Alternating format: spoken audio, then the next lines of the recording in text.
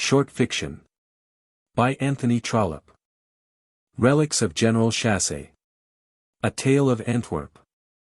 That Belgium is now one of the European kingdoms, living by its own laws, resting on its own bottom, with a king and court. Palaces and parliament of its own, is known to all the world.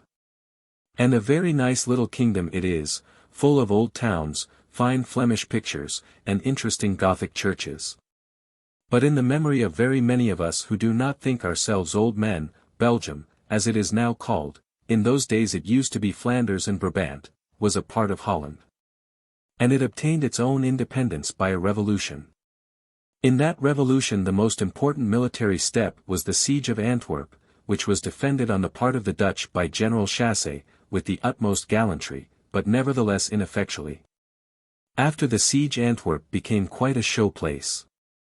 And among the visitors who flocked there to talk of the gallant general, and to see what remained of the great effort which he had made to defend the place, were two Englishmen. One was the hero of this little history, and the other was a young man of considerably less weight in the world. The less I say of the latter the better. But it is necessary that I should give some description of the former. The Reverend Augustus Horne was, at the time of my narrative, a beneficed clergyman of the Church of England. The profession which he had graced sat easily on him. Its external marks and signs were as pleasing to his friends as were its internal comforts to himself. He was a man of much quiet mirth, full of polished wit, and on some rare occasions he could descend to the more noisy hilarity of a joke. Loved by his friends he loved all the world. He had known no care and seen no sorrow. Always intended for holy orders he had entered them without a scruple, and remained within their pale without a regret. At 24 he had been a deacon, at 27 a priest, at 30 a rector, and at 35 a prebendary, and as his rectory was rich and his prebendal stall well paid, the Rev. Augustus Horne was called by all, and called himself, a happy man. His stature was about 6 feet 2, and his corpulence exceeded even those bounds which symmetry would have preferred as being most perfectly compatible even with such a height. But nevertheless Mr. Horne was a well-made man, his hands and feet were small, his face was handsome, frank, and full of expression, his bright eyes twinkled with humor. His finely cut mouth disclosed 2 marvelous rows of well-preserved ivory. And his slightly aquiline nose was just such a projection as one would wish to see on the face of a well-fed good-natured dignitary of the Church of England. When I add to all this that the reverend gentleman was as generous as he was rich, and the kind mother in whose arms he had been nurtured had taken care that he should never want, I need hardly say that I was blessed with a very pleasant travelling companion. I must mention one more interesting particular. Mr. Horne was rather inclined to dandyism, in an innocent way. His clerical starched neckcloth was always of the whitest, his cambric handkerchief of the finest, his bands adorned with the broadest border, his sable suit never degenerated to a rusty brown.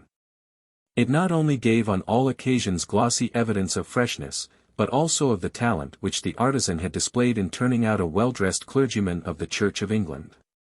His hair was ever brushed with scrupulous attention, and showed in its regular waves the guardian care of each separate bristle. And all this was done with that ease and grace which should be the characteristics of a dignitary of the established English Church. I had accompanied Mr. Horne to the Rhine. And we had reached Brussels on our return, just at the close of that revolution which ended in affording a throne to the son-in-law of George IV. At that moment General Chassé's name and fame were in every man's mouth, and, like other curious admirers of the brave, Mr. Horne determined to devote 2 days to the scene of the late events at Antwerp. Antwerp, moreover, possesses perhaps the finest spire, and certainly one of the 3 or 4 finest pictures, in the world. Of General Chassé, of the cathedral, and of the Rubens, I had heard much, and was therefore well pleased that such should be his resolution. This accomplished we were to return to Brussels. And thence, via Ghent, Ostend, and Dover, I to complete my legal studies in London, and Mr. Horne to enjoy once more the peaceful retirement of Ollerton Rectory. As we were to be absent from Brussels but one night we were enabled to indulge in the gratification of travelling without our luggage. A small sac de newt was prepared. Brushes, combs, razors, strops, a change of linen, etc., were carefully put up, but our heavy baggage, our coats, waistcoats, and other wearing apparel were unnecessary. It was delightful to feel oneself so light-handed. The reverend gentleman, with my humble self by his side, left the portal of the Hôtel de Bellevue at 7 a.m. in good humor with all the world. There were no railroads in those days. But a cabriolet, big enough to hold 6 persons, with rope traces and corresponding appendages, deposited us at the Golden Fleece in something less than 6 hours. The inward man was duly fortified, and we started for the castle. It boots not here to describe the effects which gunpowder and grapeshot had had on the walls of Antwerp. Let the curious in these matters read the horrors of the siege of Troy, or the history of Jerusalem taken by Titus. The one may be found in Homer, and the other in Josephus. Or if they prefer doings of a later date, there is the taking of Sebastopol, as narrated in the columns of the Times newspaper. The accounts are equally true, instructive, and intelligible. In the meantime allow the Reverend Augustus Horn and myself to enter the private chambers of the renowned though defeated general. We rambled for a while through the covered way, over the glacis and along the counterscarp, and listened to the guide as he detailed to us, in already accustomed words, how the siege had gone. Then we got into the private apartments of the general, and, having dexterously shaken off our attendant, wandered at large among the deserted rooms. "It is clear that no one ever comes here," said I. "No," said the Reverend Augustus, "it seems not, and to tell the truth, I don't know why anyone should come. The chambers in themselves are not attractive." What he said was true. They were plain, ugly, square, unfurnished rooms, here a big one, and there a little one, as is usual in most houses. Unfurnished, that is, for the most part. In one place we did find a table and a few chairs, in another a bedstead, and so on. But to me it was pleasant to indulge in those ruminations which any traces of the great or unfortunate create in softly sympathizing minds. For a time we communicated our thoughts to each other as we roamed free as air through the apartments, and then I lingered for a few moments behind, while Mr. Horn moved on with a quicker step. At last I entered the bedchamber of the general, and there I overtook my friend. He was inspecting, with much attention, an article of the great man's wardrobe which he held in his hand. It was precisely that virile habiliment to which a well-known gallant captain alludes in his conversation with the posthumous appearance of Miss Bailey, as containing a Bank of England £5 note. "The general must have been a large man, George, or he would hardly have filled these," said Mr. Horn, holding up to the light the respectable leathern articles in question. "He must have been a very large man, the largest man in Antwerp, I should think, or else his tailor has done him more than justice." They were certainly large, and had about them a charming regimental military appearance. They were made of white leather, with bright metal buttons at the knees and bright metal buttons at the top. They owned no pockets, and were, with the exception of the legitimate outlet, continuous in the circumference of the waistband. No dangling strings gave them an appearance of senile imbecility. Were it not for a certain rigidity, sternness, and mental inflexibility, we will call it military ardor, with which they were imbued, they would have created envy in the bosom of a fox hunter. Mr. Horn was no fox hunter, but still he seemed to be irresistibly taken with the ladylike propensity of wishing to wear them. "Surely, George," he said, "the general must have been a stouter man than I am," and he contemplated his own proportions with complacency. "These what's-the-names are quite big enough for me." I differed in opinion, and was obliged to explain that I thought he did the good living of Ollerton insufficient justice.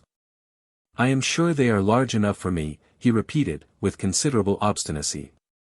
I smiled incredulously, and then to settle the matter he resolved that he would try them on.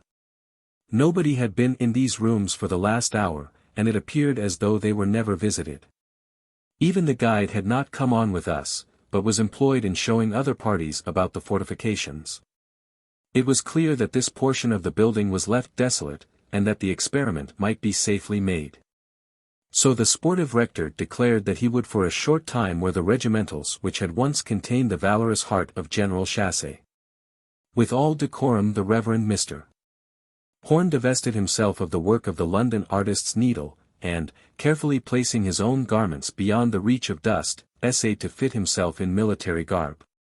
At that important moment, at the critical instant of the attempt, the clatter of female voices was heard approaching the chamber. They must have suddenly come round some passage corner, for it was evident by the sound that they were close upon us before we had any warning of their advent. At this very minute Mr. Horne was somewhat embarrassed in his attempts, and was not fully in possession of his usual active powers of movement, nor of his usual presence of mind. He only looked for escape. And seeing a door partly open, he with difficulty retreated through it, and I followed him. We found that we were in a small dressing room. And as by good luck the door was defended by an inner bolt, my friend was able to protect himself.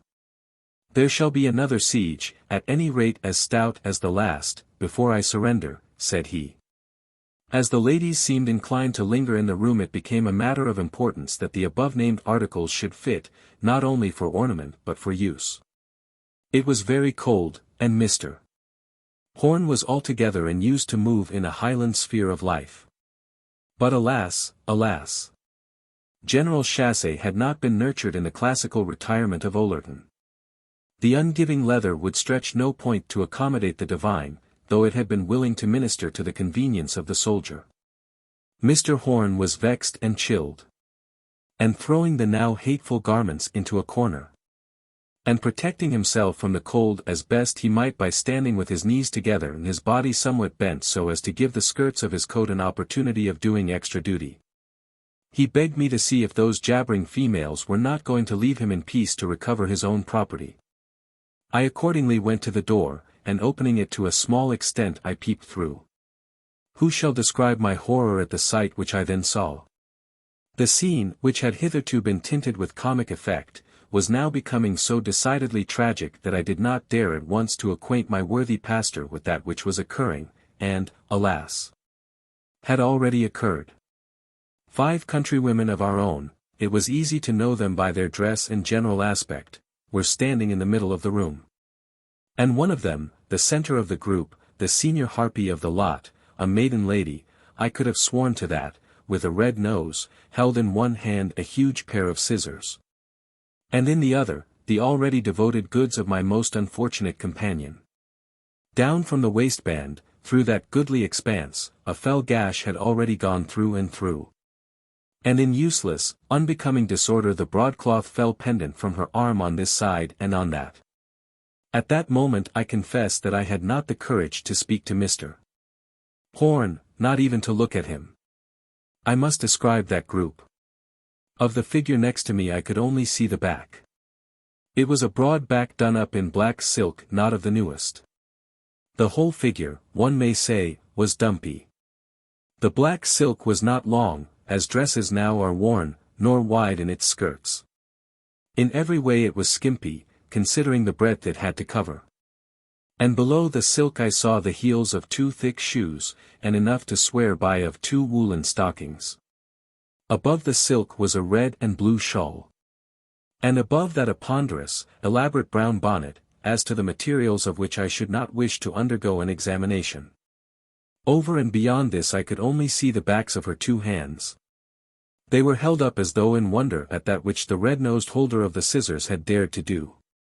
Opposite to this lady, and with her face fully turned to me, was a kindly-looking, fat motherly woman, with light-colored hair, not in the best order. She was hot and scarlet with exercise, being perhaps too stout for the steep steps of the fortress, and in one hand she held a handkerchief, with which from time to time she wiped her brow. In the other hand she held one of the extremities of my friend's property, feeling, good, careful soul, what was the texture of the cloth. As she did so, I could see a glance of approbation pass across her warm features. I liked that lady's face, in spite of her untidy hair, and felt that had she been alone my friend would not have been injured. On either side of her there stood a flaxen-haired maiden, with long curls, large blue eyes, fresh red cheeks, an undefined lumpy nose, and large good-humored mouth. They were as like as 2 peas, only that one was half an inch taller than the other. And there was no difficulty in discovering, at a moment's glance, that they were the children of that overheated matron who was feeling the web of my friend's cloth. But the principal figure was she who held the center place in the group. She was tall and thin, with fierce-looking eyes, rendered more fierce by the spectacles which she wore. With a red nose as I said before, and about her an undescribable something which quite convinced me that she had never known, could never know, aught of the comforts of married life. It was she who held the scissors and the black garments. It was she who had given that unkind cut. As I looked at her she whisked herself quickly round from one companion to the other, triumphing in what she had done, and ready to triumph further in what she was about to do. I immediately conceived a deep hatred for that queen of the harpies. "Well, I suppose they can't be wanted again," said the mother, rubbing her forehead. "Oh dear no," said she of the red nose. "They are relics." I thought to leap forth, but for what purpose should I have leaped? The accursed scissors had already done their work. And the symmetry, nay, even the utility of the vestment was destroyed. General Chassé wore a very good article, I will say that for him, continued the mother. "Of course he did," said the Queen Harpy. "Why should he not, seeing that the country paid for it for him? Well, ladies, who's for having a bit?" "Oh my! You won't go for to cut them up," said the stout back. "Won't I," said the scissors, and she immediately made another incision. "Who's for having a bit? Don't all speak at once." "I should like a morsel for a pincushion," said flaxen-haired Miss No. 1, a young lady about 19, actuated by a general affection for all sword-bearing, fire-eating heroes. "I should like to have something to make me think of the poor general." Snip, snip went the scissors with professional rapidity, and a round piece was extracted from the back of the calf of the left leg. I shuddered with horror, and so did the Rev. Augustus Horn with cold. "I hardly think it's proper to cut them up," said Miss Number 2. "Oh, isn't it?" said the Harpy. "Then I'll do what's improper." And she got her finger and thumb well through the holes in the scissors handles. As she spoke resolution was plainly marked on her brow. "Well, if they are to be cut up, I should certainly like a bit for a pen wiper," said Number 2. Number 2 was a literary young lady with a periodical correspondence, a journal, and an album. Snip, snip went the scissors again, and the broad part of the upper right division afforded ample materials for a pen wiper. Then the lady with the back, seeing that the desecration of the article had been completed, plucked up heart of courage and put in her little request. "I think I might have a needle case out of it," said she, just as a souvenir of the poor general, and a long fragment cut rapidly out of the waistband afforded her unqualified delight. Mamma, with the hot face and untidy hair, came next. "Well, girls," she said, "as you are all served, I don't see why I'm to be left out. Perhaps, Miss Grogram," she was an old maid, you see, "perhaps, Miss Grogram, you could get me as much as would make a decent-sized reticule." There was not the slightest difficulty in doing this. The Harpy in the center again went to work, snip, snip, and extracting from that portion of the affairs which usually sustained the greater portion of Mr. Horn's weight 2 large round pieces of cloth, presented them to the well-pleased matron. The general knew well where to get a bit of good broadcloth, certainly, said she, again feeling the pieces. "And now for Number 1, said she whom I so absolutely hated. "I think there is still enough for a pair of slippers. There's nothing so nice for the house as good black cloth slippers that are warm to the feet and don't show the dirt." And so saying, she spread out on the floor the lacerated remainders. "There's a nice bit there," said young lady Number 2, poking at one of the pockets with the end of her parasol. "Yes," said the Harpy, contemplating her plunder. "But I'm thinking whether I couldn't get leggings as well. I always wear leggings in the thick of the winter." And so she concluded her operations, and there was nothing left but a melancholy skeleton of seams and buttons. All this having been achieved, they pocketed their plunder and prepared to depart. There are people who have a wonderful appetite for relics. A stone with which Washington had broken a window when a boy, with which he had done so or had not, for there is little difference. A button that was on a coat of Napoleon's, or on that of one of his lackeys, a bullet said to have been picked up at Waterloo or Bunker's Hill, these, and such like things are great treasures. And their most desirable characteristic is the ease with which they are attained. Any bullet or any button does the work. Faith alone is necessary.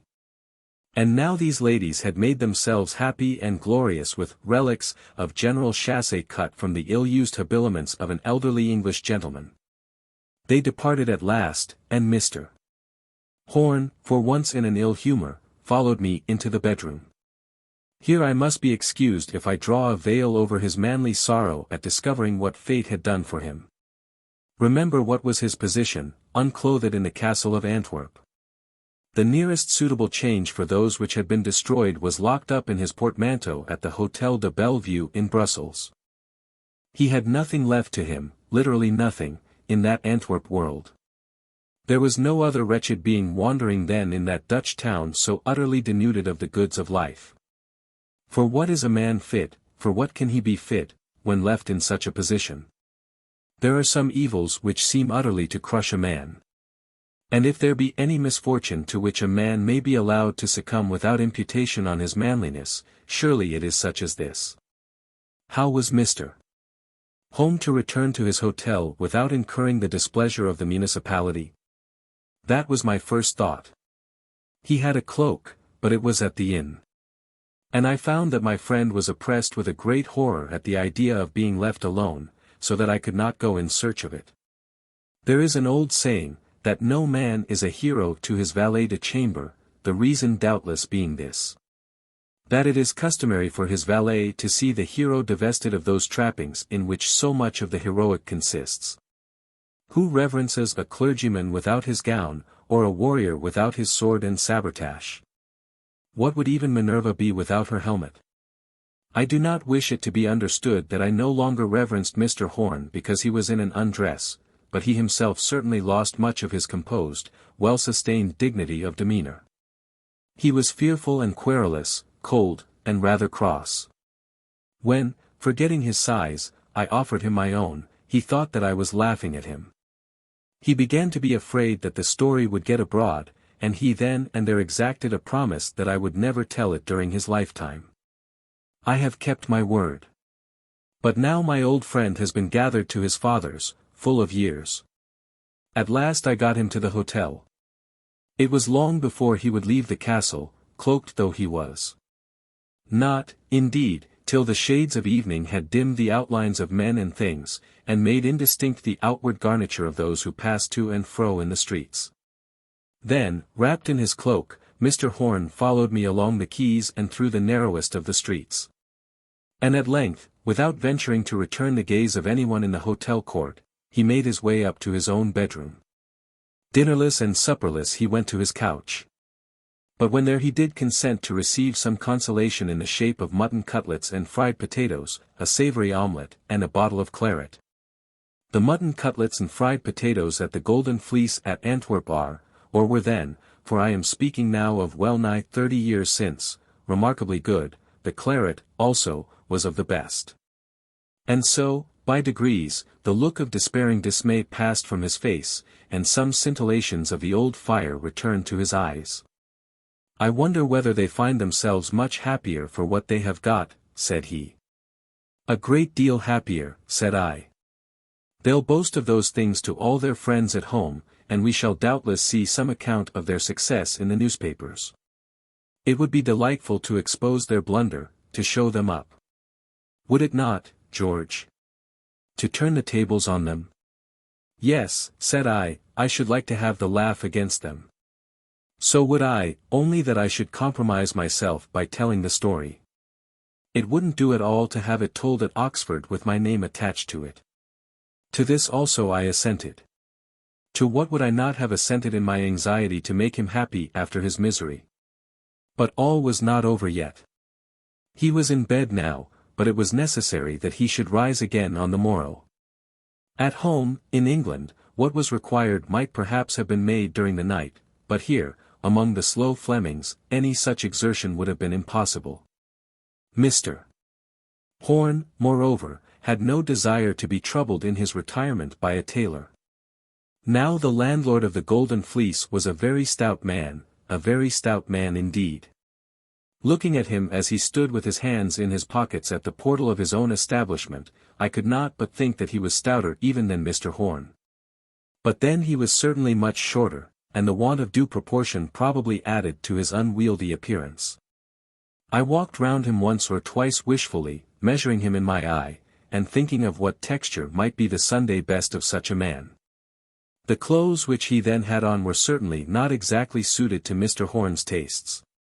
He saw that I was observing him, and appeared uneasy and offended.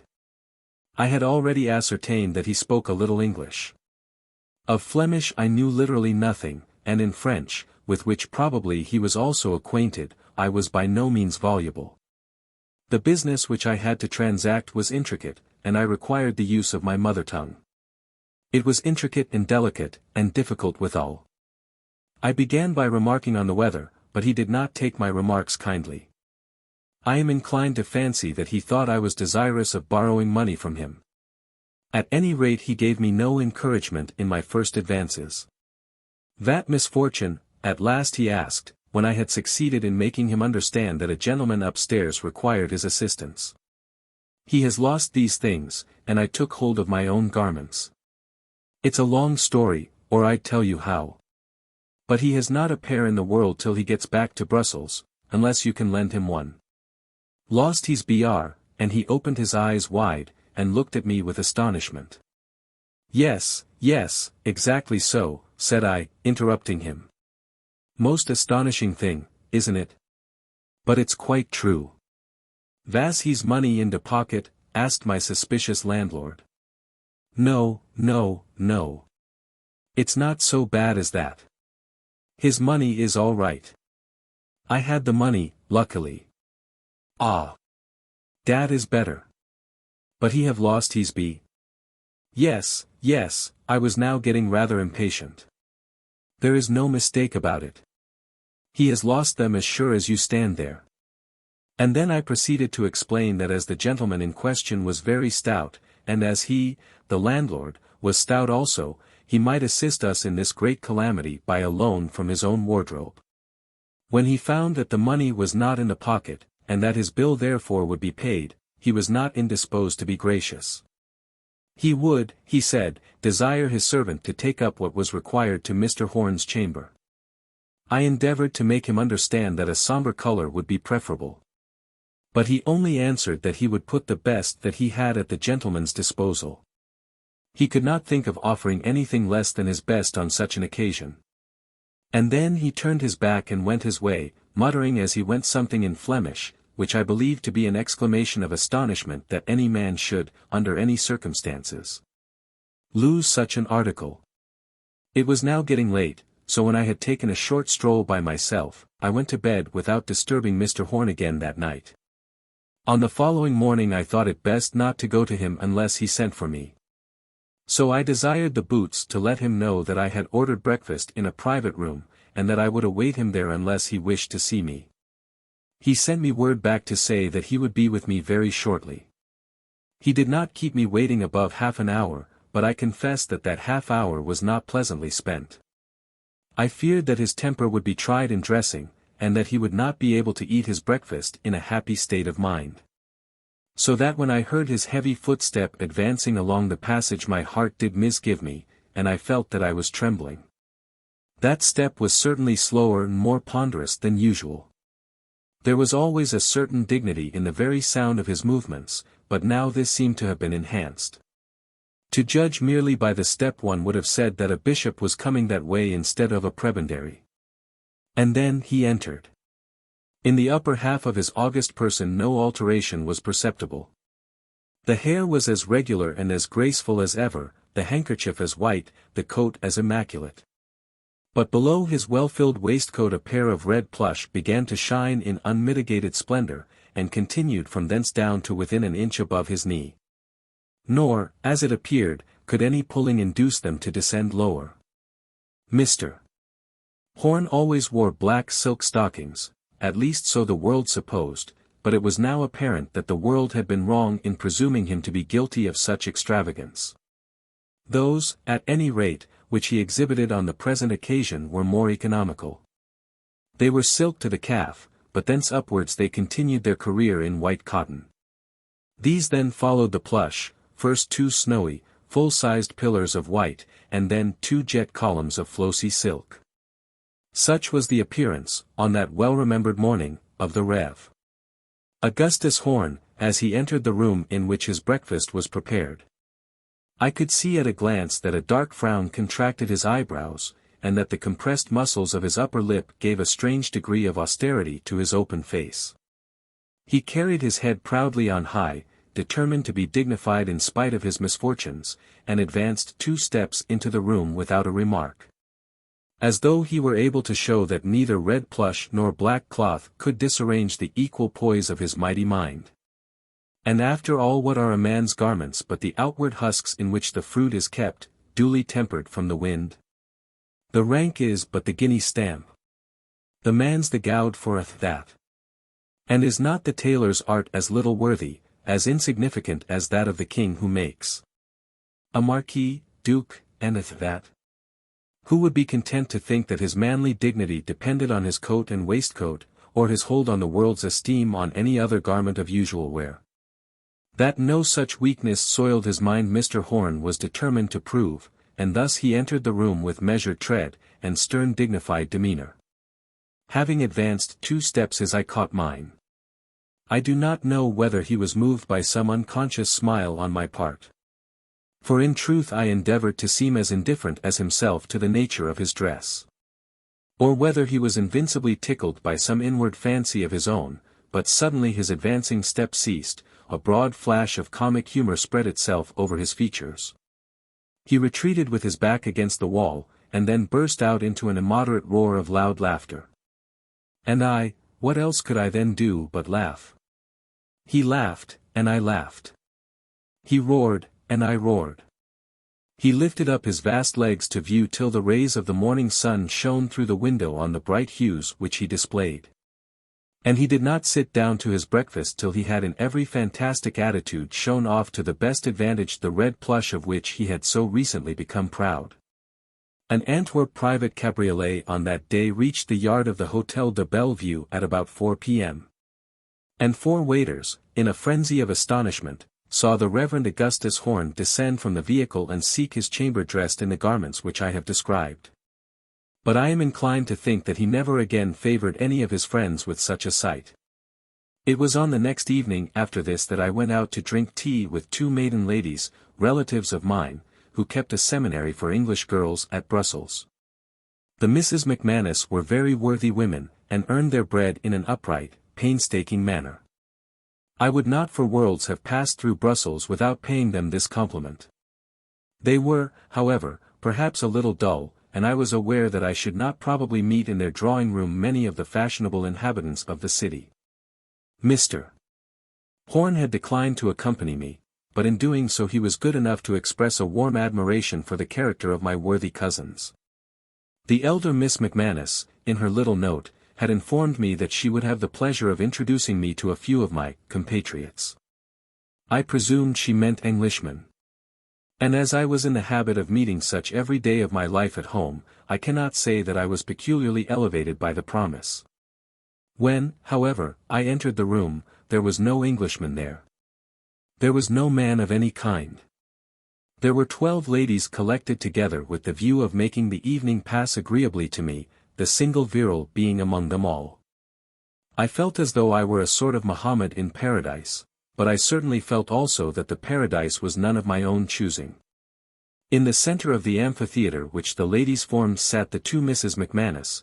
There, at least, they sat when they had completed the process of shaking hands with me. To the left of them, making one wing of the semicircle, were arranged the 5 pupils by attending to whom the Misses McManus earned their living. And the other wing consisted of the 5 ladies who had furnished themselves with relics of General Chassé. They were my compatriots. I was introduced to them all, one after the other. But their names did not abide in my memory one moment. I was thinking too much of the singularity of the adventure, and could not attend to such minutiae. That the red-rosed harpy was Miss Grogram, that I remembered, that, I may say, I shall never forget. But whether the motherly lady with the somewhat blowsy hair was Mrs. Jones, or Mrs. Green, or Mrs. Walker, I cannot now say. The dumpy female with the broad back was always called Aunt Sally by the young ladies. Too much sugar spoils one's tea. I think I have heard that even prosperity will cloy when it comes in overdoses, and a schoolboy has been known to be overdone with jam. I myself have always been peculiarly attached to ladies' society, and have avoided bachelor parties as things execrable in their very nature. But on this special occasion I felt myself to be that schoolboy. I was literally overdone with jam. My tea was all sugar, so that I could not drink it. I was one among 12. What could I do or say? The proportion of alloy was too small to have any effect in changing the nature of the virgin silver, and the conversation became absolutely feminine. I must confess also that my previous experience as to these compatriots of mine had not prejudiced me in their favor. I regarded them with, I am ashamed to say so, seeing that they were ladies, but almost with loathing. When last I had seen them their occupation had reminded me of some obscene feast of harpies, or almost of ghouls. They had brought down to the verge of desperation the man whom of all men I most venerated. On these accounts I was inclined to be taciturn with reference to them. And then what could I have to say to the Misses McManus's 5 pupils? My cousin at first made an effort or two in my favor, but these efforts were fruitless. I soon died away into utter unrecognized insignificance, and the conversation, as I have before said, became feminine. And indeed that horrid Miss Grogram, who was, as it were, the princess of the ghouls, nearly monopolized the whole of it. Mamma Jones, we will call her Jones for the occasion, put in a word now and then, as did also the elder and more energetic Miss McManus. The dumpy lady with the broad back ate tea cake incessantly. The 2 daughters looked scornful, as though they were above their company with reference to the 5 pupils. And the 5 pupils themselves sat in a row with the utmost propriety, each with her hands crossed on her lap before her. Of what they were talking at last I became utterly oblivious. They had ignored me, going into realms of muslin, questions of maidservants, female rights, and cheap underclothing, and I therefore had ignored them. My mind had gone back to Mr. Horne and his garments. While they spoke of their rights, I was thinking of his wrongs. When they mentioned the price of flannel, I thought of that of broadcloth. But of a sudden my attention was arrested. Miss McManus had said something of the black silks of Antwerp, when Miss Grogram replied that she had just returned from that city and had there enjoyed a great success. My cousin had again asked something about the black silks, thinking, no doubt, that Miss Grogram had achieved some bargain, but that lady had soon undeceived her. Oh no, said Miss Grogram, it was at the castle. We got such beautiful relics of General Chassé. Didn't we, Mrs. Jones? Indeed we did, said Mrs. Jones, bringing out from beneath the skirts of her dress and ostensibly displaying a large black bag. And I've got such a beautiful needle case, said the broad back, displaying her prize. I've been making it up all the morning. And she handed over the article to Miss McManus. And only look at this duck of a pen wiper, simpered flaxen hair number 2. Only think of wiping one's pens with relics of General Chassé, and she handed it over to the other Miss McManus. And mine's a pincushion, said number 1, exhibiting the trophy. But that's nothing to what I've got, said Miss Grogram. In the first place, there's a pair of slippers, a beautiful pair, they're not made up yet, of course. And then the 2 Misses McManus and their 5 pupils were sitting open-eared, open-eyed, and open-mouthed. How all these sombre-looking articles could be relics of General Chassé did not at first appear clear to them. What are they, Miss Grogram? Said the elder Miss McManus, holding the needle case in one hand and Mrs. Jones's bag in the other. Miss McManus was a strong-minded female, and I reverenced my cousin when I saw the decided way in which she intended to put down the greedy arrogance of Miss Grogram. They are relics. But where do they come from, Miss Grogram? Why, from the castle, to be sure, from General Chassé's own rooms. Did anybody sell them to you? No. Or give them to you? Why, no. At least not exactly give. There they were, and she took them, said the broad-back. Oh, what a look Miss Grogram gave her. Took them. Of course I took them. That is, you took them as much as I did. They were things that we found lying about. What things? Asked Miss McManus, in a peculiarly strong-minded tone. Miss Grogram seemed to be for a moment silenced. I had been ignored, as I have said, and my existence forgotten. But now I observed that the eyes of the culprits were turned towards me, the eyes, that is, of 4 of them. Mrs. Jones looked at me from beneath her fan. The 2 girls glanced at me furtively, and then their eyes fell to the lowest flounces of their frocks. Miss Grogram turned her spectacles right upon me, and I fancied that she nodded her head at me as a sort of answer to Miss McManus. The 5 pupils opened their mouths and eyes wider. But she of the broad back was nothing abashed. It would have been nothing to her had there been a dozen gentlemen in the room. We just found a pair of black. The whole truth was told in the plainest possible language. Oh, Aunt Sally. Aunt Sally, how can you? Hold your tongue, Aunt Sally. And then Miss Grogram just cut them up with her scissors, continued Aunt Sally, not a whit abashed, and gave us each a bit, only she took more than half for herself. It was clear to me that there had been some quarrel, some delicious quarrel, between Aunt Sally and Miss Grogram. Through the whole adventure I had rather respected Aunt Sally. She took more than half for herself, continued Aunt Sally. She kept all the. Jemima, said the elder Miss McManus, interrupting the speaker and addressing her sister, it is time, I think, for the young ladies to retire. Will you be kind enough to see them to their rooms? The 5 pupils thereupon rose from their seats and courtesied. They then left the room in file, the younger Miss McManus showing them the way.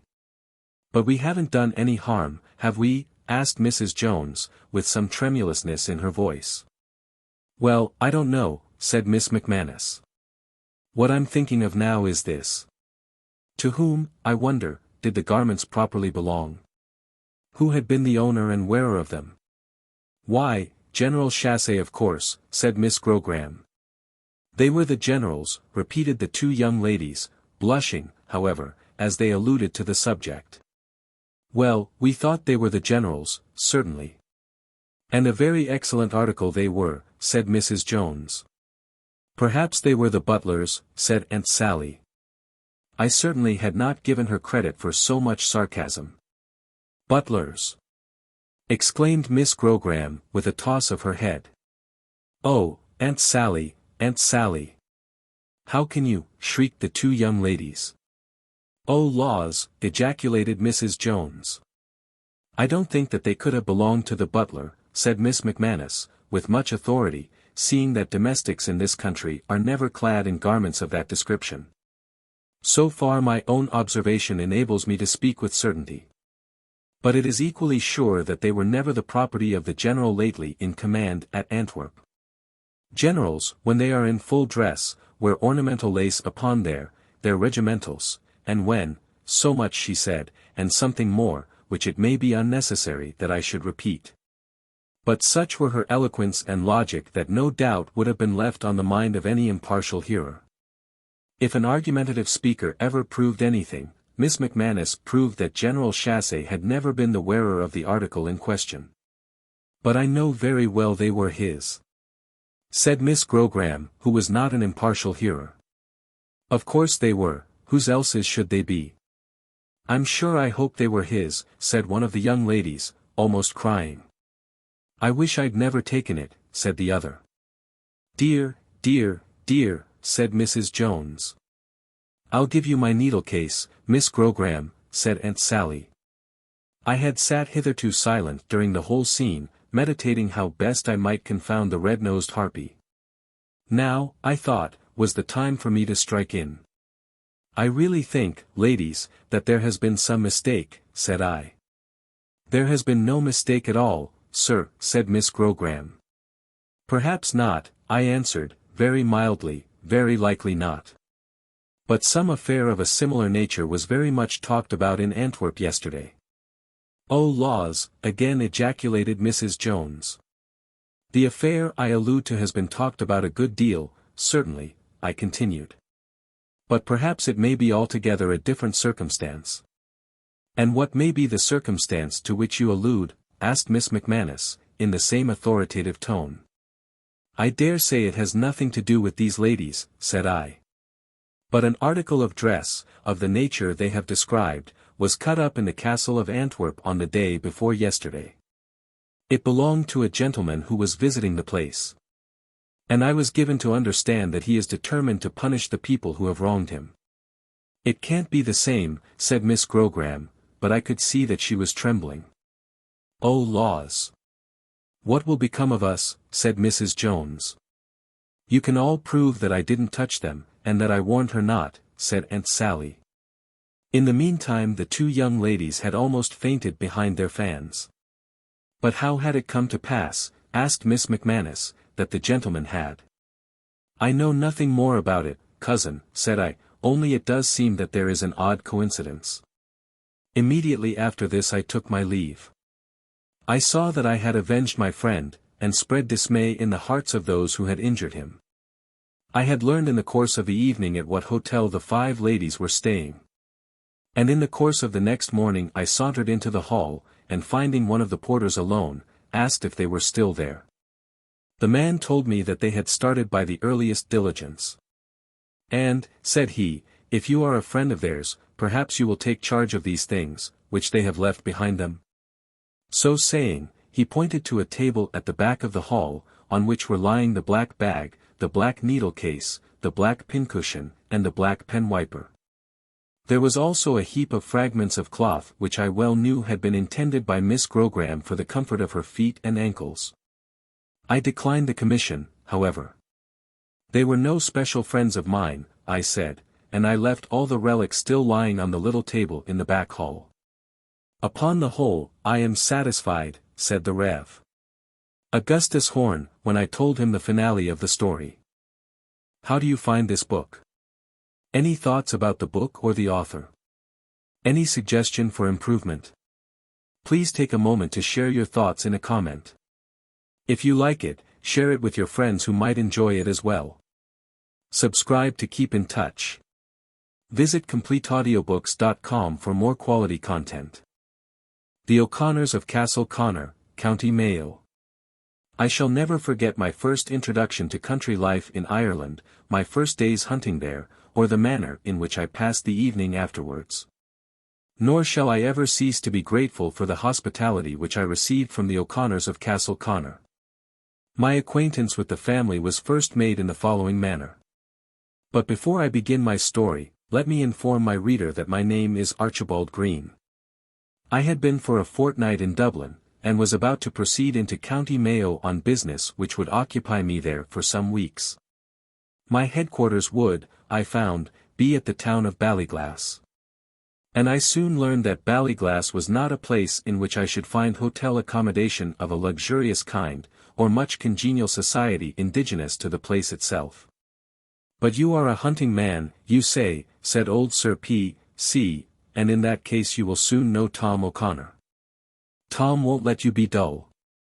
I'd write you a letter to Tom, only he'll certainly make you out without my taking the trouble." I did think at the time that the old baronet might have written the letter for me, as he had been a friend of my father's in former days. But he did not, and I started for Ballyglass with no other introduction to anyone in the county than that contained in Sir P.'s promise that I should soon know Mr. Thomas O'Connor. I had already provided myself with a horse, groom, saddle and bridle, and these I sent down, en avant, that the Ballyglassians might know that I was somebody. Perhaps, before I arrived, Tom O'Connor might learn that a hunting man was coming into the neighborhood. And I might find at the inn a polite note intimating that a bed was at my service at Castle Conor. I had heard so much of the free hospitality of the Irish gentry as to imagine that such a thing might be possible. But I found nothing of the kind. Hunting gentlemen in those days were very common in County Mayo, and one horse was no great evidence of a man standing in the world. Men there, as I learnt afterwards, are sought for themselves quite as much as they are elsewhere.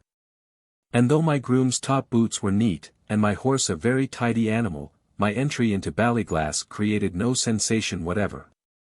In about 4 days after my arrival, when I was already infinitely disgusted with the little pothouse in which I was forced to stay, and had made up my mind that the people in County Mayo were a churlish set, I sent my horse on to a meet of the foxhounds, and followed after myself on an open car.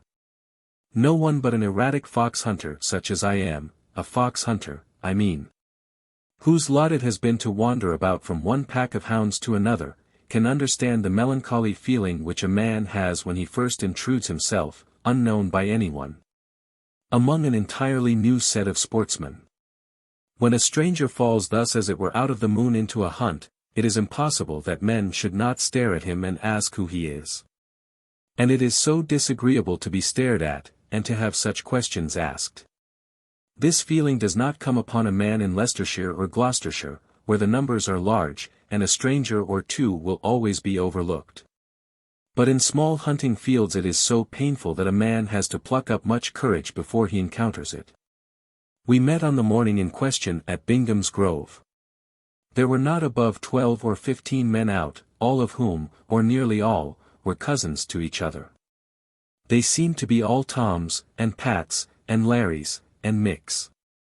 I was done up very knowingly in pink, and thought that I looked quite the thing, but for 2 or 3 hours nobody noticed me. I had my eyes about me, however, and soon found out which of them was Tom O'Connor. He was a fine-looking fellow, thin and tall, but not largely made, with a piercing grey eye, and a beautiful voice for speaking to a hound. He had 2 sons there also, short, slight fellows, but exquisite horsemen. I already felt that I had a kind of acquaintance with the father, but I hardly knew on what ground to put in my claim. We had no sport early in the morning. It was a cold bleak February day, with occasional storms of sleet. We rode from cover to cover, but all in vain. "I am sorry, sir, that we are to have such a bad day, as you are a stranger here," said one gentleman to me. This was Jack O'Connor, Tom's eldest son, my bosom friend for many a year after. Poor Jack! I fear that the encumbered estates court sent him altogether adrift upon the world. "We may still have a run from Polnaro, if the gentleman chooses to come on," said a voice coming from behind with a sharp trot. It was Tom O'Connor. "Wherever the hounds go, I'll follow," said I. "Then come on to Polnaro," said Mr. O'Connor. I trotted on quickly by his side, and before we reached the cover had managed to slip in something about Sir P.C. "What the deuce," said he. "What? A friend of Sir P.'s? Why the deuce didn't you tell me so? What are you doing down here? Where are you staying, etc., etc., etc.? At Polnaro we found a fox, but before we did so Mr.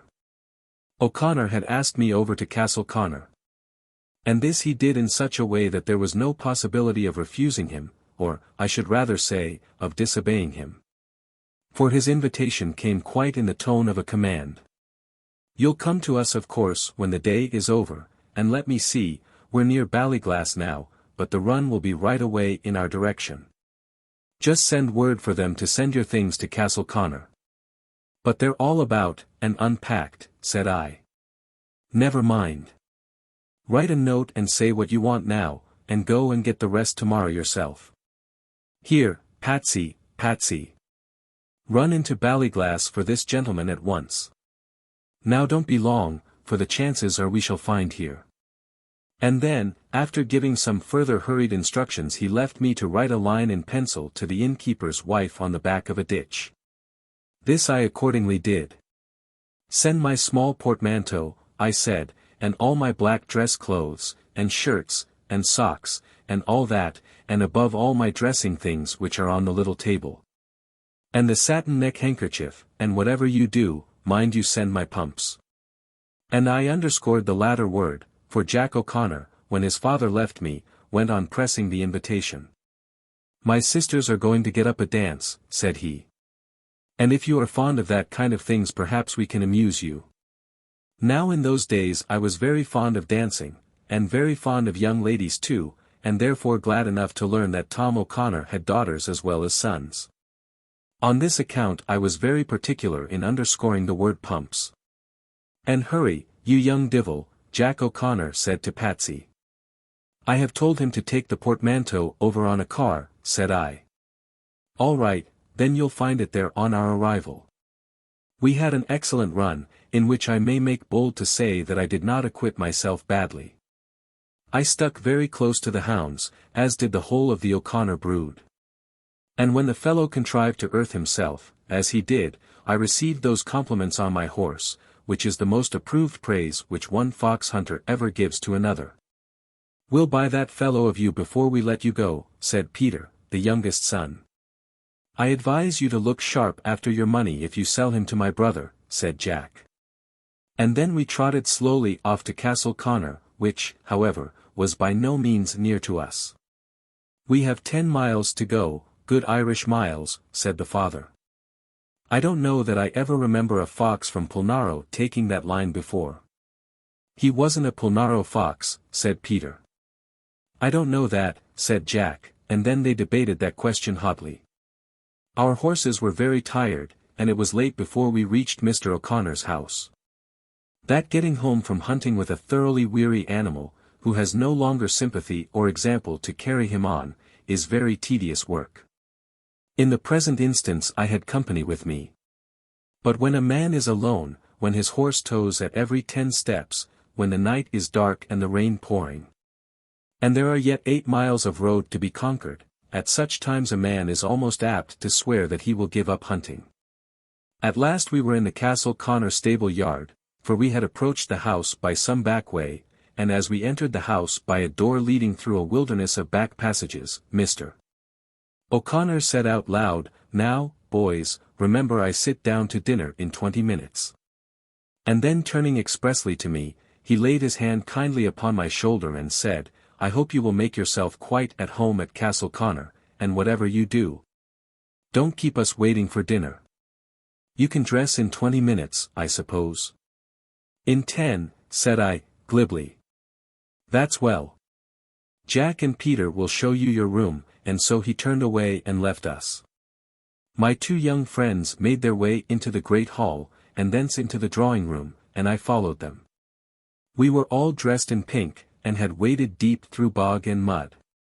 I did not exactly know whither I was being led in this guise, but I soon found myself in the presence of 2 young ladies, and of a girl about 13 years of age. "My sisters," said Jack, introducing me very laconically, "Miss O'Connor, Miss Kate O'Connor, Miss Tizzy O'Connor." "My name is not Tizzy," said the younger, "it's Eliza." "How do you do, sir? I hope you had a fine hunt. Was Papa well up, Jack?"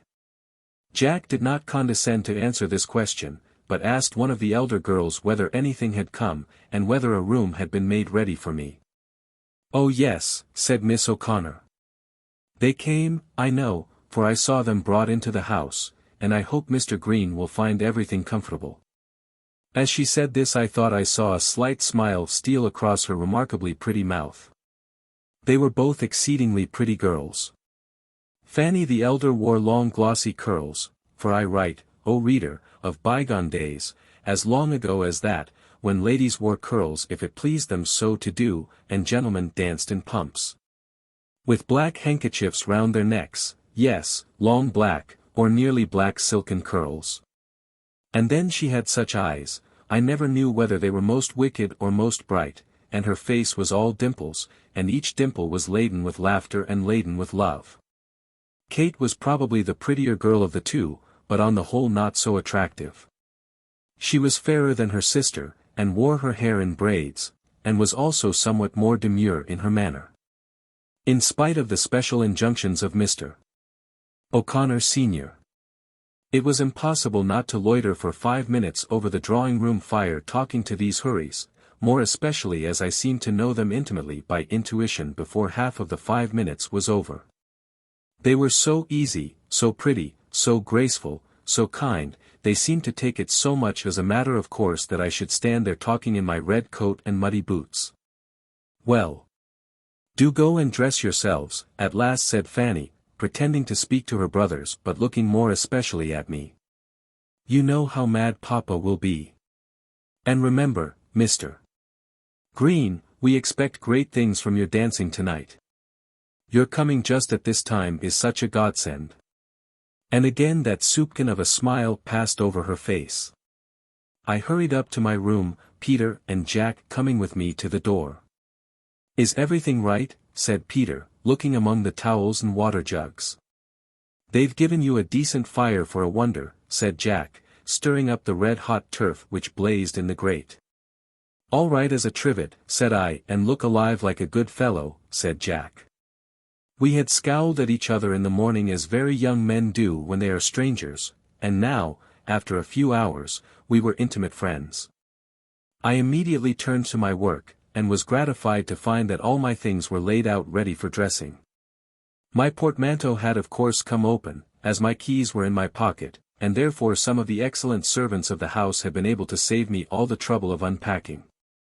There was my shirt hanging before the fire, my black clothes were spread upon the bed, my socks and collar and handkerchief beside them. My brushes were on the toilet table, and everything prepared exactly as though my own man had been there. How nice! I immediately went to work at getting off my spurs and boots, and then proceeded to loosen the buttons at my knees. In doing this I sat down in the armchair which had been drawn up for me, opposite the fire. But what was the object on which my eyes then fell? The objects I should rather say. Immediately in front of my chair was placed, just ready for my feet, an enormous pair of shooting boots, half boots, made to lace up round the ankles, with thick double leather soles. And each bearing half a stone of iron in the shape of nails and heel pieces. I had superintended the making of these shoes in Burlington Arcade with the greatest diligence. I was never a good shot. And, like some other sportsmen, intended to make up for my deficiency in performance by the excellence of my shooting apparel. "Those nails are not large enough," I had said. "Nor nearly large enough." But when the boots came home they struck even me as being too heavy, too meddlesome. He, laughed the boot boy as he turned them up for me to look at. It may therefore be imagined of what nature were the articles which were thus set out for the evening's dancing. And then the way in which they were placed. When I saw this the conviction flew across my mind like a flash of lightning that the preparation had been made under other eyes than those of the servant. The heavy big boots were placed so prettily before the chair, and the strings of each were made to dangle down at the sides, as though just ready for tying. They seemed to say, the boots did, now, make haste. We at any rate are ready, you cannot say that you were kept waiting for us. No mere servant's hand had ever enabled a pair of boots to laugh at one so completely. But what was I to do? I rushed at the small portmanteau, thinking that my pumps also might be there. The woman surely could not have been such a fool as to send me those tons of iron for my evening wear. But, alas, alas! No pumps were there. There was nothing else in the way of covering for my feet. Not even a pair of slippers. And now what was I to do? The absolute magnitude of my misfortune only loomed upon me by degrees.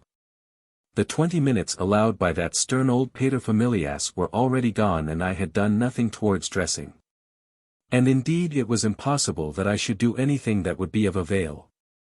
I could not go down to dinner in my stocking feet, nor could I put on my black dress trousers, over a pair of mud-painted top boots. As for those iron-soled horrors. And then I gave one of them a kick with the side of my bare foot which sent it halfway under the bed. But what was I to do? I began washing myself and brushing my hair with this horrid weight upon my mind. My first plan was to go to bed, and send down word that I had been taken suddenly ill in the stomach. Then to rise early in the morning and get away unobserved. But by such a course of action I should lose all chance of any further acquaintance with those pretty girls. That they were already aware of the extent of my predicament, and were now enjoying it, of that I was quite sure. What if I boldly put on the shooting boots, and clattered down to dinner in them? What if I took the bull by the horns, and made, myself, the most of the joke? This might be very well for the dinner, but it would be a bad joke for me when the hour for dancing came. And, alas! I felt that I lacked the courage. It is not every man that can walk down to dinner, in a strange house full of ladies, wearing such boots as those I have described. Should I not attempt to borrow a pair? This, all the world will say, should have been my first idea. But I have not yet mentioned that I am myself a large-boned man, and that my feet are especially well developed. I had never for a moment entertained a hope that I should find anyone in that house whose boot I could wear. But at last I rang the bell. I would send for Jack, and if everything failed, I would communicate my grief to him. I had to ring twice before anybody came. The servants, I well knew, were putting the dinner on the table. At last a man entered the room, dressed in rather shabby black, whom I afterwards learned to be the butler. "What is your name, my friend?" said I, determined to make an ally of the man. "My name? Why, Larry, sure, your honour. And the master is out of his senses in a hurry, becase your honour don't come down." "Is he though? Well now, Larry, tell me this. Which of all the gentlemen in the house has got the largest foot?" "Is it the largest foot, your honour?" said Larry, altogether surprised by my question. "Yes. The largest foot," and then I proceeded to explain to him my misfortune.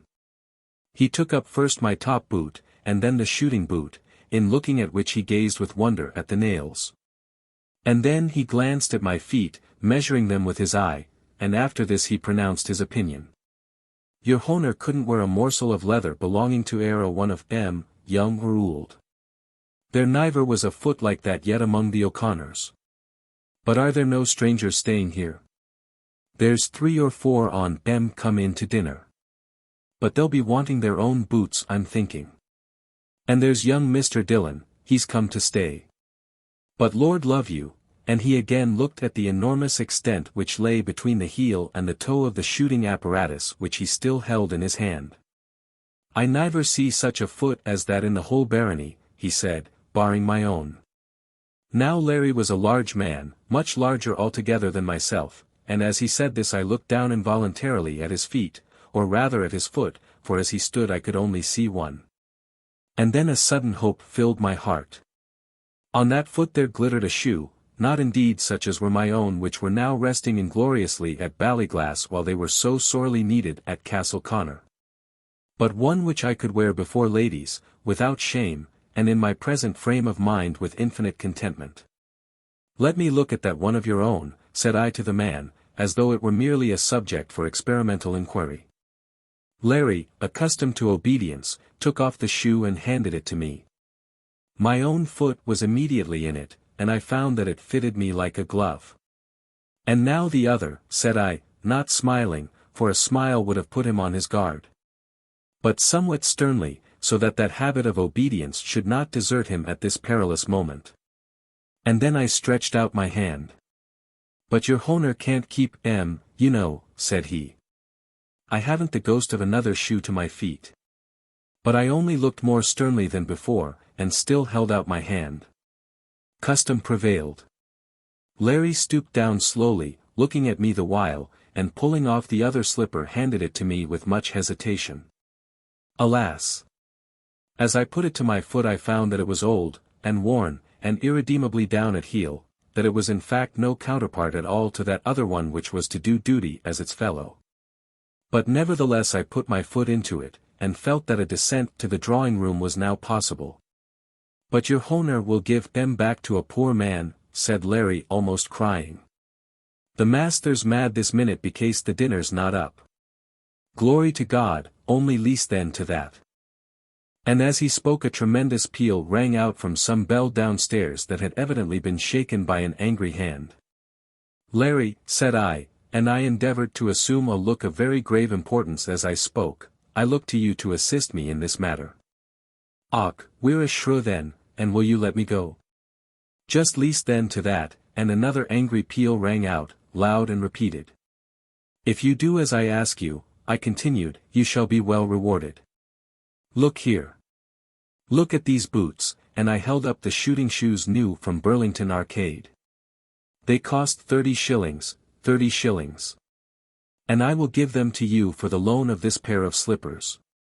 They'd be no use at all to me, your honour, not the less use in life. You could do with them very well for tonight, and then you could sell them. And here are 10 shillings besides, and I held out half a sovereign which the poor fellow took into his hand. I waited no further parley but immediately walked out of the room. With one foot I was sufficiently pleased. As regarded that I felt that I had overcome my difficulty. But the other was not so satisfactory. Whenever I attempted to lift it from the ground the horrid slipper would fall off, or only just hang by the toe. As for dancing, that would be out of the question. "Och, murther, murther," sang out Larry, as he heard me going downstairs. "What will I do at all? Tear and ounds, there, he's at it again, as mad as blazes." This last exclamation had reference to another peal which was evidently the work of the master's hand. I confess I was not quite comfortable as I walked downstairs. In the first place I was nearly half an hour late, and I knew from the vigor of the peals that had sounded that my slowness had already been made the subject of strong remarks. And then my left shoe went flop, flop, on every alternate step of the stairs.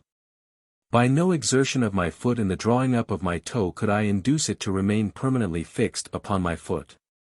But over and above and worse than all this was the conviction strong upon my mind that I should become a subject of merriment to the girls as soon as I entered the room. They would understand the cause of my distress, and probably at this moment were expecting to hear me clatter through the stone hall with those odious metal boots. However, I hurried down and entered the drawing-room, determined to keep my position near the door. So that I might have as little as possible to do on entering and as little as possible in going out.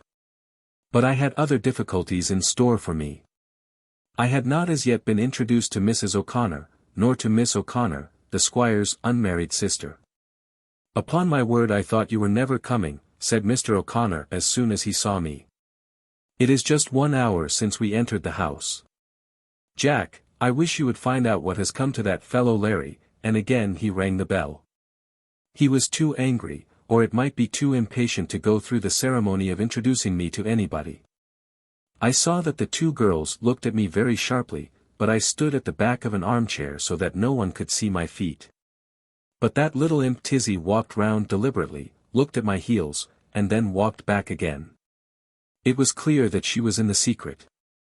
There were 8 or 10 people in the room, but I was too much fluttered to notice well who they were. "Mamma," said Miss O'Connor, "let me introduce Mr. Green to you." It luckily happened that Mrs. O'Connor was on the same side of the fire as myself, and I was able to take the hand which she offered me without coming round into the middle of the circle. Mrs. O'Connor was a little woman, apparently not of much importance in the world, but, if one might judge from first appearance, very good-natured. "And my Aunt Di, Mr. Green," said Kate, pointing to a very straight-backed, grim-looking lady, who occupied a corner of a sofa, on the opposite side of the hearth. I knew that politeness required that I should walk across the room and make acquaintance with her. But under the existing circumstances how was I to obey the dictates of politeness? I was determined therefore to stand my ground, and merely bowed across the room at Miss O'Connor. In so doing I made an enemy who never deserted me during the whole of my intercourse with the family. But for her, who knows who might have been sitting opposite to me as I now write. Upon my word, Mr. Green, the ladies will expect much from an Adonis who takes so long over his toilet, said Tom O'Connor in that cruel tone of banter which he knew so well how to use. "You forget, father, that men in London can't jump in and out of their clothes as quick as we wild Irishmen," said Jack. "Mr. Green knows that we expect a great deal from him this evening." "I hope you poke well, Mr. Green," said Kate. I muttered something about never dancing, but I knew that that which I said was inaudible. "I don't think Mr. Green will dance," said Tizzy. "At least not much. The impudence of that child was, I think, unparalleled by any that I have ever witnessed. But in the name of all that's holy, why don't we have dinner? And Mr. O'Connor thundered at the door. Larry, Larry, Larry, he screamed. Yes, your honour, it'll be all right in 2 seconds, answered Larry, from some bottomless abyss. Terran ages. What'll I do at all, I heard him continuing, as he made his way into the hall. Oh, what a clatter he made upon the pavement, for it was all stone. And how the drops of perspiration stood upon my brow as I listened to him. And then there was a pause, for the man had gone into the dining room. I could see now that Mr. O'Connor was becoming very angry, and Jack the eldest son, oh, how often he and I have laughed over all this since, left the drawing room for the second time. Immediately afterwards Larry's footsteps were again heard, hurrying across the hall, and then there was a great slither, and an exclamation. And the noise of a fall, and I could plainly hear poor Larry's head strike against the stone floor. A Conne, he cried at the top of his voice, I'm murthered with M now entirely, and M for boots, St. Peter be good to me. There was a general rush into the hall, and I was carried with the stream. The poor fellow who had broken his head would be sure to tell how I had robbed him of his shoes. The coachman was already helping him up, and Peter good-naturedly lent a hand. What on earth is the matter, said Mr. O'Connor. He must be tipsy, whispered Miss O'Connor, the maiden sister. I ain't tipsy at all thin, said Larry, getting up and rubbing the back of his head, and sundry other parts of his body. Tipsy indeed. And then he added when he was quite upright, the dinner is served, at last. And he bore it all without telling. I'll give that fellow a guinea tomorrow morning, said I to myself, if it's the last that I have in the world.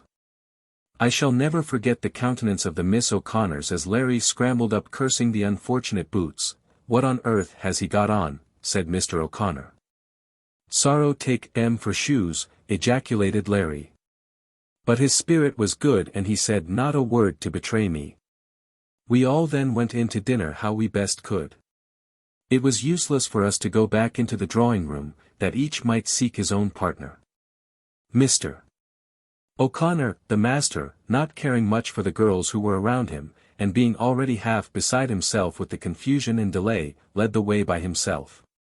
I as a stranger should have given my arm to Mrs. O'Connor. But as it was I took her eldest daughter instead, and contrived to shuffle along into the dining room without exciting much attention. And when there I found myself happily placed between Kate and Fanny. I never knew anything so awkward, said Fanny. I declare I can't conceive what has come to our old servant Larry. He's generally the most precise person in the world, and now he is nearly an hour late, and then he tumbles down in the hall. I am afraid I am responsible for the delay, said I. But not for the tumble I suppose, said Kate from the other side. I felt that I blushed up to the eyes, but I did not dare to enter into explanations. Tom, said Tizzy, addressing her father across the table, I hope you had a good run today. It did seem odd to me that a young lady should call her father Tom, but such was the fact. Well. Pretty well, said Mr. O'Connor. And I hope you were up with the hounds. You may ask Mr. Green that. He at any rate was with them, and therefore he can tell you. Oh, he wasn't before you, I know. No Englishman could get before you, I am quite sure of that. Don't you be impertinent, miss, said Kate. You can easily see, Mr. Green, that papa spoils my sister Eliza. Do you hunt in top boots, Mr. Green, said Tizzy. To this I made no answer. She would have drawn me into a conversation about my feet in half a minute, and the slightest allusion to the subject threw me into a fit of perspiration. Are you fond of hunting, Miss O'Connor? Asked I, blindly hurrying into any other subject of conversation. Miss O'Connor owned that she was fond of hunting, just a little, only papa would not allow it. When the hounds met anywhere within reach of Castle Conor, she and Kate would ride out to look at them. And if papa was not there that day, an omission of rare occurrence, they would ride a few fields with the hounds. But he lets Tizzy keep with them the whole day, said she, whispering. And has Tizzy a pony of her own? Oh yes, Tizzy has everything. She's Papa's pet, you know. And whose pet are you? I asked. Oh, I am nobody's pet, unless sometimes Jack makes a pet of me when he's in a good humor. Do you make pets of your sisters, Mr. Green? I have none. But if I had I should not make pets of them. Not of your own sisters. No. As for myself, I'd sooner make a pet of my friend's sister, a great deal. How very unnatural, said Miss O'Connor, with the prettiest look of surprise imaginable. Not at all unnatural I think, said I, looking tenderly and lovingly into her face. Where does one find girls so pretty, so easy, so sweet, so talkative as the Irish girls? And then with all their talking and all their ease whoever hears of their misbehaving? They certainly love flirting as they also love dancing. But they flirt without mischief and without malice. I had now quite forgotten my misfortune, and was beginning to think how well I should like to have Fanny O'Connor for my wife. In this frame of mind I was bending over towards her as a servant took away a plate from the other side, when a sepulchral note sounded in my ear. It was like the memento mori of the old Roman. As though someone pointed in the midst of my bliss to the sword hung over my head by a thread. It was the voice of Larry, whispering in his agony just above my head. They's destroying my poor feet entirely, so they is. I can't bear it much longer, your honour. I had committed murder like Macbeth, and now my Banquo had come to disturb me at my feast. What is it he says to you? Asked Fanny. Oh nothing, I answered, once more in my misery. There seems to be some point of confidence between you and our Larry, she remarked. Oh no, said I, quite confused, not at all. You need not be ashamed of it. Half the gentlemen in the county have their confidences with Larry, and some of the ladies too, I can tell you. He was born in this house, and never lived anywhere else. And I am sure he has a larger circle of acquaintance than anyone else in it. I could not recover my self-possession for the next 10 minutes. Whenever Larry was on our side of the table I was afraid he was coming to me with another agonized whisper. When he was opposite, I could not but watch him as he hobbled in his misery. It was evident that the boots were too tight for him, and had they been made throughout of iron they could not have been less capable of yielding to the feet. I pitied him from the bottom of my heart. And I pitied myself also, wishing that I was well in bed upstairs with some feigned malady, so that Larry might have had his own again. And then for a moment I missed him from the room. He had doubtless gone to relieve his tortured feet in the servants' hall, and as he did so was cursing my cruelty. But what mattered it? Let him curse. If he would only stay away and do that, I would appease his wrath when we were alone together with pecuniary satisfaction. But there was no such rest in store for me. Larry, Larry, shouted Mr. O'Connor, where on earth has the fellow gone to? They were all cousins at the table except myself, and Mr. O'Connor was not therefore restrained by any feeling of ceremony. There is something wrong with that fellow today. What is it, Jack? Upon my word, sir, I don't know, said Jack. I think he must be tipsy, whispered Miss O'Connor, the maiden sister, who always sat at her brother's left hand. But a whisper though it was audible all down the table. No, ma'am. It ain't drink at all, said the coachman. It is his feet as does it. His feet, shouted Tom O'Connor. Yes, I know it's his feet, said that horrid Tizzy. He's got on great thick nailed shoes. It was that made him tumble down in the hall.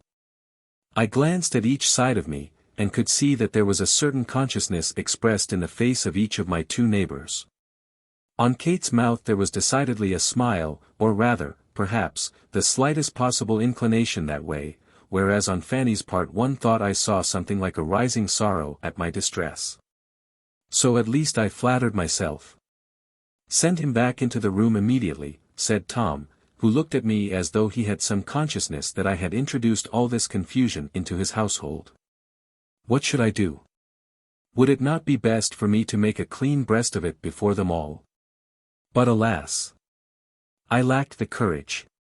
The coachman went out, and we were left for 5 minutes without any servant, and Mr. O'Connor the while became more and more savage. I attempted to say a word to Fanny, but failed. Vox faucibus hacet. I don't think he has got any others, said Tizzy, at least none others left. On the whole I am glad I did not marry into the family, as I could not have endured that girl to stay in my house as a sister-in-law. Where the d— has that other fellow gone to? Said Tom. Jack, do go out and see what is the matter. If anybody is drunk send for me. Oh, there is nobody drunk, said Tizzy. Jack went out, and the coachman returned. But what was done and said I hardly remember. The whole room seemed to swim round and round, and as far as I can recollect the company sat mute, neither eating nor drinking. Presently Jack returned. It's all right, said he. I always liked Jack. At the present moment he just looked towards me and laughed slightly. All right, said Tom. But is the fellow coming? We can do with Richard, I suppose, said Jack. No, I can't do with Richard, said the father. And I will know what it all means. Where is that fellow Larry? Larry had been standing just outside the door, and now he entered gently as a mouse. No sound came from his footfall, nor was there in his face that look of pain which it had worn for the last 15 minutes. But he was not the less abashed, frightened, and unhappy. What is all this about, Larry? Said his master, turning to him. I insist upon knowing. Och thin, Mr. Green, your honour, I wouldn't be after telling Agin your honour. Indeed I wouldn't thin, av the master would only let me hood my tongue. And he looked across at me, deprecating my anger. Mr. Green, said Mr. O'Connor. Yes, your honour. It's all along of his honour's thick shoes. And Larry, stepping backwards towards the door, lifted them up from some corner, and coming well forward, exposed them with the soles uppermost to the whole table. And that's not all, your honour. But they've squozed the very toes of me into a jelly. There was now a loud laugh, in which Jack and Peter and Fanny and Kate and Tizzy all joined, as too did Mr. O'Connor, and I also myself after a while. Whose boots are they? Demanded Miss O'Connor senior, with her severest tone and grimmest accent. Deed then and the divil may have them for me, miss, answered Larry. They wore Mr. Green's, but the likes of him won't wear them agin after the likes of me, barring he wanted them very particular, added he, remembering his own pumps. I began muttering something, feeling that the time had come when I must tell the tale. But Jack with great good nature, took up the story and told it so well, that I hardly suffered in the telling. And that's it, said Tom O'Connor, laughing till I thought he would have fallen from his chair. So you've got Larry's shoes on. And very well he fills them, said Jack. And it's his honour that's welcome to em, said Larry, grinning from ear to ear now that he saw that the master was once more in a good humour. I hope they'll be nice shoes for dancing, said Kate. Only there's one down at the heel I know, said Tizzy. The servant's shoes. This was an exclamation made by the maiden lady, and intended apparently only for her brother's ear. But it was clearly audible by all the party. Better that than no dinner, said Peter. But what are you to do about the dancing? Said Fanny, with an air of dismay on her face which flattered me with an idea that she did care whether I danced or no. In the meantime Larry, now as happy as an emperor, was tripping round the room without any shoes to encumber him as he withdrew the plates from the table. And it's his honour that's welcome to em, said he again, as he pulled off the tablecloth with a flourish. And why wouldn't he, and he able to folly the hounds better nor any Englishman that e'er wore in these parts before, anyways so Mick says. Now Mick was the huntsman, and this little tale of eulogy from Larry went far towards easing my grief. I had ridden well to the hounds that day, and I knew it. There was nothing more said about the shoes, and I was soon again at my ease, although Miss O'Connor did say something about the impropriety of Larry walking about in his stocking feet. The ladies however soon withdrew, to my sorrow, for I was getting on swimmingly with Fanny, and then we gentlemen gathered round the fire and filled our glasses. In about 10 minutes a very light tap was heard, the door was opened to the extent of 3 inches, and a female voice which I readily recognized called to Jack. Jack went out, and in a second or two put his head back into the room and called to me. "Green," he said, "just step here a moment, there's a good fellow." I went out, and there I found Fanny standing with her brother. "Here are the girls at their wits' ends," said he, "about your dancing. So Fanny has put a boy upon one of the horses, and proposes that you should send another line to Mrs. Meehan at Ballyglass. It's only 10 miles, and he'll be back in 2 hours. I need hardly say that I acted in conformity with this advice. I went into Mr. O'Connor's book room, with Jack and his sister, and there scribbled a note. It was delightful to feel how intimate I was with them, and how anxious they were to make me happy. "And we won't begin till they come," said Fanny. "Oh, Miss O'Connor, pray don't wait," said I. "Oh, but we will," she answered. "You have your wine to drink, and then there's the tea, and then we'll have a song or two. I'll spin it out, see if I don't." And so we went to the front door where the boy was already on his horse, her own nag as I afterwards found. "And Patsy," said she, "ride for your life. And Patsy, whatever you do, don't come back without Mr. Green's pumps, his dancing shoes you know." And in about 2 hours the pumps did arrive. And I don't think I ever spent a pleasanter evening or got more satisfaction out of a pair of shoes. They had not been 2 minutes on my feet before Larry was carrying a tray of negus across the room in those which I had worn at dinner. "The Dillon girls are going to stay here," said Fanny as I wished her good night at 2 o'clock. "And we'll have dancing every evening as long as you remain." "But I shall leave tomorrow," said I. "Indeed you won't. Papa will take care of that." And so he did. "You had better go over to Ballyglass yourself tomorrow," said he, "and collect your own things. There's no knowing else what you may have to borrow of Larry." I stayed there 3 weeks, and in the middle of the 3rd I thought that everything would be arranged between me and Fanny. But the aunt interfered, and in about a 12-month after my adventures she consented to make a more fortunate man happy for his life. The Courtship of Susan Bell. John Monroe Bell had been a lawyer in Albany, state of New York, and as such had thriven well. He had thriven well as long as thrift and thriving on this earth had been allowed to him. But the Almighty had seen fit to shorten his span. Early in life he had married a timid, anxious, pretty, good little wife, whose whole heart and mind had been given up to do his bidding and deserve his love. She had not only deserved it but had possessed it, and as long as John Monroe Bell had lived, Henrietta Bell, Hedda as he called her, had been a woman rich in blessings.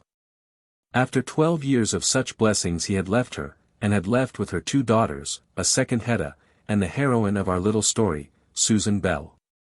A lawyer in Albany may thrive passing well for 8 or 10 years, and yet not leave behind him any very large sum of money if he dies at the end of that time. Some small modicum, some few $1,000s, John Bell had amassed, so that his widow and daughters were not absolutely driven to look for work or bread. In those happy days, when cash had begun to flow in plenteously to the young father of the family, he had taken it into his head to build for himself, or rather for his young female brood, a small neat house in the outskirts of Saratoga Springs. In doing so he was instigated as much by the excellence of the investment for his pocket as by the salubrity of the place for his girls. He furnished the house well, and then during some summer weeks his wife lived there, and sometimes he let it. How the widow grieved when the lord of her heart and master of her mind was laid in the grave, I need not tell. She had already counted 10 years of widowhood, and her children had grown to be young women beside her at the time of which I am now about to speak. Since that sad day on which they had left Albany they had lived together at the cottage at the Springs. In winter their life had been lonely enough. But as soon as the hot weather began to drive the fainting citizens out from New York, they had always received 2 or 3 boarders, old ladies generally. And occasionally an old gentleman, persons of very steady habits, with whose pockets the widow's moderate demands agreed better than the hotel charges. And so the Bells lived for 10 years. That Saratoga is a gay place in July, August, and September, the world knows well enough. To girls who go there with trunks full of muslin and crinoline, for whom a carriage and pair of horses is always waiting immediately after dinner, whose fathers' pockets are bursting with dollars. It is a very gay place. Dancing and flirtations come as a matter of course, and matrimony follows after with only too great rapidity. But the place was not very gay for Hedda or Susan Bell. In the first place, the widow was a timid woman, and among other fears feared greatly that she should be thought guilty of setting traps for husbands. Poor mothers! How often are they charged with this sin when their honest desires go no further than that their bairns may be respected like the lave. And then she feared flirtations. Flirtations that should be that and nothing more, flirtations that are so destructive of the heart's sweetest essence. She feared love also, though she longed for that as well as feared it. For her girls, I mean, all such feelings for herself were long laid underground. And then, like a timid creature as she was, she had other indefinite fears, and among them, a great fear that those girls of hers would be left husbandless, a phase of life which after her 12 years of bliss she regarded as anything but desirable. But the upshot of so many fears and such small means, that Hedda and Susan Bell had but a dull life of it. Were it not that I am somewhat closely restricted in the number of my pages, I would describe at full the merits and beauties of Hedda and Susan Bell. As it is, I can but say a few words.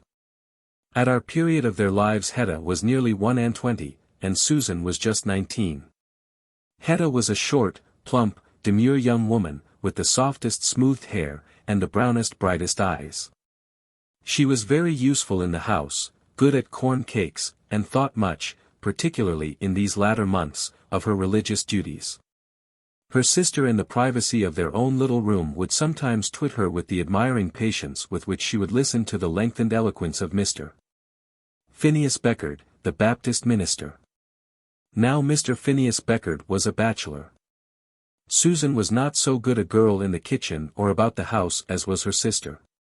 But she was bright in the parlor, and if that motherly heart could have been made to give out its inmost secret, which, however, it could not have been made to give out in any way painful to dear Hedda, perhaps it might have been found that Susan was loved with the closest love. She was taller than her sister, and lighter, her eyes were blue as were her mother's, her hair was brighter than Hedda's, but not always so singularly neat. She had a dimple on her chin, whereas Hedda had none, dimples on her cheeks too, when she smiled, and, oh, such a mouth. There, my allowance of pages permits no more. One piercing cold winter's day there came knocking at the widow's door, a young man. Winter days, when the ice of January is refrozen by the wind of February, are very cold at Saratoga Springs. In these days there was not often much to disturb the serenity of Mrs. Bell's house, but on the day in question there came knocking at the door, a young man. Mrs. Bell kept an old domestic, who had lived with them in those happy Albany days. Her name was Kate O'Brien, but though picturesque in name she was hardly so in person. She was a thick-set, noisy, good-natured old Irish woman, who had joined her lot to that of Mrs. Bell when the latter first began housekeeping, and knowing when she was well off, had remained in the same place from that day forth. She had known Hedda as a baby, and, so to say, had seen Susan's birth. "And what might you be wanting, sir?" said Kate O'Brien, apparently not quite pleased as she opened the door and let in all the cold air. "I wish to see Mrs. Bell." "Is not this Mrs. Bell's house?" said the young man, shaking the snow from out of the breast of his coat. He did see Mrs. Bell, and we will now tell who he was, and why he had come, and how it came to pass that his carpet-bag was brought down to the widow's house and one of the front bedrooms was prepared for him. And that he drank tea that night in the widow's parlor. His name was Aaron Dunn, and by profession he was an engineer. What peculiar misfortune in those days of frost and snow had befallen the line of rails which runs from Schenectady to Lake Champlain, I never quite understood. Banks and bridges had in some way come to grief, and on Aaron Dunn's shoulders was thrown the burden of seeing that they were duly repaired. Saratoga Springs was the center of these mishaps, and therefore at Saratoga Springs it was necessary that he should take up his temporary abode. Now there was at that time in New York City a Mr. Bell, great in railway matters, an uncle of the once thriving but now departed Albany lawyer. He was a rich man, but he liked his riches himself. Or at any rate had not found himself called upon to share them with the widow and daughters of his nephew. But when it chanced to come to pass that he had a hand in dispatching Aaron Dunn to Saratoga, he took the young man aside and recommended him to lodge with the widow. "There," said he, "show her my card." So much the rich uncle thought he might vouchsafe to do for the nephew's widow. Mrs. Bell and both her daughters were in the parlor when Aaron Dunn was shown in, snow and all. He told his story in a rough, shaky voice, for his teeth chattered. And he gave the card, almost wishing that he had gone to the empty big hotel, for the widow's welcome was not at first quite warm. The widow listened to him as he gave his message, and then she took the card and looked at it. Hedda, who was sitting on the side of the fireplace facing the door, went on demurely with her work. Susan gave one glance round, her back was to the stranger, and then another. And then she moved her chair a little nearer to the wall, so as to give the young man room to come to the fire, if he would. He did not come, but his eyes glanced upon Susan Bell. And he thought that the old man in New York was right, and that the big hotel would be cold and dull. It was a pretty face to look on that cold evening as she turned it up from the stocking she was mending. "Perhaps you don't wish to take winter boarders, ma'am," said Aaron Dunn. "We never have done so yet, sir," said Mrs. Bell timidly. Could she let this young wolf in among her lamb fold? He might be a wolf, who could tell? Mr. Bell seemed to think it would suit, said Aaron. Had he acquiesced in her timidity and not pressed the point, it would have been all up with him. But the widow did not like to go against the big uncle, and so she said, "Perhaps it may, sir."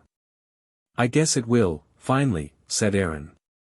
And then the widow, seeing that the matter was so far settled, put down her work and came round into the passage.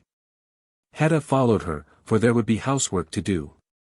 Aaron gave himself another shake, settled the weekly number of dollars, with very little difficulty on his part, for he had caught another glance at Susan's face, and then went after his bag. 'Twas thus that Aaron Dunn obtained an entrance into Mrs. Bell's house. But what if he be a wolf, she said to herself over and over again that night, though not exactly in those words. Aye, but there is another side to that question. What if he be a stalwart man, honest-minded, with clever, cunning hand, ready brain, broad back, and warm heart, in want of a wife mayhap? A man that can earn his own bread and another's, half a dozen others when the half dozen come? Would not that be a good sort of lodger? Such a question as that too did flit, just flit, across the widow's sleepless mind. But then she thought so much more of the wolf. Wolves, she had taught herself to think, were more common than stalwart, honest-minded, wife-desirous men. "I wonder mother consented to take him," said Hedda, when they were in the little room together. "And why shouldn't she?" said Susan. "It will be a help." "Yes, it will be a little help," said Hedda. "But we have done very well hitherto without winter lodgers." "But Uncle Bell said she was to." "What is Uncle Bell to us?" said Hedda, who had a spirit of her own. And she began to surmise within herself whether Aaron Dunn would join the Baptist congregation, and whether Phineas Beckard would approve of this new move. "He is a very well-behaved young man at any rate," said Susan, "and he draws beautifully. Did you see those things he was doing?" "He draws very well, I dare say," said Hedda, who regarded this as but a poor warranty for good behavior. Hedda also had some fear of wolves, not for herself, perhaps, but for her sister. Aaron Dunn's work, the commencement of his work, lay at some distance from the springs, and he left every morning with a lot of workmen by an early train, almost before daylight. And every morning, cold and wintry as the mornings were, the widow got him his breakfast with her own hands.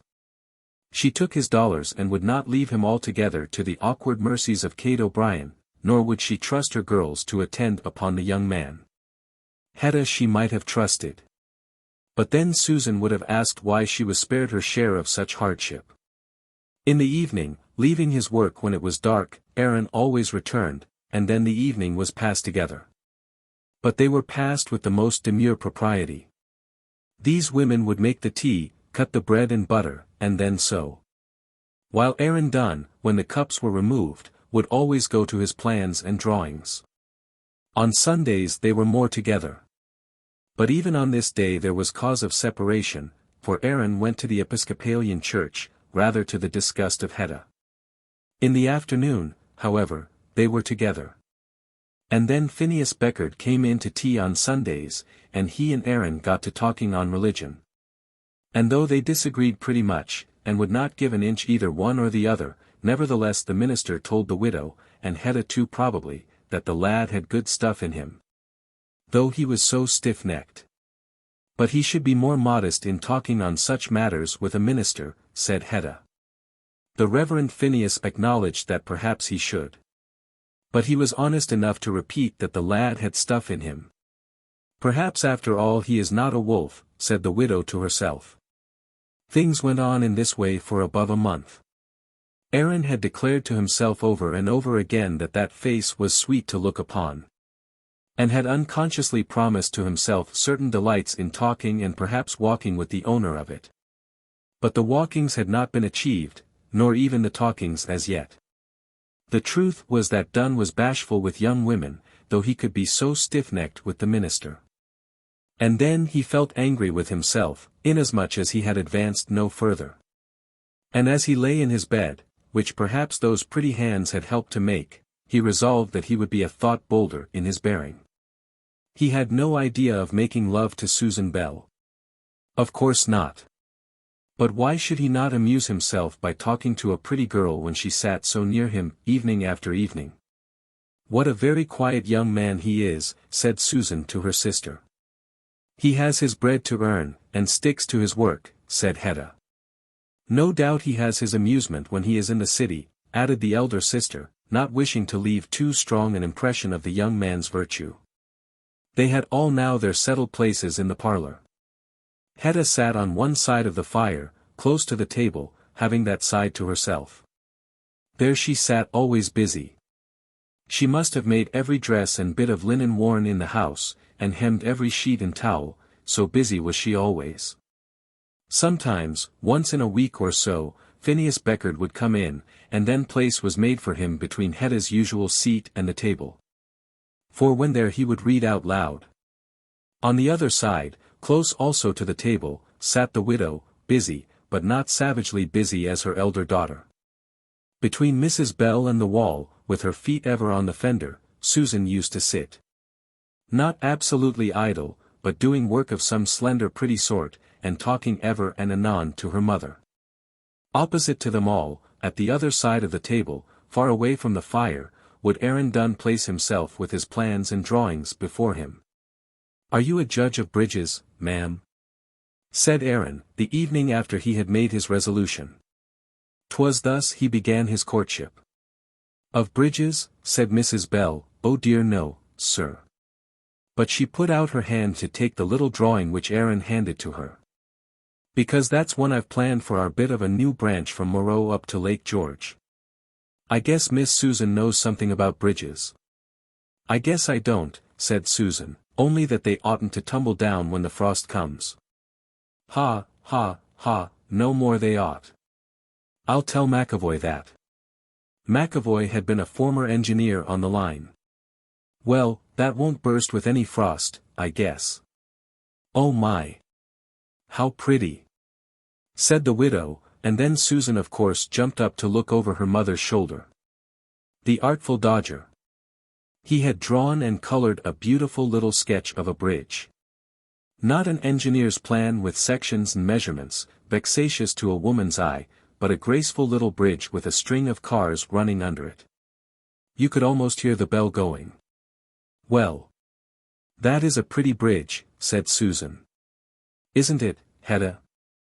"I don't know anything about bridges," said Hedda, to whose clever eyes the dodge was quite apparent. But in spite of her cleverness Mrs. Belle and Susan had soon moved their chairs round to the table, and were looking through the contents of Aaron's portfolio. But yet he may be a wolf, thought the poor widow, just as she was kneeling down to say her prayers. That evening certainly made a commencement. Though Hedda went on pertinaciously with the body of a new dress, the other two ladies did not put in another stitch that night. From his drawings Aaron got to his instruments, and before bedtime was teaching Susan how to draw parallel lines. Susan found that she had quite an aptitude for parallel lines, and altogether had a good time of it that evening. It is dull to go on week after week, and month after month, talking only to one's mother and sister. It is dull though one does not oneself recognize it to be so. A little change in such matters is so very pleasant. Susan had not the slightest idea of regarding Aaron as even a possible lover. But young ladies do like the conversation of young gentlemen. "Oh, my exceedingly proper prim old lady, you who are so shocked at this as a general doctrine, has it never occurred to you that the Creator has so intended it?" Susan, understanding little of the how and why, knew that she had had a good time, and was rather in spirits as she went to bed. But Hedda had been frightened by the dodge. "Oh, Hedda, you should have looked at those drawings." "He is so clever," said Susan. "I don't know that they would have done me much good," replied Hedda. "Good?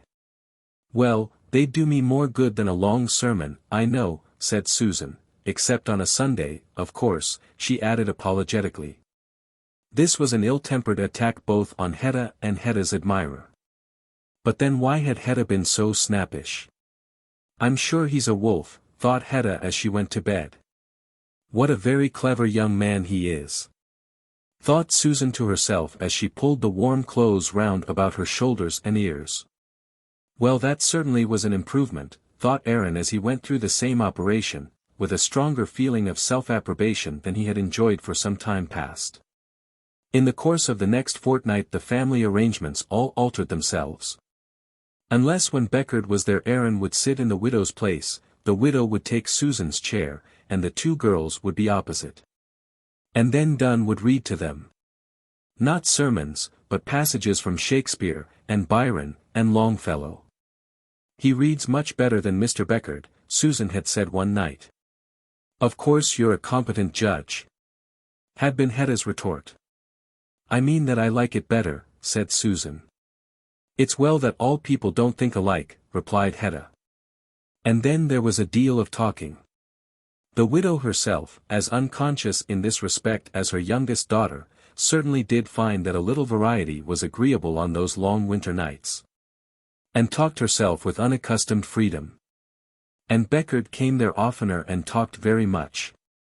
When he was there the two young men did all the talking, and they pounded each other immensely. But still there grew up a sort of friendship between them. "Mr. Beckard seems quite to take to him," said Mrs. Bell to her eldest daughter. "It is his great good nature, mother," replied Hedda. It was at the end of the second month when Aaron took another step in advance, a perilous step. Sometimes on evenings he still went on with his drawing for an hour or so. But during 3 or 4 evenings he never asked anyone to look at what he was doing. On one Friday he sat over his work till late, without any reading or talking at all, so late that at last Mrs. Bell said, "If you're going to sit much longer, Mr. Dunn, I'll get you to put out the candles." Thereby showing, had he known it or had she, that the mother's confidence in the young man was growing fast. Hedda knew all about it, and dreaded that the growth was too quick. "I've finished now," said Aaron, and he looked carefully at the cardboard on which he had been washing in his watercolors. "I've finished now." He then hesitated a moment. But ultimately he put the card into his portfolio and carried it up to his bedroom. Who does not perceive that it was intended as a present to Susan Bell? The question which Aaron asked himself that night, and which he hardly knew how to answer, was this. Should he offer the drawing to Susan in the presence of her mother and sister, or on some occasion when they two might be alone together? No such occasion had ever yet occurred, but Aaron thought that it might probably be brought about. But then he wanted to make no fuss about it. His first intention had been to chuck the drawing lightly across the table when it was completed, and so make nothing of it. But he had finished it with more care than he had at first intended. And then he had hesitated when he had finished it. It was too late now for that plan of chucking it over the table. On the Saturday evening when he came down from his room, Mr. Beckard was there, and there was no opportunity that night. On the Sunday, in conformity with a previous engagement, he went to hear Mr. Beckard preach, and walked to and from meeting with the family. This pleased Mrs. Bell, and they were all very gracious that afternoon. But Sunday was no day for the picture. On Monday the thing had become of importance to him. Things always do when they are kept over. Before tea that evening when he came down, Mrs. Bell and Susan only were in the room. He knew Hedda for his foe, and therefore determined to use this occasion. "Miss Susan," he said, stammering somewhat, and blushing too, poor fool. "I have done a little drawing which I want you to accept," and he put his portfolio down on the table. "Oh. I don't know," said Susan, who had seen the blush.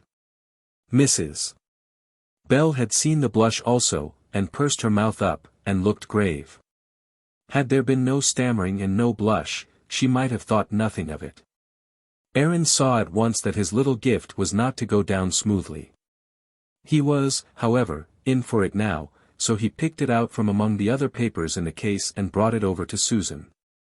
He endeavored to hand it to her with an air of indifference, but I cannot say that he succeeded. It was a very pretty, well-finished, watercolor drawing, representing still the same bridge, but with more adjuncts. In Susan's eyes it was a work of high art. Of pictures probably she had seen but little, and her liking for the artist no doubt added to her admiration. But the more she admired it and wished for it, the stronger was her feeling that she ought not to take it. Poor Susan! She stood for a minute looking at the drawing, but she said nothing. Not even a word of praise. She felt that she was red in the face, and uncourteous to their lodger, but her mother was looking at her and she did not know how to behave herself. Mrs. Bell put out her hand for the sketch, trying to bethink herself as she did so in what least uncivil way she could refuse the present. She took a moment to look at it, collecting her thoughts, and as she did so her woman's wit came to her aid. "Oh dear, Mr. Dunn, it is very pretty, quite a beautiful picture. I cannot let Susan rob you of that. You must keep that for some of your own particular friends." "But I did it for her," said Aaron innocently. Susan looked down at the ground, half pleased at the declaration. The drawing would look very pretty in a small gilt frame put over her dressing table. But the matter now was altogether in her mother's hands. "I am afraid it is too valuable, sir, for Susan to accept." "It is not valuable at all," said Aaron, declining to take it back from the widow's hand. "Oh, I am quite sure it is. It is worth $10 at least, or 20, said poor Mrs. Bell, not in the very best taste. But she was perplexed, and did not know how to get out of the scrape. The article in question now lay upon the tablecloth, appropriated by no one, and at this moment Hedda came into the room. "It is not worth 10 cents, said Aaron, with something like a frown on his brow. "But as we had been talking about the bridge, I thought Miss Susan would accept it." "Accept what?" said Hedda. And then her eye fell upon the drawing and she took it up. "It is beautifully done," said Mrs. Bell, wishing much to soften the matter, perhaps the more so that Hedda the demure was now present. "I am telling Mr. Dunn that we can't take a present of anything so valuable." "Oh dear no," said Hedda. "It wouldn't be right." It was a cold frosty evening in March, and the fire was burning brightly on the hearth. Aaron Dunn took up the drawing quietly, very quietly, and rolling it up, as such drawings are rolled, put it between the blazing logs. It was the work of 4 evenings, and his chef d'oeuvre in the way of art. Susan, when she saw what he had done, burst out into tears.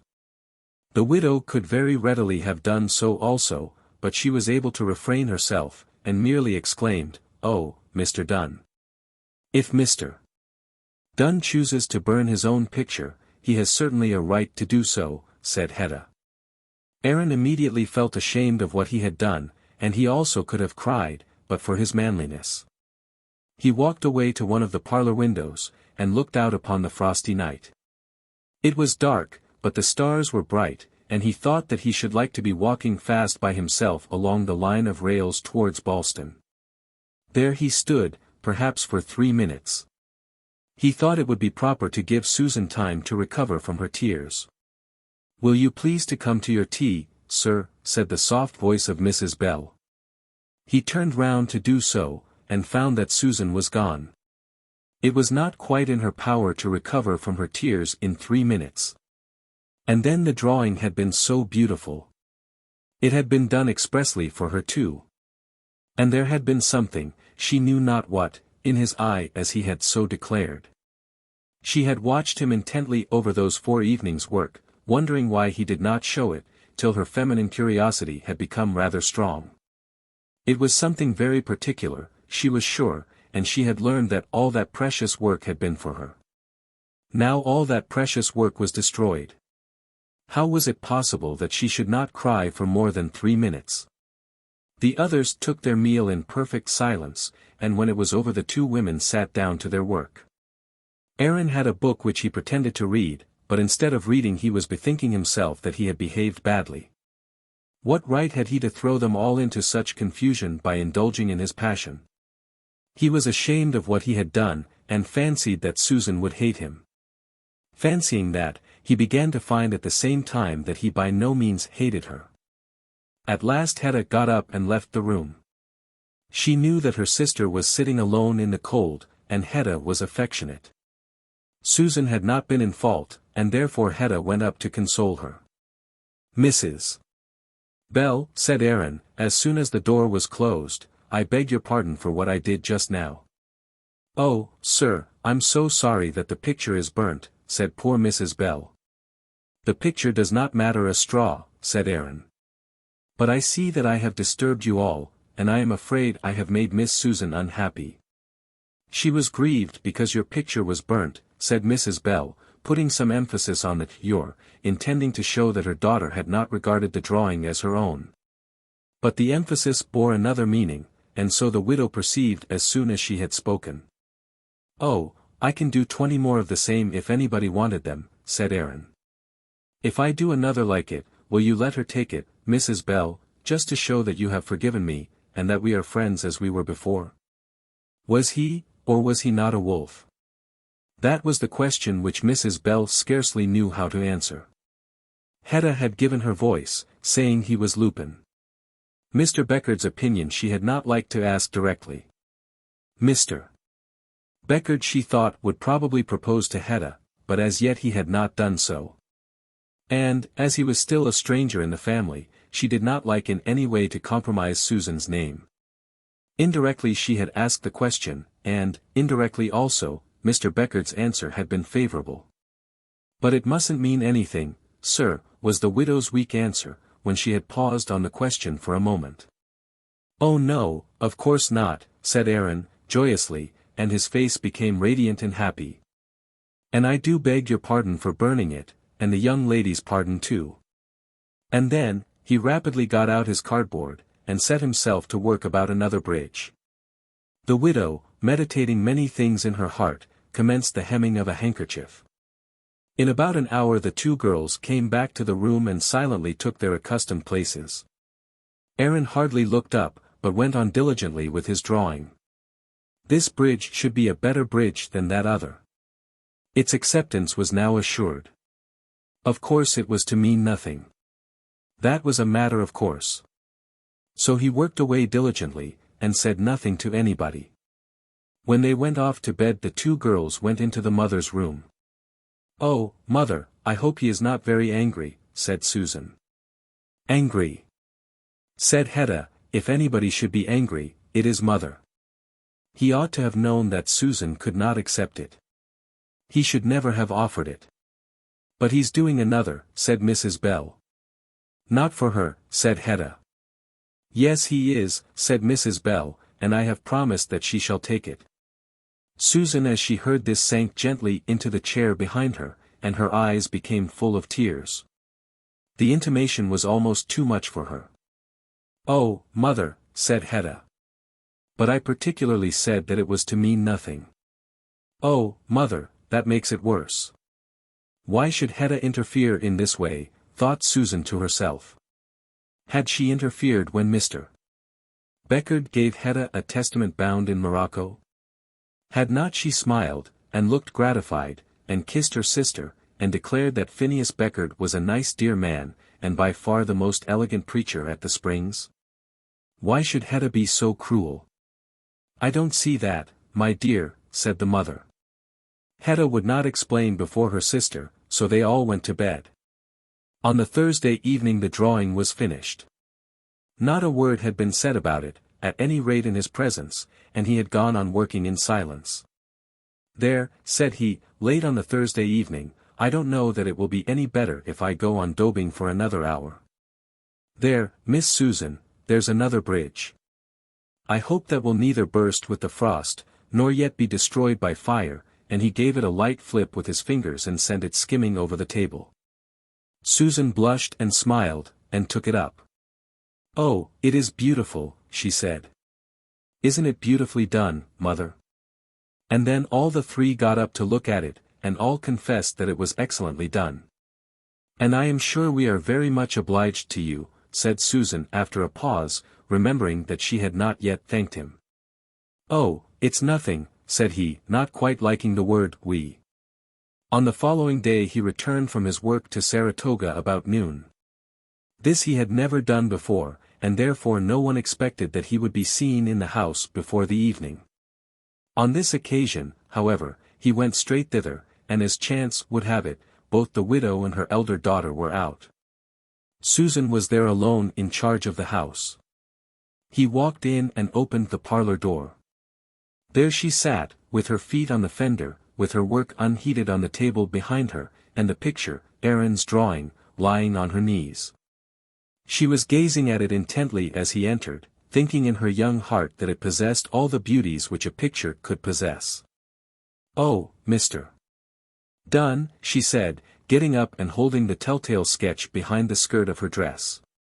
Miss Susan, I have come here to tell your mother that I must start for New York this afternoon and be there for 6 weeks, or perhaps longer. Mother is out, said she, I'm so sorry. Is she? Said Aaron. And Hedda too. Dear me. And you'll be wanting dinner. I'll go and see about it. Aaron began to swear that he could not possibly eat any dinner. He had dined once, and was going to dine again, anything to keep her from going. But you must have something, Mr. Dunn, and she walked towards the door.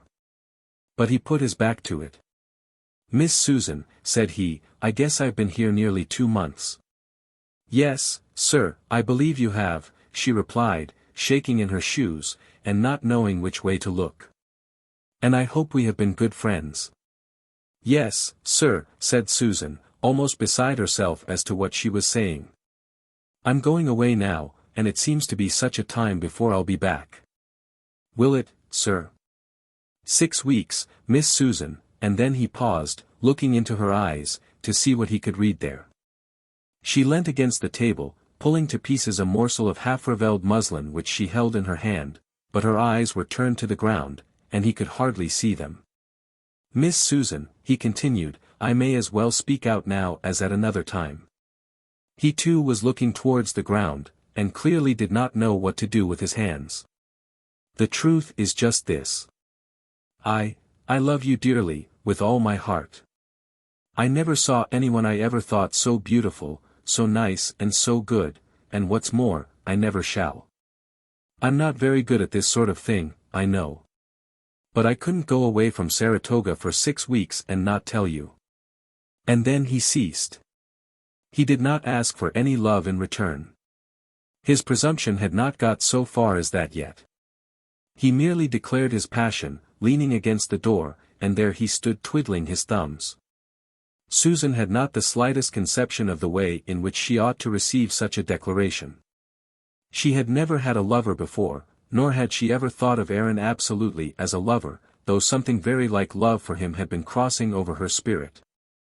Now, at this moment, she felt that he was the beau ideal of manhood, though his boots were covered with the railway mud, and though his pantaloons were tucked up in rolls round his ankles.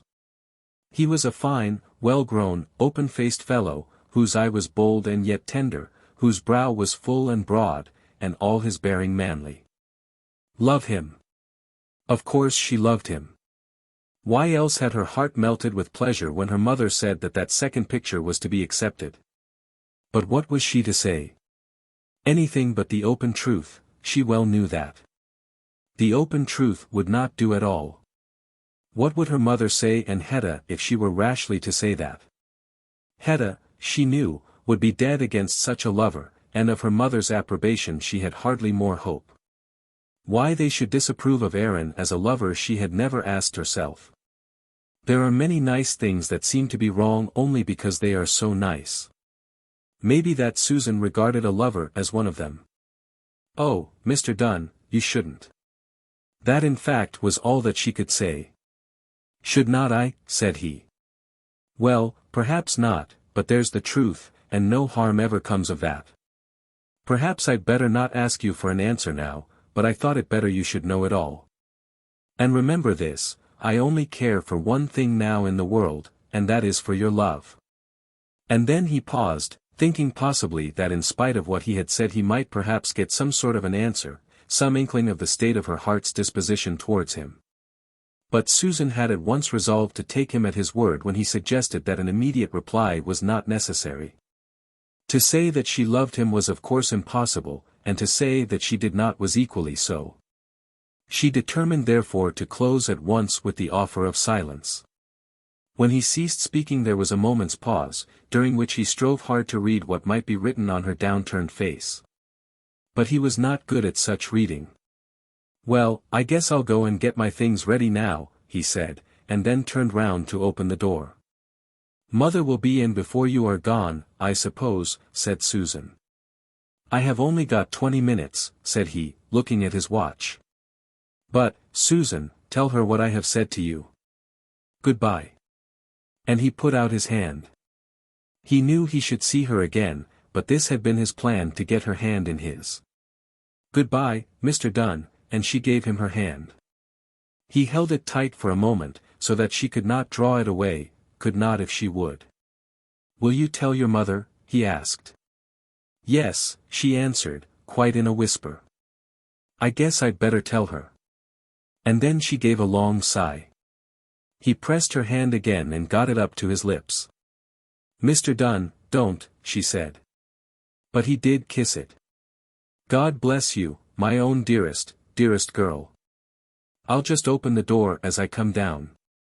Perhaps Mrs. Bell will be here. And then he rushed upstairs. But Mrs. Bell did not come in. She and Hedda were at a weekly service at Mr. Beckard's meeting house, and Mr. Beckard it seemed had much to say. Susan, when left alone, sat down and tried to think. But she could not think. She could only love. She could use her mind only in recounting to herself the perfections of that demigod whose heavy steps were so audible overhead. As he walked to and fro collecting his things and putting them into his bag. And then, just when he had finished, she bethought herself that he must be hungry. She flew to the kitchen, but she was too late. Before she could even reach at the loaf of bread he descended the stairs, with a clattering noise, and heard her voice as she spoke quickly to Kate O'Brien. Miss Susan, he said, don't get anything for me, for I'm off. Oh, Mr. Dunn, I am so sorry. You'll be so hungry on your journey, and she came out to him in the passage. I shall want nothing on the journey, dearest, if you'll say one kind word to me. Again her eyes went to the ground. What do you want me to say, Mr. Dunn? Say, God bless you, Aaron. God bless you, Aaron, said she, and yet she was sure that she had not declared her love. He however thought otherwise, and went up to New York with a happy heart. Things happened in the next fortnight rather quickly. Susan at once resolved to tell her mother, but she resolved also not to tell Hedda. That afternoon she got her mother to herself in Mrs. Bell's own room, and then she made a clean breast of it. And what did you say to him, Susan? I said nothing, mother. Nothing, dear. No, mother, not a word. He told me he didn't want it. She forgot how she had used his Christian name in bidding God bless him. Oh dear, said the widow. Was it very wrong? Asked Susan. But what do you think yourself, my child? Asked Mrs. Bell after a while. What are your own feelings? Mrs. Bell was sitting on a chair and Susan was standing opposite to her against the post of the bed. She made no answer, but moving from her place, she threw herself into her mother's arms, and hid her face on her mother's shoulder. It was easy enough to guess what were her feelings. But, my darling, said her mother, you must not think that it is an engagement.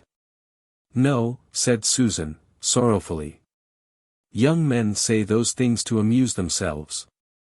Wolves, she would have said, had she spoken out her mind freely. Oh, mother, he is not like that. The daughter contrived to extract a promise from the mother that Hedda should not be told just at present. Mrs. Bell calculated that she had 6 weeks before her, as yet Mr. Beckard had not spoken out, but there was reason to suppose that he would do so before those 6 weeks would be over, and then she would be able to seek counsel from him. Mr. Beckard spoke out at the end of 6 days, and Hedda frankly accepted him. I hope you'll love your brother-in-law, said she to Susan. Oh, I will indeed, said Susan. And in the softness of her heart at the moment she almost made up her mind to tell, but Hedda was full of her own affairs, and thus it passed off. It was then arranged that Hedda should go and spend a week with Mr. Beckard's parents. Old Mr. Beckard was a farmer living near Utica, and now that the match was declared and approved, it was thought well that Hedda should know her future husband's family. So she went for a week, and Mr. Beckard went with her. He will be back in plenty of time for me to speak to him before Aaron Dunn's 6 weeks are over, said Mrs. Bell to herself. But things did not go exactly as she expected. On the very morning after the departure of the engaged couple, there came a letter from Aaron, saying that he would be at Saratoga that very evening.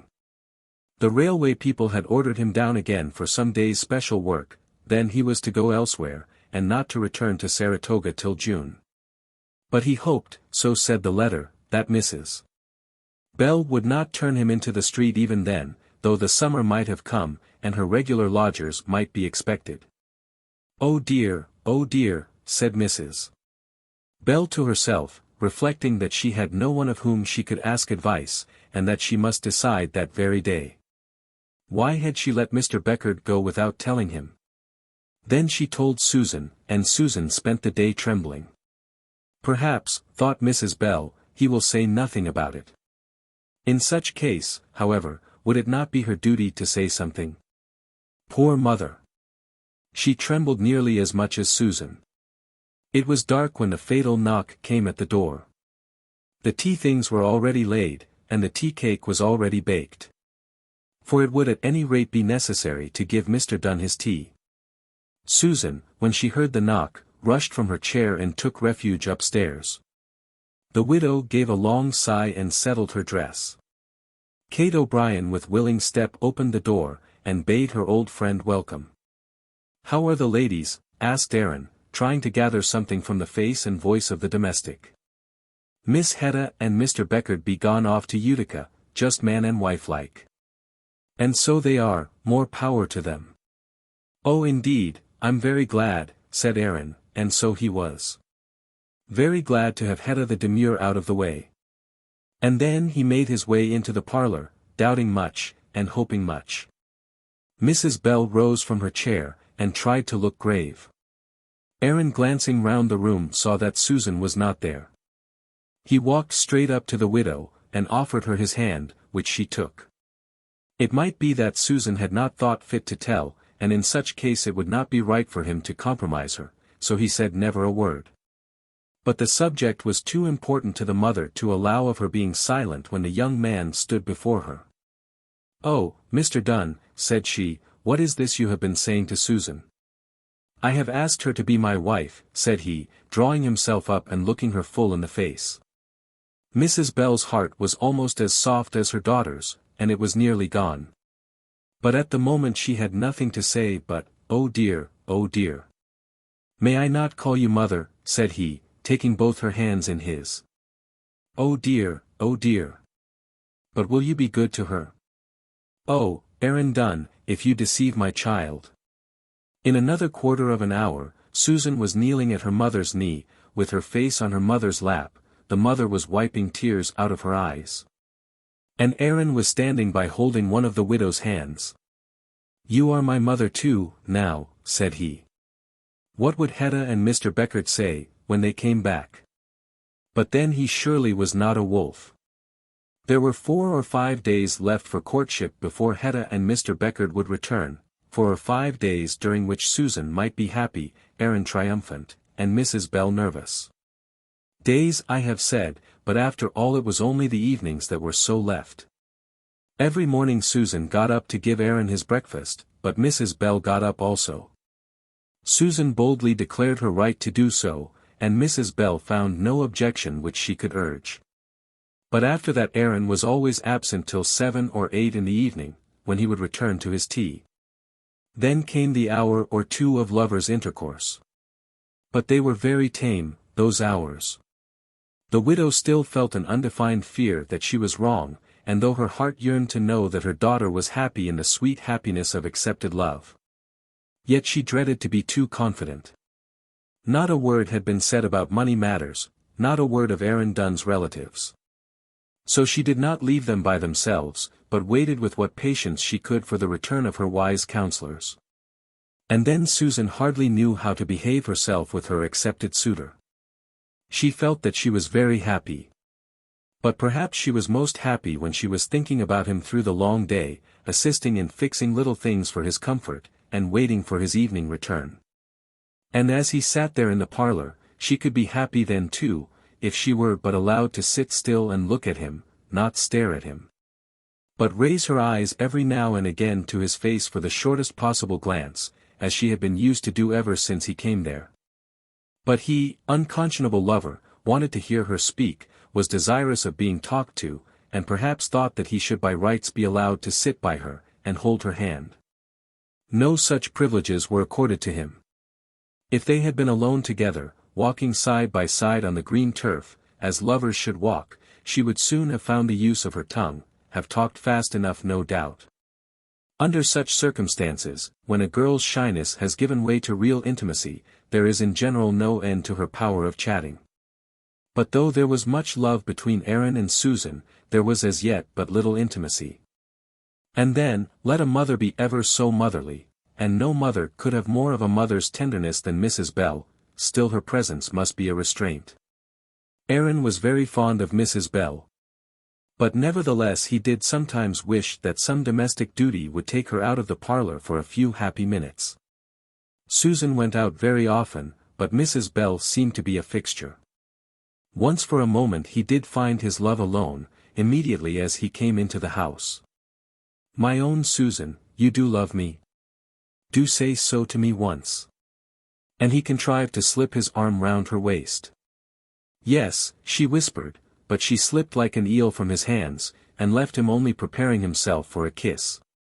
And then when she got to her room, half frightened, she clasped her hands together, and bethought herself that she did really love him with a strength and depth of love which filled her whole existence. Why could she not have told him something of all this? And so the few days of his second sojourn at Saratoga passed away, not altogether satisfactorily. It was settled that he should return to New York on Saturday night, leaving Saratoga on that evening. And as the Beckerts, Hedda was already regarded quite as a Beckert, were to be back to dinner on that day, Mrs. Bell would have an opportunity of telling her wondrous tale.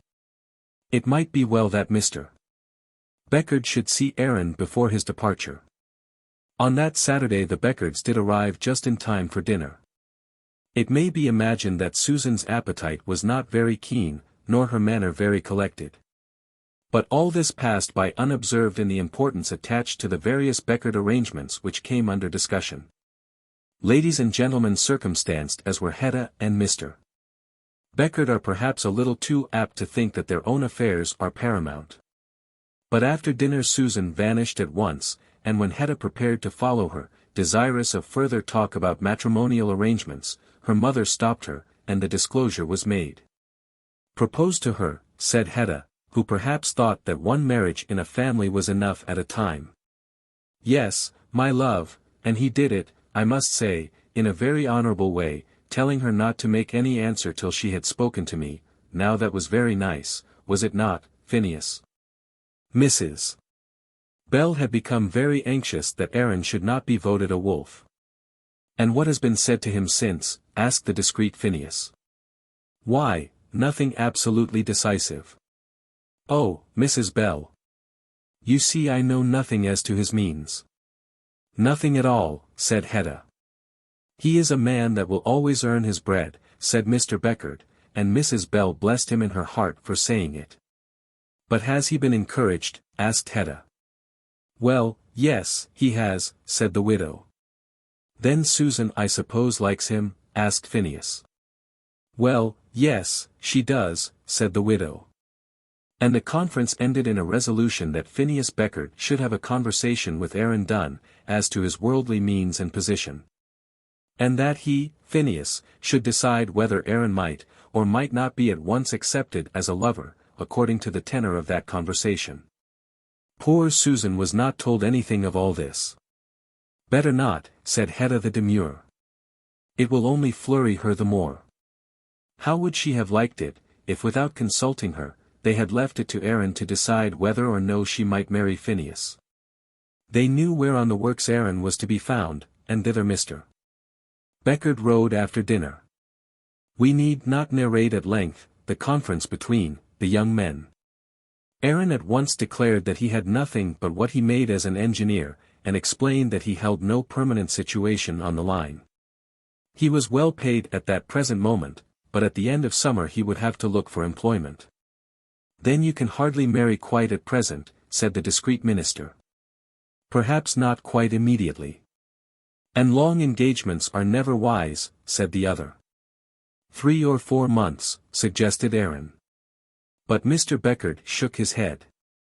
The afternoon at Mrs. Bell's house was melancholy. The final decision of the 3 judges was as follows. There was to be no engagement, of course no correspondence. Aaron was to be told that it would be better that he should get lodgings elsewhere when he returned, but that he would be allowed to visit at Mrs. Bell's house, and at Mrs. Beckard's, which was very considerate. If he should succeed in getting a permanent appointment, and if he and Susan still held the same mind, why then, etc. etc. Such was Susan's fate, as communicated to her by Mrs. Bell and Hedda. She sat still and wept when she heard it, but she did not complain. She had always felt that Hedda would be against her. "Mayn't I see him, then?" she said through her tears. Hedda thought she had better not. Mrs. Bell thought she might. Phineas decided that they might shake hands, but only in full conclave. There was to be no lovers' farewell. Aaron was to leave the house at 5:30, but before he went Susan should be called down. Poor Susan! She sat down and bemoaned herself. Uncomplaining, but very sad. Susan was soft, feminine, and manageable. But Aaron Dunn was not very soft, was especially masculine, and in some matters not easily manageable.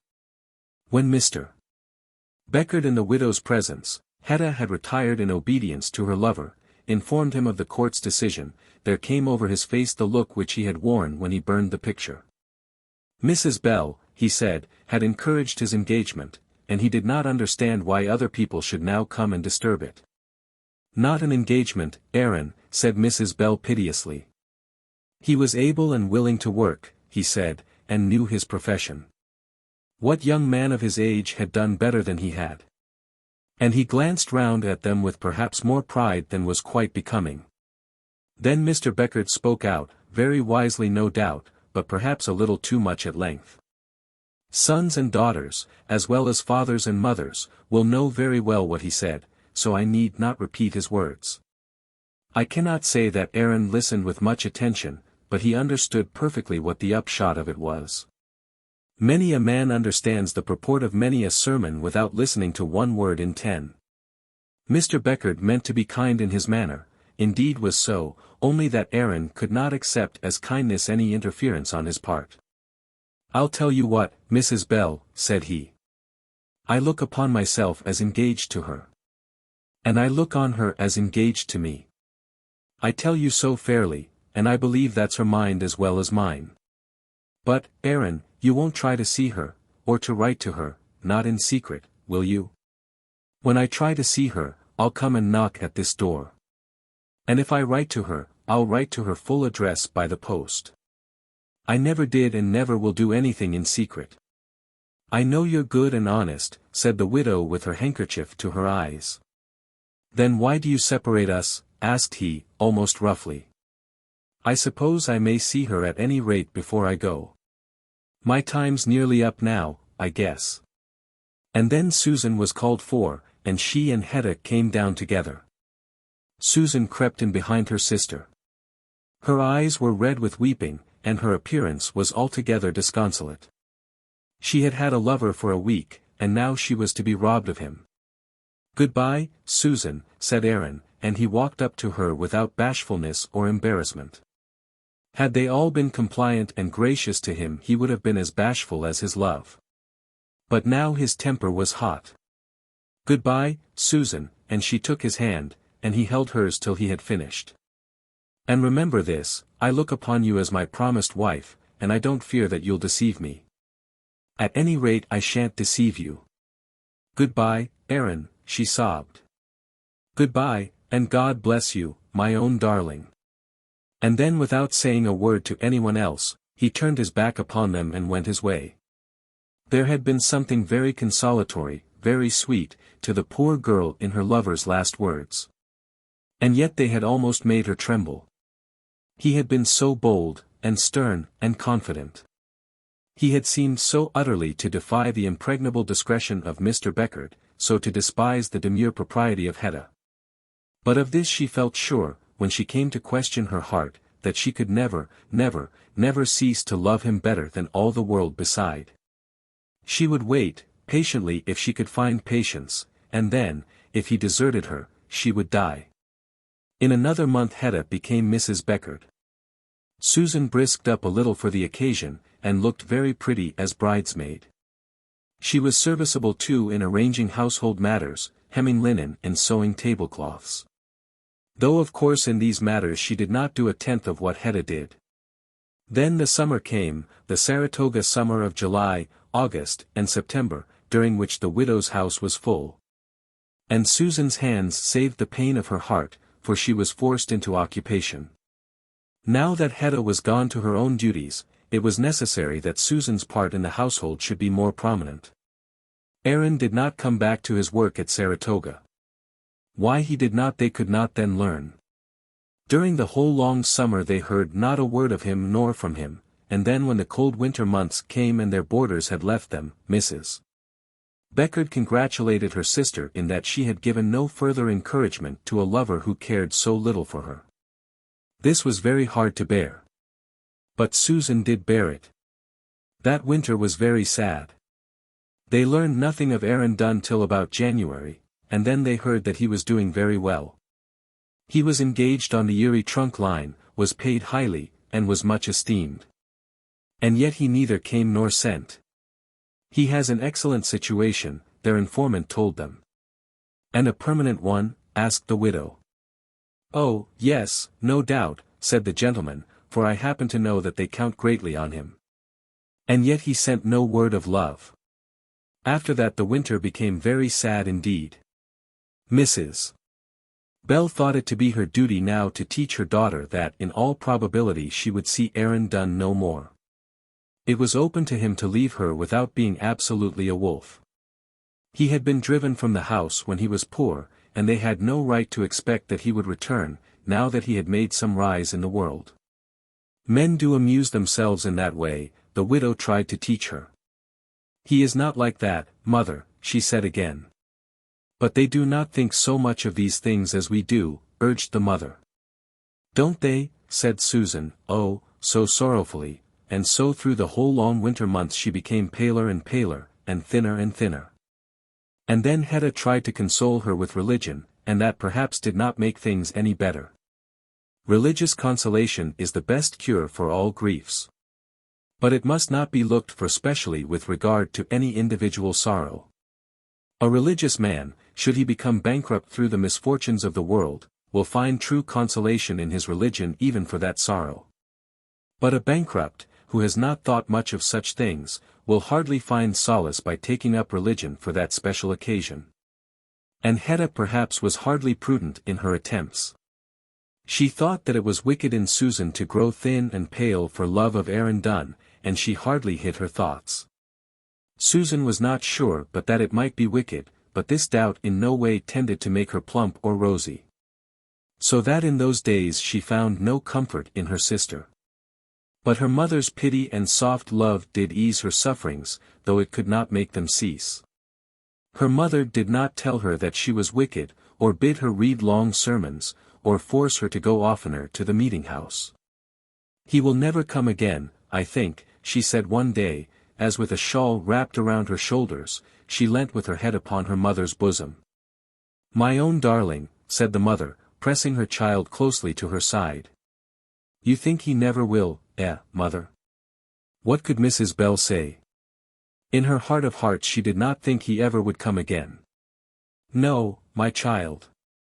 I do not think he will." And then the hot tears ran down, and the sobs came thick and frequent. My darling," exclaimed the mother, and they wept together. "Was I wicked to love him at the first?" she asked that night. "No, my child, you were not wicked at all. At least I think not." "Then why was he sent away?" It was on her tongue to ask that question, but she paused and spared her mother. This was as they were going to bed. The next morning Susan did not get up. She was not ill, she said, but weak and weary. Would her mother let her lie that day? And then Mrs. Bell went down alone to her room, and sorrowed with all her heart for the sorrow of her child. Why, oh why, had she driven away from her Dorzil the love of an honest man? On the next morning Susan again did not get up, nor did she hear, or if she heard she did not recognize, the step of the postman who brought a letter to the door.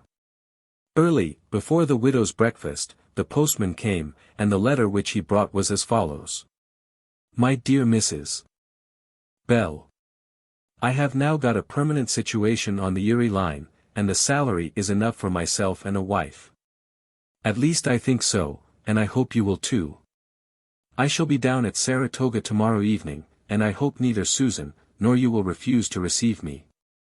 Yours affectionately, Aaron Dunn. That was all. It was very short, and did not contain one word of love, but it made the widow's heart leap for joy. She was rather afraid that Aaron was angry, he wrote so curtly and with such a brusque business-like attention to mere facts, but surely he could have but one object in coming there. And then he alluded specially to a wife. So the widow's heart leapt with joy. But how was she to tell Susan? She ran upstairs almost breathless with haste, to the bedroom door, but then she stopped. Too much joy she had heard was as dangerous as too much sorrow, she must think it over for a while, and so she crept back again. But after breakfast, that is, when she had sat for a while over her teacup, she returned to the room, and this time she entered it. The letter was in her hand, but held so as to be hidden. In her left hand as she sat down with her right arm towards the invalid. Susan dear, she said, and smiled at her child, you'll be able to get up this morning? Dear. Yes, mother, said Susan, thinking that her mother objected to this idleness of her lying in bed. And so she began to bestir herself. I don't mean this very moment, love. Indeed, I want to sit with you for a little while, and she put her right arm affectionately round her daughter's waist. Dearest mother, said Susan. Ah! There's one dearer than me, I guess, and Mrs. Bell smiled sweetly, as she made the maternal charge against her daughter. Susan raised herself quickly in the bed, and looked straight into her mother's face. Mother, she said, what is it?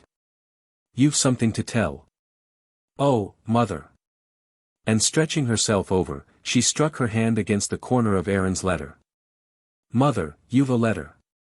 Is he coming, mother? And with eager eyes and open lips, she sat up, holding tight to her mother's arm. Yes, love. I have got a letter. Is he coming? How the mother answered, I can hardly tell. But she did answer, and they were soon lying in each other's arms, warm with each other's tears. It was almost hard to say which was the happier. Aaron was to be there that evening, that very evening. Oh, mother, let me get up, said Susan. But Mrs. Bell said no, not yet.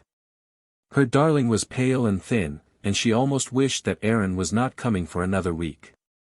What if he should come and look at her, and finding her beauty gone, vanish again and seek a wife elsewhere? So Susan lay in bed, thinking of her happiness, dozing now and again, and fearing as she waked that it was a dream, looking constantly at that drawing of his, which she kept outside upon the bed. Nursing her love and thinking of it, and endeavoring, vainly endeavoring, to arrange what she would say to him. Mother, she said, when Mrs. Bell once went up to her, you won't tell Hedda and Phineas, will you? Not today, I mean. Mrs. Bell agreed that it would be better not to tell them. Perhaps she thought that she had already depended too much on Hedda and Phineas in the matter. Susan's finery in the way of dress had never been extensive, and now lately, in these last sad winter days, she had thought but little of the fashion of her clothes. But when she began to dress herself for the evening, she did ask her mother with some anxiety what she had better wear. If he loves you he will hardly see what you have on, said the mother. But not the less was she careful to smooth her daughter's hair, and make the most that might be made of those faded roses. How Susan's heart beat, how both their hearts beat as the hands of the clock came round to 7. And then, sharp at 7, came the knock. That same short bold ringing knock which Susan had so soon learned to know as belonging to Aaron Dunn. Oh mother, I had better go upstairs, she cried, starting from her chair. No dear. You would only be more nervous. I will, mother. No, no, dear, you have not time, and then Aaron Dunn was in the room. She had thought much what she would say to him, but had not yet quite made up her mind. It mattered however but very little. On whatever she might have resolved, her resolution would have vanished to the wind. Aaron Dunn came into the room, and in 1 second she found herself in the center of a whirlwind, and his arms were the storms that enveloped her on every side. My own darling girl, he said over and over again, as he pressed her to his heart, quite regardless of Mrs. Bell, who stood by, sobbing with joy. My own Susan. Aaron, dear Aaron, she whispered. But she had already recognized the fact that for the present meeting a passive part would become her well, and save her a deal of trouble. She had her lover there quite safe beyond anything that Mr. or Mrs. Beckard might have to say to the contrary. She was quite happy. Only that there were symptoms now and again that the whirlwind was about to engulf her yet once more. Dear Aaron, I am so glad you are come, said the innocent-minded widow, as she went upstairs with him, to show him his room, and then he embraced her also. Dear, dear mother, he said. On the next day there was, as a matter of course, a family conclave. Hedda and Phineas came down, and discussed the whole subject of the coming marriage with Mrs. Bell. Hedda at first was not quite certain, ought they not to inquire whether the situation was permanent? I won't inquire at all, said Mrs. Bell, with an energy that startled both the daughter and son-in-law. I would not part them now, no, not if, and the widow shuddered as she thought of her daughter's sunken eyes, and pale cheeks. He is a good lad, said Phineas, and I trust she will make him a sober steady wife, and so the matter was settled. During this time, Susan and Aaron were walking along the Ballston road. And they also had settled the matter, quite as satisfactorily. Such was the courtship of Susan Dunn. An unprotected female at the Pyramids. In the happy days when we were young, no description conveyed to us so complete an idea of mysterious reality as that of an Oriental city. We knew it was actually there, but had such vague notions of its ways and looks. Let anyone remember his early impressions as to Baghdad or Grand Cairo, and then say if this was not so. It was probably taken from the Arabian Nights, and the picture produced was one of strange, fantastic, luxurious houses. Of women who were either very young and very beautiful, or else very old and very cunning, but in either state exercising much more influence in life than women in the East do now. Of good-natured, capricious, though sometimes tyrannical monarchs, and of life full of quaint mysteries, quite unintelligible in every phasis, and on that account the more picturesque. And perhaps Grand Cairo has thus filled us with more wonder even than Baghdad. We have been in a certain manner at home at Baghdad, but have only visited Grand Cairo occasionally. I know no place which was to me, in early years, so delightfully mysterious as Grand Cairo. But the route to India and Australia has changed all this.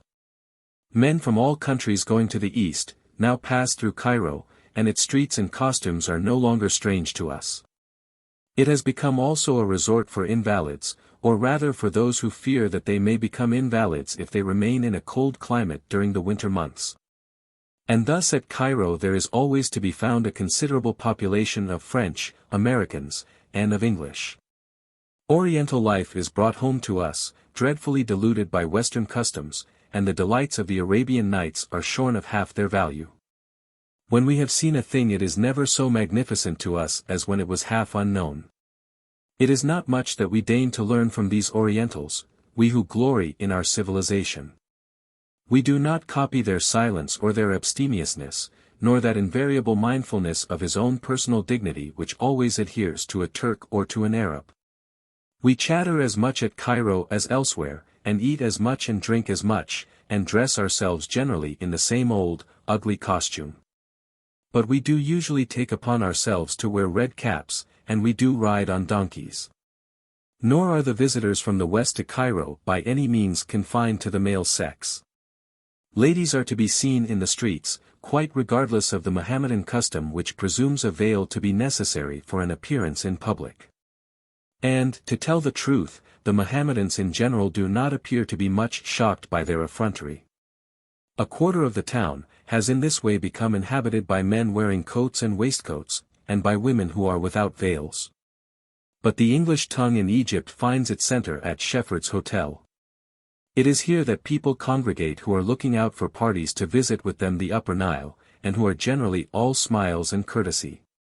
And here also are to be found they who have just returned from this journey, and who are often in a frame of mind towards their companions that is much less amiable. From hence, during the winter, a cortege proceeds almost daily to the pyramids, or to Memphis, or to the petrified forest, or to the city of the sun. And then, again, 4 or 5 times a month the house is filled with young aspirants going out to India, male and female, full of valor and bloom. Or with others coming home, no longer young, no longer aspiring, but laden with children and grievances. The party with whom we are at present concerned is not about to proceed further than the pyramids, and we shall be able to go with them and return in one and the same day. It consisted chiefly of an English family, Mr. and Mrs. Damer, their daughter, and 2 young sons. Of these chiefly, because they were the nucleus to which the others had attached themselves as adherents, they had originated the journey, and in the whole management of it Mr. Damer regarded himself as the master. The adherents were, firstly, M. Delabordo, a Frenchman, now resident in Cairo, who had given out that he was in some way concerned in the canal about to be made between the Mediterranean and the Red Sea. In discussion on this subject he had become acquainted with Mr. Damer. And although the latter gentleman, true to English interests, perpetually declared that the canal would never be made, and thus irritated M. Delabordo not a little, nevertheless, some measure of friendship had grown up between them. There was also an American gentleman, Mr. Jefferson Ingram, who was comprising all countries and all nations in one grand tour, as American gentlemen so often do. He was young and good-looking, and had made himself especially agreeable to Mr. Damer, who had declared, more than once, that Mr. Ingram was by far the most rational American he had ever met. Mr. Ingram would listen to Mr. Damer by the half hour as to the virtue of the British Constitution, and had even sat by almost with patience when Mr. Damer had expressed a doubt as to the good working of the United States scheme of policy, which, in an American, was most wonderful. But some of the sojourners at Shefford's had observed that Mr. Ingram was in the habit of talking with Miss Damer almost as much as with her father, and argued from that fond as the young man was of politics, he did sometimes turn his mind to other things also. And then there was Miss Dawkins. Now Miss Dawkins was an important person, both as to herself and as to her line of life, and she must be described. She was, in the first place, an unprotected female of about 30 years of age. As this is becoming an established profession, setting itself up as it were in opposition to the old-world idea that women, like green peas, cannot come to perfection without supporting sticks. It will be understood at once what were Miss Dawkins's sentiments. She considered, or at any rate so expressed herself, that peas could grow very well without sticks, and could not only grow thus unsupported, but could also make their way about the world without any encumbrance of sticks whatsoever. She did not intend, she said, to rival Ida Pfeiffer, seeing that she was attached in a moderate way to bed and board, and was attached to society in a manner almost more than moderate. But she had no idea of being prevented from seeing anything she wished to see because she had neither father, nor husband, nor brother available for the purpose of escort. She was a human creature, with arms and legs, she said, and she intended to use them. And this was all very well. But nevertheless she had a strong inclination to use the arms and legs of other people when she could make them serviceable. In person Miss Dawkins was not without attraction. I should exaggerate if I were to say that she was beautiful and elegant, but she was good-looking, and not usually ill-mannered. She was tall, and gifted with features rather sharp and with eyes very bright. Her hair was of the darkest shade of brown, and was always worn in bandeaus, very neatly. She appeared generally in black, though other circumstances did not lead one to suppose that she was in mourning, and then, no other travelling costume is so convenient. She always wore a dark broad-brimmed straw hat, as to the ribbons on which she was rather particular. She was very neat about her gloves and boots. And though it cannot be said that her dress was got up without reference to expense, there can be no doubt that it was not effected without considerable outlay, and more considerable thought. Miss Dawkins, Sabrina Dawkins was her name, but she seldom had friends about her intimate enough to use the word Sabrina, was certainly a clever young woman. She could talk on most subjects, if not well, at least well enough to amuse. If she had not read much, she never showed any lamentable deficiency.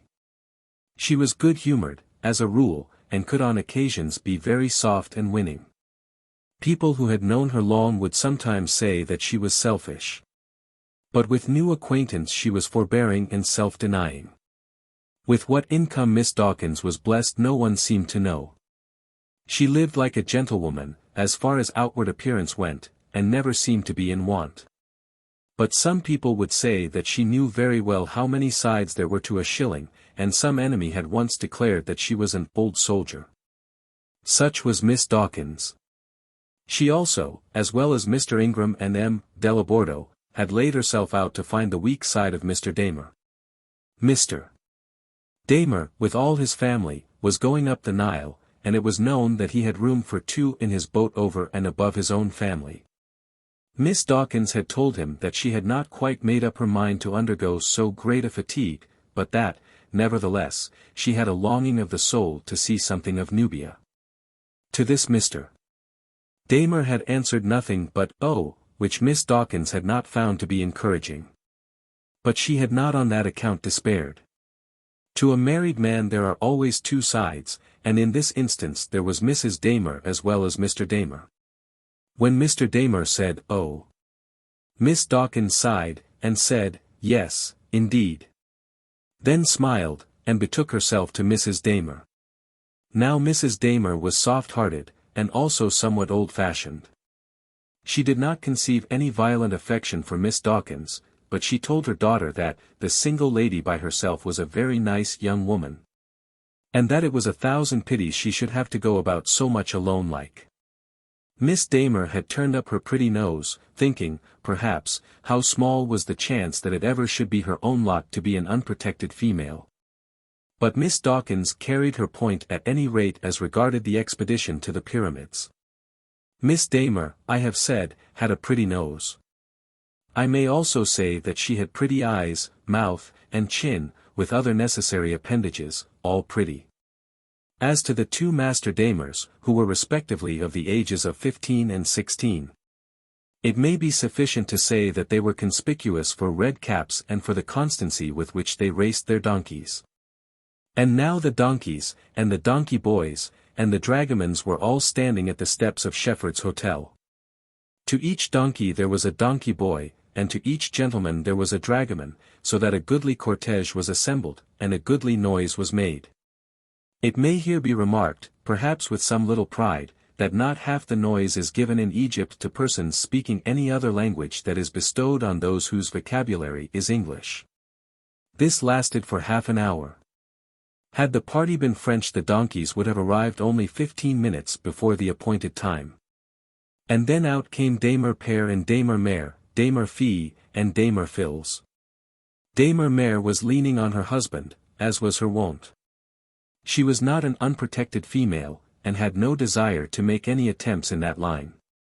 Damer Fille was attended sedulously by Mr. Ingram, for whose demolishment, however, Mr.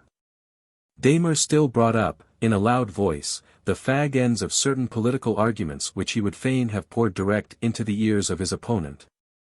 Had not his wife been so persistent in claiming her privileges. M. Delabordo should have followed with Miss Dawkins, but his French politeness, or else his fear of the unprotected female, taught him to walk on the other side of the mistress of the party. Miss Dawkins left the house with an eager young damer yelling on each side of her. But nevertheless, though thus neglected by the gentlemen of the party, she was all smiles and prettiness, and looked so sweetly on Mr. Ingram when that gentleman stayed a moment to help her on to her donkey, that his heart almost misgave him for leaving her as soon as she was in her seat. And then they were off. In going from the hotel to the pyramids our party had not to pass through any of the queer old narrow streets of the true Cairo the Oriental. They all lay behind them as they went down by the back of the hotel, by the barracks of the Pasha and the College of the Dervishes, to the village of Old Cairo and the banks of the Nile. Here they were kept half an hour while their dragomans made a bargain with the ferryman, a stately reis, or captain of a boat, who declared with much dignity that he could not carry them over for a sum less than 6 times the amount to which he was justly entitled. While the dragomans, with great energy on behalf of their masters, offered him only 5 times that sum. As far as the reis was concerned, the contest might soon have been at an end, for the man was not without a conscience, and would have been content with 5 times and a half. But then the 3 dragomans quarrelled among themselves as to which should have the paying of the money, and the affair became very tedious. "What horrid, odious men!" said Miss Dawkins, appealing to Mr. Damer. "Do you think they will let us go over at all?" "Well, I suppose they will, people do get over generally, I believe." Abdullah. Why don't you pay the man? That fellow is always striving to save half a piastre for me. I wish he wasn't quite so particular, said Mrs. Damer, who was already becoming rather tired. But I'm sure he's a very honest man in trying to protect us from being robbed. That he is, said Miss Dawkins. What a delightful trait of national character it is to see these men so faithful to their employers. And then at last they got over the ferry, Mr. Ingram having descended among the combatants, and settled the matter in dispute by threats and shouts, and an uplifted stick. They crossed the broad Nile exactly at the spot where the Nilometer, or river gauge, measures from day to day, and from year to year, the increasing or decreasing treasures of the stream. And landed at a village where thousands of eggs are made into chickens by the process of artificial incubation. Mrs. Damer thought that it was very hard upon the maternal hens, the hens which should have been maternal, that they should be thus robbed of the delights of motherhood. So unnatural, you know, said Miss Dawkins, so opposed to the fostering principles of creation. Don't you think so, Mr. Ingram? Mr. Ingram said he didn't know. He was again seating Miss Damer on her donkey, and it must be presumed that he performed this feat clumsily. For Fanny Damer could jump on and off the animal with hardly a finger to help her, when her brother or her father was her escort, but now, under the hands of Mr. Ingram, this work of mounting was one which required considerable time and care. All which Miss Dawkins observed with precision. "It's all very well talking," said Mr. Damer, bringing up his donkey nearly alongside that of Mr. Ingram, and ignoring his daughter's presence, just as he would have done that of his dog. "But you must admit that political power is more equally distributed in England than it is in America." "Perhaps it is," said Mr. Ingram. "Equally distributed among, we will say, 36 families," and he made a feint as though to hold in his impetuous donkey, using the spur, however, at the same time on the side that was unseen by Mr. Damer. As he did so, Fanny's donkey became equally impetuous, and the two cantered on in advance of the whole party. It was quite in vain that Mr. Damer, at the top of his voice, shouted out something about 36 corruptible demagogues. Mr. Ingram found it quite impossible to restrain his donkey so as to listen to the sarcasm. "I do believe Papa would talk politics," said Fanny, "if he were at the top of Mont Blanc, or under the Falls of Niagara." "I do hate politics, Mr. Ingram." "I am sorry for that, very," said Mr. Ingram, almost sadly. "Sorry, why? You don't want me to talk politics, do you? In America we are all politicians, more or less, and, therefore, I suppose you will hate us all." "Well, I rather think I should," said Fanny, "you would be such bores." But there was something in her eye, as she spoke, which atoned for the harshness of her words. "A very nice young man is Mr. Ingram, don't you think so?" said Miss Dawkins to Mrs. Damer. Mrs. Damer was going along upon her donkey, not altogether comfortably. She much wished to have her lord and legitimate protector by her side, but he had left her to the care of a dragoman whose English was not intelligible to her, and she was rather cross. "Indeed, Miss Dawkins, I don't know who are nice and who are not. This nasty donkey stumbles at every step. There. I know I shall be down directly. You need not be at all afraid of that. They are perfectly safe, I believe, always," said Miss Dawkins, rising in her stirrup, and handling her reins quite triumphantly. "A very little practice will make you quite at home." "I don't know what you mean by a very little practice. I have been here 6 weeks. Why did you put me on such a bad donkey as this?" and she turned to Abdullah, the dragoman. "Him berry good donkey, my lady, berry good, best of all. Call him Jack in Cairo. Him go to Pyramid and back, and mind noting." "What does he say, Miss Dawkins?" "He says that that donkey is one called Jack."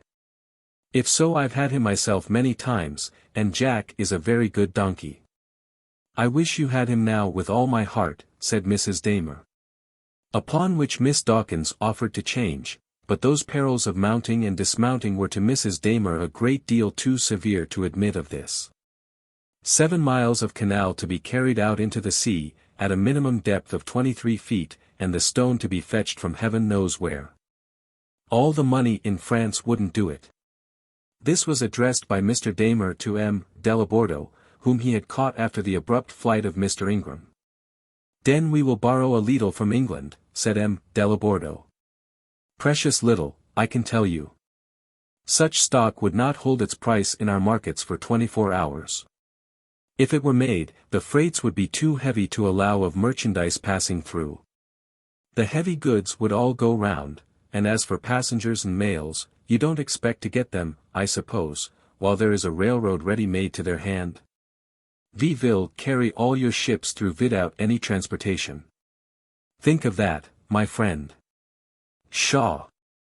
You are worse than Ingram.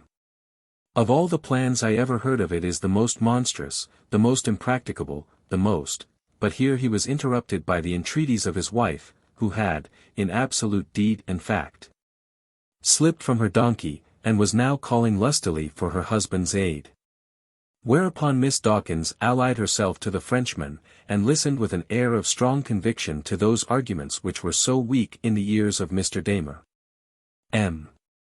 Delabordo was about to ride across the great desert to Jerusalem, and it might perhaps be quite as well to do that with him, as to go up the Nile as far as the Second Cataract with the Damers.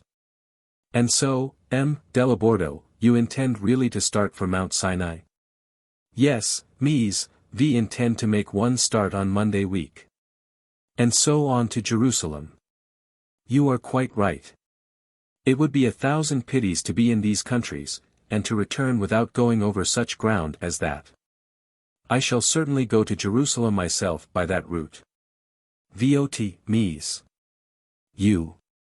Would you not find it too much fatigante? I care nothing for fatigue, if I like the party I am with, nothing at all, literally. You will hardly understand me, perhaps, M. Delabordo. But I do not see any reason why I, as a young woman, should not make any journey that is practicable for a young man. Ah! That is great resolution for you, Mies. I mean as far as fatigue is concerned. You are a Frenchman, and belong to the nation that is at the head of all human civilization. M. Delabordo took off his hat and bowed low, to the peak of his donkey saddle. He dearly loved to hear his country praised, as Miss Dawkins was aware. And I am sure you must agree with me, continued Miss Dawkins, that the time is gone by for women to consider themselves helpless animals, or to be so considered by others. Miss Dawkins would never be considered, not in any times at all, to be one helpless animal, said M. Delabordo civilly. I do not, at any rate, intend to be so regarded, said she. It suits me to travel alone, not that I am averse to society, quite the contrary, if I meet pleasant people I am always ready to join them. But it suits me to travel without any permanent party, and I do not see why false shame should prevent my seeing the world as thoroughly as though I belonged to the other sex. Why should it, M. Delabordo? M. Delabordo declared that he did not see any reason why it should. I am passionately anxious to stand upon Mount Sinai, continued Miss Dawkins. To press with my feet the earliest spot in sacred history, of the identity of which we are certain, to feel within me the awe-inspiring thrill of that thrice sacred hour. The Frenchman looked as though he did not quite understand her, but he said that it would be magnifique. You have already made up your party, I suppose, M. Delabordo? M. Delabordo gave the names of 2 Frenchmen and 1 Englishman who were going with him. Upon my word it is a great temptation to join you, said Miss Dawkins, only for that horrid Englishman. That, Mr. Stanley? Oh, I don't mean any disrespect to Mr. Stanley. The horridness I speak of does not attach to him personally, but to his stiff, respectable, ungainly, well-behaved, irrational, and uncivilized country. You see I am not very patriotic.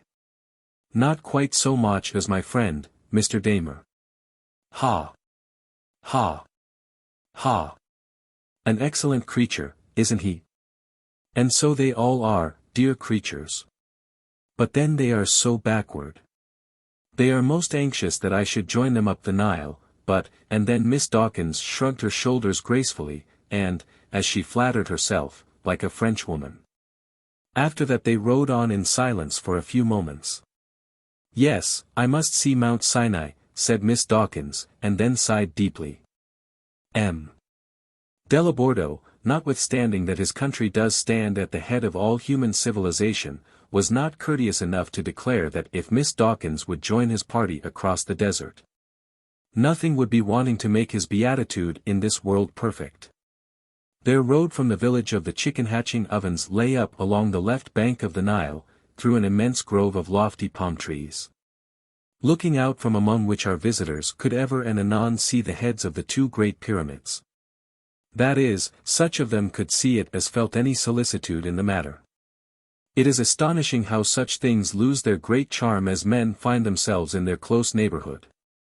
To one living in New York or London, how ecstatic is the interest inspired by these huge structures. One feels that no price would be too high to pay for seeing them as long as time and distance, and the world's inexorable taskwork, forbid such a visit. How intense would be the delight of climbing over the wondrous handiwork of those wondrous architects so long since dead. How thrilling the awe with which one would penetrate down into their interior caves, those caves in which lay buried the bones of ancient kings, whose very names seem to have come to us almost from another world. But all these feelings become strangely dim, their acute edges wonderfully worn, as the subjects which inspired them are brought near to us. Ah! So those are the pyramids, are they? Says the traveller, when the first glimpse of them is shown to him from the window of a railway carriage. Dear me, they don't look so very high, do they? For heaven's sake put the blind down, or we shall be destroyed by the dust. And then the ecstasy and keen delight of the pyramids has vanished forever. Our friends, therefore, who for weeks past had seen from a distance, though they had not yet visited them, did not seem to have any strong feeling on the subject as they trotted through the grove of palm trees. Mr. Damer had not yet escaped from his wife, who was still fretful from the result of her little accident. It was all the chattering of that Miss Dawkins, said Mrs. Damer. She would not let me attend to what I was doing. Miss Dawkins is an ass, said her husband. It is a pity she has no one to look after her, said Mrs. Damer. M. Delabordo was still listening to Miss Dawkins's raptures about Mount Sinai. I wonder whether she has got any money, said M. Delabordo to himself. It can't be much, he went on thinking, or she would not be left in this way by herself. And the result of his thoughts was that Miss Dawkins, if undertaken, might probably become more plague than profit. As to Miss Dawkins herself, though she was ecstatic about Mount Sinai, which was not present, she seemed to have forgotten the poor pyramids, which were then before her nose. The two lads were riding races along the dusty path, much to the disgust of their donkey boys. Their time for enjoyment was to come. There were hampers to be opened. And then the absolute climbing of the pyramids would actually be a delight to them. As for Miss Damer and Mr. Ingram, it was clear that they had forgotten palm trees, pyramids, the Nile, and all Egypt. They had escaped to a much fairer paradise. Could I bear to live among republicans? Said Fanny, repeating the last words of her American lover, and looking down from her donkey to the ground as she did so. I hardly know what republicans are, Mr. Ingram. Let me teach you, said he. You do talk such nonsense. I declare there is that Miss Dawkins looking at us as though she had 20 eyes. Could you not teach her, Mr. Ingram? And so they emerged from the palm tree grove, through a village crowded with dirty, straggling Arab children, onto the cultivated plain, beyond which the pyramid stood, now full before them. The two large pyramids, a smaller one, and the huge SPHNX's head all in a group together. Fanny, said Bob Damer, riding up to her, Mama wants you, so toddle back. Mama wants me. What can she want me for now, said Fanny, with a look of anything but filial duty in her face. To protect her from Miss Dawkins, I think. She wants you to ride at her side, so that Dawkins mayn't get at her. Now, Mr. Ingram, I'll bet you half a crown I'm at the top of the big pyramid before you. Poor Fanny. She obeyed, however. Doubtless feeling that it would not do as yet to show too plainly that she preferred Mr. Ingram to her mother. She arrested her donkey, therefore, till Mrs. Damer overtook her, and Mr. Ingram, as he paused for a moment with her while she did so, fell into the hands of Miss Dawkins. I cannot think, Fanny, how you get on so quick, said Mrs. Damer. I'm always last. But then my donkey is such a very nasty one. Look there, now, he's always trying to get me off. We shall soon be at the pyramids now, Mamma. How on earth I am ever to get back again I cannot think. I am so tired now that I can hardly sit. You'll be better, Mamma, when you get your luncheon and a glass of wine. How on earth we are to eat and drink with those nasty Arab people around us, I can't conceive. They tell me we shall be eaten up by them. But, Fanny, what has Mr. Ingram been saying to you all the day? What has he been saying, Mamma? Oh. I don't know, 100 things, I dare say. But he has not been talking to me all the time. I think he has, Fanny, nearly, since we crossed the river. Oh, dear. Oh, dear. This animal does hurt me so. Every time he moves he flings his head about, and that gives me such a bump. And then Fanny commiserated her mother's sufferings, and in her commiseration contrived to elude any further questionings as to Mr. Ingram's conversation. Majestic piles, are they not? Said Miss Dawkins, who, having changed her companion, allowed her mind to revert from Mount Sinai to the pyramids. They were now riding through cultivated ground, with the vast extent of the sands of Libya before them. The two pyramids were standing on the margin of the sand, with the head of the recumbent Sphnx plainly visible between them. But no idea can be formed of the size of this immense figure till it is visited much more closely. The body is covered with sand, and the head and neck alone stand above the surface of the ground. They were still 2 miles distant, and the Sphnx as yet was but an obscure mount between the two vast pyramids. Immense piles, said Miss Dawkins, repeating her own words. Yes, they are large, said Mr. Ingram, who did not choose to indulge in enthusiasm in the presence of Miss Dawkins. Enormous. What a grand idea, Mr. Ingram. The human race does not create such things as those nowadays. No, indeed, he answered, but perhaps we create better things. Better. You do not mean to say, Mr. Ingram, that you are an utilitarian. I do, in truth, hope better things of you than that. Yes.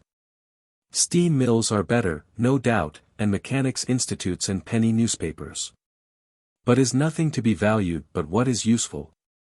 And Miss Dawkins, in the height of her enthusiasm, switched her donkey severely over the shoulder. I might, perhaps, have said also that we create more beautiful things, said Mr. Ingram. But we cannot create older things.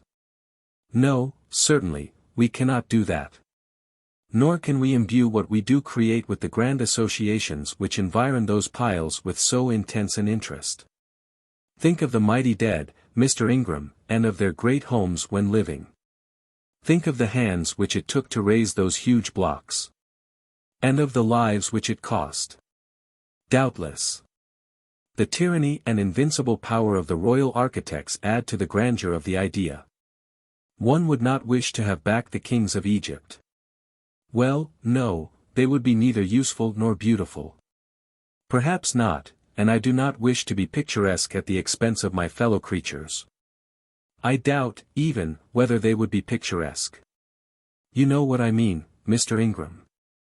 But the associations of such names, and the presence of the stupendous works with which they are connected, fill the soul with awe. Such, at least, is the effect with mine. I fear that my tendencies, Miss Dawkins, are more realistic than your own.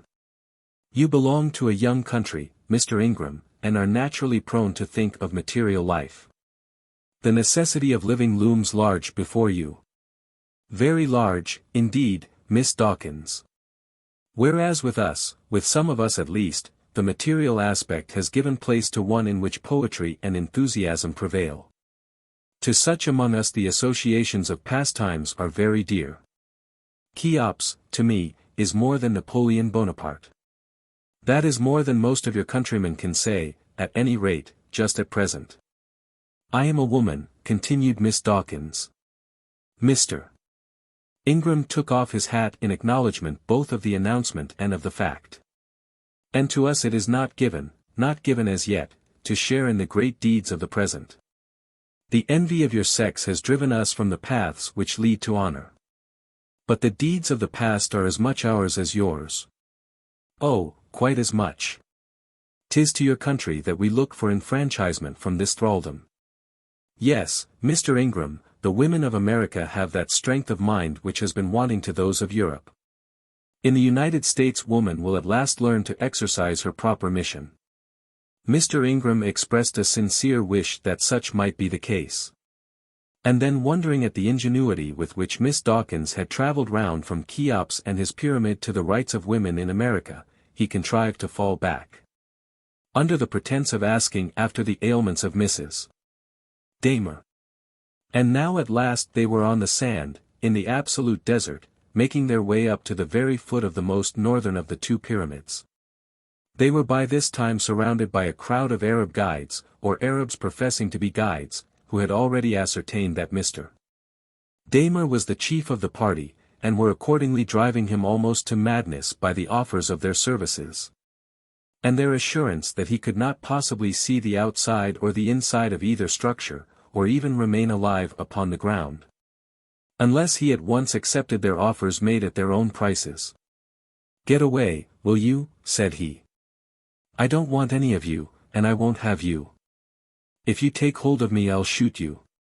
This was said to one specially energetic Arab, who, in his efforts to secure his prey, had caught hold of Mr. Damer by the leg. "Yes, yes, I say.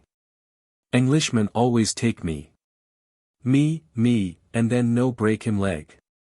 Yes, yes, yes, I go. Master, say yes. Only one little 10 shillings. Abdullah," shouted Mr. Damer, "why don't you take this man away? Why don't you make him understand that if all the pyramids depended on it, I would not give him 6 pence.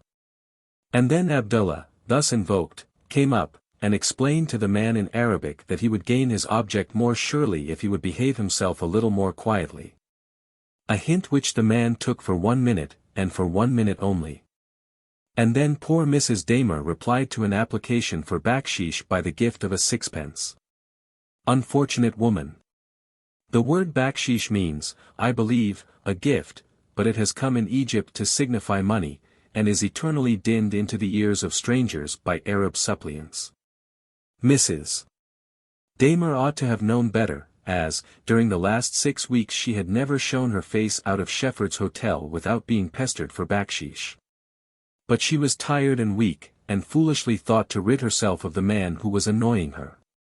No sooner had the coin dropped from her hand into that of the Arab, than she was surrounded by a cluster of beggars, who loudly made their petitions as though they would, each of them, individually be injured if treated with less liberality than that first comer. They took hold of her donkey, her bridle, her saddle, her legs, and at last her arms and hands, screaming for baksheesh in voices that were neither sweet nor mild. In her dismay she did give away sundry small coins, all, probably, that she had about her, but this only made the matter worse. Money was going, and each man, by sufficient energy, might hope to get some of it. They were very energetic, and so frightened the poor lady that she would certainly have fallen, had she not been kept on her seat by the pressure around her.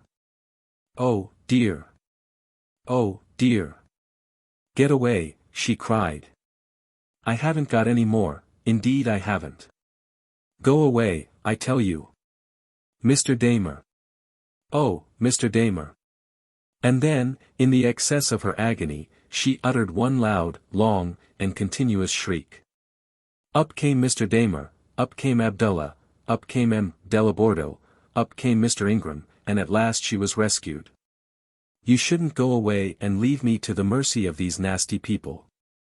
As to that Abdullah, he is of no use to anybody. Why you bothered a good lady, you dem blackguard," said Abdullah, raising his stick, as though he were going to lay them all low with a blow. "Now you get noting, you thief." The Arabs for a moment retired to a little distance, like flies driven from a sugar bowl, but it was easy to see that, like the flies, they would return at the first vacant moment. And now they had reached the very foot of the pyramids and proceeded to dismount from their donkeys. Their intention was first to ascend to the top, then to come down to their banquet, and after that to penetrate into the interior. And all this would seem to be easy of performance. The pyramid is undoubtedly high, but it is so constructed as to admit of climbing without difficulty. A lady mounting it would undoubtedly need some assistance, but any man possessed of moderate activity would require no aid at all. But our friends were at once imbued with the tremendous nature of the task before them. A sheikh of the Arabs came forth, who communicated with them through Abdullah. The work could be done, no doubt, he said, but a great many men would be wanted to assist. Each lady must have 4 Arabs, and each gentleman 3. And then, seeing that the work would be peculiarly severe on this special day, each of these numerous Arabs must be remunerated by some very large number of piastres. Mr. Damer, who was by no means a close man in his money dealings, opened his eyes with surprise, and mildly expostulated. M. Delabordo, who was rather a close man in his reckonings, immediately buttoned up his breeches pocket and declared that he should decline to mount the pyramid at all at that price, and then Mr. Ingram descended to the combat. The protestations of the men were fearful. They declared, with loud voices, eager actions, and manifold English oaths, that an attempt was being made to rob them. They had a right to demand the sums which they were charging, and it was a shame that English gentlemen should come and take the bread out of their mouths. And so they screeched, gesticulated, and swore, and frightened poor Mrs. Damer almost into fits. But at last it was settled and away they started, the sheik declaring that the bargain had been made at so low a rate as to leave him not 1 piastre for himself. Each man had an Arab on each side of him, and Miss Dawkins and Miss Damer had each, in addition, 1 behind. Mrs. Damer was so frightened as altogether to have lost all ambition to ascend. She sat below on a fragment of stone, with the 3 dragomans standing around her as guards. But even with the 3 dragomans the attacks on her were so frequent, and as she declared afterwards she was so bewildered, that she never had time to remember that she had come there from England to see the pyramids, and that she was now immediately under them. The boys, utterly ignoring their guides, scrambled up quicker than the Arabs could follow them. Mr. Damer started off at a pace which soon brought him to the end of his tether, and from that point was dragged up by the sheer strength of his assistants, thereby accomplishing the wishes of the men, who induced their victims to start as rapidly as possible, in order that they may soon find themselves helpless from want of wind. Mr. Ingram endeavored to attach himself to Fanny, and she would have been nothing loath to have him at her right hand instead of the hideous brown, shrieking, one-eyed Arab who took hold of her. But it was soon found that any such arrangement was impossible. Each guide felt that if he lost his own peculiar hold he would lose his prey, and held on, therefore, with invincible tenacity.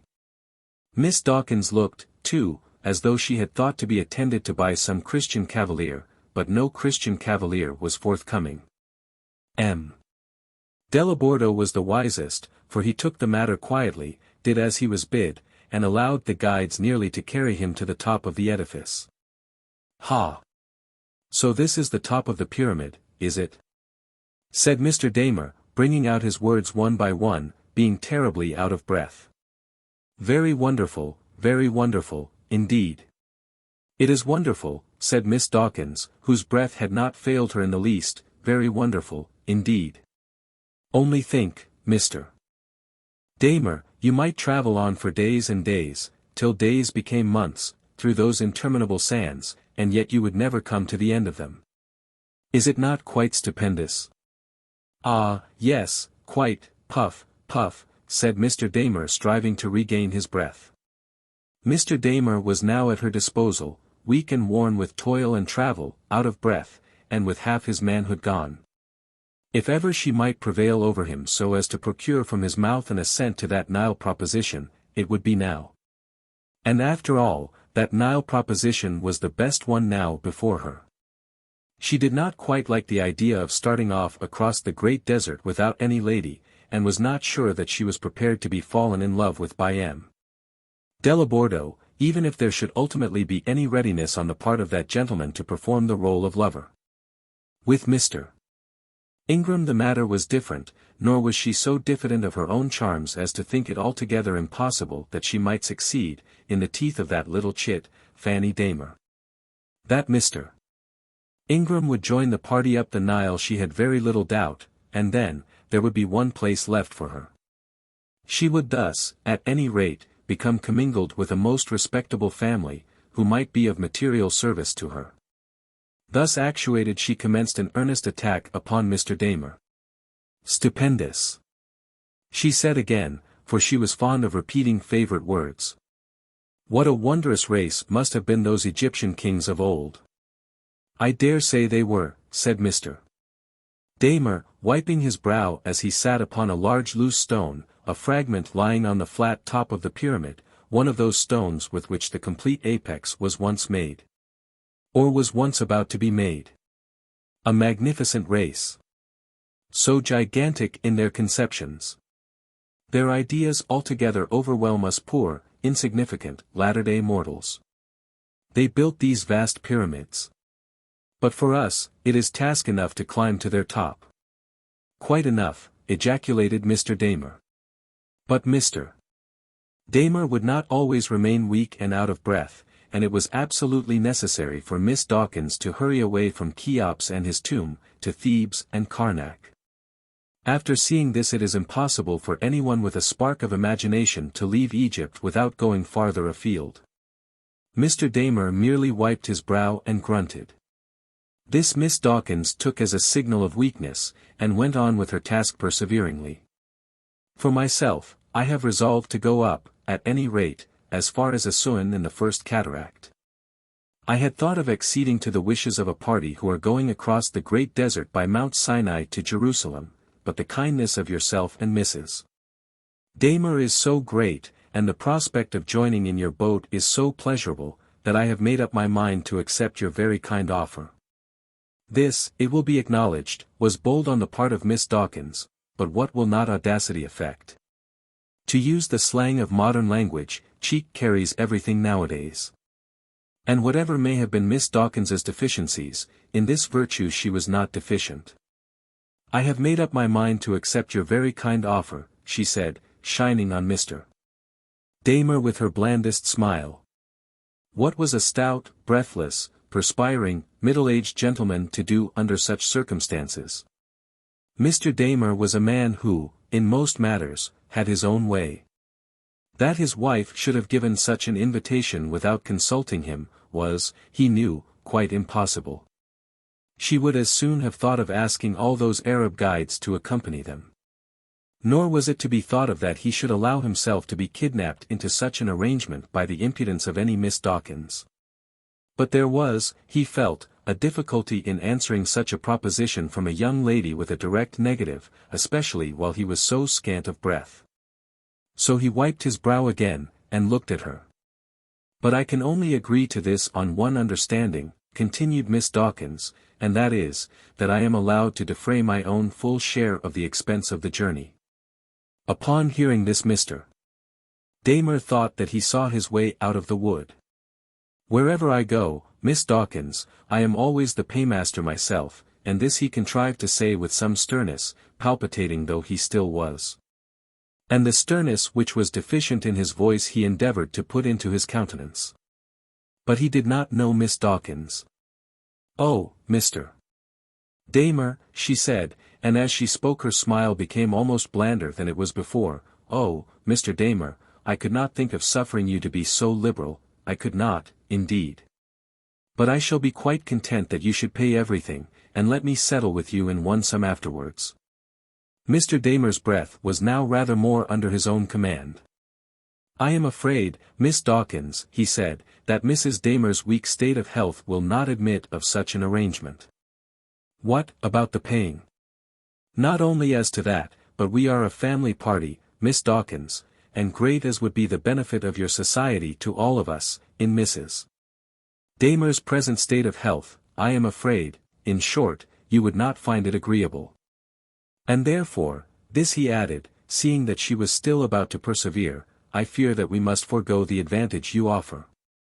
And then, looking into his face, Miss Dawkins did perceive that even her audacity would not prevail.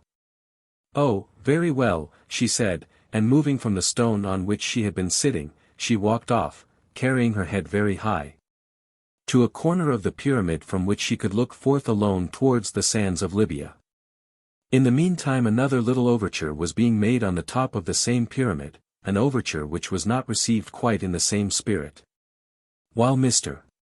Damer was recovering his breath for the sake of answering Miss Dawkins, Miss Damer had walked to the further corner of the square platform on which they were placed. And there sat herself down with her face turned towards Cairo. Perhaps it was not singular that Mr. Ingram should have followed her. This would have been very well if a dozen Arabs had not also followed them. But as this was the case, Mr. Ingram had to play his game under some difficulty.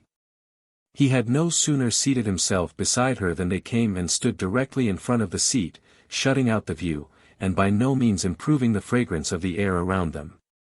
"And this, then, Miss Damer, will be our last excursion together," he said, in his tenderest, softest tone. "The good Englishman will give the poor Arab one little baksheesh," said an Arab, putting out his hand and shaking Mr. Ingram's shoulder. "Yes, yes, yes, him give baksheesh," said another. "Him berry good man," said a third, putting up his filthy hand, and touching Mr. Ingram's face. "And young lady berry good, too, she give baksheesh to poor Arab." "Yes," said a fourth, preparing to take a similar liberty with Miss Damer. This was too much for Mr. Ingram. He had already used very positive language in his endeavor to assure his tormentors that they would not get a piastre from him. But this only changed their soft persuasions into threats. Upon hearing which, and upon seeing what the man attempted to do in his endeavor to get money from Miss Damer, he raised his stick and struck first one and then the other as violently as he could upon their heads.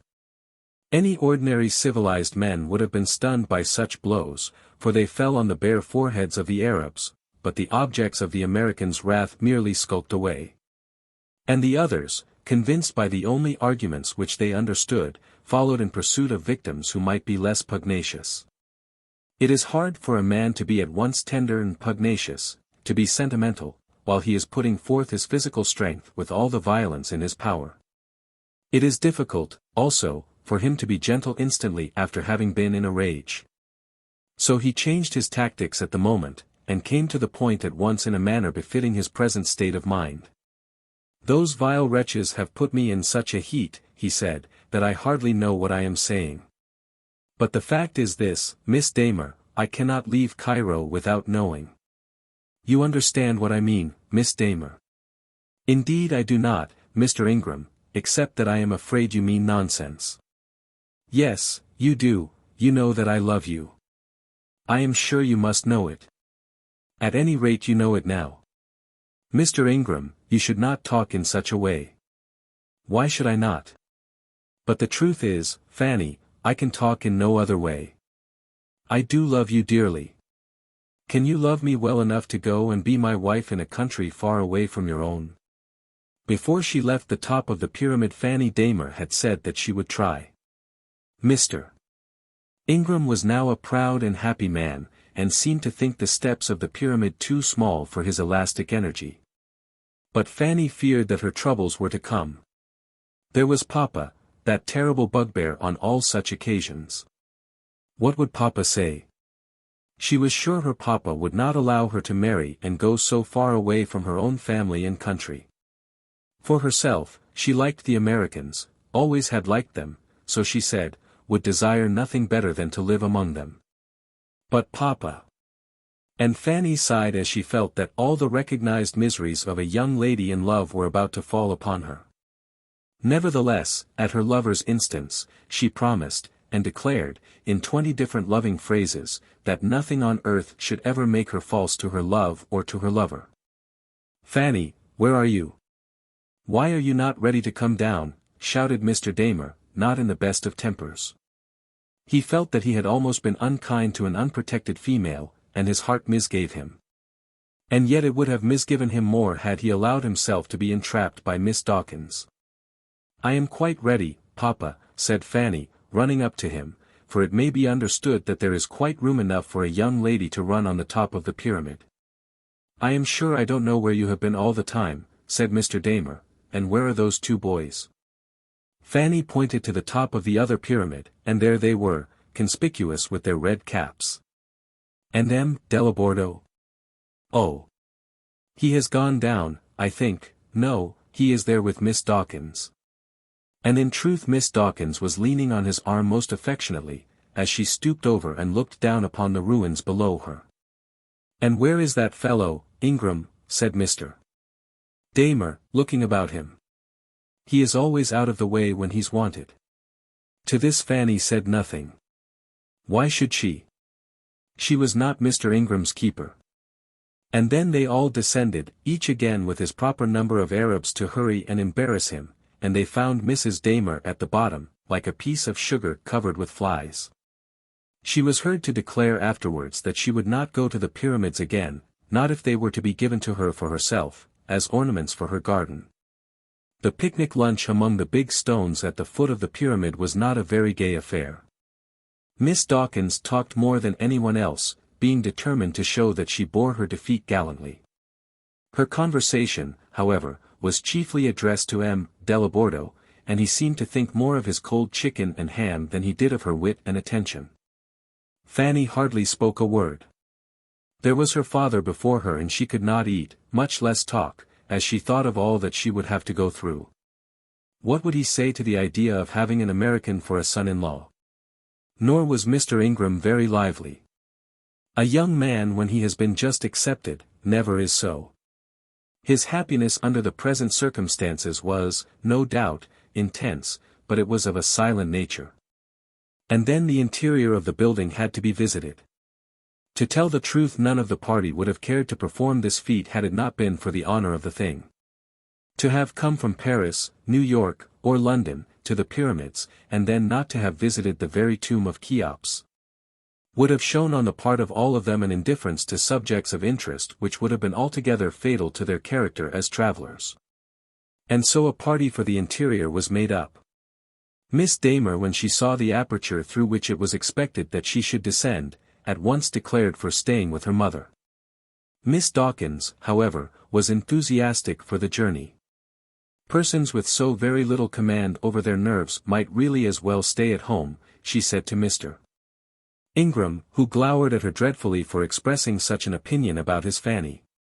This entrance into the pyramids is a terrible task, which should be undertaken by no lady.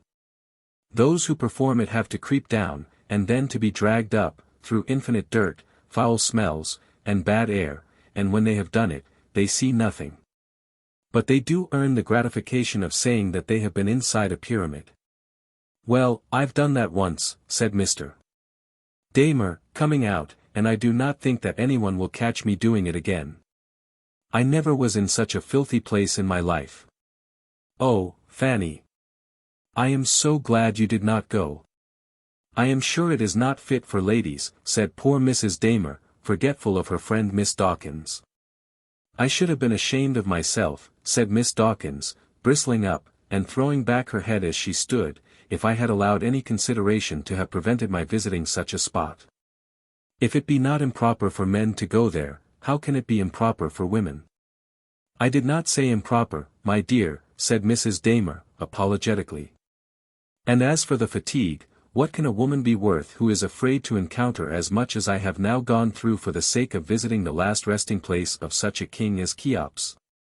And Miss Dawkins, as she pronounced the last words, looked round her with disdain upon poor Fanny Damer.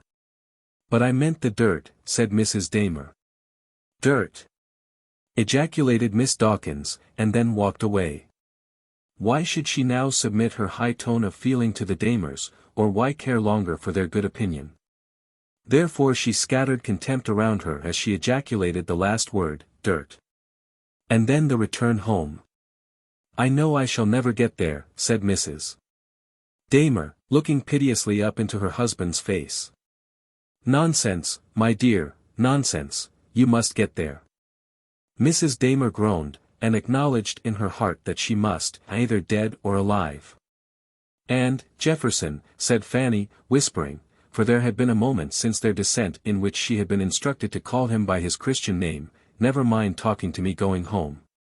I will ride by Mamma. Do you go with Papa and put him in good humor, and if he says anything about the lords and the bishops, don't you contradict him, you know. What will not a man do for love? Mr. Ingram promised. And in this way they started, the two boys led the van. Then came Mr. Damer and Mr. Ingram, unusually and unpatriotically acquiescent as to England's aristocratic propensities. Then Miss Dawkins riding, alas! Alone, after her, M. Delabordo, also alone, the ungallant Frenchman. And the rear was brought up by Mrs. Damer and her daughter, flanked on each side by a dragoman, with a third dragoman behind them. And in this order they went back to Cairo, riding their donkeys, and crossing the ferry solemnly, and, for the most part, silently. Mr. Ingram did talk, as he had an important object in view, that of putting Mr. Damer into a good humor. In this he succeeded so well that by the time they had remounted, after crossing the Nile, Mr. Damer opened his heart to his companion on the subject that was troubling him, and told him all about Miss Dawkins. "I don't see why we should have a companion that we don't like for 8 or 10 weeks, merely because it seems rude to refuse a lady." "Indeed, I agree with you," said Mr. Ingram. "I should call it weak-minded to give way in such a case." "My daughter does not like her at all," continued Mr. Damer.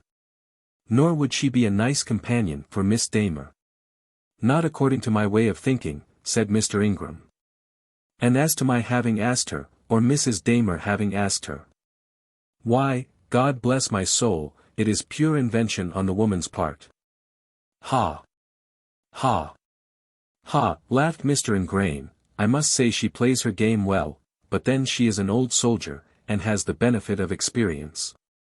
What would Miss Dawkins have said had she known that Mr. Ingram called her an old soldier?" "I don't like the kind of thing at all," said Mr. Damer, who was very serious upon the subject. "You see the position in which I am placed.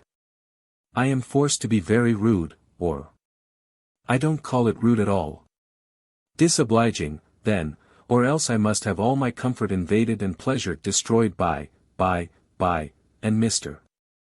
Damer paused, being at a loss for an appropriate name for Miss Dawkins. "By an unprotected female," suggested Mr. Ingram. "Yes, just so. I am as fond of pleasant company as anybody. But then I like to choose it myself." "So do I," said Mr. Ingram, thinking of his own choice. "Now, Ingram, if you would join us, we should be delighted." "Upon my word, sir, the offer is too flattering," said Ingram, hesitatingly, for he felt that he could not undertake such a journey until Mr. Damer knew on what terms he stood with Fanny. "You are a terrible democrat," said Mr. Damer, laughing, "but then, on that matter, you know, we could agree to differ." "Exactly so," said Mr. Ingram, who had not collected his thoughts or made up his mind as to what he had better say and do, on the spur of the moment. "Well, what do you say to it?" said Mr. Damer, encouragingly. But Ingram paused before he answered. "For heaven's sake, my dear fellow, don't have the slightest hesitation in refusing, if you don't like the plan. The fact is, Mr. Damer, I should like it too well." "Like it too well?" "Yes, sir, and I may as well tell you now as later. I had intended this evening to have asked for your permission to address your daughter." "God bless my soul," said Mr. Damer, looking as though a totally new idea had now been opened to him. "And under these circumstances, I will now wait and see whether or no you will renew your offer." "God bless my soul," said Mr. Damer, again. "It often does strike an old gentleman as very odd that any man should fall in love with his daughter, whom he has not ceased to look upon as a child. The case is generally quite different with mothers. They seem to think that every young man must fall in love with their girls." "And have you said anything to Fanny about this?" asked Mr. Damer. "Yes, sir, I have her permission to speak to you." "God bless my soul," said Mr. Damer, and by this time they had arrived at Shefford's Hotel. "Oh, mamma," said Fanny, as soon as she found herself alone with her mother that evening, "I have something that I must tell you." "Oh, Fanny, don't tell me anything tonight, for I am a great deal too tired to listen." "But oh, mamma, pray, you must listen to this, indeed you must." And Fanny knelt down at her mother's knee, and looked beseechingly up into her face. "What is it, Fanny?" "You know that all my bones are sore, and I am so tired that I am almost dead." "Mamma, Mr. Ingram has." "Has what, my dear? Has he done anything wrong?" "No, mamma, but he has proposed to me." And Fanny, bursting into tears, hid her face in her mother's lap.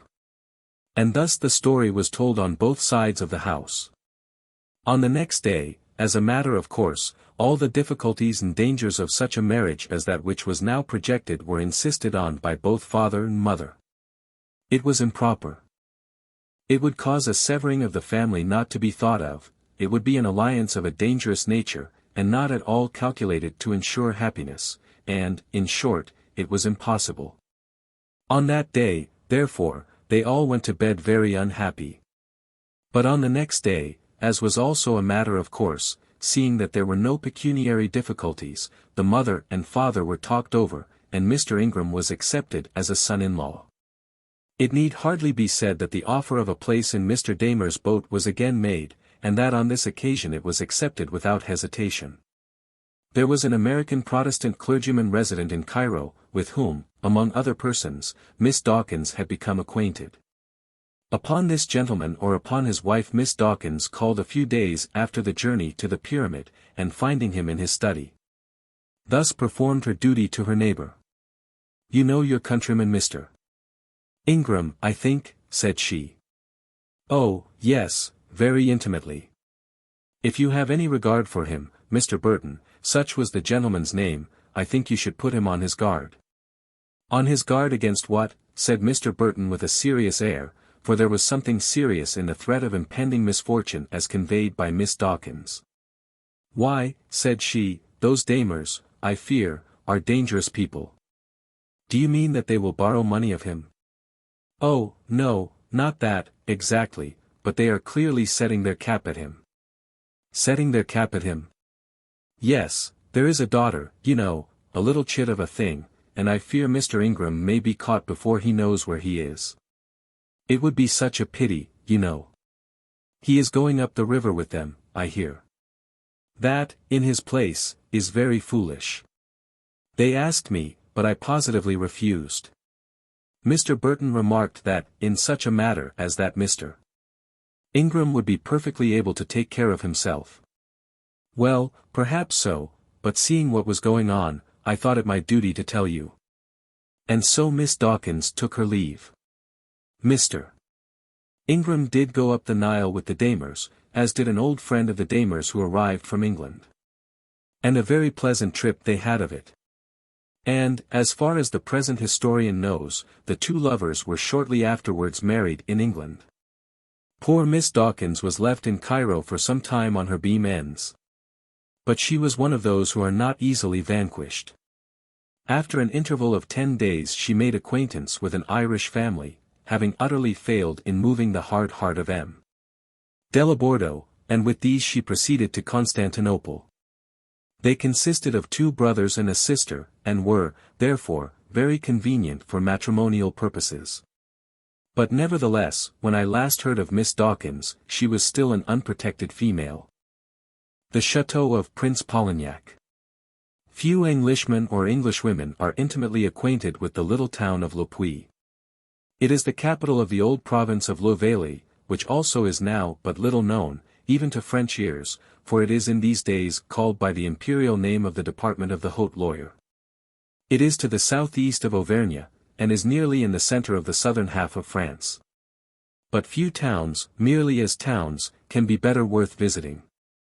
In the first place, the volcanic formation of the ground on which it stands is not only singular in the extreme, so as to be interesting to the geologist, but it is so picturesque as to be equally gratifying to the general tourist.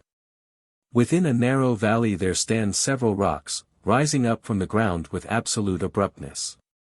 Round 2 of these the town clusters, and a third stands but a mile distant, forming the center of a faubourg, or suburb. These rocks appear to be, and I believe are, the harder particles of volcanic matter, which have not been carried away through successive ages by the joint agency of water and air. When the tide of lava ran down between the hills the surface left was no doubt on a level with the heads of these rocks. But here and there the deposit became harder than elsewhere, and these harder points have remained, lifting up their steep heads in a line through the valley. The highest of these is called the Rocher de Corne. Round this and up its steep sides the town stands. On its highest summit there was an old castle. And there now is, or will be before these pages are printed, a colossal figure in bronze of the Virgin Mary, made from the cannon taken at Sebastopol. Halfway down the hill the cathedral is built, a singularly gloomy edifice, Romanesque, as it is called, in its style, but extremely similar in its mode of architecture to what we know of Byzantine structures. But there has been no surface on the rock side large enough to form a resting place for the church, which has therefore been built out on huge supporting piles, which form a porch below the west front, so that the approach is by numerous steps laid along the side of the wall below the church, forming a wondrous flight of stairs. Let all men who may find themselves stopping at Le Puy visit the top of these stairs at the time of the setting sun, and look down from thence through the framework of the porch on the town beneath, and at the hillside beyond. Behind the church is the seminary of the priests, with its beautiful walks stretching round the Rocher de Cornay, and overlooking the town and valley below. Next to this rock, and within a quarter of a mile of it, is the second peak, called the Rock of the Needle. It rises narrow, sharp, and abrupt from the valley, allowing of no buildings on its sides. But on its very point has been erected a church sacred to Saint Michael, that lover of rock summits, accessible by stairs cut from the stone. This, perhaps, this rock, I mean, is the most wonderful of the wonders which nature has formed at Le Puy. Above this, at a mile's distance, is the rock of Espaly, formed in the same way, and almost equally precipitous. On its summit is a castle, having its own legend, and professing to have been the residence of Charles VII, when little of France belonged to its kings but the provinces of Berry, Auvergne, and Le Valais. Some 3 miles farther up there is another volcanic rock, larger, indeed, but equally sudden in its spring, equally remarkable as rising abruptly from the valley, on which stands the castle and old family residence of the house of Polignac. It was lost by them at the Revolution, but was repurchased by the minister of Charles X, and is still the property of the head of the race. Le Puy itself is a small, moderate, pleasant French town, in which the language of the people has not the pure Parisian aroma. Nor is the glory of the boulevards of the capital emulated in its streets. These are crooked, narrow, steep, and intricate, forming here and there excellent sketches for a lover of street picturesque beauty, but hurtful to the feet with their small, round-topped paving stones, and not always as clean as pedestrian ladies might desire. And now I would ask my readers to join me at the morning table d'hôte at the Hôtel d'Ambassadeurs. It will of course be understood that this does not mean a breakfast in the ordinary fashion of England, consisting of tea or coffee, bread and butter, and perhaps a boiled egg. It comprises all the requisites for a composite dinner, excepting soup, and as one gets further south in France, this meal is called dinner. It is, however, eaten without any prejudice to another similar and somewhat longer meal at 6 or 7 o'clock, which, when the above name is taken up by the earlier enterprise, is styled supper. The déjeuner, or dinner, at the Hôtel d'Ambassadeurs, on the morning in question, though very elaborate, was not a very gay affair. There were some 14 persons present, of whom half were residents in the town, men employed in some official capacity, who found this to be the cheapest, the most luxurious, and to them the most comfortable mode of living. They clustered together at the head of the table, and as they were customary guests at the house, they talked their little talk together, it was very little, and made the most of the good things before them. Then there were 2 or 3 commis voyagers, a chance traveller or 2, and an English lady with a young daughter. The English lady sat next to one of the accustomed guests, but he, unlike the others, held converse with her rather than with them. Our story at present has reference only to that lady and to that gentleman. Placeux dames. We will speak first of the lady, whose name was Mrs. Thompson. She was, shall I say, a young woman of about 36. In so saying, I am perhaps creating a prejudice against her in the minds of some readers, as they will, not unnaturally, suppose her, after such an announcement, to be in truth over 40. Any such prejudice will be unjust. I would have it believed that 36 was the outside, not the inside of her age. She was good-looking, ladylike, and considering that she was an Englishwoman, fairly well dressed. She was inclined to be rather full in her person, but perhaps not more so than is becoming to ladies at her time of life. She had rings on her fingers and a brooch on her bosom which were of some value, and on the back of her head she wore a jaunty small lace cap, which seemed to tell, in conjunction with her other appointments, that her circumstances were comfortable. The little girl who sat next to her was the youngest of her 2 daughters, and might be about 13 years of age. Her name was Matilda, but infantine circumstances had invested her with the nickname of Mimmy, by which her mother always called her.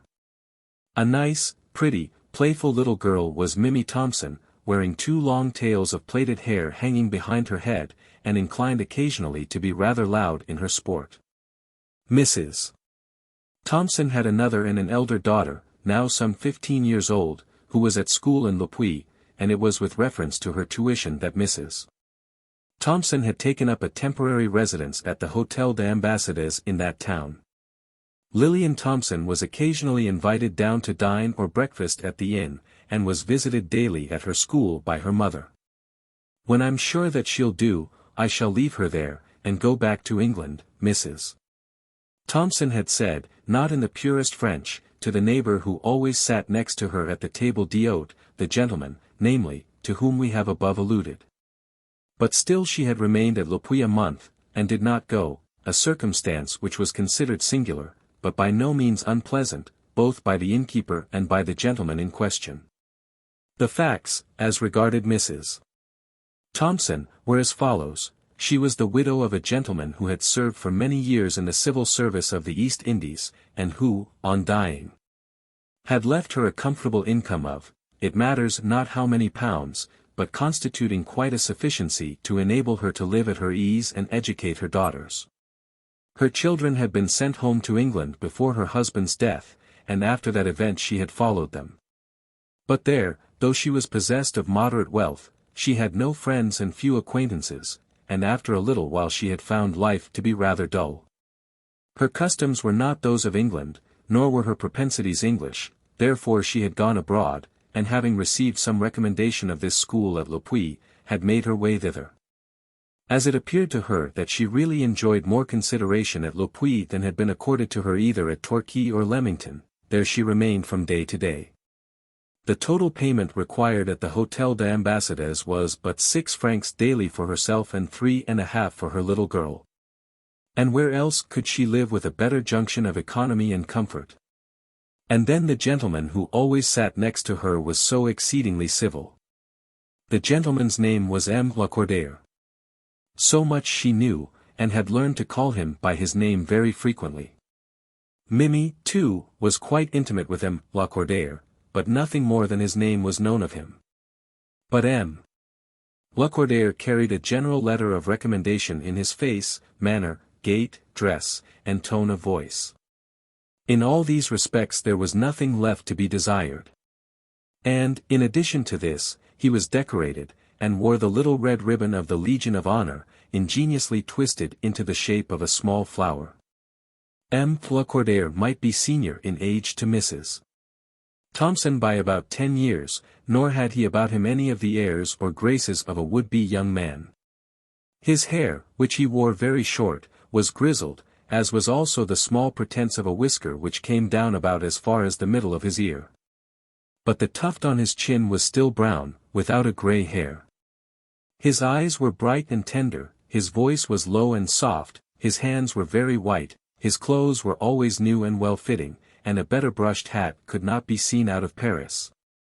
Nor perhaps in it. Now, during the weeks which Mrs. Thompson had passed at Le Puy, the acquaintance which she had formed with M. Lacordaire had progressed beyond the prolonged meals in the salle à manger.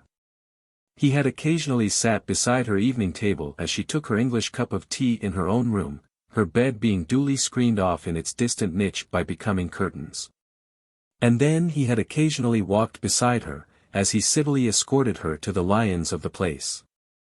And he had once accompanied her, sitting on the back seat of a French voiture, when she had gone forth to see something of the surrounding country. On all such occasions she had been accompanied by one of her daughters, and the world of Le Puy had had nothing material to say against her. But still the world of Le Puy had whispered a little, suggesting that M. Lacordaire knew very well what he was about. But might not Mrs. Thompson also know as well what she was about? At any rate, everything had gone on very pleasantly since the acquaintance had been made. And now, so much having been explained, we will go back to the elaborate breakfast at the Hôtel d'Ambassadeurs. Mrs. Thompson, holding Mimi by the hand, walked into the room some few minutes after the last bell had been rung, and took the place which was now hers by custom. The gentleman who constantly frequented the house all bowed to her, but M. Lacordaire rose from his seat and offered her his hand. "And how is Mies Mimi this morning?" said he. For 'twas thus he always pronounced her name. Miss Mimi, answering for herself, declared that she was very well, and suggested that M. Lacordaire should give her a fig from off a dish that was placed immediately before him on the table. This M. Lacordaire did, presenting it very elegantly between his 2 fingers, and making a little bow to the little lady as he did so. "Fie, Mimi," said her mother. "Why do you ask for the things before the waiter brings them round?" "But, mamma," said Mimi, speaking English, "M. Lacordaire always gives me a fig every morning." "M. Lacordaire always spoils you, I think," answered Mrs. Thompson, in French. And then they went thoroughly to work at their breakfast. During the whole meal M. Lacordaire attended assiduously to his neighbor. And did so without any evil result, except that one Frenchman with a black moustache, at the head of the table, trod on the toe of another Frenchman with another black moustache, winking as he made the sign, just as M. Lacordaire, having selected a bunch of grapes, put it on Mrs. Thompson's plate with infinite grace. But who among us all is free from such impertinences as these? "But Madame really must see the Château of Prince Polignac before she leaves Le Puy," said M. Lacordaire. "The Château of who?" asked Mimi, to whose young ears the French words were already becoming familiar. "Prince Polignac, my dear." "Well, I really don't know, M. Lacordaire. I have seen a great deal of the place already, and I shall be going now very soon, probably in a day or 2, said Mrs. Thompson. "But Madame must positively see the Château," said M. Lacordaire, very impressively. And then after a pause he added, "If Madame will have the complaisance to commission me to procure a carriage for this afternoon, and will allow me the honor to be her guide, I shall consider myself one of the most fortunate of men." "Oh, yes, mamma, do go," said Mimi, clapping her hands. "And it is Thursday, and Lillian can go with us." "Be quiet, Mimi, do." "Thank you, no, M. Lacordaire. I could not go today. But I am extremely obliged by your politeness." M. Lacordaire still pressed the matter, and Mrs. Thompson still declined till it was time to rise from the table. She then declared that she did not think it possible that she should visit the Château before she left Le Puy, but that she would give him an answer at dinner. The most tedious time in the day to Mrs. Thompson were the 2 hours after breakfast. At 1 o'clock she daily went to the school, taking Mimi, who for an hour or 2 shared her sister's lessons. This and her little excursions about the place, and her shopping, managed to make away with her afternoon. Then in the evening, she generally saw something of M. Lacordaire. But those 2 hours after breakfast were hard of killing. On this occasion, when she gained her own room, she as usual placed Mimi on the sofa with a needle. Her custom then was to take up a novel. But on this morning she sat herself down in her armchair, and resting her head upon her hand and elbow, began to turn over certain circumstances in her mind. "Mamma," said Mimi, "why won't you go with M. Lacordaire to that place belonging to the prince? Prince, Polly something, wasn't it?" "Mind your work, my dear," said Mrs. Thompson. "But I do so wish you'd go, mamma." "What was the prince's name?" "Polignac." "Mamma, ain't princes very great people?" "Yes, my dear, sometimes." "Is Prince Polignac like our Prince Alfred?" "No, my dear, not at all. At least, I suppose not." "Is his mother a queen?" "No, my dear." "Then his father must be a king." "No, my dear. It is quite a different thing here." Here in France they have a great many princes. Well, at any rate I should like to see a prince's chateau, so I do hope you'll go.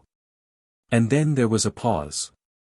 Mamma, could it come to pass, here in France, that M. Lacordaire should ever be a prince?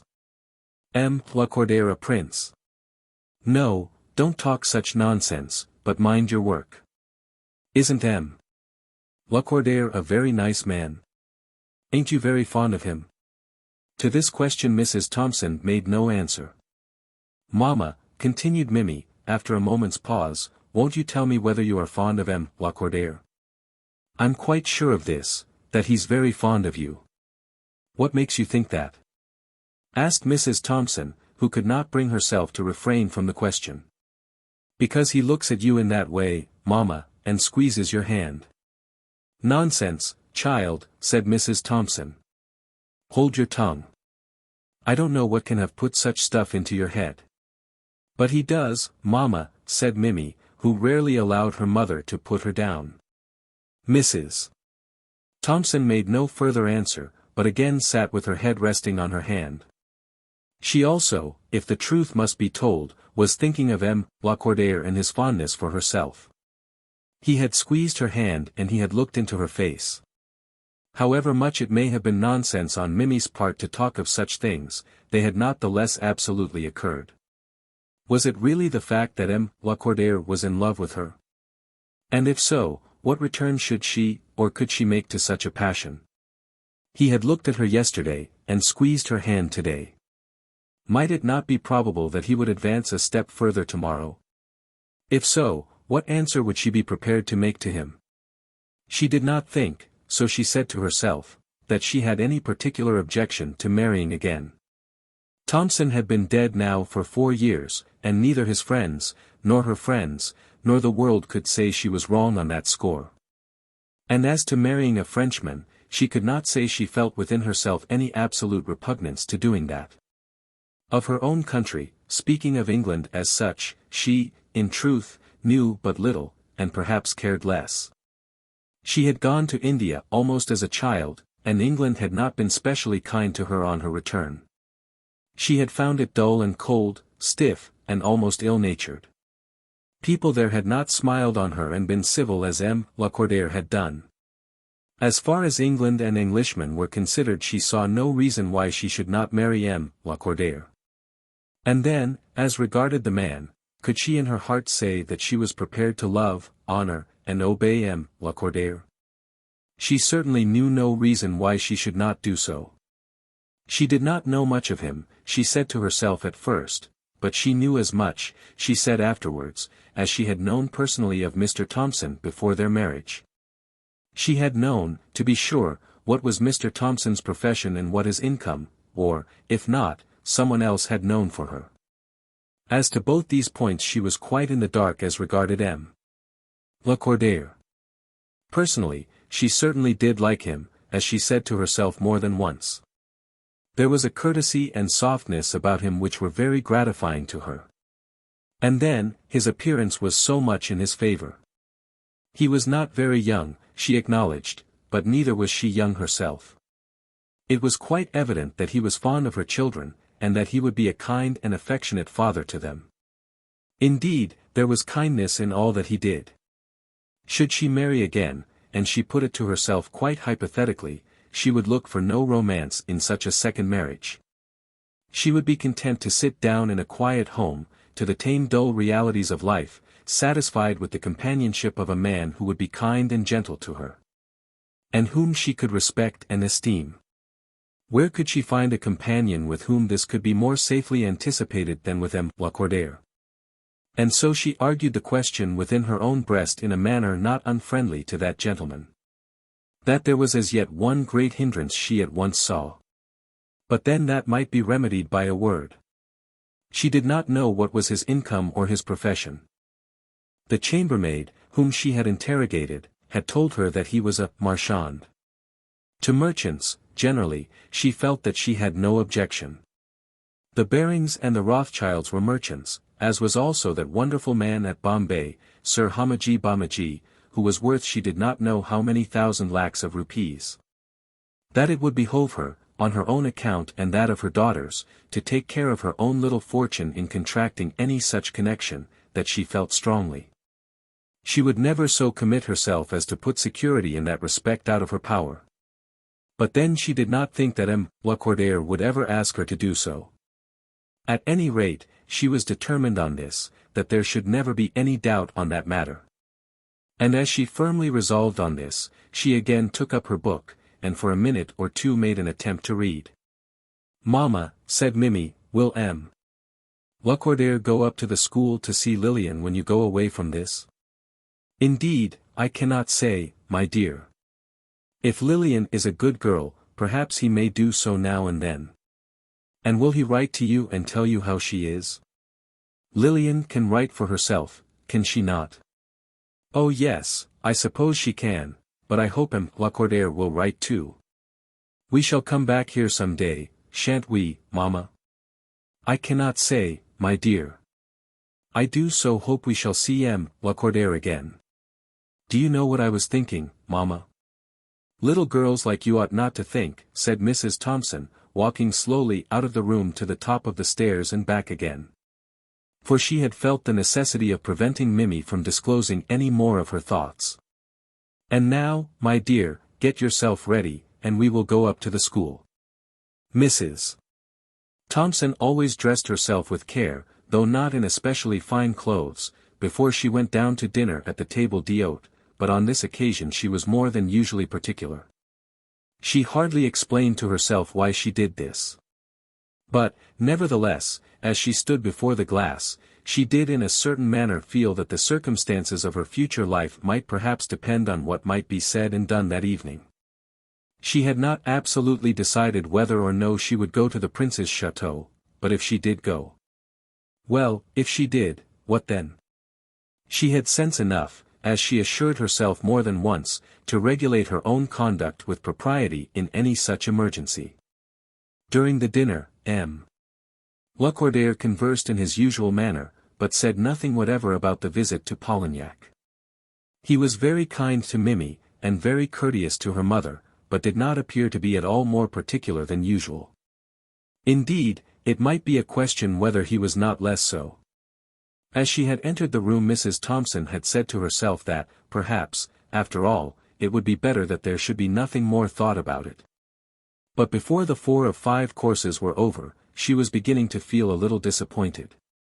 And now the fruit was on the table, after the consumption of which it was her practice to retire.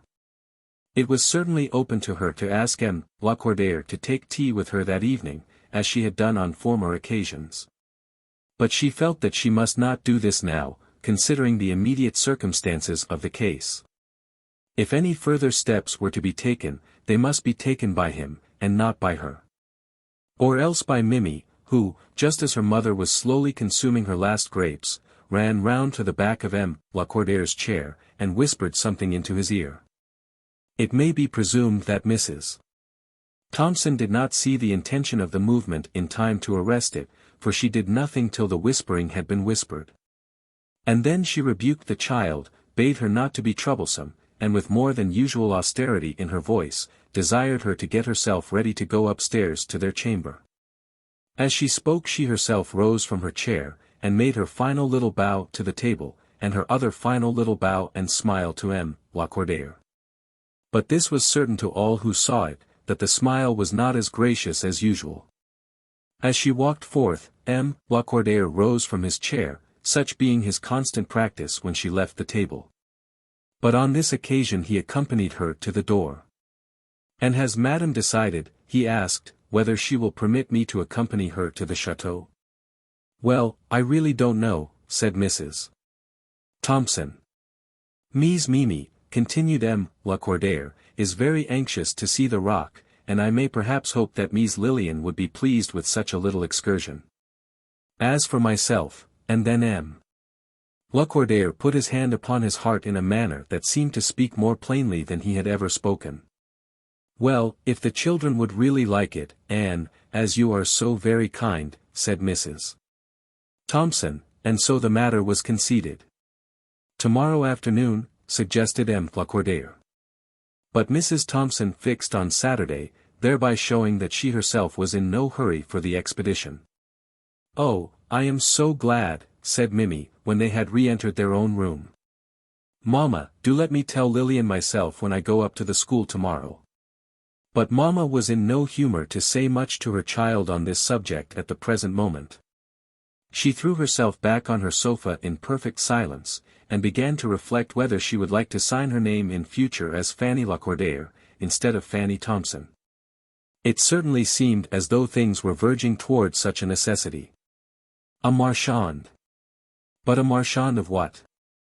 She had an instinctive feeling that the people in the hotel were talking about her and M. Lacordaire, and was therefore more than ever averse to asking anyone a question. As she went up to the school the next afternoon, she walked through more of the streets of Le Puy than was necessary. And in every street she looked at the names which she saw over the doors of the more respectable houses of business. But she looked in vain. It might be that M. Lacordaire was a marchand of so specially high a quality as to be under no necessity to put up his name at all. Sir Humajee Bamajee's name did not appear over any door in Bombay, at least, she thought not. And then came the Saturday morning. "We shall be ready at 2, she said, as she left the breakfast table, and perhaps you would not mind calling for Lillian on the way. M. Lacordaire would be delighted to call anywhere for anybody on behalf of Mrs. Thompson, and then, as he got to the door of the salon, he offered her his hand. He did so with so much French courtesy that she could not refuse it, and then she felt that his purpose was more tender than ever it had been. And why not, if this was the destiny which fate had prepared for her? Mrs. Thompson would rather have got into the carriage at any other spot in Le Puy than at that at which she was forced to do so, the chief entrance, namely, of the Hôtel d'Ambassadeurs. And what made it worse was this, that an appearance of a special fate was given to the occasion. M. Lacordaire was dressed in more than his Sunday best. He had on new yellow kid gloves. His coat, if not new, was newer than any Mrs. Thompson had yet observed, and was lined with silk up to the very collar. He had on patent leather boots, which glittered, as Mrs. Thompson thought, much too conspicuously. And as for his hat, it was quite evident that it was fresh that morning from the maker's block. In this costume, with his hat in his hand, he stood under the great gateway of the hotel, ready to hand Mrs. Thompson into the carriage. This would have been nothing if the landlord and landlady had not been there also, as well as the man cook, and the 4 waiters, and the fille de chambre. 2 or 3 other pair of eyes Mrs. Thompson also saw, as she glanced round, and then Mimi walked across the yard in her best clothes with a fête day air about her for which her mother would have liked to have whipped her. But what did it matter? If it was written in the book that she should become Madame Lacordaire, of course the world would know that there must have been some preparatory lovemaking. Let them have their laugh, a good husband would not be dearly purchased at so trifling an expense. And so they sallied forth with already half the ceremony of a wedding. Mimi seated herself opposite to her mother, and M. Lacordaire also sat with his back to the horses, leaving the second place of honor for Lillian. "Pray make yourself comfortable, M. Lacordaire, and don't mind her," said Mrs. Thompson.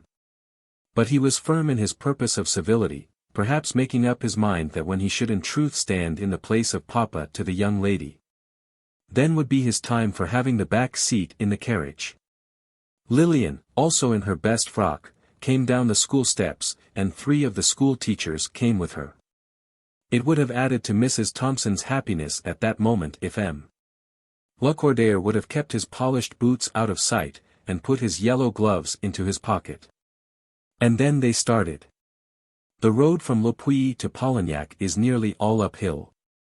And a very steep hill it is, so that there was plenty of time for conversation. But the girls had it nearly all to themselves. Mimi thought that she had never found M. Lacordaire so stupid. And Lillian told her sister on the first safe opportunity that occurred, that it seemed very much as though they were all going to church. "And do any of the Polignac people ever live at this place?" asked Mrs. Thompson, by way of making conversation, in answer to which M. Lacordaire informed Madame that the place was at present only a ruin. And then there was again silence till they found themselves under the rock, and were informed by the driver that the rest of the ascent must be made on foot. The rock now stood abrupt and precipitous above their heads. It was larger in its circumference and with much larger space on its summit than those other volcanic rocks in and close to the town. But then at the same time it was higher from the ground, and quite as inaccessible, except by the single path which led up to the Château. M.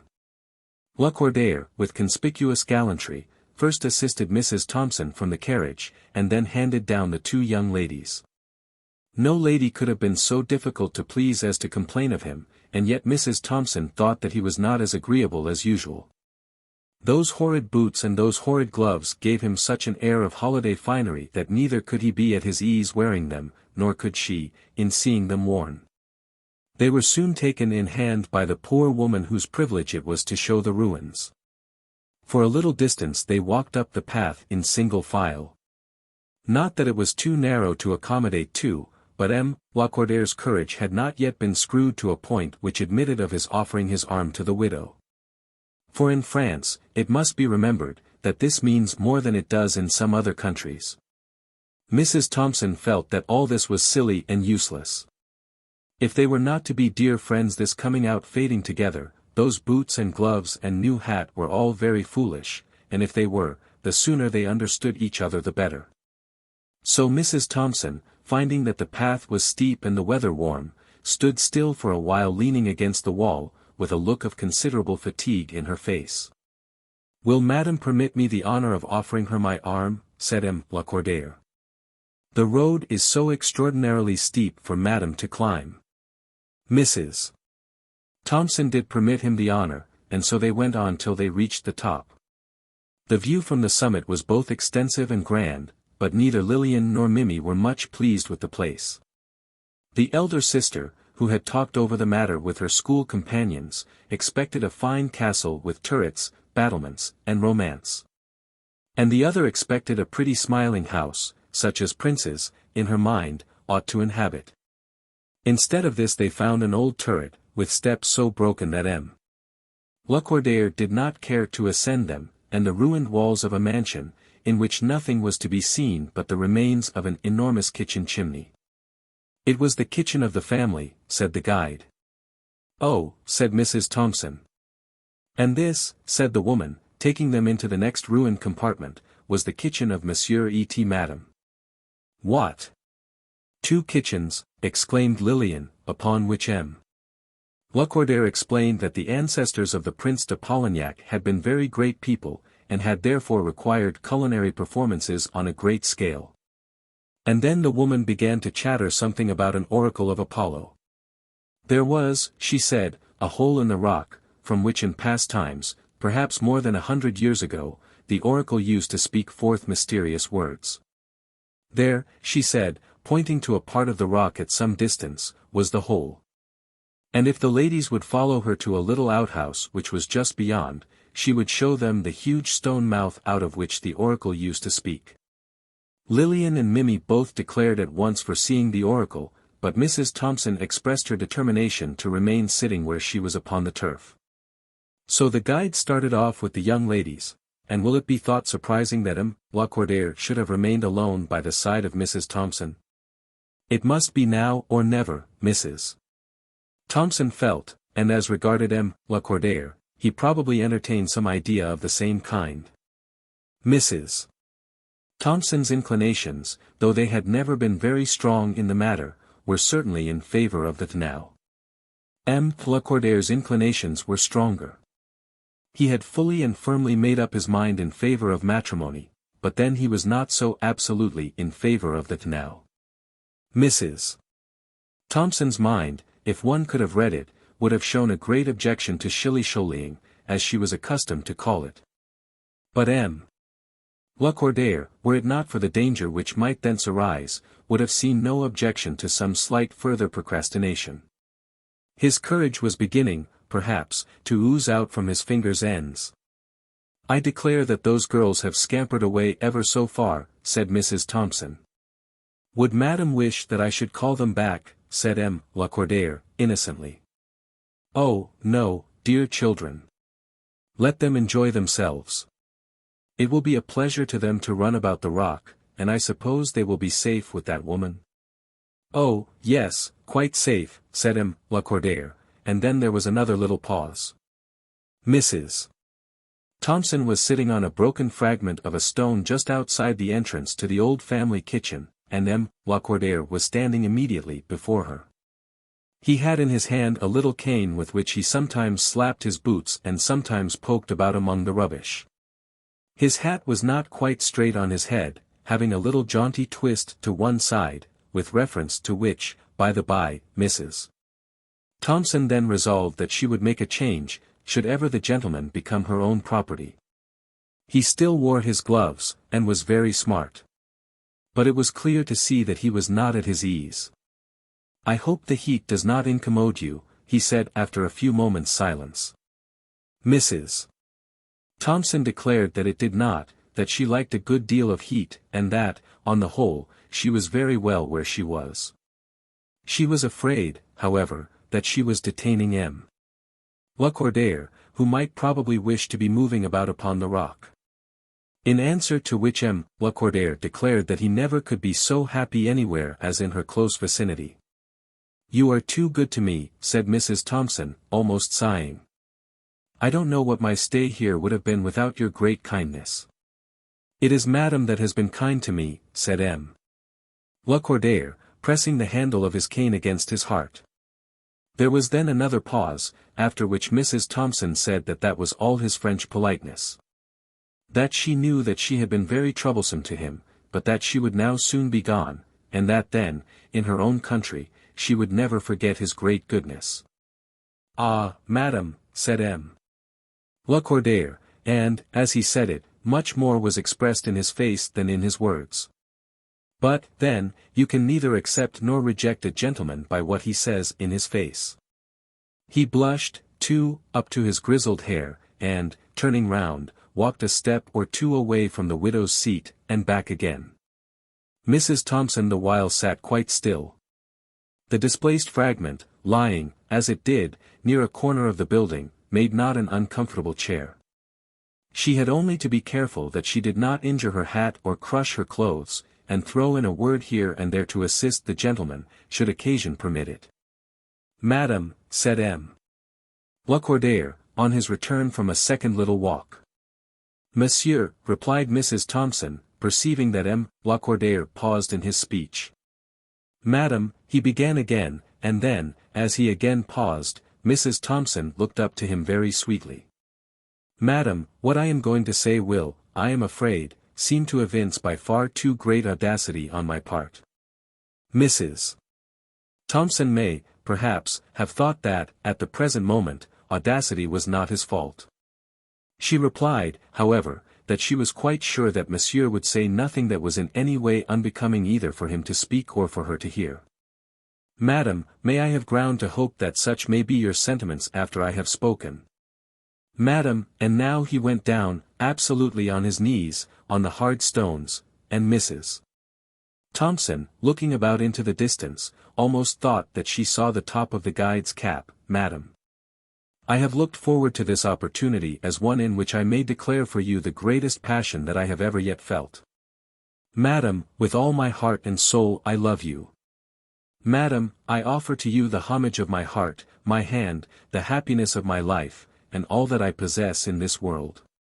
And then, taking her hand gracefully between his gloves, he pressed his lips against the tips of her fingers. If the thing was to be done, this way of doing it was, perhaps, as good as any other. It was one, at any rate, which left no doubt whatever as to the gentleman's intentions. Mrs. Thompson, could she have had her own way, would not have allowed her lover of 50 to go down upon his knees, and would have spared him much of the romance of his declaration. So also would she have spared him his yellow gloves and his polished boots. But these were a part of the necessity of the situation, and therefore she wisely took them as matters to be passed over with indifference. Seeing, however, that M. Lacordaire still remained on his knees, it was necessary that she should take some step toward raising him, especially as her 2 children and the guide would infallibly be upon them before long. M. Lacordaire, she said, you surprise me greatly, but pray get up. But will Madame vouchsafe to give me some small ground for hope? The girls will be here directly, M. Lacordaire. Pray get up. I can talk to you much better if you will stand up, or sit down on one of these stones. M. Lacordaire did as he was bid.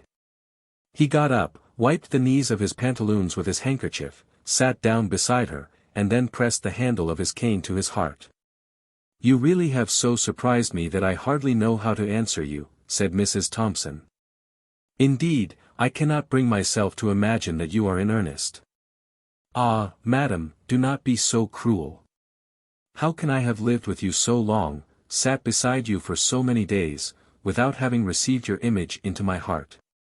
I am in earnest. Alas! I fear too much in earnest. And then he looked at her with all his eyes, and sighed with all his strength. Mrs. Thompson's prudence told her that it would be well to settle the matter, in one way or the other, as soon as possible. Long periods of lovemaking were fit for younger people than herself and her future possible husband. Her object would be to make him comfortable if she could, and that he should do the same for her, if that also were possible. As for lookings and sighings and pressings of the hand, she had gone through all that some 20 years since in India, when Thompson had been young, and she was still in her teens. But, M. Lacordaire, there are so many things to be considered. There. I hear the children coming. Let us walk this way for a minute. And they turned behind a wall which placed them out of sight, and walked on a few paces till they reached a parapet, which stood on the uttermost edge of the high rock. Leaning upon this they continued their conversation. There are so many things to be considered, said Mrs. Thompson again. Yes, of course, said M. Lacordaire. But my one great consideration is this, that I love Madame to distraction. I am very much flattered, of course, any lady would so feel. But, M. Lacordaire. Madame, I am all attention. But, if you would deign to make me happy, say that one word, I love you. M. Lacordaire, as he uttered these words, did not look, as the saying is, at his best. But Mrs. Thompson forgave him. She knew that elderly gentlemen under such circumstances do not look at their best. But if I consented to such an arrangement, I could only do so on seeing that it would be beneficial, or, at any rate, not injurious, to my children. And that it would offer to ourselves a fair promise of future happiness. Ah, madam, it would be the dearest wish of my heart to be a second father to those two young ladies. Except, indeed, and then M. Lacordaire stopped the flow of his speech. In such matters it is so much the best to be explicit at once, said Mrs. Thompson. Oh, yes, certainly. Nothing can be more wise than madam. And the happiness of a household depends so much on money. Madam. Let me say a word or two, Monsieur Lacordaire. I have enough for myself and my children, and, should I ever marry again, should not, I hope, be felt as a burden by my husband. But it would, of course, be my duty to know what were his circumstances before I accepted him. Of yourself, personally, I have seen nothing that I do not like. Oh, madam. But as yet I know nothing of your circumstances. M. Lacordaire, perhaps, did feel that Mrs. Thompson's prudence was of a strong, masculine description. But he hardly liked her the less on this account. To give him his due, he was not desirous of marrying her solely for her money's sake. He also wished for a comfortable home, and proposed to give as much as he got, only he had been anxious to wrap up the solid cake of this business in a casing of sugar of romance. Mrs. Thompson would not have the sugar, but the cake might not be the worse on that account. No, madam, not as yet, but they shall all be made open and at your disposal, said M. Lacordaire, and Mrs. Thompson bowed approvingly. I am in business, continued M. Lacordaire, and my business gives me 8,000 francs a year. 4 times 8 are 32, said Mrs. Thompson to herself. Putting the francs into pounds sterling, in the manner that she had always found to be the readiest. Well, so far the statement was satisfactory. An income of £320 a year from business, joined to her own, might do very well. She did not in the least suspect M. Lacordaire of being false, and so far the matter sounded well. "And what is the business?" she asked, in a tone of voice intended to be indifferent, but which nevertheless showed that she listened anxiously for an answer to her question. They were both standing with their arms upon the wall, looking down upon the town of Le Puy, but they had so stood that each could see the other's countenance as they talked. Mrs.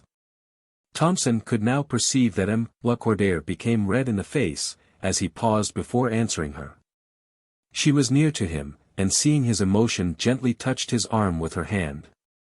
This she did to reassure him, for she saw that he was ashamed of having to declare that he was a tradesman. As for herself, she had made up her mind to bear with this, if she found, as she felt sure she would find, that the trade was one which would not degrade either him or her. Hitherto, indeed, in her early days, she had looked down on trade, but of what benefit had her grand ideas been to her when she had returned to England? She had tried her hand at English genteel society, and no one had seemed to care for her. Therefore, she touched his arm lightly with her fingers that she might encourage him. He paused for a moment, as I have said, and became red. And then feeling that he had shown some symptoms of shame, and feeling also, probably, that it was unmanly in him to do so, he shook himself slightly. Raised his head up somewhat more proudly than was his wont, looked her full in the face with more strength of character than she had yet seen him assume. And then, declared his business. "Madam," he said, in a very audible, but not in a loud voice, "Madam, je suis tailor." And having so spoken, he turned slightly from her and looked down over the valley towards Le Puy. There was nothing more said upon the subject as they drove down from the rock of Polignac back to the town. Immediately on receiving the announcement, Mrs. Thompson found that she had no answer to make. She withdrew her hand, and felt at once that she had received a blow. It was not that she was angry with M. Lacordaire for being a tailor. Nor was she angry with him in that, being a tailor, he had so addressed her.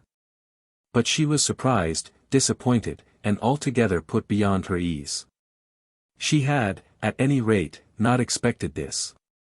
She had dreamed of his being a banker, thought that, perhaps, he might have been a wine merchant, but her idea had never gone below a jeweler or watchmaker. When those words broke upon her ear, "Madam, je suis tailor," she had felt herself to be speechless.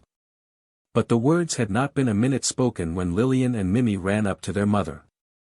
"Oh, mamma," said Lillian, "we thought you were lost, we have searched for you all over the chateau."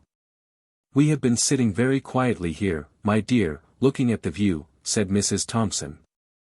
"But, mamma, I do wish you'd see the mouth of the oracle. It is so large, and so round, and so ugly." "I put my arm into it all the way," said Mimi. But at the present moment her mamma felt no interest in the mouth of the oracle, and so they all walked down together to the carriage. And, though the way was steep, Mrs. Thompson managed to pick her steps without the assistance of an arm, nor did M. Lacordaire presume to offer it. The drive back to town was very silent. Mrs. Thompson did make one or two attempts at conversation, but they were not effectual. M. Lacordaire could not speak at his ease till this matter was settled, and he already had begun to perceive that his business was against him. Why is it that the trade of a tailor should be less honorable than that of a haberdasher, or even a grocer? They sat next each other at dinner, as usual. And here, as all eyes were upon them, they both made a great struggle to behave in their accustomed way. But even in this they failed. All the world of the Hôtel d'Ambassadeurs knew that M. Lacordaire had gone forth to make an offer to Mrs. Thompson, and all that world, therefore, was full of speculation. But all the world could make nothing of it. M. Lacordaire did look like a rejected man, but Mrs. Thompson did not look like the woman who had rejected him.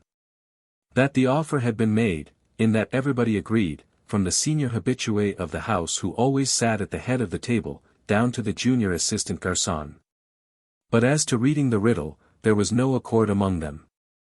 When the dessert was done, Mrs. Thompson, as usual, withdrew, and M. Lacordaire, as usual, bowed as he stood behind his own chair. He did not, however, attempt to follow her. But when she reached the door she called him. He was at her side in a moment, and then she whispered in his ear. "And I, also, I will be of the same business." When M.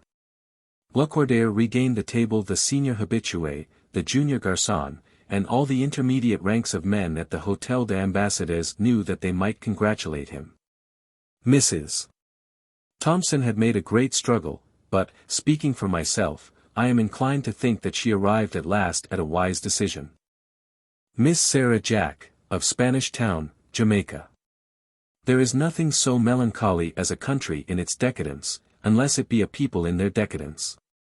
I am not aware that the latter misfortune can be attributed to the Anglo-Saxon race in any part of the world. But there is reason to fear that it has fallen on an English colony in the island of Jamaica. Jamaica was one of those spots on which fortune shone with the full warmth of all her noonday splendor. That sun has set, whether forever or no, none but a prophet can tell, but as far as a plain man may see, there are at present but few signs of a coming morrow, or of another summer. It is not just or proper that one should grieve over the misfortunes of Jamaica with a stronger grief because her savannas are so lovely, her forests so rich, her mountains so green, and her rivers so rapid. But it is so. It is piteous that a land so beautiful should be one which fate has marked for misfortune. Had Guyana, with its flat, level, unlovely soil, become poverty-stricken, one would hardly sorrow over it as one does sorrow for Jamaica. As regards scenery, she is the gem of the western tropics. It is impossible to conceive spots on the earth's surface more gracious to the eye than those steep green valleys which stretch down to the southwest from the blue mountain peak towards the sea. And but little behind these in beauty are the rich wooded hills which in the western part of the island divide the counties of Hanover and Westmoreland. The hero of the tale which I am going to tell was a sugar grower in the latter district, and the heroine was a girl who lived under that blue mountain peak. The very name of a sugar grower as connected with Jamaica savours of fruitless struggle, failure, and desolation. And from his earliest growth fruitless struggle, failure, and desolation had been the lot of Maurice Cumming. At 18 years of age he had been left by his father sole possessor of the Mount Pleasant estate, than which in her palmy days Jamaica had little to boast of that was more pleasant or more palmy. But those days had passed by before Roger Cumming, the father of our friend, had died. These misfortunes coming on the head of one another, at intervals of a few years, had first stunned and then killed him.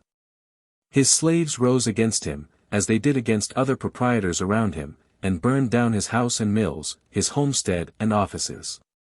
Those who know the amount of capital which a sugar grower must invest in such buildings will understand the extent of this misfortune. Then the slaves were emancipated.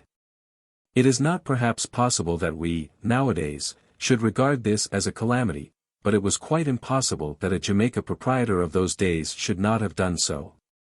Men will do much for philanthropy, they will work hard, they will give the coat from their back, nay the very shirt from their body. But few men will endure to look on with satisfaction while their commerce is destroyed. But even this Mr. Cumming did bear after a while, and kept his shoulder to the wheel.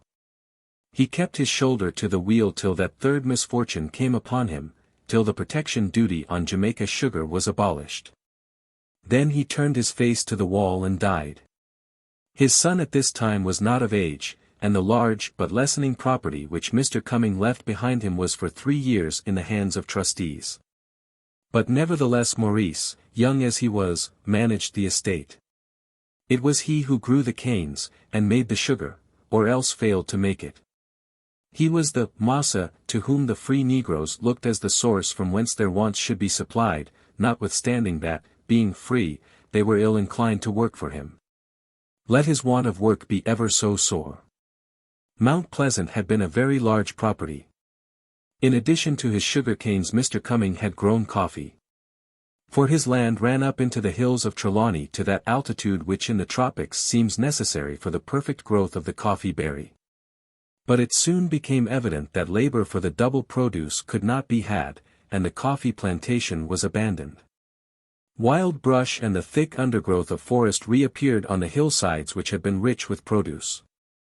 And the evil recreated and exaggerated itself. Negroes squatted on the abandoned property.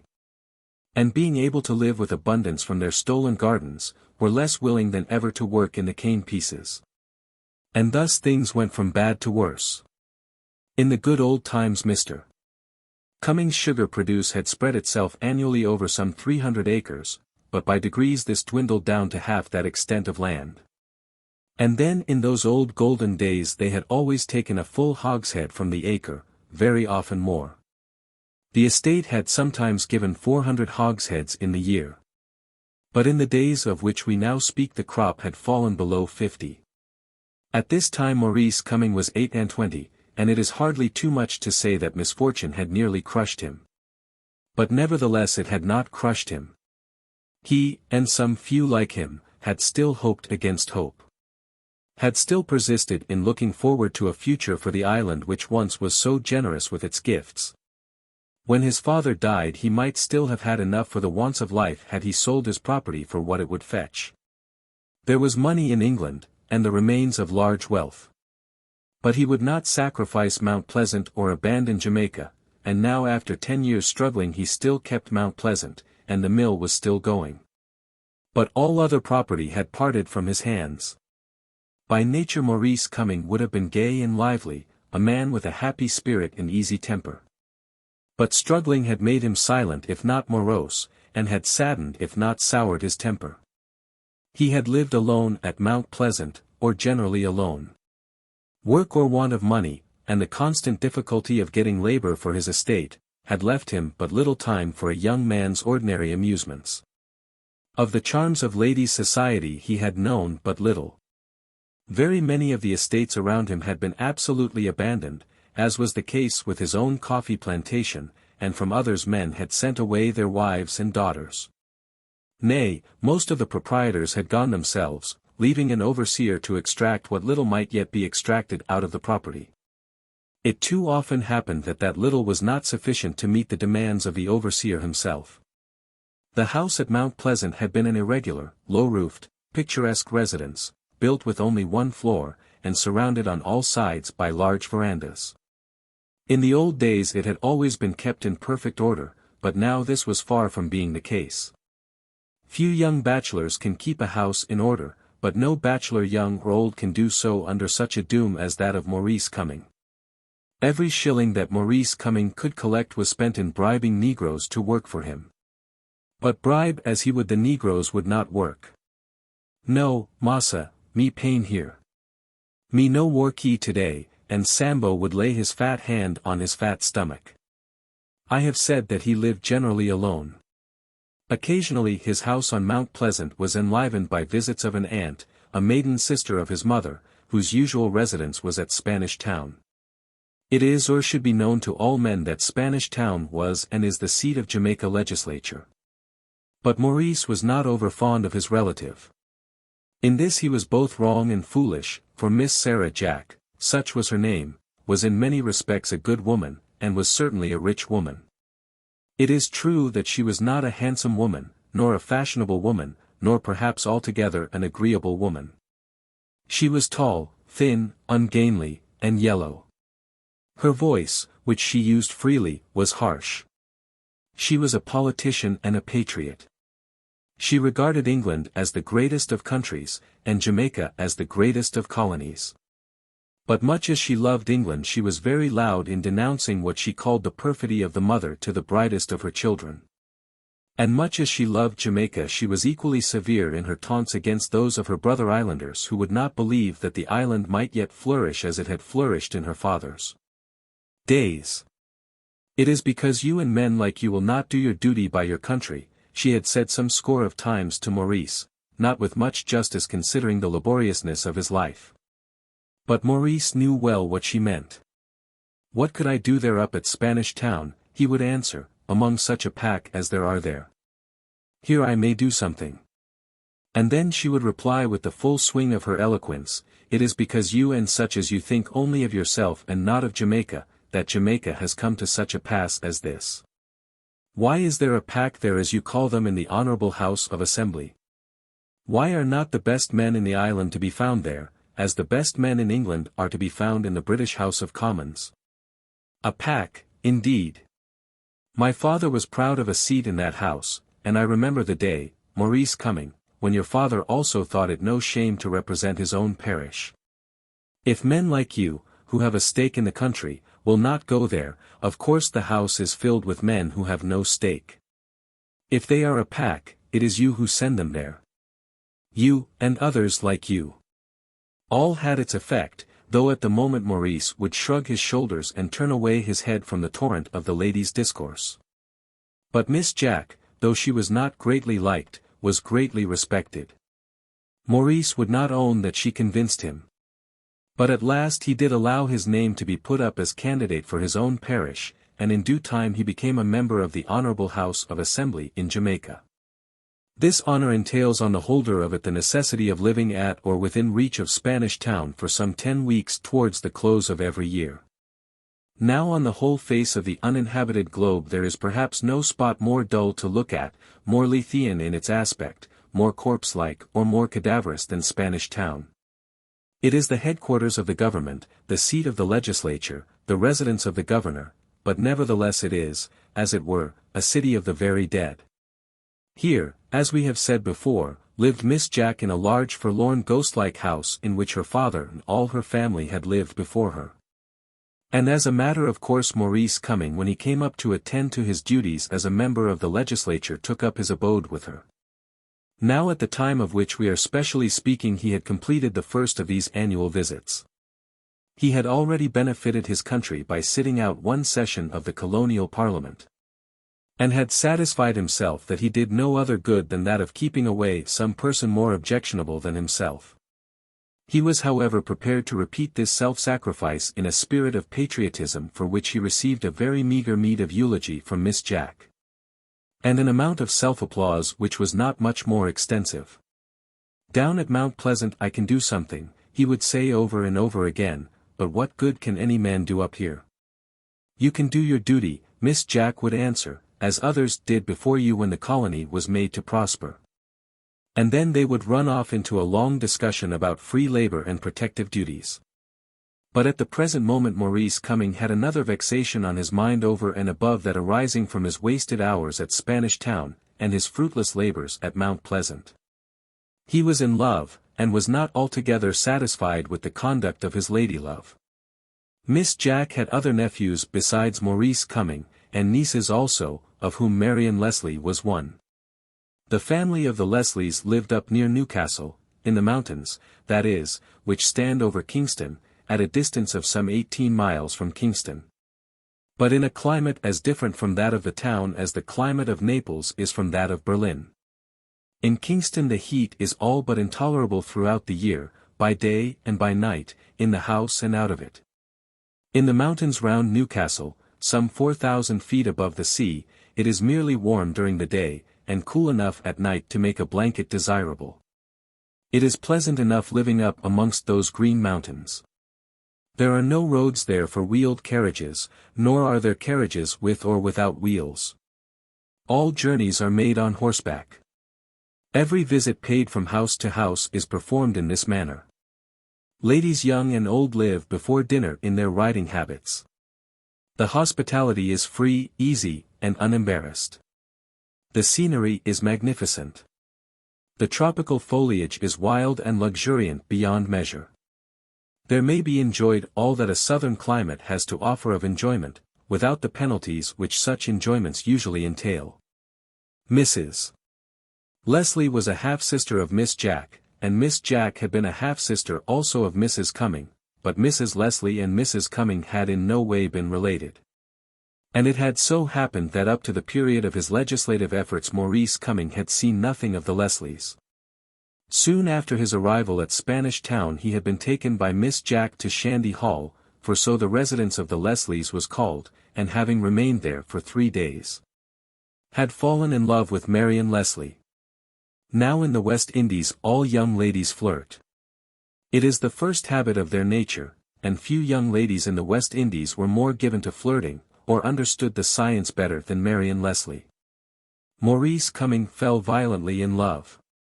And during his first visit at Shandy Hall found that Marion was perfection, for during this first visit her propensities were exerted altogether in his own favour. That little circumstance does make such a difference in a young man's judgment of a girl. He came back full of admiration, not altogether to Miss Jack's dissatisfaction. For Miss Jack was willing enough that both her nephew and her niece should settle down into married life. But then Maurice met his fair one at a governor's ball, at a ball where red coats abounded, and aides-de-camp dancing in spurs, and narrow-waisted lieutenants with sashes or epaulettes. The aides-de-camp and narrow-waisted lieutenants waltzed better than he did. And as one after the other whisked round the ballroom with Marion firmly clasped in his arms, Maurice's feelings were not of the sweetest. Nor was this the worst of it. Had the whisking been divided equally among 10, he might have forgiven it. But there was one specially narrow-waisted lieutenant, who towards the end of the evening kept Marion nearly wholly to himself. Now to a man in love, who has had but little experience of either balls or young ladies, this is intolerable.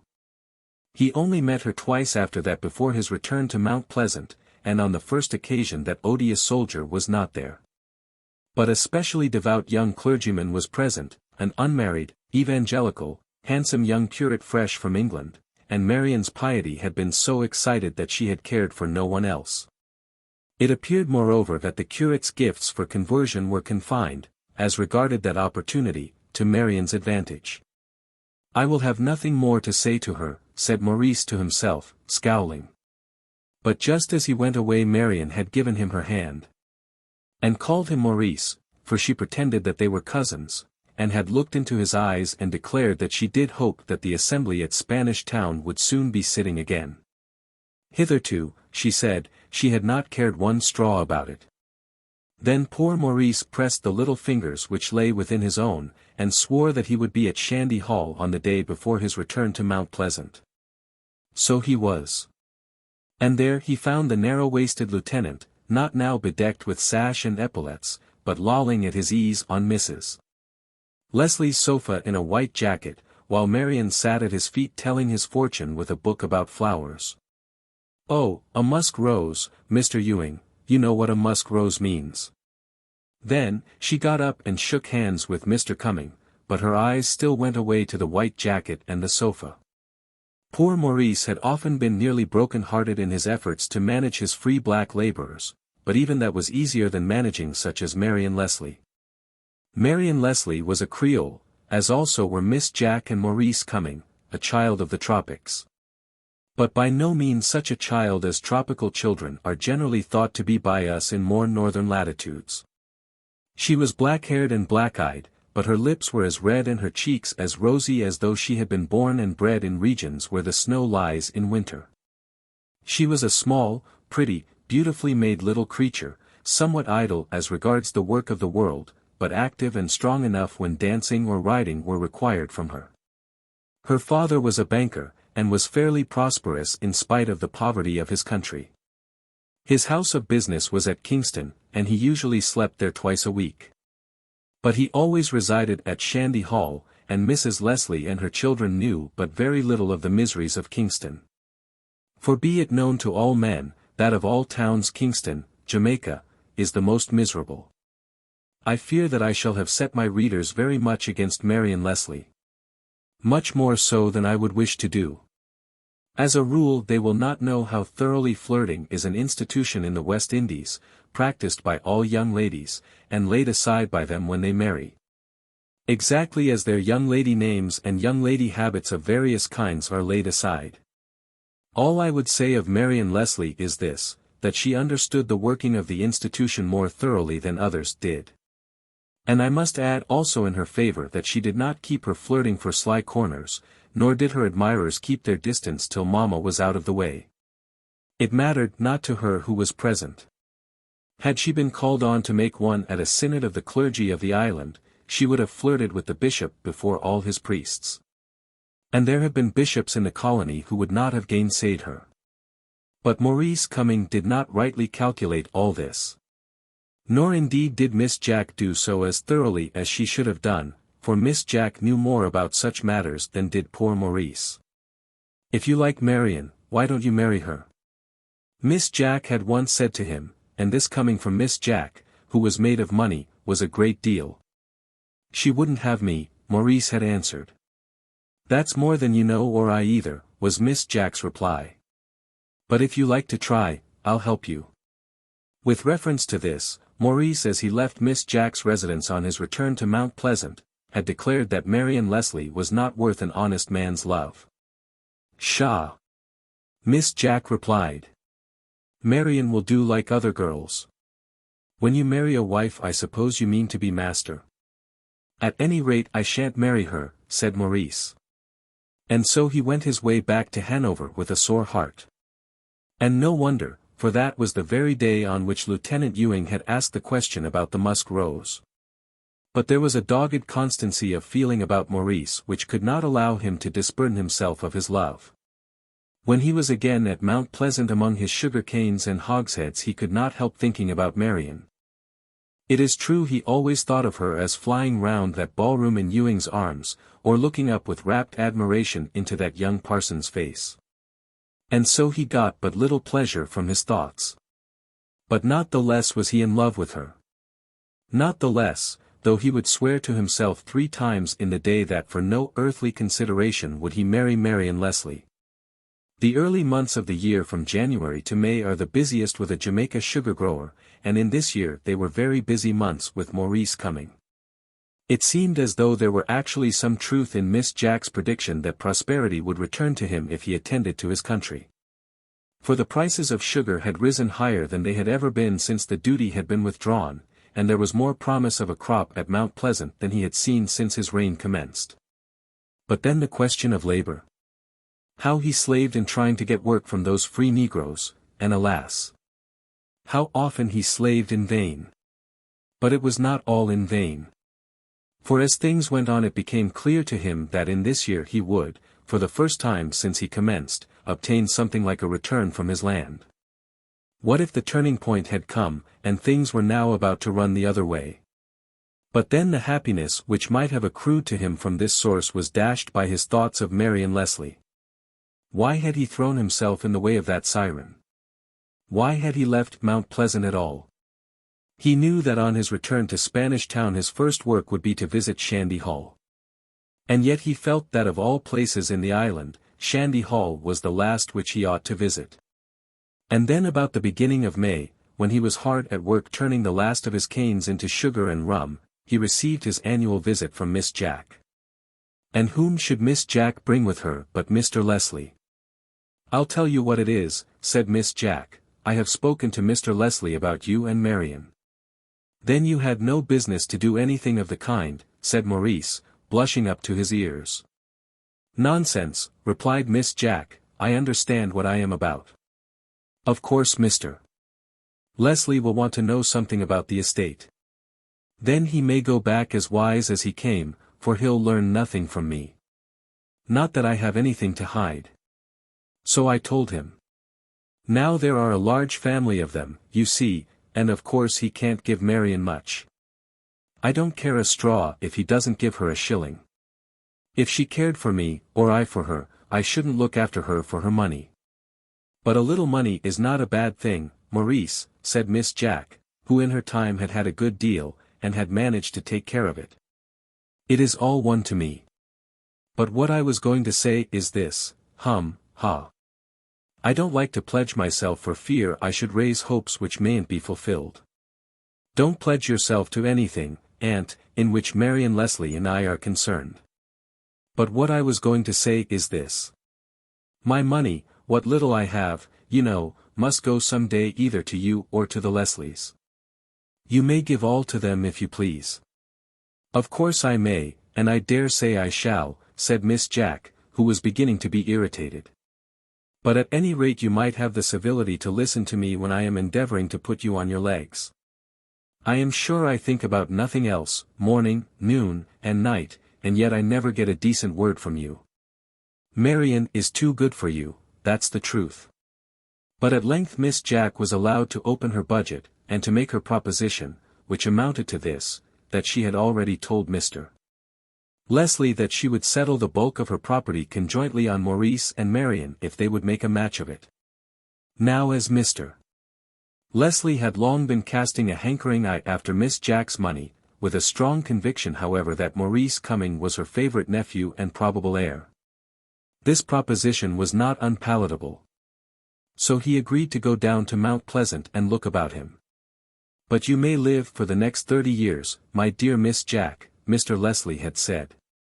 Yes, I may, Miss Jack replied, looking very dry. And I am sure I hope you will, continued Mr. Leslie. And then the subject was allowed to drop, for Mr. Leslie knew that it was not always easy to talk to Miss Jack on such matters. Miss Jack was a person in whom I think we may say that the good predominated over the bad. She was often morose, crabbed, and self-opinionated, but then she knew her own imperfections, and forgave those she loved for evincing their dislike of them. Maurice Cumming was often inattentive to her, plainly showing that he was worried by her importunities and ill at ease in her company. But she loved her nephew with all her heart. And though she dearly liked to tyrannize over him, never allowed herself to be really angry with him, though he so frequently refused to bow to her dictation. And she loved Marion Leslie also, though Marion was so sweet and lovely and she herself so harsh and ill-favoured. She loved Marion, though Marion would often be impertinent. She forgave the flirting, the light-heartedness, the love of amusement. Marion, she said to herself, was young and pretty. She, Miss Jack, had never known Marion's temptation. And so she resolved in her own mind that Marion should be made a good and happy woman, but always as the wife of Maurice Cumming. But Maurice turned a deaf ear to all these good tidings, or rather he turned to them an ear that seemed to be deaf. He dearly, ardently loved that little flirt. But seeing that she was a flirt, that she had flirted so grossly when he was by, he would not confess his love to a human being. He would not have it known that he was wasting his heart for a worthless little chit, to whom every man was the same, except that those were most eligible whose toes were the lightest and their outside trappings the brightest. That he did love her he could not help, but he would not disgrace himself by acknowledging it. He was very civil to Mr. Leslie, but he would not speak a word that could be taken as a proposal for Marion. It had been part of Miss Jack's plan that the engagement should absolutely be made down there at Mount Pleasant, without any reference to the young lady. But Maurice could not be induced to break the ice. So he took Mr. Leslie through his mills and over his cane pieces, talked to him about the laziness of the niggers, while the niggers themselves stood by tittering. And rode with him away to the high grounds where the coffee plantation had been in the good old days. But not a word was said between them about Marion. And yet Marion was never out of his heart. And then came the day on which Mr. Leslie was to go back to Kingston. "And you won't have her then?" said Miss Jack to her nephew early that morning. "You won't be said by me?" "Not in this matter, aunt." "Then you will live and die a poor man, you mean that, I suppose?" "It's likely enough that I shall. There's this comfort, at any rate, I'm used to it." And then Miss Jack was silent again for a while. "Very well, sir, that's enough," she said angrily. And then she began again. "But, Maurice, you wouldn't have to wait for my death, you know." And she put out her hand and touched his arm, entreating him as it were to yield to her. "Oh, Maurice," she said, "I do so want to make you comfortable. Let us speak to Mr. Leslie." But Maurice would not. He took her hand and thanked her, but said that on this matter he must be his own master. "Very well, sir," she exclaimed, "I have done. In future you may manage for yourself. As for me, I shall go back with Mr. Leslie to Kingston." And so she did. Mr. Leslie returned that day, taking her with him. When he took his leave, his invitation to Maurice to come to Shandy Hall was not very pressing. "Mrs. Leslie and the children will always be glad to see you," said he. Remember me very kindly to Mrs. Leslie and the children, said Maurice. And so they parted. You have brought me down here on a regular fool's errand, said Mr. Leslie, on their journey back to town. It will all come right yet, replied Miss Jack. Take my word for it, he loves her. Fudge, said Mr. Leslie. But he could not afford to quarrel with his rich connection. In spite of all that he had said and thought to the contrary, Maurice did look forward during the remainder of the summer to his return to Spanish Town with something like impatience. It was very dull work, being there alone at Mount Pleasant, and let him do what he would to prevent it, his very dreams took him to Shandy Hall. But at last the slow time made itself away, and he found himself once more in his aunt's house. A couple of days passed and no word was said about the Leslies.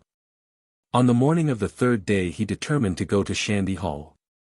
Hitherto he had never been there without staying for the night, but on this occasion he made up his mind to return the same day.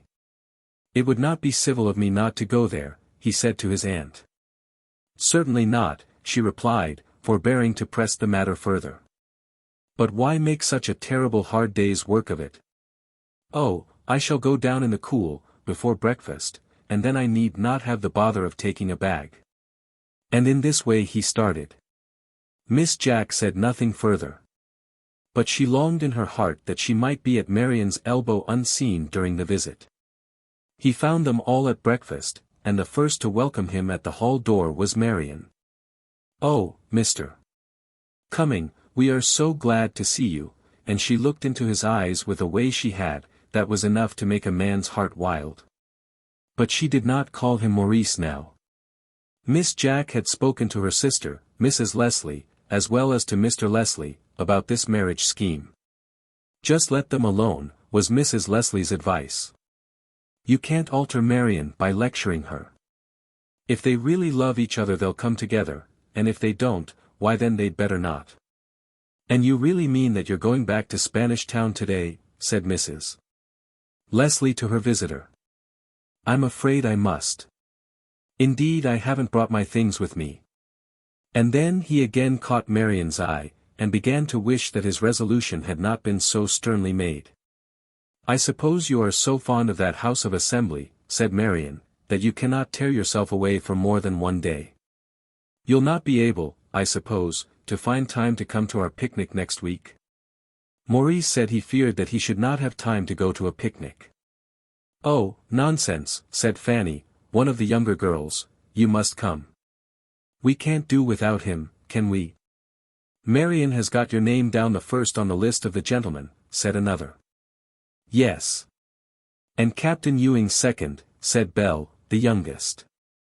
I'm afraid I must induce your sister to alter her list, said Maurice, in his sternest manner. I cannot manage to go, and I'm sure she will not miss me. Marian looked at the little girl who had so unfortunately mentioned the warrior's name, and the little girl knew that she had sinned. Oh, we cannot possibly do without you, can we, Marian, said Fanny. It's to be at Bingley's Dell, and we've got a bed for you at Newcastle, quite near, you know. And another for, began Belle, but she stopped herself. Go away to your lessons, Belle, said Marian. You know how angry Mamma will be at your staying here all the morning. And poor Belle with a sorrowful look left the room. We are all certainly very anxious that you should come. Very anxious for a great many reasons, said Marian, in a voice that was rather solemn, and as though the matter were one of considerable import. But if you really cannot, why of course there is no more to be said. There will be plenty without me, I am sure. As regards numbers, I dare say there will. For we shall have pretty nearly the whole of the 2 regiments, and Marian as she alluded to the officers spoke in a tone which might lead one to think that she would much rather be without them. But we counted on you as being one of ourselves, and as you had been away so long, we thought, and then she turned away her face, and did not finish her speech. Before he could make up his mind as to his answer she had risen from her chair, and walked out of the room. Maurice almost thought that he saw a tear in her eye as she went. He did ride back to Spanish Town that afternoon, after an early dinner, but before he went Marian spoke to him alone for 1 minute. "I hope you are not offended with me," she said. "Offended? Oh no, how could I be offended with you? Because you seem so stern. I am sure I would do anything I could to oblige you, if I knew how. It would be so shocking not to be good friends with a cousin like you." "But there are so many different sorts of friends," said Maurice. "Of course there are.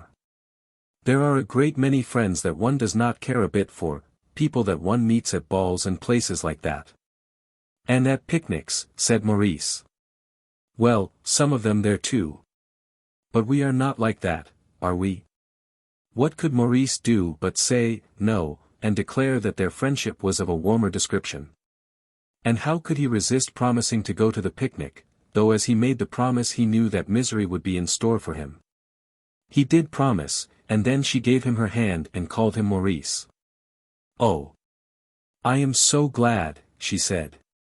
"It seemed so shocking that you should refuse to join us. And mind and be early, Maurice. For I shall want to explain it all. We are to meet, you know, at Clifton Gate at 1 o'clock, but do you be a little before that, and we shall be there." Maurice coming resolved within his own breast as he rode back to Spanish Town, that if Marion behaved to him all that day at the picnic as she had done this day at Shandy Hall, he would ask her to be his wife before he left her. And Miss Jack also was to be at the picnic. "There is no need of going early," said she, when her nephew made a fuss about the starting. "People are never very punctual at such affairs as that. And then they are always quite long enough." But Maurice explained that he was anxious to be early, and on this occasion he carried his point. When they reached Clifton Gate the ladies were already there, not in carriages, as people go to picnics in other and tamer countries, but each on her own horse or her own pony. But they were not alone. Beside Miss Leslie was a gentleman, whom Maurice knew as Lieutenant Graham, of the flagship at Port Royal. And at a little distance which quite enabled him to join in the conversation was Captain Ewing, the lieutenant with the narrow waist of the previous year. "We shall have a delightful day, Miss Leslie," said the lieutenant. "Oh, charming, isn't it?" said Marion. "But now to choose a place for dinner, Captain Ewing, what do you say? Will you commission me to select? You know I'm very well up in geometry, and all that. But that won't teach you what sort of a place does for a picnic dinner, will it, Mr. Cumming?" And then she shook hands with Maurice, but did not take any further special notice of him. "We'll all go together, if you please. The commission is too important to be left to one." And then Marion rode off, and the lieutenant and the captain rode with her. It was open for Maurice to join them if he chose, but he did not choose. He had come there ever so much earlier than he need have done, dragging his aunt with him, because Marion had told him that his services would be specially required by her. And now as soon as she saw him she went away with the two officers, went away without vouchsafing him a word. He made up his mind, there on the spot, that he would never think of her again, never speak to her otherwise than he might speak to the most indifferent of mortals.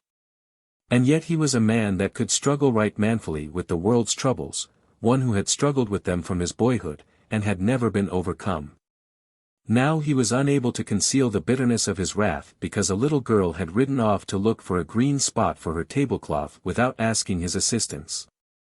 Picnics are, I think, in general, rather tedious for the elderly people who accompany them.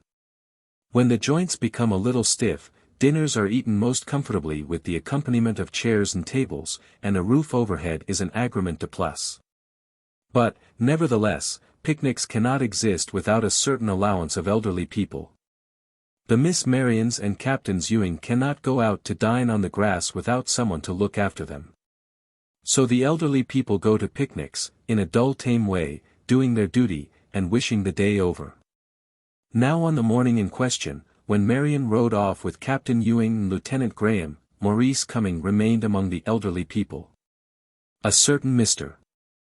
Pomkin, a great Jamaica agriculturist, one of the council, a man who had known the good old times, got him by the button and held him fast, discoursing wisely of sugar and rum, of Gadsden pans and recreant negroes, on all of which subjects Maurice Cumming was known to have an opinion of his own. But as Mr. Pomkin's words sounded into one ear, into the other fell notes, listened to from afar, the shrill laughing voice of Marion Leslie as she gave her happy order to her satellites around her. And ever and anon the bass ha-ha of Captain Ewing, who was made welcome as the chief of her attendants. That evening in a whisper to a brother councillor Mr. Pomkin communicated his opinion that after all there was not so much in that young coming as some people said. But Mr. Pomkin had no idea that that young coming was in love.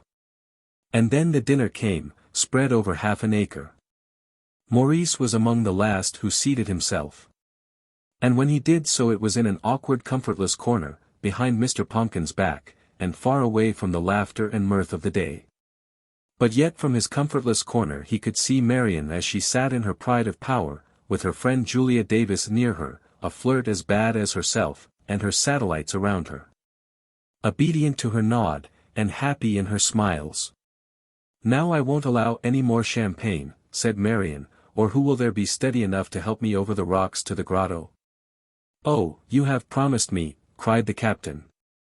"Indeed, I have not, have I, Julia?" "Miss Davis has certainly promised me," said the lieutenant.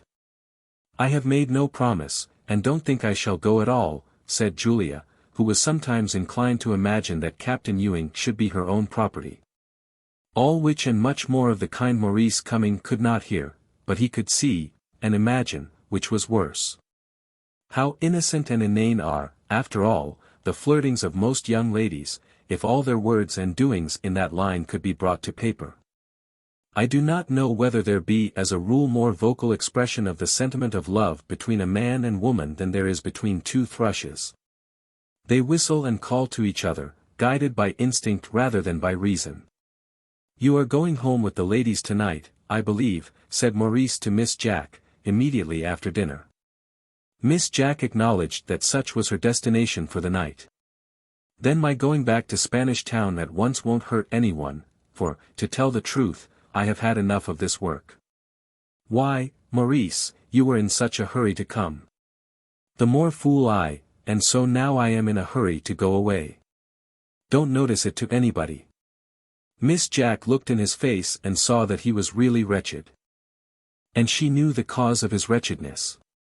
"Don't go yet, Maurice," she said. And then added with a tenderness that was quite uncommon with her, "Go to her, Maurice, and speak to her openly and freely, once for all, you will find that she will listen then. Dear Maurice, do, for my sake." He made no answer, but walked away, roaming sadly by himself among the trees. "Listen," he exclaimed to himself. "Yes, she will alter a dozen times in as many hours.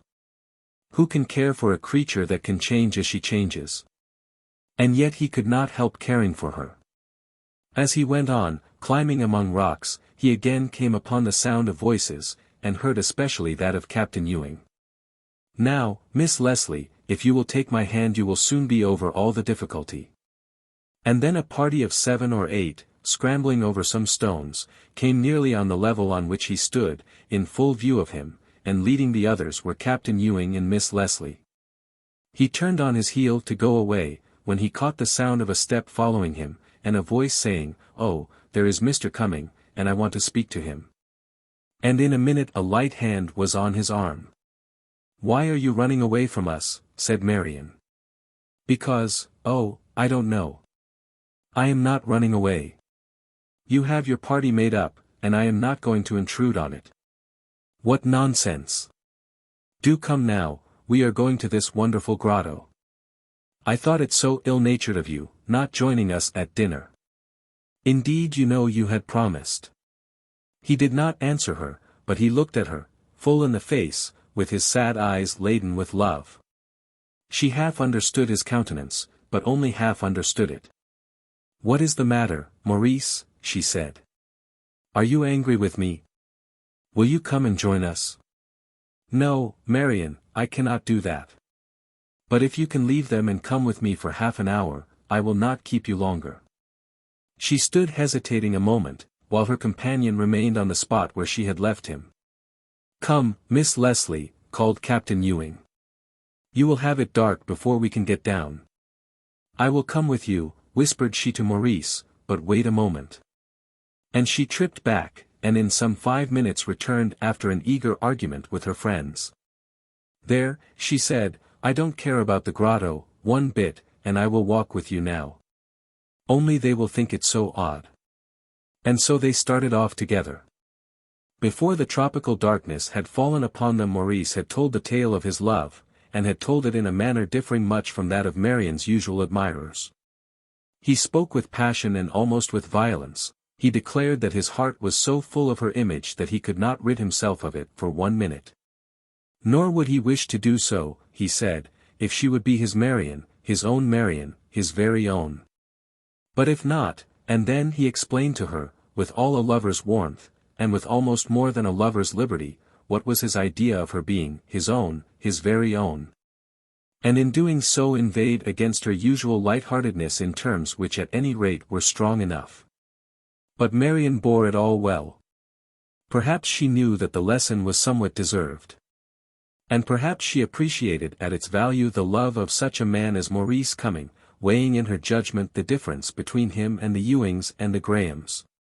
And then she answered him well and prudently, with words which startled him by their prudent seriousness as coming from her. She begged his pardon heartily, she said, for any grief which she had caused him, but yet how was she to be blamed, seeing that she had known nothing of his feelings?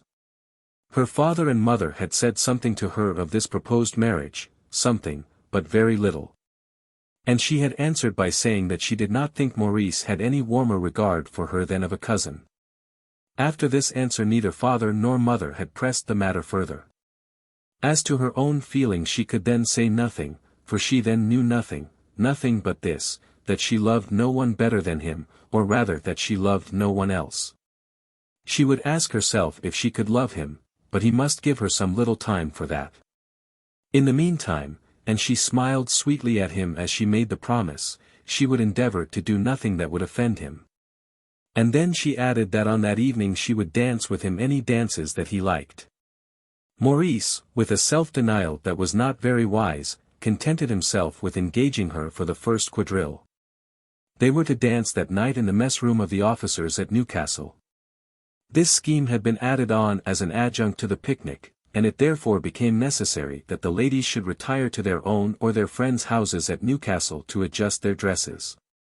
Marian Leslie and Julia Davis were there accommodated with the loan of a small room by the Major's wife, and as they were brushing their hair, and putting on their dancing shoes, something was said between them about Maurice coming. And so you are to be Mrs. C. of Mount Pleasant, said Julia. Well, I didn't think it would come to that at last. But it has not come to that, and if it did, why should I not be Mrs. C? As you call it? The knight of the rueful countenance, I call him. I tell you what then, he is an excellent young man, and the fact is you don't know him. I don't like excellent young men with long faces. I suppose you won't be let to dance quick dances at all now. I shall dance whatever dances I like, as I have always done, said Marian, with some little asperity in her tone. Not you, or if you do, you'll lose your promotion. You'll never live to be my Lady Rue. And what will Graham say? You know you've given him half a promise. That's not true, Julia, I never gave him the 10th part of a promise. Well, he says so, and then the words between the young ladies became a little more angry. But, nevertheless, in due time they came forth with faces smiling as usual, with their hair properly brushed, and without any signs of warfare. But Marian had to stand another attack before the business of the evening commenced, and this was from no less doughty an antagonist than her aunt, Miss Jack. Miss Jack soon found that Maurice had not kept his threat of going home. And though she did not absolutely learn from him that he had gone so far towards perfecting her dearest hopes as to make a formal offer to Marian, nevertheless she did gather that things were fast that way tending. If only this dancing were over, she said to herself, dreading the unnumbered waltzes with Ewing, and the violent polkas with Graham. So Miss Jack resolved to say one word to Marian, a wise word in good season, said Miss Jack to herself, how sweet a thing it is. Marian, said she. Step here a moment, I want to say a word to you. Yes, Aunt Sarah, said Marion, following her aunt into a corner, not quite in the best humor in the world. For she had a dread of some further interference. "Are you going to dance with Maurice tonight?" "Yes, I believe so, the first quadrille." "Well, what I was going to say is this. I don't want you to dance many quick dances tonight, for a reason I have, that is, not a great many." "Why, aunt, what nonsense." "Now my dearest girl, it is all for your own sake." "Well, then, it must out. He does not like it, you know." "What he?" "Maurice." "Well, aunt, I don't know that I'm bound to dance or not to dance just as Mr. Cumming may like. Papa does not mind my dancing. The people have come here to dance, and you can hardly want to make me ridiculous by sitting still." And so that wise word did not appear to be very sweet. And then the amusement of the evening commenced, and Marion stood up for a quadrille with her lover. She however was not in the very best humor. She had, as she thought, said and done enough for one day in Maurice's favor. And she had no idea, as she declared to herself, of being lectured by Aunt Sarah. "Dearest Marion," he said to her, as the quadrille came to a close, "it is in your power to make me so happy, so perfectly happy." "But then people have such different ideas of happiness," she replied. "They can't all see with the same eyes, you know." And so they parted. But during the early part of the evening she was sufficiently discreet. She did waltz with Lieutenant Graham, and polka with Captain Ewing, but she did so in a tamer manner than was usual with her, and she made no emulous attempts to dance down other couples. When she had done she would sit down, and then she consented to stand up for 2 quadrilles with 2 very tame gentlemen, to whom no lover could object. "And so, Marion, your wings are regularly clipped at last," said Julia Davis coming up to her. "No more clipped than your own," said Marion. "If Sir Rue won't let you waltz now, what will he require of you when you're married to him?" "I am just as well able to waltz with whom I like as you are, Julia. And if you say so in that way, I shall think it's envy." "Ha, ha, ha, I may have envied you some of your beaux before now, I dare say I have. But I certainly do not envy you, Sir Rue." And then she went off to her partner. All this was too much for Marion's weak strength, and before long she was again whirling round with Captain Ewing. "Come, Miss Leslie," said he, "let us see what we can do. Graham and Julia Davis have been saying that your waltzing days are over, but I think we can put them down." Marion as she got up, and raised her arm in order that Ewing might put his round her waist, caught Maurice's eye as he leaned against a wall, and read in it a stern rebuke. "This is too bad," she said to herself. "He shall not make a slave of me, at any rate as yet." And away she went as madly, more madly than ever, and for the rest of the evening she danced with Captain Ewing and with him alone. There is an intoxication quite distinct from that which comes from strong drink. When the judgment is altogether overcome by the spirits this species of drunkenness comes on, and in this way Marion Leslie was drunk that night. For 2 hours she danced with Captain Ewing, and ever and anon she kept saying to herself that she would teach the world to know, and of all the world Mr. Cumming especially, that she might be led, but not driven. Then about 4 o'clock she went home, and as she attempted to undress herself in her own room she burst into violent tears and opened her heart to her sister. "Oh, Fanny, I do love him. I do love him so dearly. And now he will never come to me again." Maurice stood still with his back against the wall, for the full 2 hours of Marion's exhibition, and then he said to his aunt before he left, "I hope you have now seen enough. You will hardly mention her name to me again." Miss Jack groaned from the bottom of her heart, but she said nothing. She said nothing that night to anyone. But she lay awake in her bed, thinking, till it was time to rise and dress herself. "Ask Miss Marion to come to me," she said to the black girl who came to assist her. But it was not till she had sent 3 times, that Miss Marion obeyed the summons. At 3 o'clock on the following day Miss Jack arrived at her own hall door in Spanish Town. Long as the distance was she ordinarily rode at all, but on this occasion she had provided a carriage to bring her over as much of the journey as it was practicable for her to perform on wheels. As soon as she reached her own hall door she asked if Mr. Cumming was at home. Yes, the servant said. He was in the small book room, at the back of the house, upstairs. Silently, as if afraid of being heard, she stepped up her own stairs into her own drawing room, and very silently she was followed by a pair of feet lighter and smaller than her own. Miss Jack was usually somewhat of a despot in her own house, but there was nothing despotic about her now as she peered into the book room. This she did with her bonnet still on, looking round the half-open door as though she were afraid to disturb her nephew. He sat at the window looking out into the veranda which ran behind the house, so intent on his thoughts that he did not hear her. "Maurice," she said, "can I come in?" "Come in." "Oh yes, of course," and he turned round sharply at her. "I tell you what, Aunt, I am not well here and I cannot stay out the session. I shall go back to Mount Pleasant. Maurice," and she walked close up to him as she spoke, "Maurice, I have brought someone with me to ask your pardon." His face became red up to the roots of his hair as he stood looking at her without answering. "You would grant it certainly," she continued, "if you knew how much it would be valued." "Whom do you mean?" "Who is it?" he asked at last. "One who loves you as well as you love her, and she cannot love you better. Come in, Marion." The poor girl crept in at the door, ashamed of what she was induced to do, but yet looking anxiously into her lover's face. "You asked her yesterday to be your wife," said Miss Jack, and she did not then know her own mind. "Now she has had a lesson. You will ask her once again, will you not, Maurice?" What was he to say? How was he to refuse, when that soft little hand was held out to him, when those eyes laden with tears just ventured to look into his face? "I beg your pardon if I angered you last night," she said. In half a minute Miss Jack had left the room, and in the space of another 30 seconds Maurice had forgiven her. "I am your own now, you know," she whispered to him in the course of that long evening.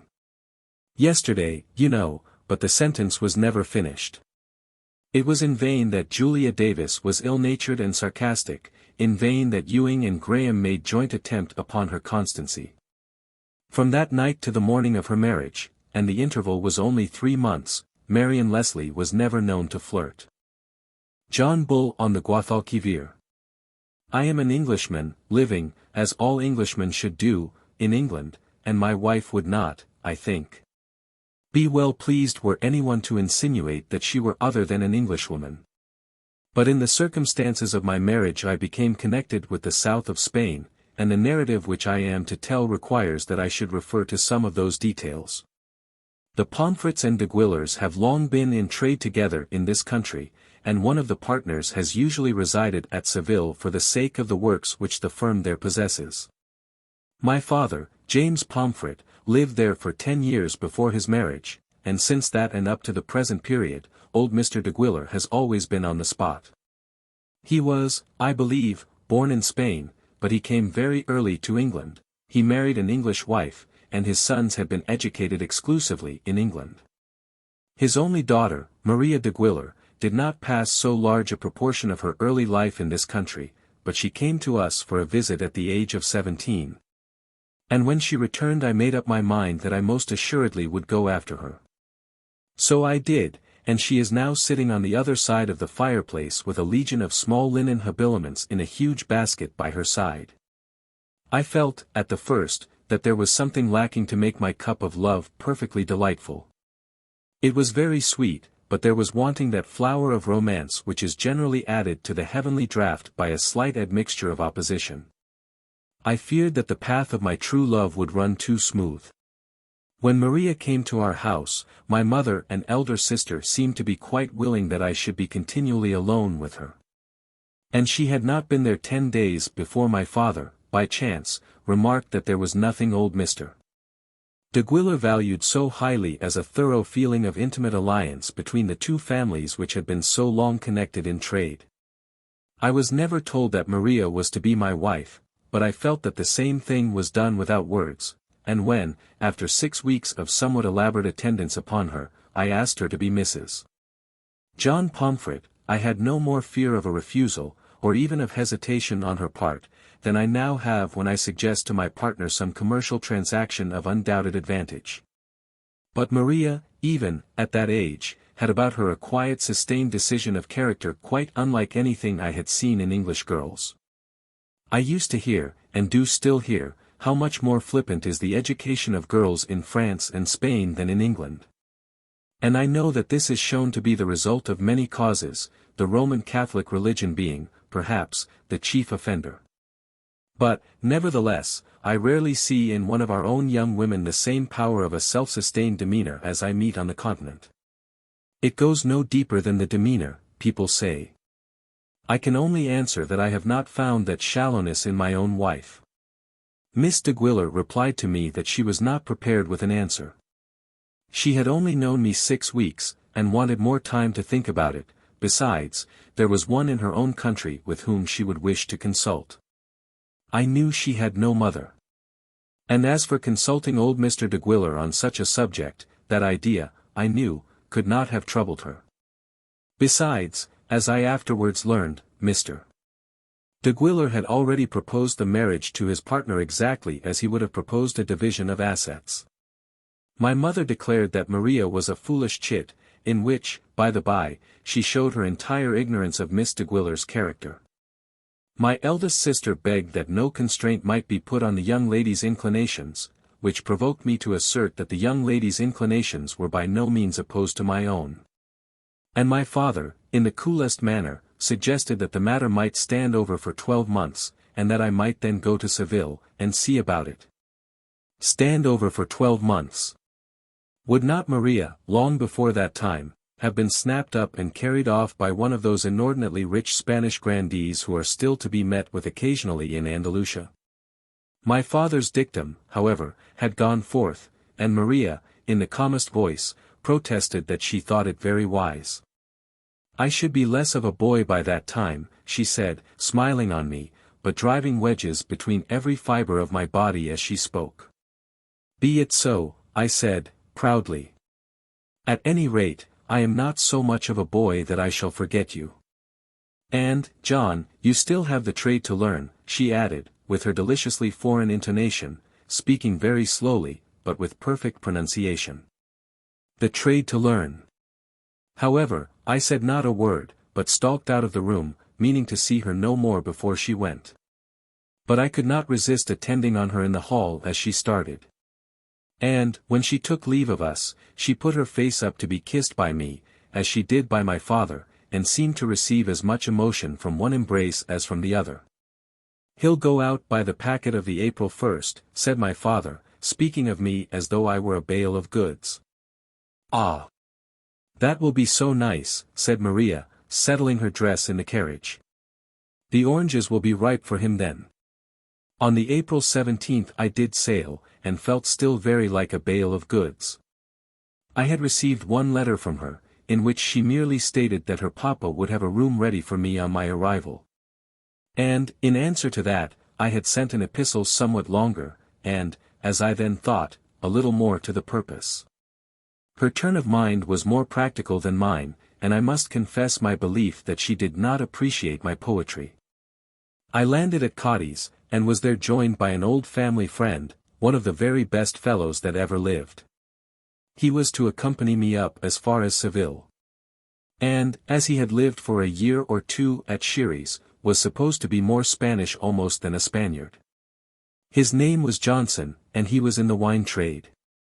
And whether for travelling or whether for staying at home, whether for paying you a visit in your own house, or whether for entertaining you in his, there never was, and I am prepared to maintain there never will be, a stauncher friend, a choicer companion, or a safer guide than Thomas Johnson. Words cannot produce a eulogium sufficient for his merits. But, as I have since learned, he was not quite so Spanish as I had imagined. 3 years among the bodegas of Xeres had taught him, no doubt, to appreciate the exact twang of a good, dry sherry, but not, as I now conceive, the exactest flavor of the true Spanish character. I was very lucky, however, in meeting such a friend, and now reckon him as one of the staunchest allies of the house of Pomfret, de Guiller, and Pomfret. He met me at Cotty's, took me about the town, which appeared to me to be of no very great interest, though the young ladies were all very well. But, in this respect, I was then a stoic, till such time as I might be able to throw myself at the feet of her whom I was ready to proclaim the most lovely of all the Dulcineas of Andalusia. He carried me up by boat and railway to Xeres. Gave me a most terrific headache, by dragging me out into the glare of the sun, after I had tasted some half a dozen different wines, and went through all the ordinary hospitalities.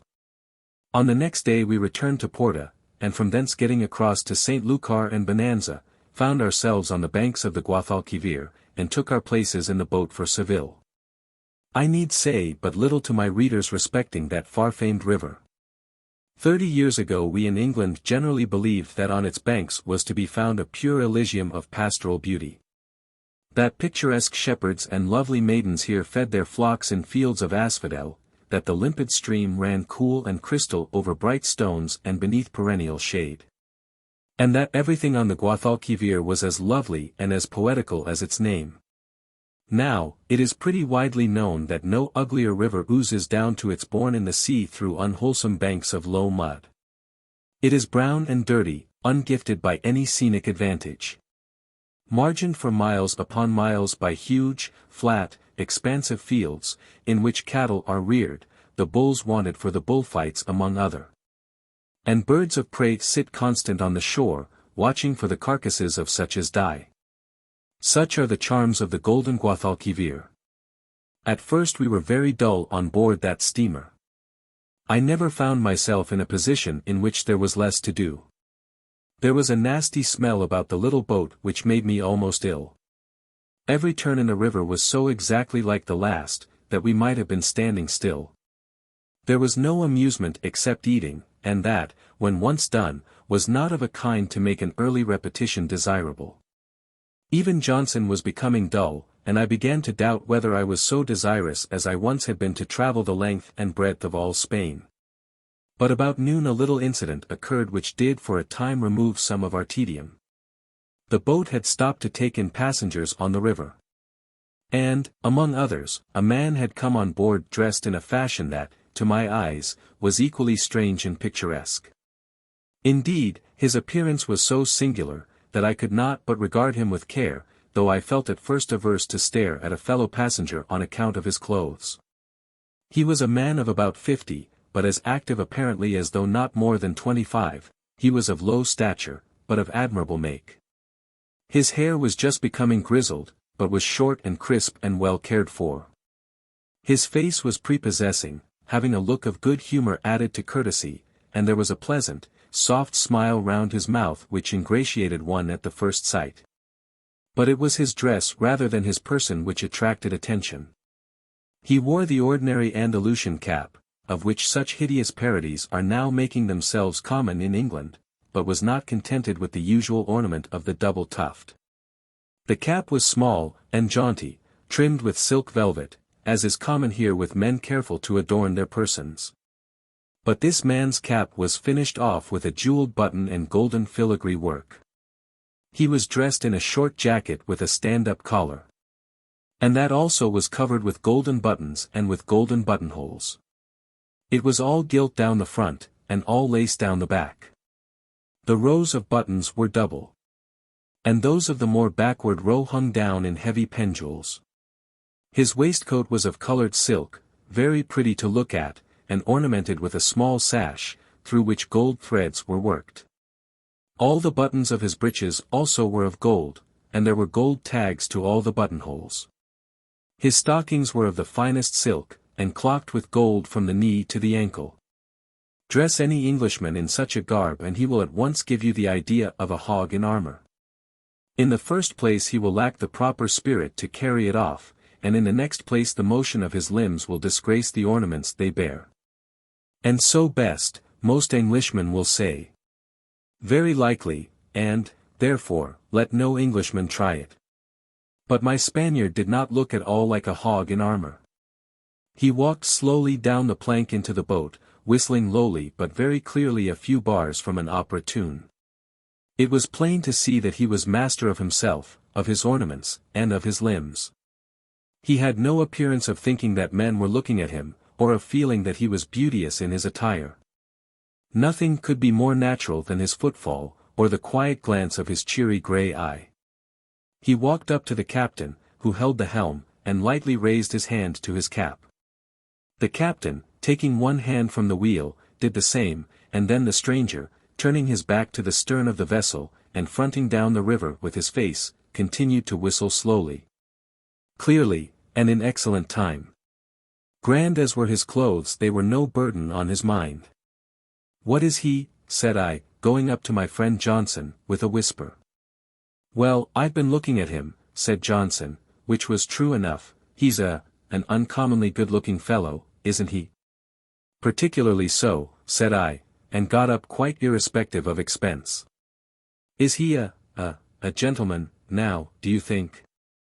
"Well, those things are so different in Spain, that it's almost impossible to make an Englishman understand them. One learns to know all this sort of people by being with them in the country, but one can't explain." "No, exactly.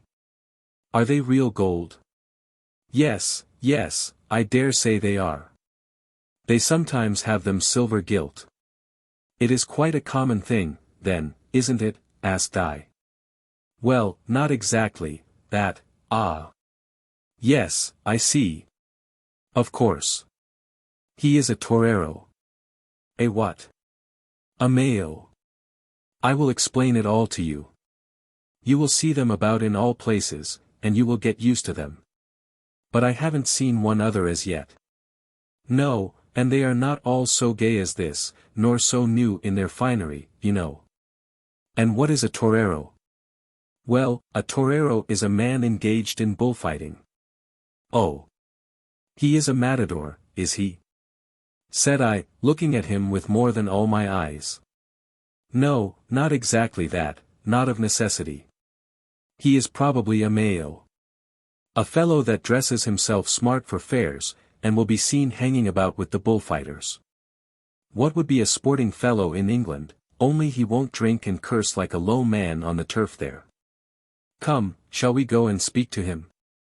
"I can't talk to him," said I, diffident of my Spanish. I had received lessons in England from Maria de Guiller. But 6 weeks is little enough for making love, let alone the learning of a foreign language. "Oh. I'll do the talking. You'll find the language easy enough before long. It soon becomes the same as English to you, when you live among them." And then Johnson, walking up to the stranger, accosted him with that good-natured familiarity with which a thoroughly nice fellow always opens a conversation with his inferior. Of course I could not understand the words which were exchanged, but it was clear enough that the Mayo took the address in good part, and was inclined to be communicative and social. "They are all of pure gold," said Johnson, turning to me after a minute, making as he spoke a motion with his head to show the importance of the information. "Are they indeed?" said I.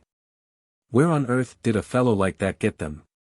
Whereupon Johnson again returned to his conversation with the man. After another minute he raised his hand, and began to finger the button on the shoulder, and to aid him in doing so, the man of the bullring turned a little on one side. "They are wonderfully well made," said Johnson, talking to me, and still fingering the button. "They are manufactured," he says, "at Osuna, and he tells me that they make them better there than anywhere else." "I wonder what the whole set would cost," said I. "An enormous deal of money for a fellow like him, I should think." "Over 12 ounces," said Johnson, having asked the question, "and that will be more than £40. "What an uncommon ass he must be," said I. As Johnson by this time was very closely scrutinizing the whole set of ornaments, I thought I might do so also, and going up close to our friend, I too began to handle the buttons and tags on the other side. Nothing could have been more good-humored than he was, so much so that I was emboldened to hold up his arm that I might see the cut of his coat, to take off his cap and examine the make, to stuff my finger in beneath his sash, and at last to kneel down while I persuaded him to hold up his legs that I might look to the clocking. The fellow was thoroughly good-natured, and why should I not indulge my curiosity? "You'll upset him if you don't take care," said Johnson. For I had got fast hold of him by one ankle, and was determined to finish the survey completely. "Oh, no, I shan't," said I, "a bullfighting chap can surely stand on one leg. But what I wonder at is, how on earth he can afford it." Whereupon Johnson again began to interrogate him in Spanish. "He says he has got no children," said Johnson, having received a reply, "and that as he has nobody but himself to look after, he is able to allow himself such little luxuries." "Tell him that I say he would be better with a wife and couple of babies," said I, and Johnson interpreted. "He says that he'll think of it some of these days, when he finds that the supply of fools in the world is becoming short," said Johnson. We had nearly done with him now. But after regaining my feet, I addressed myself once more to the heavy pendules, which hung down almost under his arm. I lifted one of these, meaning to feel its weight between my fingers. But unfortunately I gave a lurch, probably through the motion of the boat, and still holding by the button, tore it almost off from our friend's coat. "Oh, I am so sorry," I said, in broad English. "It do not matter at all," he said, bowing, and speaking with equal plainness. And then, taking a knife from his pocket, he cut the pendule off, leaving a bit of torn cloth on the side of his jacket. "Upon my word, I am quite unhappy," said I, "but I always am so awkward." Whereupon he bowed low. "Couldn't I make it right?" said I, bringing out my purse. He lifted his hand, and I saw that it was small and white. He lifted it and gently put it upon my purse, smiling sweetly as he did so. "Thank you, no, senor, thank you, no." And then, bowing to us both, he walked away down into the cabin. "Upon my word he is a deuced well-mannered fellow," said I. "You shouldn't have offered him money," said Johnson, "a Spaniard does not like it." "Why, I thought you could do nothing without money in this country. Doesn't everyone take bribes?" "Ah. Yes, that is a different thing, but not the price of a button." By Jove! He understood English, too. Did you see that? Yes, and I called him an ass. I hope he doesn't mind it. "Oh. No, he won't think anything about it," said Johnson. "That sort of fellows don't. I dare say we shall see him in the bullring next Sunday, and then we'll make all right with a glass of lemonade." And so our adventure ended with the man of the gold ornaments. I was sorry that I had spoken English before him so heedlessly, and resolved that I would never be guilty of such gaucherie again. But, then, who would think that a Spanish bullfighter would talk a foreign language? I was sorry, also, that I had torn his coat, it had looked so awkward. And sorry again that I had offered the man money. Altogether I was a little ashamed of myself, but I had too much to look forward to at Seville to allow any heaviness to remain long at my heart. And before I had arrived at the marvellous city I had forgotten both him and his buttons. Nothing could be nicer than the way in which I was welcomed at Mr. de Guiller's house, or more kind, I may almost say affectionate, than Maria's manner to me. But it was too affectionate. And I am not sure that I should not have liked my reception better had she been more diffident in her tone, and less inclined to greet me with open warmth. As it was, she again gave me her cheek to kiss, in her father's presence, and called me dear John, and asked me specially after some rabbits which I had kept at home merely for a younger sister. And then it seemed as though she were in no way embarrassed by the peculiar circumstances of our position. 12 months since I had asked her to be my wife, and now she was to give me an answer. And yet she was as assured in her gait, and as serenely joyous in her tone, as though I were a brother just returned from college. It could not be that she meant to refuse me, or she would not smile on me and be so loving, but I could almost have found it in my heart to wish that she would. It is quite possible, said I to myself, that I may not be found so ready for this family bargain. A love that is to be had like a bale of goods is not exactly the love to suit my taste. But then, when I met her again in the morning, I could no more have quarrelled with her than I could have flown. I was inexpressibly charmed with the whole city, and especially with the house in which Mr. de Guiller lived. It opened from the corner of a narrow, unfrequented street, a corner like an elbow, and, as seen from the exterior, there was nothing prepossessing to recommend it. But the outer door led by a short hall or passage to an inner door or grille, made of open ornamental ironwork, and through that we entered a court, or patio, as they called it. Nothing could be more lovely or deliciously cool than was this small court. The building on each side was covered by trellis work. And beautiful creepers, vines, and parasite flowers, now in the full magnificence of the early summer, grew up and clustered round the windows. Every inch of wall was covered, so that none of the glaring whitewash wounded the eye. In the four corners of the patio were 4 large orange trees, covered with fruit. I would not say a word in special praise of these, remembering that childish promise she had made on my behalf. In the middle of the court there was a fountain, and round about on the marble floor there were chairs, and here and there a small table, as though the space were really a portion of the house. It was here that we used to take our cup of coffee and smoke our cigarettes, I and old Mr. de Guiller, while Maria sat by, not only approving, but occasionally rolling for me the thin paper round the fragrant weed with her taper fingers. Beyond the patio was an open passage or gallery, filled also with flowers in pots, and then, beyond this, one entered the drawing room of the house. It was by no means a princely palace or mansion, fit for the owner of untold wealth. The rooms were not over-large nor very numerous.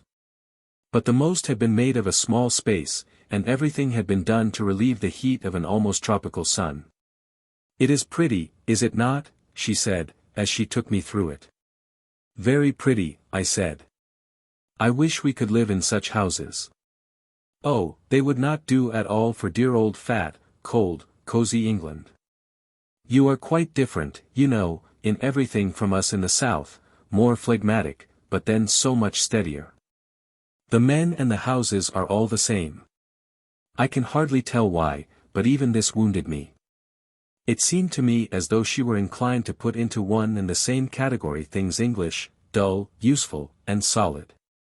And that she was disposed to show a sufficient appreciation for such necessaries of life, though she herself had another and inner sense, a sense keenly alive to the poetry of her own southern clime. And that I, as being English, was to have no participation in this latter charm. An English husband might do very well, the interests of the firm might make such an arrangement desirable. Such a mariage de convenance, so I argued to myself, might be quite compatible with heaven only knows what delights of superterrestrial romance, from which I, as being an English thick-head lump of useful coarse mortality, was to be altogether debarred. She had spoken to me of oranges, and having finished the survey of the house, she offered me some sweet little cakes.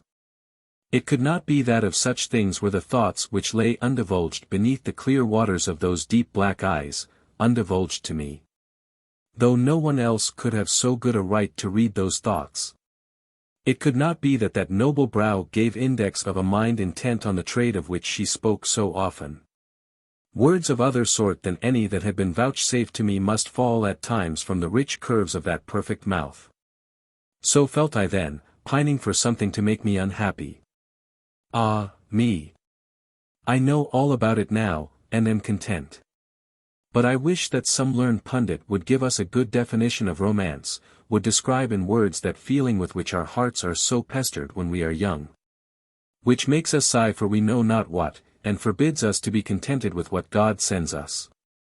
We invest female beauty with impossible attributes, and are angry because our women have not the spiritualized souls of angels, anxious as we are that they should also be human in the flesh. A man looks at her he would love as at a distant landscape in a mountainous land. The peaks are glorious with more than the beauty of earth and rock and vegetation. He dreams of some mysterious grandeur of design which tempts him on under the hot sun, and over the sharp rock, till he has reached the mountain goal which he had set before him. But when there, he finds that the beauty is well nigh gone, and as for that delicious mystery on which his soul had fed, it has vanished forever. I know all about it now, and am, as I said, content.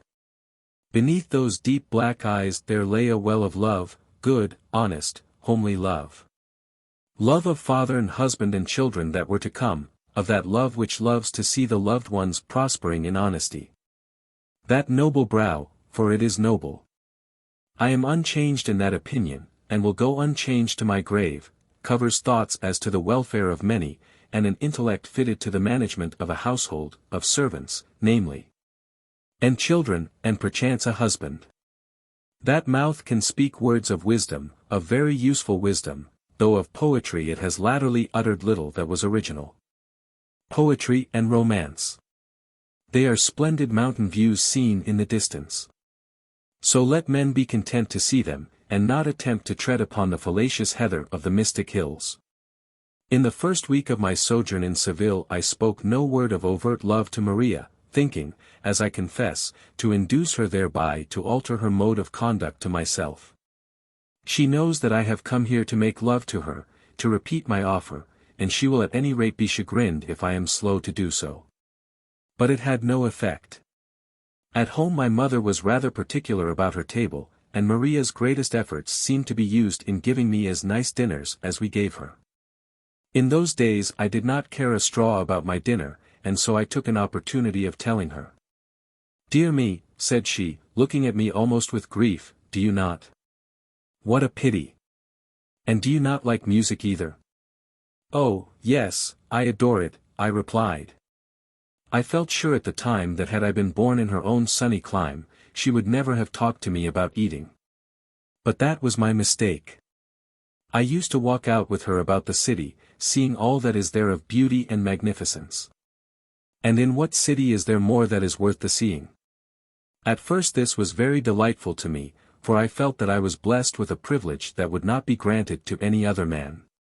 But its value soon fell in my eyes, for others would accost her, and walk on the other side, talking to her in Spanish, as though I hardly existed, or were a servant there for her protection. And I was not allowed to take her arm, and thus to appropriate her, as I should have done in England. "No, John," she said, with the sweetest, prettiest smile, "we don't do that here. Only when people are married." And she made this allusion to married life out, openly, with no slightest tremor on her tongue. "Oh, I beg pardon," said I, drawing back my hand, and feeling angry with myself for not being fully acquainted with all the customs of a foreign country. "You need not beg pardon," said she. "When we were in England we always walked so. It is just a custom, you know." And then I saw her drop her large dark eyes to the ground, and bow gracefully in answer to some salute. I looked round, and saw that we had been joined by a young cavalier, a Spanish nobleman, as I saw at once. A man with jet black hair, and a straight nose, and a black mustache, and patent leather boots, very slim and very tall, and, though I would not confess it then, uncommonly handsome. I myself am inclined to be stout, my hair is light, my nose broad, I have no hair on my upper lip, and my whiskers are rough and uneven. "I could punch your head though, my fine fellow," said I to myself, when I saw that he placed himself at Maria's side, and think very little of the achievement. The wretch went on with us round the plaza for some quarter of an hour talking Spanish with the greatest fluency, and she was every whit as fluent. Of course I could not understand a word that they said. Of all positions that a man can occupy, I think that that is about the most uncomfortable.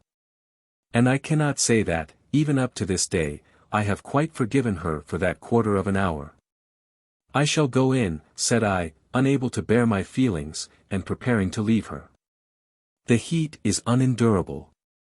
"Oh dear, John, why did you not speak before?" she answered. "You cannot leave me here, you know, as I am in your charge, but I will go with you almost directly." And then she finished her conversation with the Spaniard, speaking with an animation she had never displayed in her conversations with me. It had been agreed between us for 2 or 3 days before this, that we were to rise early on the following morning for the sake of ascending the tower of the cathedral, and visiting the Giralda, as the iron figure is called, which turns upon a pivot on the extreme summit. We had often wandered together up and down the long dark gloomy aisle of the stupendous building, and had, together, seen its treasury of art. But as yet we had not performed the task which has to be achieved by all visitors to Seville. And in order that we might have a clear view over the surrounding country, and not be tormented by the heat of an advanced sun, we had settled that we would ascend the Giralda before breakfast. And now, as I walked away from the plaza towards Mr. de Guiller's house, with Maria by my side, I made up my mind that I would settle my business during this visit to the cathedral. Yes, and I would so manage the settlement that there should be no doubt left as to my intentions and my own ideas. I would not be guilty of shilly-shally conduct. I would tell her frankly what I felt and what I thought, and would make her understand that I did not desire her hand if I could not have her heart. I did not value the kindness of her manner, seeing that that kindness sprung from indifference rather than passion, and so I would declare to her. And I would ask her, also, who was this young man with whom she was intimate, for whom all her volubility and energy of tone seemed to be employed? She had told me once that it behoved her to consult a friend in Seville as to the expediency of her marriage with me. Was this the friend whom she had wished to consult? If so, she need not trouble herself. Under such circumstances I should decline the connection. And I resolved that I would find out how this might be. A man who proposes to take a woman to his bosom as his wife, has a right to ask for information, and to receive it too. It flashed upon my mind at this moment that Donna Maria was well enough inclined to come to me as my wife, but I could hardly define the buts to myself, for there were 3 or 4 of them. Why did she always speak to me in a tone of childish affection, as though I were a schoolboy home for the holidays? I would have all this out with her on the tower on the following morning, standing under the Giralda. On that morning we met together in the patio, soon after 5 o'clock, and started for the cathedral. She looked beautiful, with her black mantilla over her head, and with black gloves on, and her black morning silk dress, beautiful, composed, and at her ease. As though she were well satisfied to undertake this early morning walk from feelings of good nature, sustained, probably, by some undercurrent of a deeper sentiment. Well, I would know all about it before I returned to her father's house. There hardly stands, as I think, on the earth, a building more remarkable than the Cathedral of Seville, and hardly one more grand. Its enormous size, its gloom and darkness. The richness of ornamentation in the details, contrasted with the severe simplicity of the larger outlines, the variety of its architecture, the glory of its paintings, and the wondrous splendor of its metallic decoration, its altar friezes, screens, rails, gates, and the like, render it, to my mind, the first in interest among churches. It has not the colored glass of Chartres, or the marble glory of Milan, or such a forest of aisles as Antwerp, or so perfect a hue in stone as Westminster. Nor in mixed beauty of form and color does it possess anything equal to the choir of Colne. But, for combined magnificence and awe-compelling grandeur, I regard it as superior to all other ecclesiastical edifices. It is its deep gloom with which the stranger is so greatly struck on his first entrance. In a region so hot as the south of Spain, a cool interior is a main object with the architect, and this it has been necessary to effect by the exclusion of light. Consequently the church is dark, mysterious, and almost cold. On the morning in question, as we entered, it seemed to be filled with gloom, and the distant sound of a slow footstep here and there beyond the transept inspired one almost with awe. Maria, when she first met me, had begun to talk with her usual smile, offering me coffee and a biscuit before I started. "I never eat biscuit," I said, with almost a severe tone, as I turned from her. That dark, horrid man of the plaza, would she have offered him a cake had she been going to walk with him in the gloom of the morning? After that little had been spoken between us. She walked by my side with her accustomed smile, but she had, as I flattered myself, begun to learn that I was not to be won by a meaningless good nature. "We are lucky in our mourning for the view." That was all she said, speaking with that peculiarly clear, but slow pronunciation which she had assumed in learning our language. We entered the cathedral, and, walking the whole length of the aisle, left it again at the porter's porch at the farther end. Here we passed through a low door on to the stone flight of steps, and at once began to ascend. "There are a party of your countrymen up before us," said Maria. "The porter says that they went through the lodge half an hour since." "I hope they will return before we are on the top," said I, bethinking myself of the task that was before me. And indeed my heart was hardly at ease within me, for that which I had to say would require all the spirit of which I was master. The ascent to the Giralda is very long and very fatiguing. And we had to pause on the various landings and in the singular belfry in order that Miss de Guiller might recruit her strength and breath. As we rested on one of these occasions, in a gallery which runs round the tower below the belfry, we heard a great noise of shouting, and a clattering of sticks among the bells. "It is the party of your countrymen who went up before us," said she. "What a pity that Englishmen should always make so much noise." And then she spoke in Spanish to the custodian of the bells, who is usually to be found in a little cabin up there within the tower. "He says that they went up shouting like demons," continued Maria. And it seemed to me that she looked as though I ought to be ashamed of the name of an Englishman. "They may not be so solemn in their demeanor as Spaniards," I answered. "But, for all that, there may be quite as much in them." We then again began to mount, and before we had ascended much farther we passed my 3 countrymen. They were young men, with grey coats and grey trousers, with slouched hats, and without gloves. They had fair faces and fair hair, and swung big sticks in their hands, with crooked handles. They laughed and talked loud, and, when we met them, seemed to be racing with each other, but nevertheless they were gentlemen. No one who knows by sight what an English gentleman is, could have doubted that. But I did acknowledge to myself that they should have remembered that the edifice they were treading was a church. And that the silence they were invading was the cherished property of a courteous people. "They are all just the same as big boys," said Maria. The color instantly flew into my face, and I felt that it was my duty to speak up for my own countrymen. The word "boys" especially wounded my ears. It was as a boy that she treated me. But, on looking at that befringed young Spanish don, who was not, apparently, my elder in age, she had recognized a man. However, I said nothing further till I reached the summit. One cannot speak with manly dignity while one is out of breath on a staircase. "There, John," she said, stretching her hands away over the fair plain of the Guadalquivir, as soon as we stood against the parapet, "is not that lovely?" I would not deign to notice this. "Maria," I said, "I think, that you are too hard upon my countrymen." "Too hard?" "No, for I love them. They are so good and industrious. And they come home to their wives, and take care of their children. But why do they make themselves so, what the French call gauche? Good and industrious, and come home to their wives." Thought I believe you hardly understand us as yet," I answered. "Our domestic virtues are not always so very prominent. But, I believe, we know how to conduct ourselves as gentlemen, at any rate, as well as Spaniards." I was very angry, not at the faults, but at the good qualities imputed to us. "In affairs of business, yes," said Maria, with a look of firm confidence in her own opinion, that look of confidence which she has never lost. "And I pray that she may never lose it while I remain with her, but in the little intercourses of the world, no. A Spaniard never forgets what is personally due either to himself or his neighbors.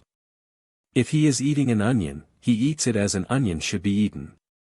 In such matters as that he is very grand, no doubt," said I, angrily. "And why should you not eat an onion properly, John?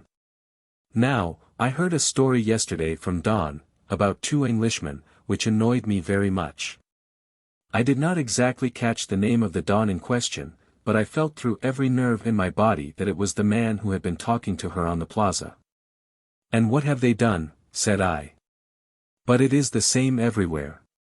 We are always abused, but, nevertheless, no people are so welcome. At any rate, we pay for the mischief we do." I was angry with myself the moment the words were out of my mouth, for, after all, there is no feeling more mean than that pocket confidence with which an Englishman sometimes swaggers. "There was no mischief done in this case," she answered. "It was simply that 2 men have made themselves ridiculous forever. The story is all about Seville, and, of course, it annoys me that they should be Englishmen." "And what did they do?" "The Marquis d'Almaviva was coming up to Seville in the boat, and they behaved to him in the most outrageous manner. He is here now, and is going to give a series of fates. Of course he will not ask a single Englishman. We shall manage to live, even though the Marquis d'Almaviva may frown upon us, said I, proudly. He is the richest, and also the best of our noblemen, continued Maria, and I never heard of anything so absurd as what they did to him. It made me blush when Don told me. Don Tomas, I thought she said. If he be the best of your noblemen, how comes it that he is angry because he has met two vulgar men?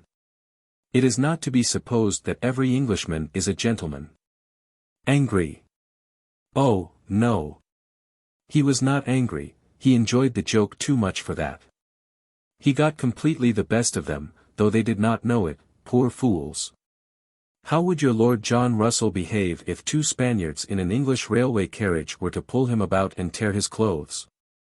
He would give them in charge to a policeman, of course, said I, speaking of such a matter with the contempt it deserved.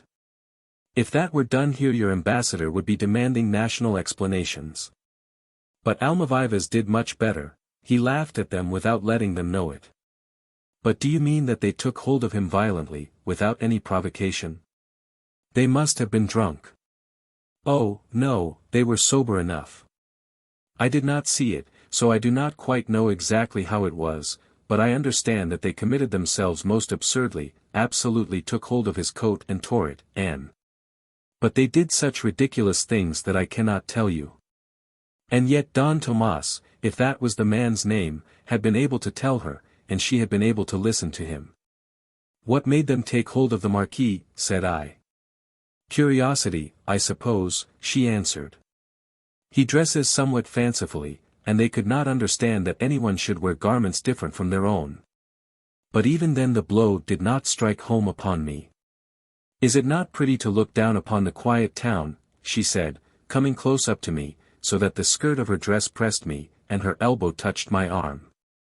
Now was the moment I should have asked her how her heart stood towards me, but I was sore and uncomfortable, and my destiny was before me. She was willing enough to let these English faults pass by without further notice, but I would not allow the subject to drop. I will find out who these men were, said I, and learn the truth of it. When did it occur?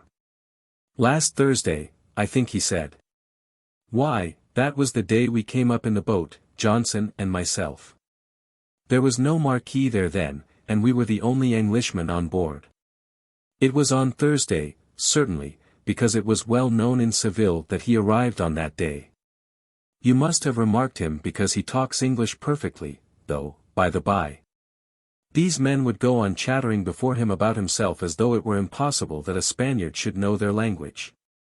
They are ignorant of Spanish, and they cannot bring themselves to believe that anyone should be better educated than themselves.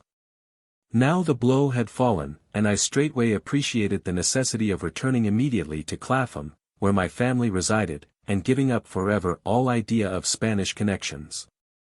I had resolved to assert the full strength of my manhood on that tower, and now words had been spoken which left me weak as a child. I felt that I was shivering, and did not dare to pronounce the truth which must be made known. As to speaking of love, and signifying my pleasure that Don Tomas should for the future be kept at a distance, any such effort was quite beyond me. Had Don Tomas been there, he might have walked off with her from before my face without a struggle on my part. Now I remember about it, she continued, I think he must have been in the boat on Thursday. And now that I remember, I replied, turning away to hide my embarrassment, he was there. Your friend down below in the plaza seems to have made out a grand story. No doubt he is not fond of the English. There was such a man there, and I did take hold. Oh, John, was it you? Yes, Donna Maria, it was I. And if Lord John Russell were to dress himself in the same way, but I had no time to complete my description of what might occur under so extravagantly impossible a combination of circumstances. For as I was yet speaking, the little door leading out onto the leads of the tower was opened, and my friend, the Mayo of the boat, still bearing all his gewgaws on his back, stepped up onto the platform. My eye instantly perceived that the one pendule was still missing from his jacket. He did not come alone, but 3 other gentlemen followed him, who, however, had no peculiarities in their dress. He saw me at once, and bowed and smiled. And then observing Donna Maria, he lifted his cap from his head, and addressing himself to her in Spanish, began to converse with her as though she were an old friend. "Señor," said Maria, after the first words of greeting had been spoken between them, "you must permit me to present to you my father's most particular friend, and my own, Mr. Pomfret. John, this is the Marquis d'Almaviva." I cannot now describe the grace with which this introduction was effected, or the beauty of her face as she uttered the word. There was a boldness about her as though she had said, "I know it all, the whole story. But, in spite of that, you must take him on my representation, and be gracious to him in spite of what he has done. You must be content to do that. Or in quarreling with him you must quarrel with me also." And it was done at the spur of the moment, without delay. She, who not 5 minutes since had been loudly condemning the unknown Englishman for his rudeness, had already pardoned him, now that he was known to be her friend. And had determined that he should be pardoned by others also, or that she would share his disgrace. I recognized the nobleness of this at the moment. But, nevertheless, I was so sore that I would almost have preferred that she should have disowned me. The Marquis immediately lifted his cap with his left hand while he gave me his right. "I have already had the pleasure of meeting this gentleman," he said. "We had some conversation in the boat together." "Yes," said I, pointing to his rent, "and you still bear the marks of our encounter. Was it not delightful, Donna Maria?" he continued, turning to her. "Your friend's friend took me for a torero." "And it served you properly, Señor," said Donna Maria, laughing. "You have no right to go about with all those rich ornaments upon you." "Oh! Quite properly, indeed, I make no complaint, and I must beg your friend to understand, and his friend also, how grateful I am for their solicitude as to my pecuniary welfare. They were inclined to be severe on me for being so extravagant in such trifles. I was obliged to explain that I had no wife at home kept without her proper allowance of dresses, in order that I might be gay. "They are foreigners, and you should forgive their error," said she. "And in token that I do so," said the Marquis, "I shall beg your friend to accept the little ornament which attracted his attention." And so saying, he pulled the identical button out of his pocket, and gracefully proffered it to me. "I shall carry it about with me always," said I, accepting it, "as a memento of humiliation. When I look at it, I shall ever remember the folly of an Englishman and the courtesy of a Spaniard." And as I made the speech I could not but reflect whether it might, under any circumstances, be possible that Lord John Russell should be induced to give a button off his coat to a Spaniard. There were other civil speeches made, and before we left the Tower the Marquis had asked me to his parties, and exacted from me an unwilling promise that I would attend them. The Señora, he said, bowing again to Maria, would, he was sure, grace them. She had done so on the previous year. And as I had accepted his little present I was bound to acknowledge him as my friend. All this was very pretty, and of course I said that I would go, but I had not at that time the slightest intention of doing so. Maria had behaved admirably. She had covered my confusion, and shown herself not ashamed to own me, delinquent as I was. But, not the less, had she expressed her opinion, in language terribly strong, of the awkwardness of which I had been guilty, and had shown almost an aversion to my English character. I should leave Seville as quickly as I could, and should certainly not again put myself in the way of the Marquis d'Almaviva.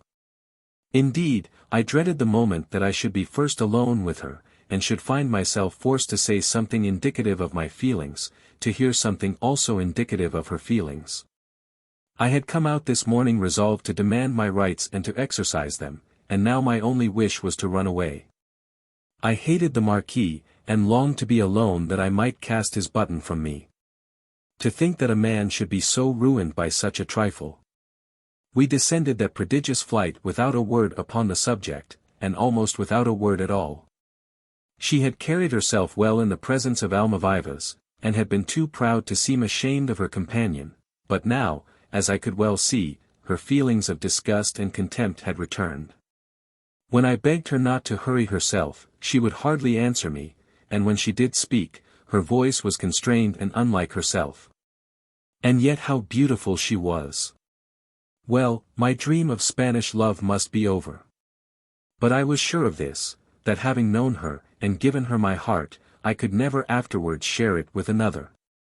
We came out at last on the dark, gloomy aisle of the cathedral, and walked together without a word up along the side of the choir, till we came to the transept. There was not a soul near us, and not a sound was to be heard but the distant, low pattering of a mass, then in course of celebration at some far-off chapel in the cathedral. When we got to the transept, Maria turned a little, as though she was going to the transept door, and then stopped herself. She stood still. And when I stood also, she made 2 steps towards me, and put her hand on my arm. "Oh, John," she said. "Well," said I, "after all it does not signify. You can make a joke of it when my back is turned." "Dearest John." She had never spoken to me in that way before. "You must not be angry with me. It is better that we should explain to each other, is it not?" "Oh, much better. I am very glad you heard of it at once. I do not look at it quite in the same light that you do. But nevertheless." "What do you mean?"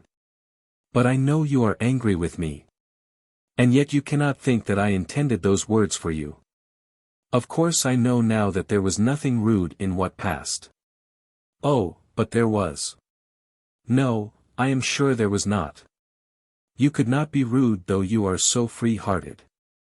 I see it all now, and so does the Marquis. You will like him so much when you come to know him. Tell me that you won't be cross with me for what I have said.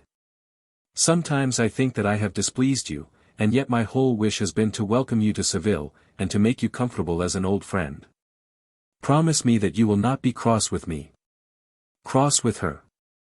I certainly had no intention of being cross, but I had begun to think that she would not care what my humor might be. "Maria," I said, taking hold of her hand. "No, John, do not do that. It is in the church, you know." "Maria, will you answer me a question?" "Yes," she said, very slowly, looking down upon the stone slabs beneath our feet. "Do you love me?" "Love you?" "Yes, do you love me? You were to give me an answer here, in Seville, and now I ask for it. I have almost taught myself to think that it is needless to ask. And now this horrid mischance." "What do you mean?" said she, speaking very quickly. "Why this miserable blunder about the Marquis's button? After that I suppose." "The Marquis? Oh, John, is that to make a difference between you and me, a little joke like that? But does it not make a change between us, such a thing as that? Oh, John! But tell me, Maria, what am I to hope? If you will say that you can love me, I shall care nothing for the Marquis. In that case I can bear to be laughed at." "Who will dare to laugh at you?" "Not the Marquis, whom I am sure you will like. Your friend in the plaza, who told you of all this." "What, poor Tomas?" "I do not know about his being poor." "I mean the gentleman who was with you last night." "Yes, Tomas." "You do not know who he is?" "Not in the least." "How droll. He is your own clerk, partly your own, now that you are one of the firm.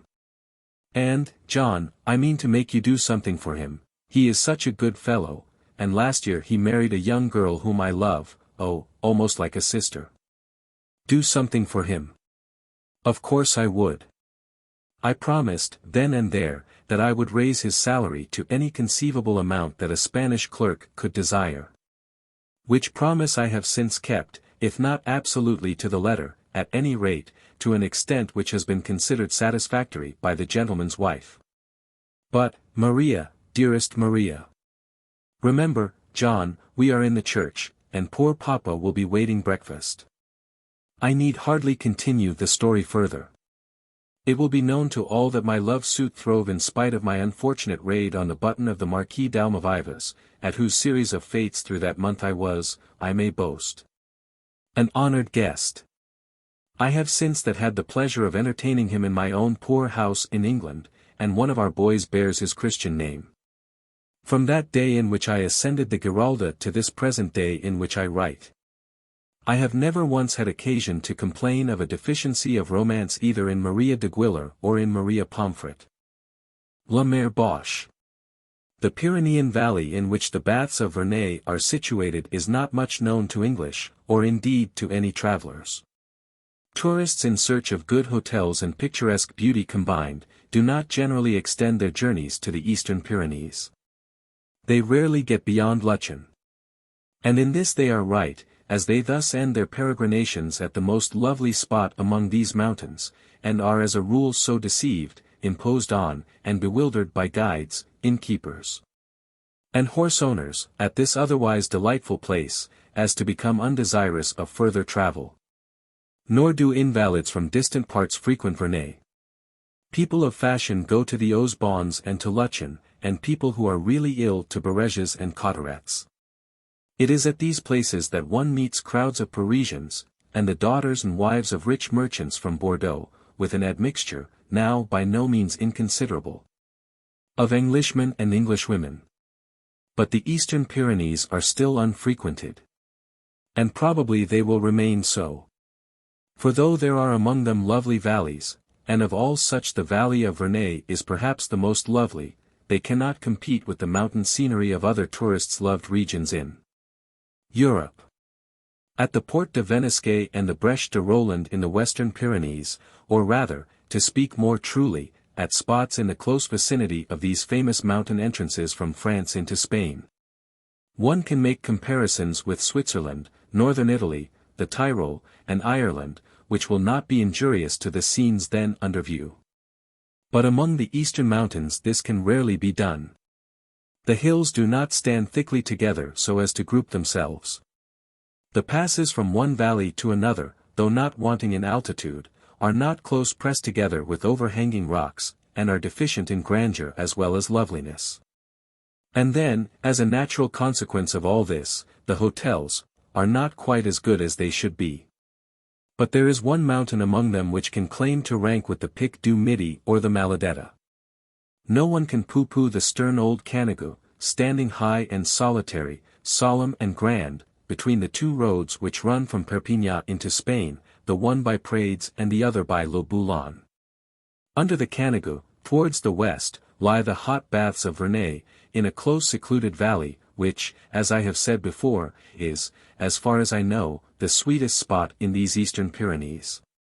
The frequenters of these baths were a few years back gathered almost entirely from towns not very far distant, from Perpignan, Narbonne, Carcassonne, and Béziers.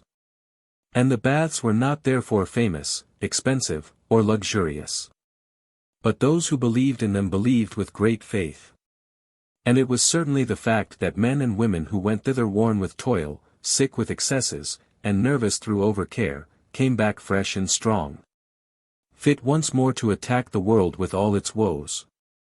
Their character in latter days does not seem to have changed, though their circle of admirers may perhaps be somewhat extended.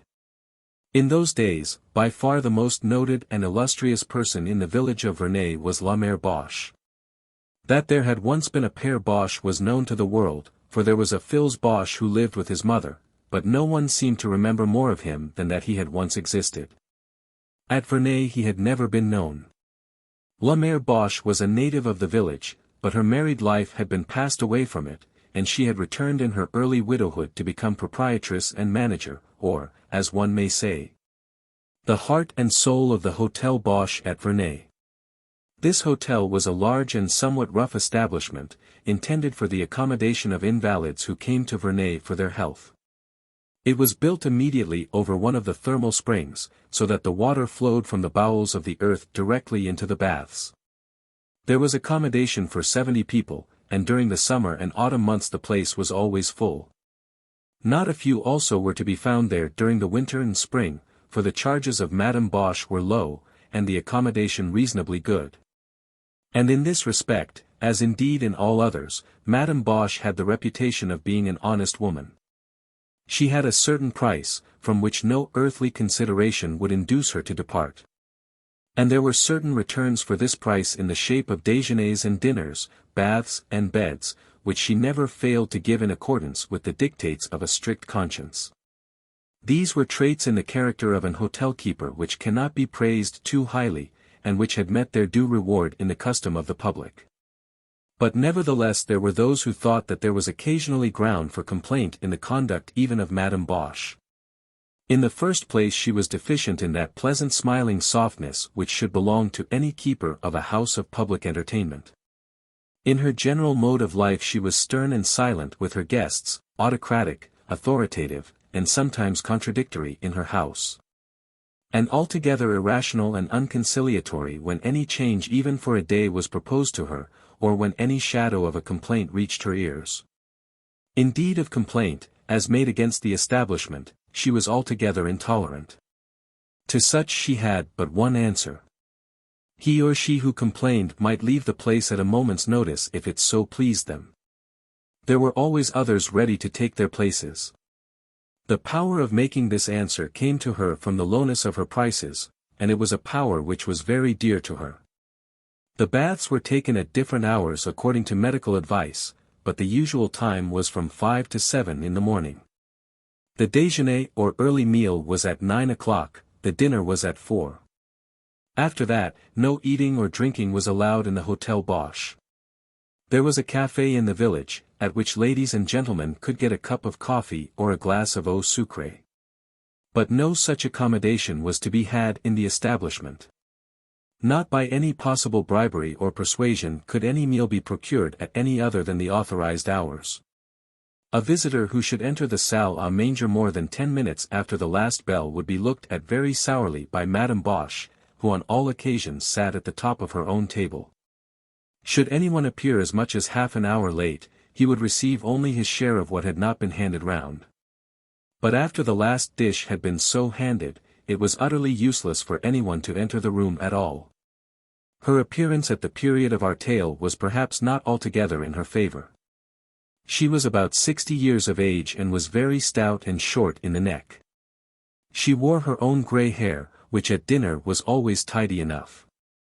But during the whole day previous to that hour she might be seen with it escaping from under her cap in extreme disorder. Her eyebrows were large and bushy, but those alone would not have given to her face that look of indomitable sternness which it possessed. Her eyebrows were serious in their effect, but not so serious as the pair of green spectacles which she always wore under them. It was thought by those who had analyzed the subject that the great secret of Madame Bauche's power lay in her green spectacles. Her custom was to move about and through the whole establishment every day from breakfast till the period came for her to dress for dinner. She would visit every chamber and every bath, walk once or twice round the salle à manger, and very repeatedly round the kitchen. She would go into every hole and corner, and peer into everything through her green spectacles, and in these walks it was not always thought pleasant to meet her. Her custom was to move very slowly, with her hands generally clasped behind her back. She rarely spoke to the guests unless she was spoken to. And on such occasions she would not often diverge into general conversation. If anyone had aught to say connected with the business of the establishment, she would listen, and then she would make her answers, often not pleasant in the hearing. And thus she walked her path through the world, a stern, hard, solemn old woman, not without gusts of passionate explosion. But honest withal, and not without some inward benevolence and true tenderness of heart. Children she had had many, some 7 or 8. 1 or 2 had died, others had been married. She had sons settled far away from home, and at the time of which we are now speaking but one was left in any way subject to maternal authority. Adolphe Bauche was the only one of her children of whom much was remembered by the present denizens and hangers-on of the hotel.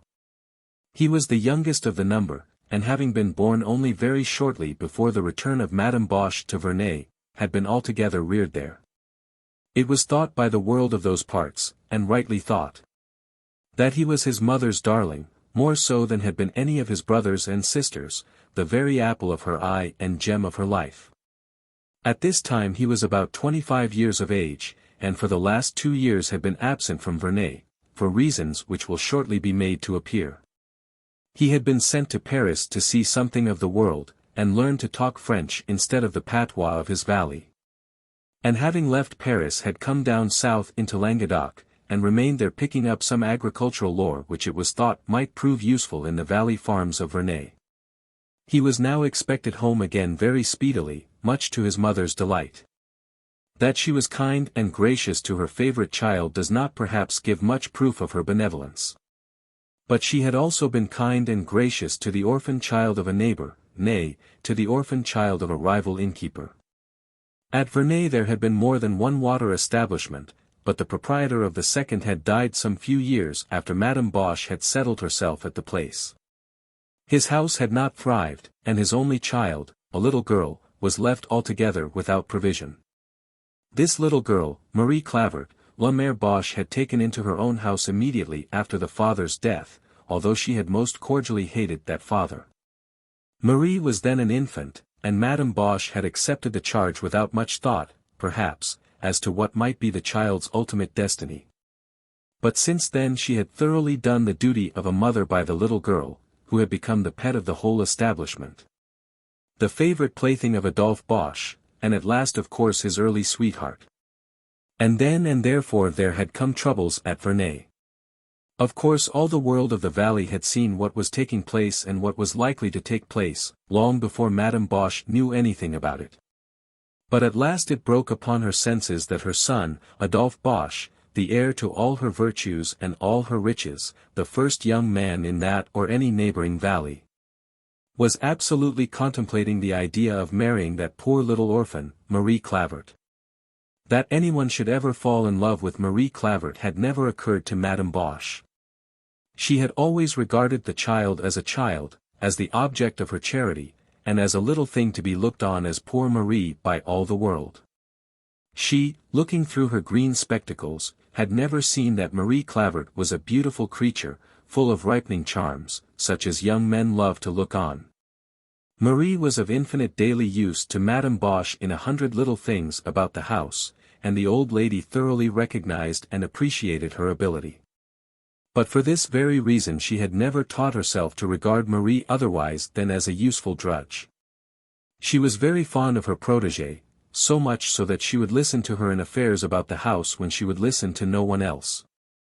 But Marie's prettiness and grace and sweetness as a girl had all been thrown away upon Maman Bauche, as Marie used to call her. But unluckily it had not been thrown away upon Adolphe. He had appreciated, as it was natural that he should do, all that had been so utterly indifferent to his mother, and consequently had fallen in love. Consequently also he had told his love. And consequently also Marie had returned his love. Adolphe had been hitherto contradicted but in few things, and thought that all difficulty would be prevented by his informing his mother that he wished to marry Marie Clavert. But Marie, with a woman's instinct, had known better. She had trembled and almost crouched with fear when she confessed her love. And had absolutely hid herself from sight when Adolphe went forth, prepared to ask his mother's consent to his marriage. The indignation and passionate wrath of Madame Bauche were past and gone 2 years before the date of this story, and I need not therefore much enlarge upon that subject.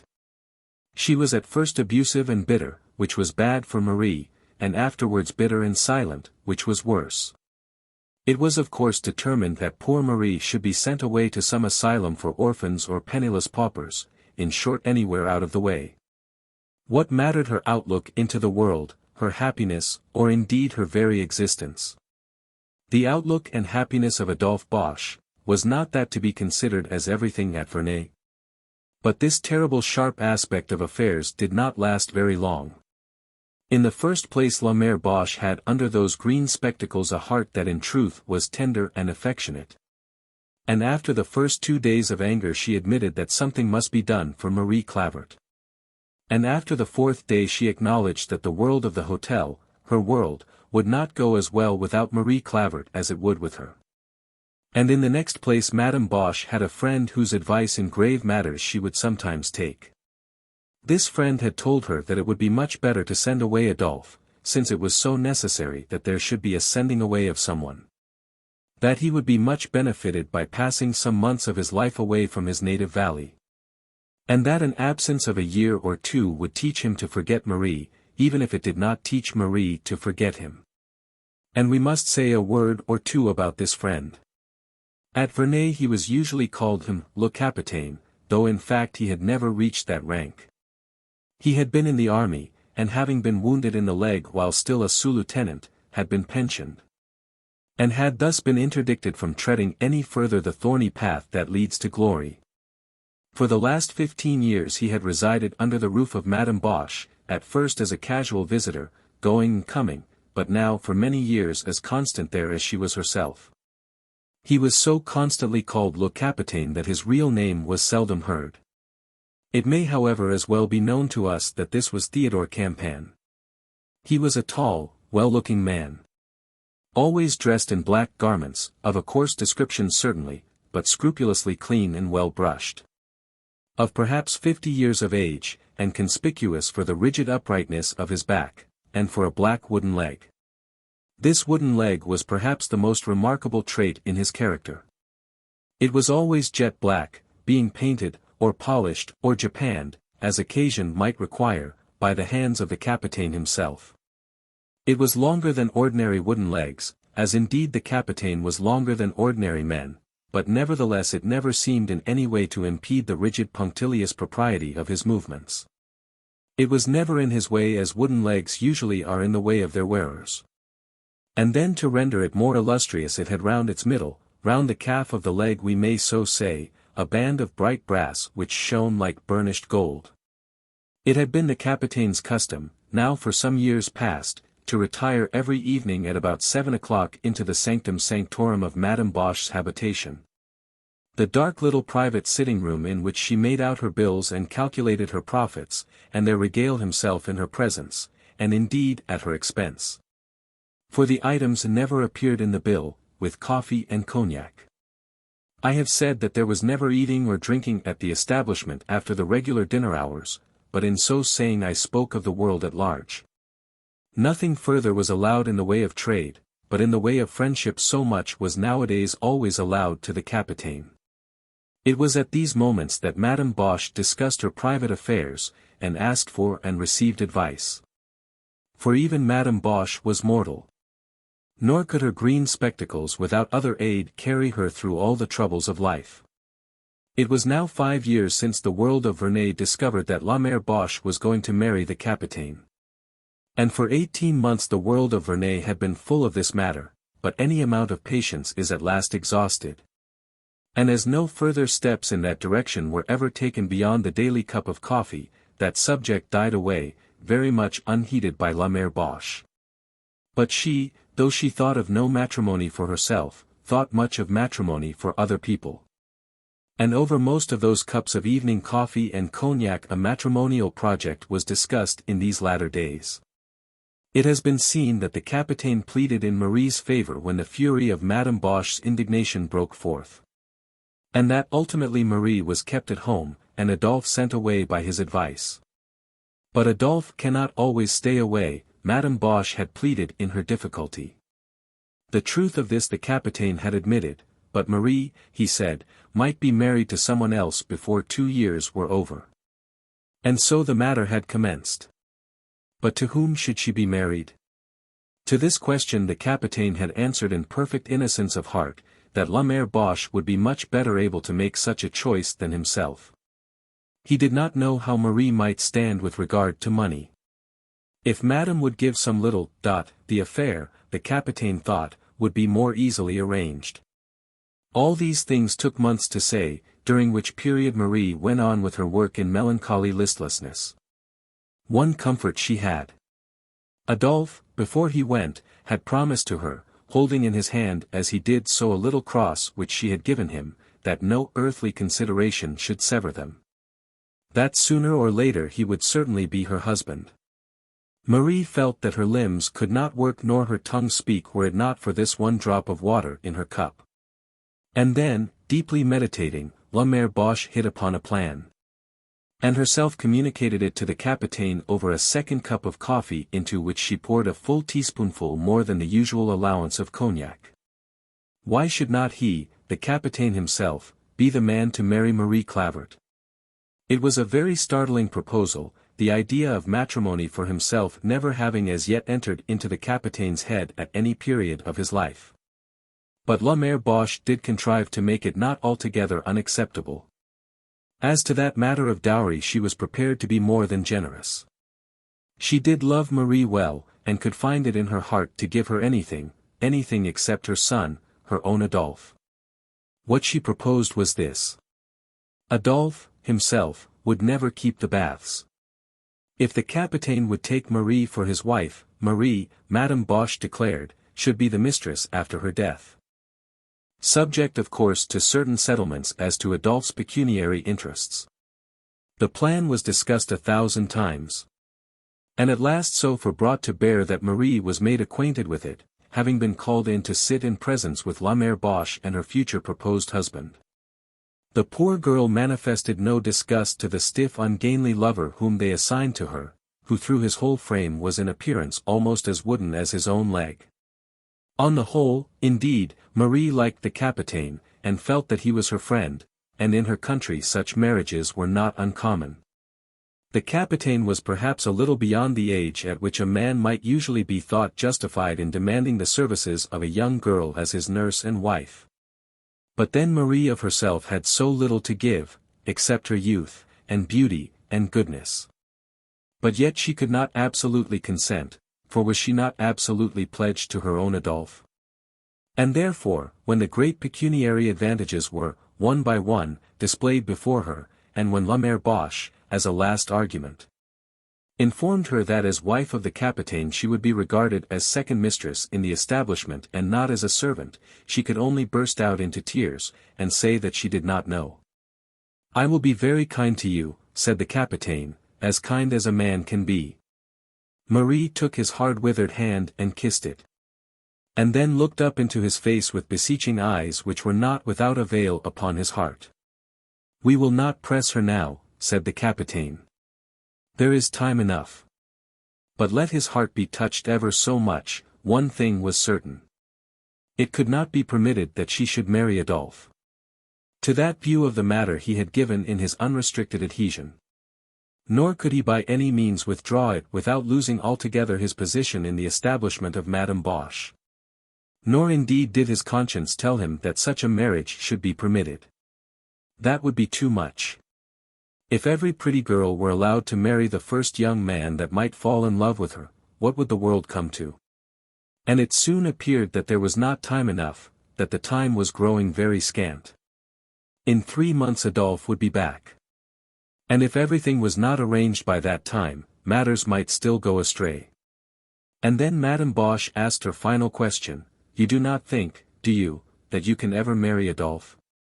And as she asked it the accustomed terror of her green spectacles magnified itself tenfold.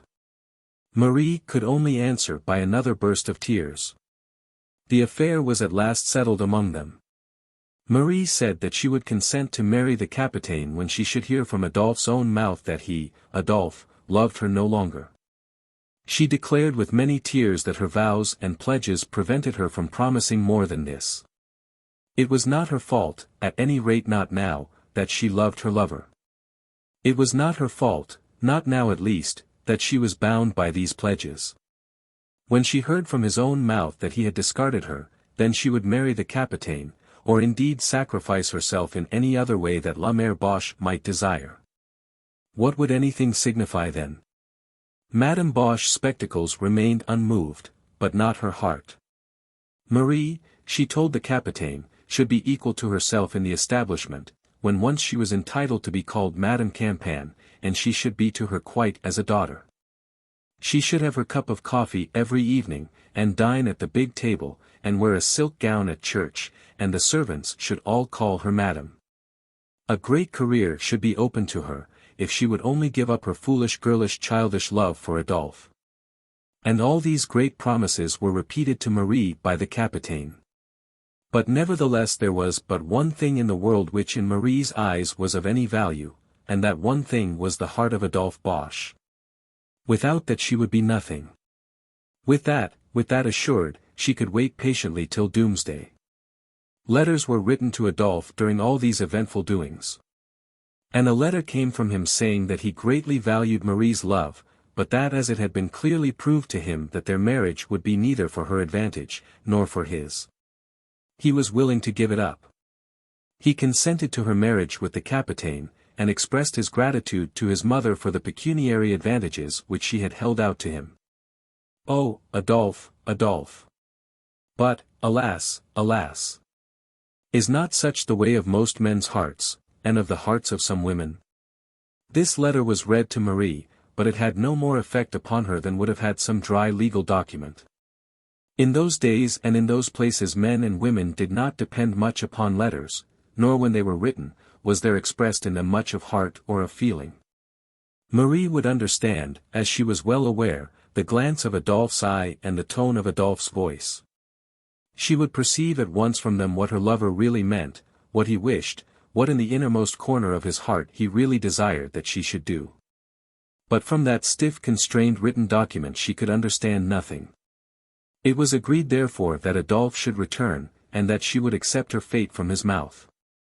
The Capitaine, who knew more of human nature than poor Marie, felt tolerably sure of his bride. Adolphe, who had seen something of the world, would not care very much for the girl of his own valley. Money and pleasure, and some little position in the world, would soon wean him from his love. And then Marie would accept her destiny, as other girls in the same position had done since the French world began. And now it was the evening before Adolphe's expected arrival. La Mère Bauche was discussing the matter with the Capitaine over the usual cup of coffee. Madame Bauche had of late become rather nervous on the matter, thinking that they had been somewhat rash in acceding so much to Marie. It seemed to her that it was absolutely now left to the two young lovers to say whether or no they would have each other or not. Now nothing on earth could be further from Madame Bauche's intention than this. Her decree and resolve was to heap down blessings on all persons concerned, provided always that she could have her own way. But, provided she did not have her own way, to heap down anything but blessings. She had her code of morality in this matter. She would do good if possible to everybody around her. But she would not on any score be induced to consent that Adolphe should marry Marie Clavert. Should that be in the wind she would rid the house of Marie, of the Capitaine, and even of Adolphe himself. She had become therefore somewhat querulous, and self-opinionated in her discussions with her friend. "I don't know," she said on the evening in question, "I don't know. It may be all right. But if Adolphe turns against me, what are we to do then?" "Mère Bauche," said the Capitaine, sipping his coffee and puffing out the smoke of his cigar, "Adolphe will not turn against us." It had been somewhat remarked by many that the Capitaine was more at home in the house, and somewhat freer in his manner of talking with Madame Bauche. Since this matrimonial alliance had been on the tapis than he had ever been before. La Mère herself observed it, and did not quite like it, but how could she prevent it now? When the Capitaine was once married she would make him know his place, in spite of all her promises to Marie. "But if he says he likes the girl," continued Madame Bauche, "my friend, you may be sure that he will say nothing of the kind. He has not been away 2 years without seeing girls as pretty as Marie. And then you have his letter. That is nothing, Capitaine. He would eat his letter as quick as you would eat an omelette aux fines herbes." Now the Capitaine was especially quick over an omelette aux fines herbes. "And, Mère Bauche, you also have the purse. He will know that he cannot eat that, except with your good will." "Ah," exclaimed Madame Bauche, "poor lad. He has not a sou in the world unless I give it to him." But it did not seem that this reflection was in itself displeasing to her.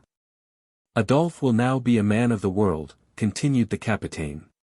"He will know that it does not do to throw away everything for a pair of red lips. That is the folly of a boy, and Adolphe will be no longer a boy. Believe me, Mère Bauche, things will be right enough." "And then we shall have Marie sick and ill and half dying on our hands," said Madame Bauche. This was not flattering to the Capitaine, and so he felt it.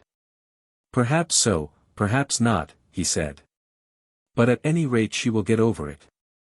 It is a malady which rarely kills young women, especially when another alliance awaits them."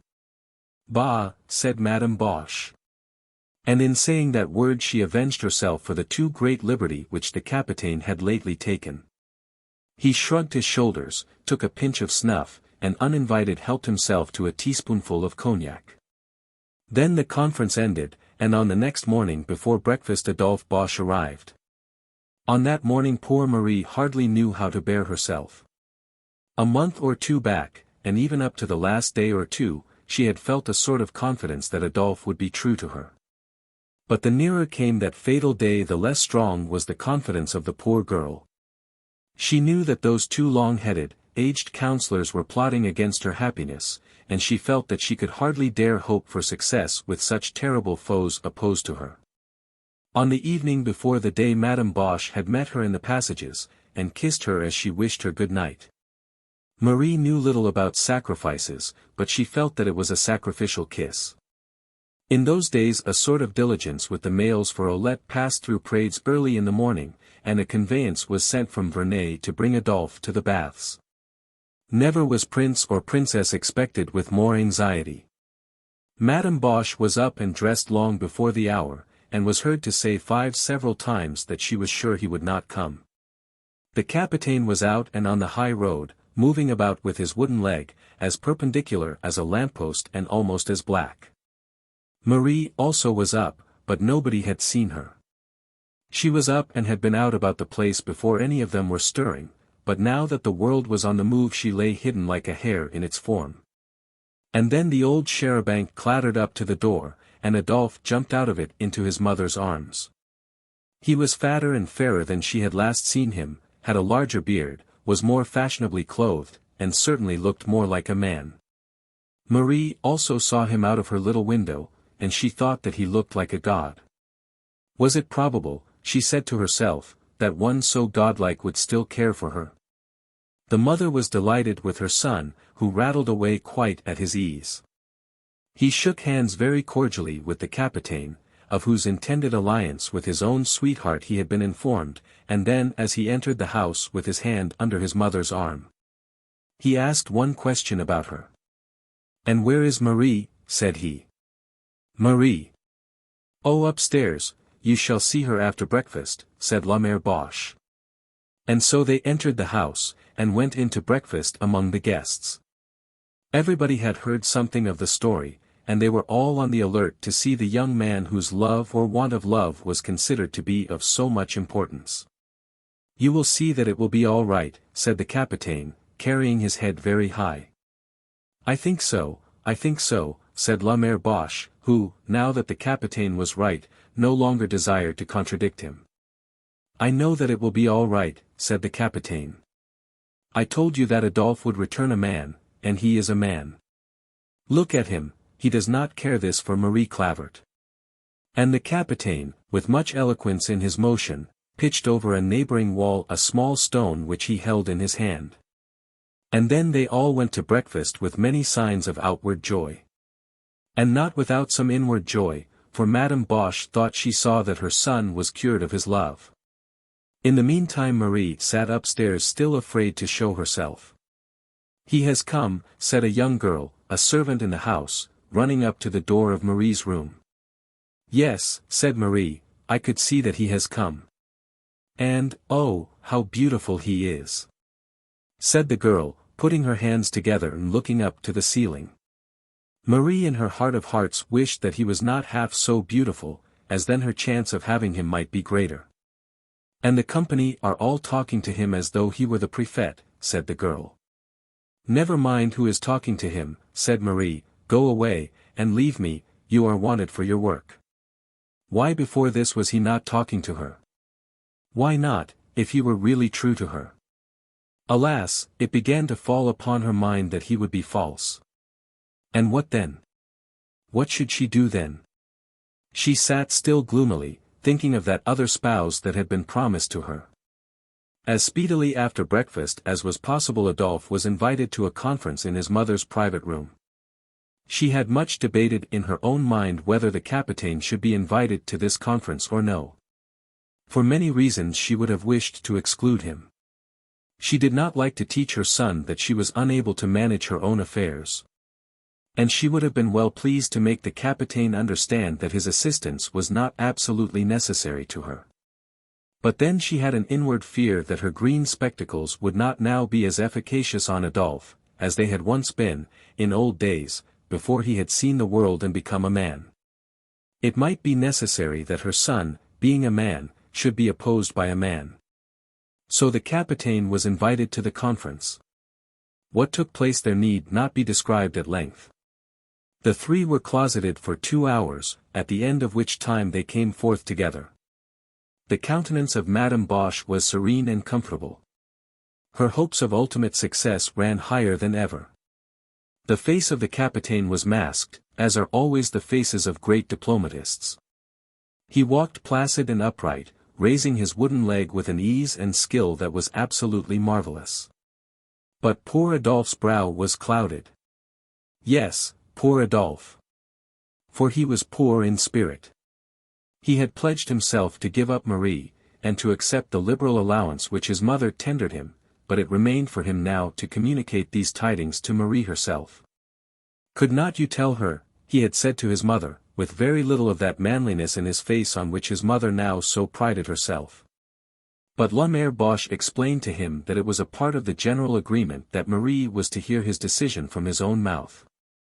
"But you need not regard it," said the Capitaine, with the most indifferent air in the world. "The girl expects it. Only she has some childish idea that she is bound till you yourself release her.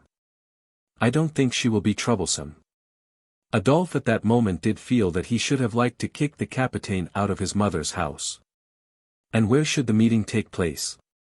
In the hall of the bathhouse, suggested Madame Bauche, because, as she observed, they could walk round, and nobody ever went there at that time of day. But to this Adolphe objected. It would be so cold and dismal and melancholy.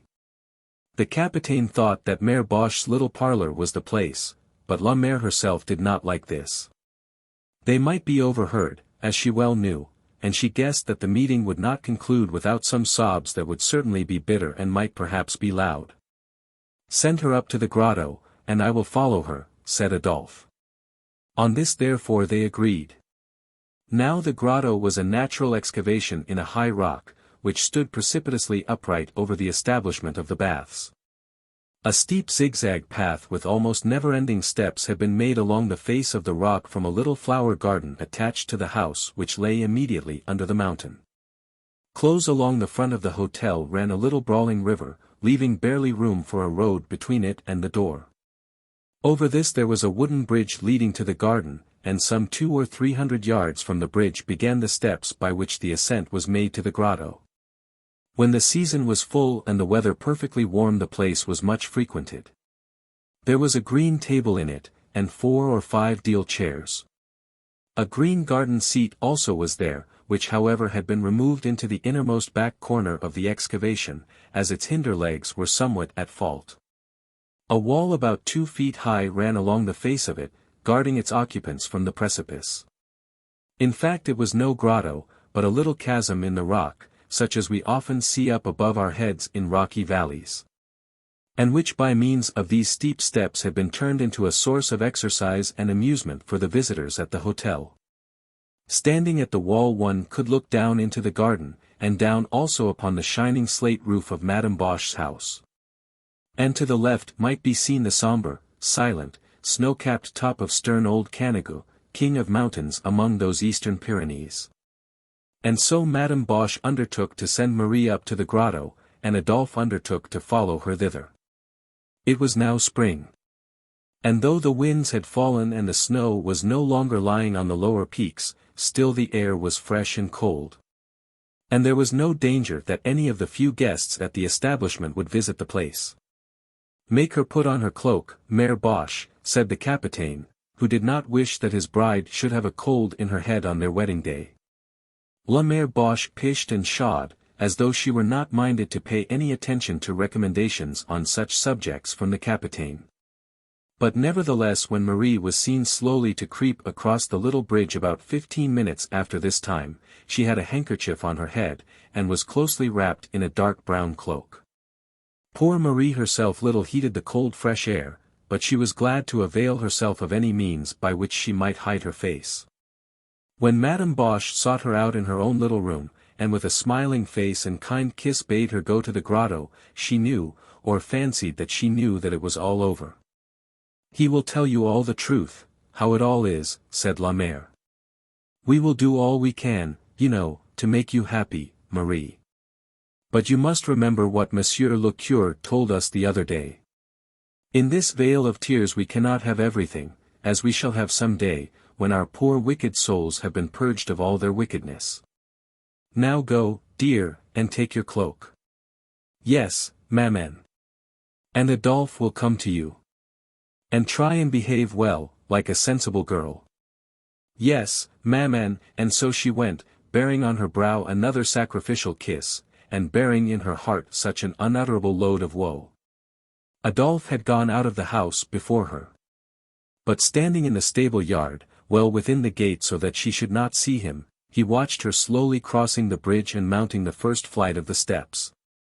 He had often seen her tripping up those stairs, and had, almost as often, followed her with his quicker feet. And she, when she would hear him, would run. And then he would catch her breathless at the top, and steal kisses from her when all power of refusing them had been robbed from her by her efforts at escape. There was no such running now, no such following, no thought of such kisses. As for him, he would fain have skulked off and shirked the interview had he dared. But he did not dare. So he waited there, out of heart, for some 10 minutes, speaking a word now and then to the bathman, who was standing by, just to show that he was at his ease. But the bathman knew that he was not at his ease. Such would-be lies as those rarely achieve deception, are rarely believed. And then, at the end of the 10 minutes, with steps as slow as Marie's had been, he also ascended to the grotto. Marie had watched him from the top, but so that she herself should not be seen. He however had not once lifted up his head to look for her, but with eyes turned to the ground had plodded his way up to the cave. When he entered she was standing in the middle, with her eyes downcast and her hands clasped before her. She had retired some way from the wall, so that no eyes might possibly see her but those of her false lover. There she stood when he entered, striving to stand motionless, but trembling like a leaf in every limb. It was only when he reached the top step that he made up his mind how he would behave.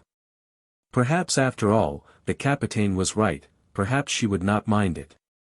"Marie," said he, with a voice that attempted to be cheerful. "This is an odd place to meet in after such a long absence," and he held out his hand to her. But only his hand. He offered her no salute. He did not even kiss her cheek as a brother would have done. Of the rules of the outside world it must be remembered that poor Marie knew but little. He had been a brother to her before he had become her lover. But Marie took his hand saying, "Yes, it has been very long. And now that I have come back," he went on to say, "it seems that we are all in a confusion together. I never knew such a piece of work. However, it is all for the best, I suppose." "Perhaps so," said Marie, still trembling violently, and still looking down upon the ground. And then there was silence between them for a minute or so. "I tell you what it is, Marie," said Adolphe at last, dropping her hand and making a great effort to get through the work before him. "I am afraid we too have been very foolish. Don't you think we have now? It seems quite clear that we can never get ourselves married. Don't you see it in that light?" Marie's head turned round and round with her, but she was not of the fainting order. She took 3 steps backwards and leant against the wall of the cave. She also was trying to think how she might best fight her battle. Was there no chance for her? Could no eloquence, no love prevail? On her own beauty she counted but little. But might not prayers do something, and a reference to those old vows which had been so frequent, so eager, so solemnly pledged between them? "Never get ourselves married," she said, repeating his words. "Never, Adolphe. Can we never be married? Upon my word, my dear girl, I fear not. You see my mother is so dead against it. But we could wait, could we not?" "Ah, but that's just it, Marie. We cannot wait. We must decide now, today. You see I can do nothing without money from her, and as for you, you see she won't even let you stay in the house unless you marry old Campan at once. He's a very good sort of fellow though, old as he is. And if you do marry him, why you see you'll stay here, and have it all your own way in everything. As for me, I shall come and see you all from time to time, and shall be able to push my way as I ought to do. Then, Adolphe, you wish me to marry the Capitaine? Upon my honor I think it is the best thing you can do, I do indeed. Oh, Adolphe. What can I do for you, you know? Suppose I was to go down to my mother and tell her that I had decided to keep you myself, what would come of it? Look at it in that light, Marie. She could not turn you out, you her own son. But she would turn you out, and deuced quick, too, I can assure you of that, I can, upon my honor. I should not care that, and she made a motion with her hand to show how indifferent she would be to such treatment as regarded herself. Not that, if I still had the promise of your love. But what would you do? I would work. There are other houses beside that one, and she pointed to the slate roof of the Bauche establishment. And for me, I should not have a penny in the world, said the young man. She came up to him and took his right hand between both of hers and pressed it warmly, oh, so warmly. You would have my love, said she, my deepest, warmest, best heart's love. I should want nothing more, nothing on earth, if I could still have yours. And she leaned against his shoulder and looked with all her eyes into his face. But, Marie, that's nonsense, you know. No, Adolphe, it is not nonsense. Do not let them teach you so. What does love mean, if it does not mean that? Oh, Adolphe, you do love me, you do love me, you do love me. Yes, I love you, he said slowly. As though he would not have said it, if he could have helped it. And then his arm crept slowly round her waist, as though in that also he could not help himself. And do not I love you? Said the passionate girl. Oh, I do, so dearly, with all my heart, with all my soul. Adolphe, I so love you, that I cannot give you up. Have I not sworn to be yours, sworn 1,000 times? How can I marry that man? Oh Adolphe, how can you wish that I should marry him? And she clung to him, and looked at him, and besought him with her eyes. I shouldn't wish it. Only, and then he paused. It was hard to tell her that he was willing to sacrifice her to the old man because he wanted money from his mother. Only what? But, Adolphe, do not wish it at all. Have you not sworn that I should be your wife? Look here, look at this, and she brought out from her bosom a little charm that he had given her in return for that cross. Did you not kiss that when you swore before the figure of the Virgin that I should be your wife? And do you not remember that I feared to swear too, because your mother was so angry? And then you made me. After that, Adolphe. Oh, Adolphe. Tell me that I may have some hope. I will wait, oh, I will wait so patiently. He turned himself away from her and walked backwards and forwards uneasily through the grotto. He did love her as such men do love sweet, pretty girls. The warmth of her hand, the affection of her touch, the pure bright passion of her tear-laden eye had reawakened what power of love there was within him. But what was he to do? Even if he were willing to give up the immediate golden hopes which his mother held out to him, how was he to begin, and then how carry out this work of self-devotion? Marie would be turned away, and he would be left a victim in the hands of his mother, and of that stiff, wooden-legged militaire. A penniless victim, left to mope about the place without a grain of influence or a morsel of pleasure. But what can we do, he exclaimed again, as he once more met Marie's searching eye. We can be true and honest, and we can wait, she said, coming close up to him and taking hold of his arm. I do not fear it, and she is not my mother, Adolphe. You need not fear your own mother. Fear? No, of course I don't fear. But I don't see how the very devil we can manage it. Will you let me tell her that I will not marry the Capitaine, that I will not give up your promises? And then I am ready to leave the house. It would do no good. It would do every good, Adolphe, if I had your promised word once more, if I could hear from your own voice one more tone of love. Do you not remember this place? It was here that you forced me to say that I loved you. It is here also that you will tell me that I have been deceived. It is not I that would deceive you, he said. I wonder that you should be so hard upon me. God knows that I have trouble enough. Well, if I am a trouble to you, be it so. Be it as you wish, and she leaned back against the wall of the rock, and crossing her arms upon her breast looked away from him and fixed her eyes upon the sharp granite peaks of Canigou. He again betook himself to walk backwards and forwards through the cave. He had quite enough of love for her to make him wish to marry her. Quite enough now, at this moment, to make the idea of her marriage with the Capitaine very distasteful to him.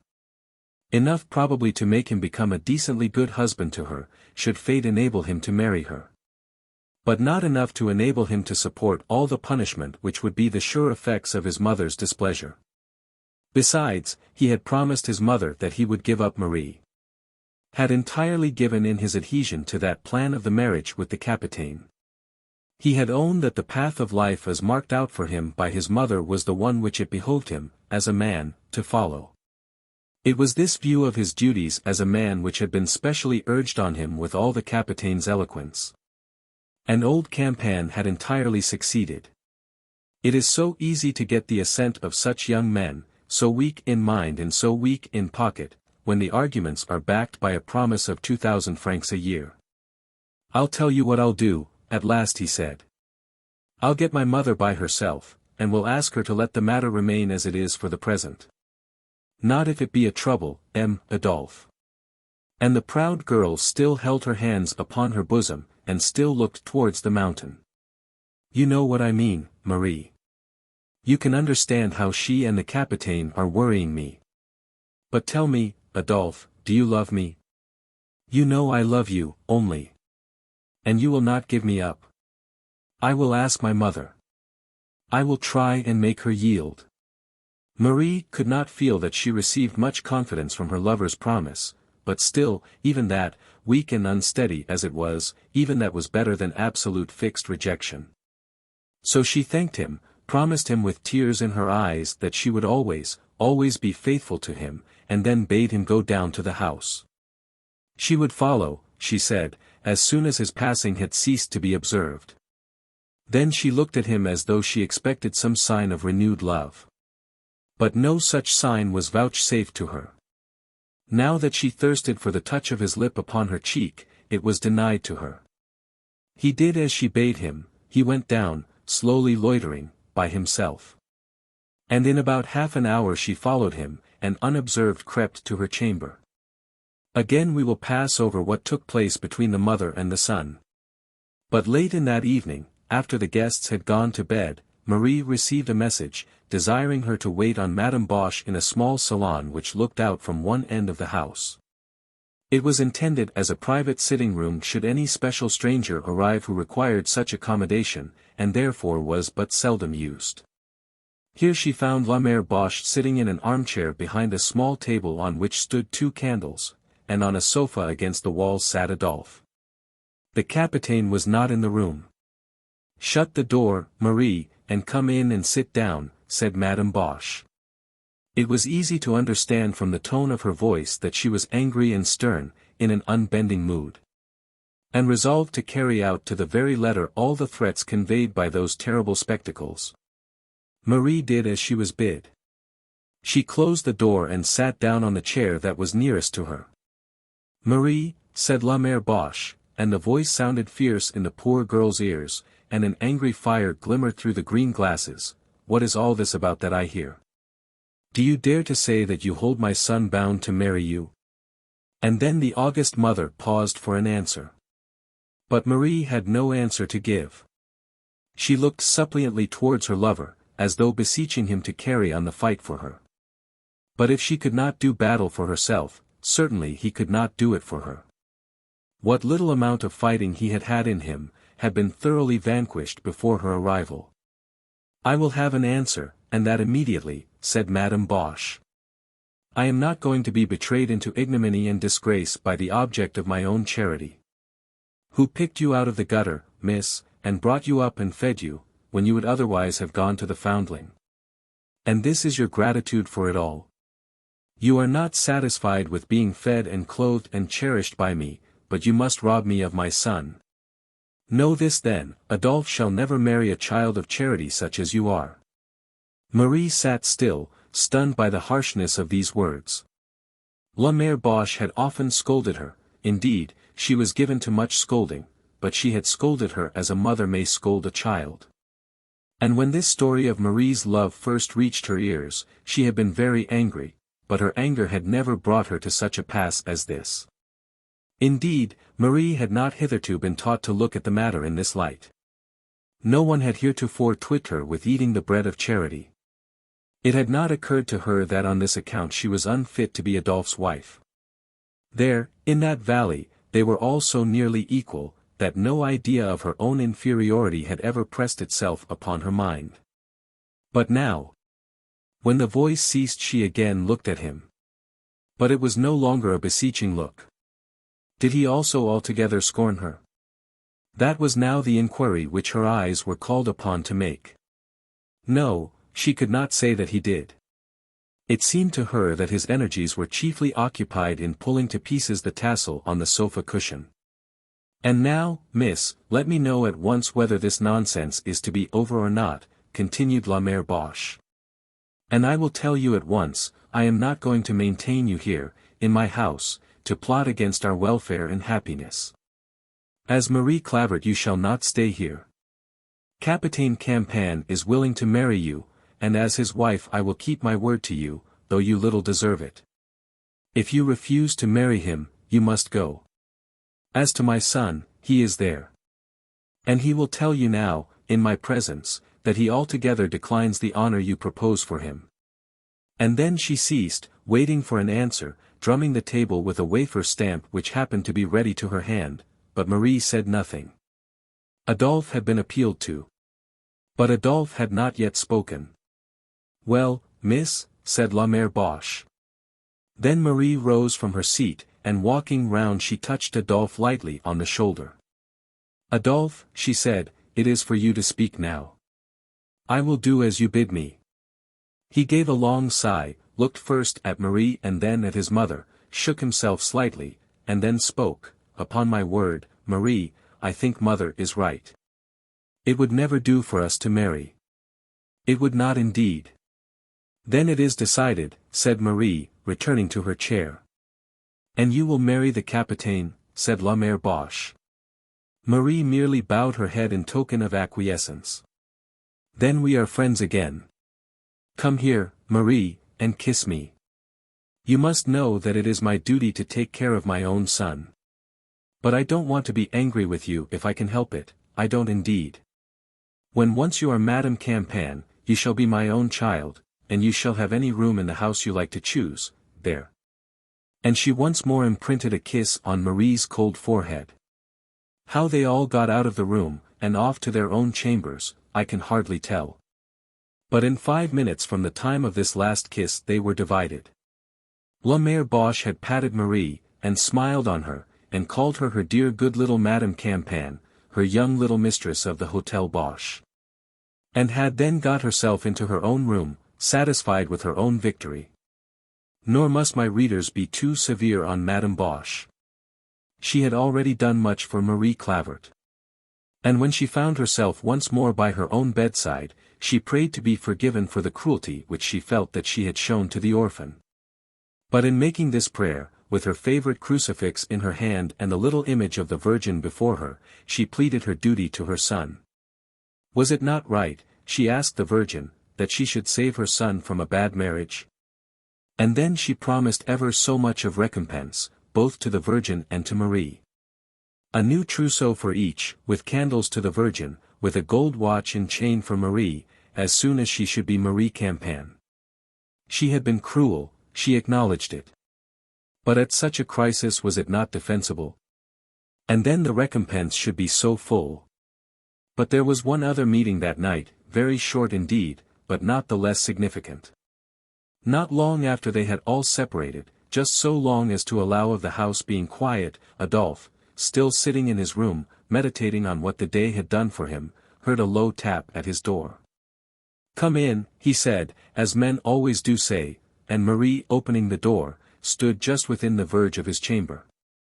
She had on her countenance neither the soft look of entreating love which she had worn up there in the grotto, nor did she appear crushed and subdued as she had done before his mother.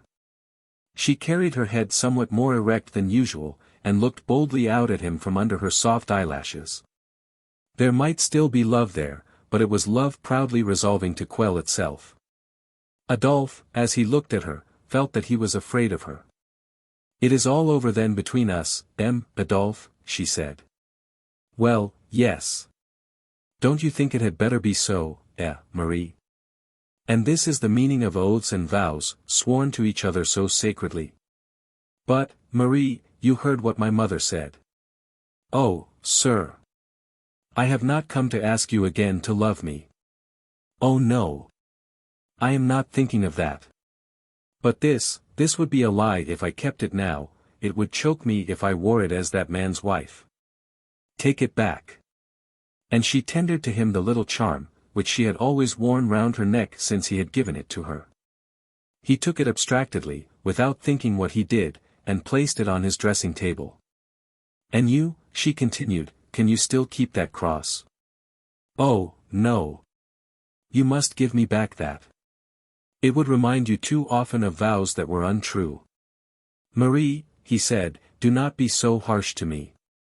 "Harsh," said she, "no, there has been enough of harshness. I would not be harsh to you, Adolphe. But give me the cross, it would prove a curse to you if you kept it." He then opened a little box which stood upon the table, and taking out the cross gave it to her. "And now goodbye," she said. "We shall have but little more to say to each other.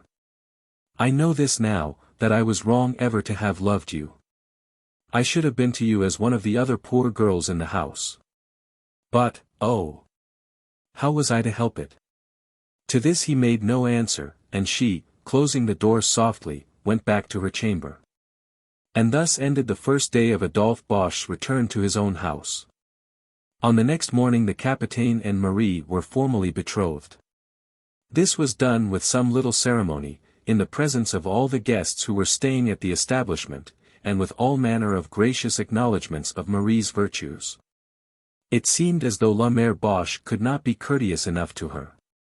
There was no more talk of her being a child of charity, no more allusion now to the gutter. La Mère Bauche with her own hand brought her cake with a glass of wine after her betrothal was over, and patted her on the cheek, and called her dear little Marie Campagne. And then the Capitaine was made up of infinite politeness, and the guests all wished her joy, and the servants of the house began to perceive that she was a person entitled to respect. How different was all this from that harsh attack that was made on her the preceding evening. Only Adolphe, he alone kept aloof. Though he was present there he said nothing. He, and he only, offered no congratulations. In the midst of all these gala doings Marie herself said little or nothing. La Mère Bauche perceived this, but she forgave it. Angrily as she had expressed herself at the idea of Marie's daring to love her son, she had still acknowledged within her own heart that such love had been natural. She could feel no pity for Marie as long as Adolphe was in danger, but now she knew how to pity her. So Marie was still petted and still encouraged, though she went through the day's work sullenly and in silence. As to the Capitaine it was all one to him. He was a man of the world. He did not expect that he should really be preferred, con amore, to a young fellow like Adolphe. But he did expect that Marie, like other girls, would do as she was bid. And that in a few days she would regain her temper and be reconciled to her life. And then the marriage was fixed for a very early day, for as la Mère said, what was the use of waiting? All their minds were made up now, and therefore the sooner the two were married the better. Did not the Capitaine think so? The Capitaine said that he did think so. And then Marie was asked. It was all one to her, she said. Whatever Maman Bauche liked, that she would do, only she would not name a day herself. Indeed, she would neither do nor say anything herself which tended in any way to a furtherance of these matrimonials. But then she acquiesced, quietly enough if not readily, in what other people did and said, and so the marriage was fixed for the day week after Adolphe's return. The whole of that week passed much in the same way. The servants about the place spoke among themselves of Marie's perverseness, obstinacy, and ingratitude, because she would not look pleased, or answer Madame Bauche's courtesies with gratitude. But La Mère herself showed no signs of anger. Marie had yielded to her, and she required no more.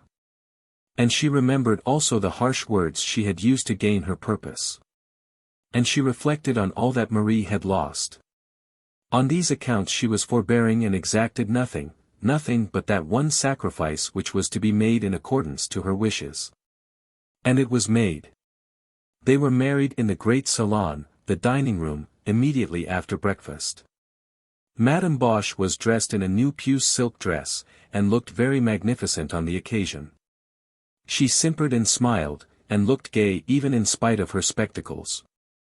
And as the ceremony was being performed, she held fast clutched in her hand the gold watch and chain which were intended for Marie as soon as ever the marriage should be completed. The Capitaine was dressed exactly as usual, only that all his clothes were new. Madame Bauche had endeavored to persuade him to wear a blue coat. But he answered that such a change would not, he was sure, be to Marie's taste. To tell the truth, Marie would hardly have known the difference had he presented himself in scarlet vestments.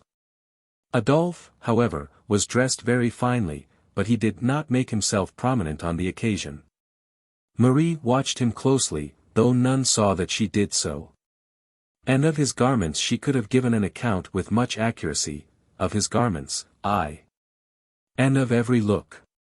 Is he a man, she said at last to herself, that he can stand by and see all this? She too was dressed in silk. They had put on her what they pleased, and she bore the burden of her wedding finery without complaint and without pride.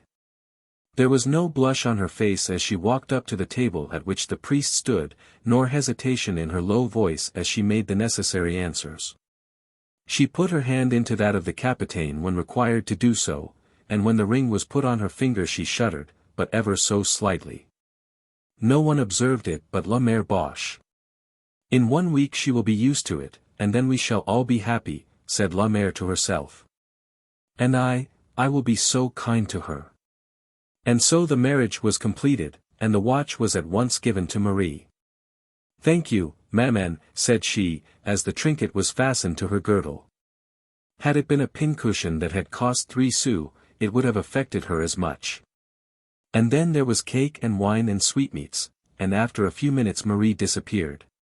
For an hour or so the Capitaine was taken up with the congratulations of his friends, and with the efforts necessary to the wearing of his new honors with an air of ease. But after that time he began to be uneasy because his wife did not come to him. At 2 or 3 in the afternoon he went to La Mère Bauche to complain. This lackadaisical nonsense is no good, he said.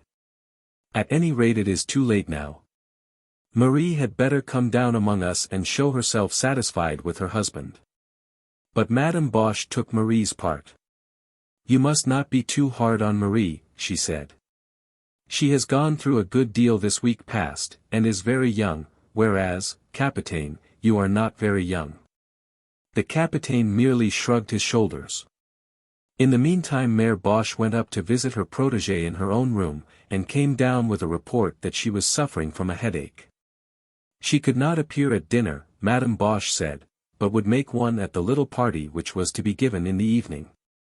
With this the Capitaine was forced to be content. The dinner therefore went on quietly without her, much as it did on other ordinary days. And then there was a little time for vacancy, during which the gentlemen drank their coffee and smoked their cigars at the café, talking over the event that had taken place that morning. And the ladies brushed their hair and added some ribbon or some brooch to their usual apparel. Twice during this time did Madame Bauche go up to Marie's room with offers to assist her. Not yet, maman. Not quite yet, said Marie piteously through her tears, and then twice did the green spectacles leave the room, covering eyes which also were not dry. Ah! What had she done? What had she dared to take upon herself to do? She could not undo it now. And then it became quite dark in the passages and out of doors, and the guests assembled in the salon. La Mère came in and out 3 or 4 times, uneasy in her gait and unpleasant in her aspect, and everybody began to see that things were wrong. "She is ill, I am afraid," said one. "The excitement has been too much," said a second, "and he is so old," whispered a third. And the Capitaine stalked about erect on his wooden leg, taking snuff, and striving to look indifferent. But he also was uneasy in his mind. Presently La Mère came in again, with a quicker step than before, and whispered something, first to Adolphe and then to the Capitaine, whereupon they both followed her out of the room. "Not in her chamber," said Adolphe. "Then she must be in yours," said the Capitaine. "She is in neither," said La Mère Bauche, with her sternest voice, "nor is she in the house." And now there was no longer an affectation of indifference on the part of any of them. They were anything but indifferent. The Capitaine was eager in his demands that the matter should still be kept secret from the guests. She had always been romantic, he said, and had now gone out to walk by the riverside. They 3 and the old bath man would go out and look for her. "But it is pitch dark," said La Mère Bauche. "We will take lanterns," said the Capitaine. And so they sallied forth with creeping steps over the gravel, so that they might not be heard by those within, and proceeded to search for the young wife. "Marie! Marie!" said La Mère Bauche, in piteous accents, "do come to me, pray do." "Hush," said the Capitaine. "They'll hear you if you call." He could not endure that the world should learn that a marriage with him had been so distasteful to Marie Clavert. "Marie, dear Marie!" called Madame Bauche, louder than before, quite regardless of the Capitaine's feelings, but no Marie answered. In her innermost heart now did La Mère Bauche wish that this cruel marriage had been left undone. Adolphe was foremost with his lamp, but he hardly dared to look in the spot where he felt that it was most likely that she should have taken refuge. How could he meet her again, alone, in that grotto? Yet he alone of the 4 was young. It was clearly for him to ascend. "Marie," he shouted, "are you there?" As he slowly began the long ascent of the steps. But he had hardly begun to mount when a whirring sound struck his ear, and he felt that the air near him was moved. And then there was a crash upon the lower platform of rock, and a moan, repeated twice, but so faintly, and a rustle of silk, and a slight struggle somewhere as he knew within 20 paces of him. And then all was again quiet and still in the night air. "What was that?" asked the Capitaine in a hoarse voice. He made his way half across the little garden, and he also was within 40 or 50 yards of the flat rock. But Adolphe was unable to answer him. He had fainted and the lamp had fallen from his hands and rolled to the bottom of the steps. But the Capitaine, though even his heart was all but quenched within him, had still strength enough to make his way up to the rock. And there, holding the lantern above his eyes, he saw all that was left for him to see of his bride. As for La Mère Bauche, she never again sat at the head of that table, never again dictated to guests, never again laid down laws for the management of anyone. A poor bedridden old woman, she lay there in her house at Vernay for some 7 tedious years, and then was gathered to her fathers. As for the Capitaine, but what matters? He was made of sterner stuff. What matters either the fate of such a one as Adolphe Bauche? A ride across Palestine. Circumstances took me to the Holy Land without a companion, and compelled me to visit Bethany, the Mount of Olives, and the Church of the Sepulchre alone.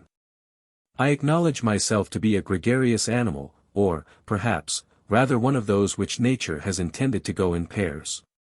At any rate I dislike solitude, and especially traveling solitude, and was, therefore, rather sad at heart as I sat one night at Z.'s hotel, in Jerusalem, thinking over my proposed wanderings for the next few days. Early on the following morning I intended to start, of course on horseback, for the Dead Sea, the banks of Jordan, Jericho, and those mountains of the wilderness through which it is supposed that our Saviour wandered for the 40 days when the devil tempted him. I would then return to the Holy City, and remaining only long enough to refresh my horse and wipe the dust from my hands and feet, I would start again for Jaffa. And there catch a certain Austrian steamer which would take me to Egypt. Such was my program, and I confess that I was but ill contented with it, seeing that I was to be alone during the time. I had already made all my arrangements, and though I had no reason for any doubt as to my personal security during the trip, I did not feel altogether satisfied with them.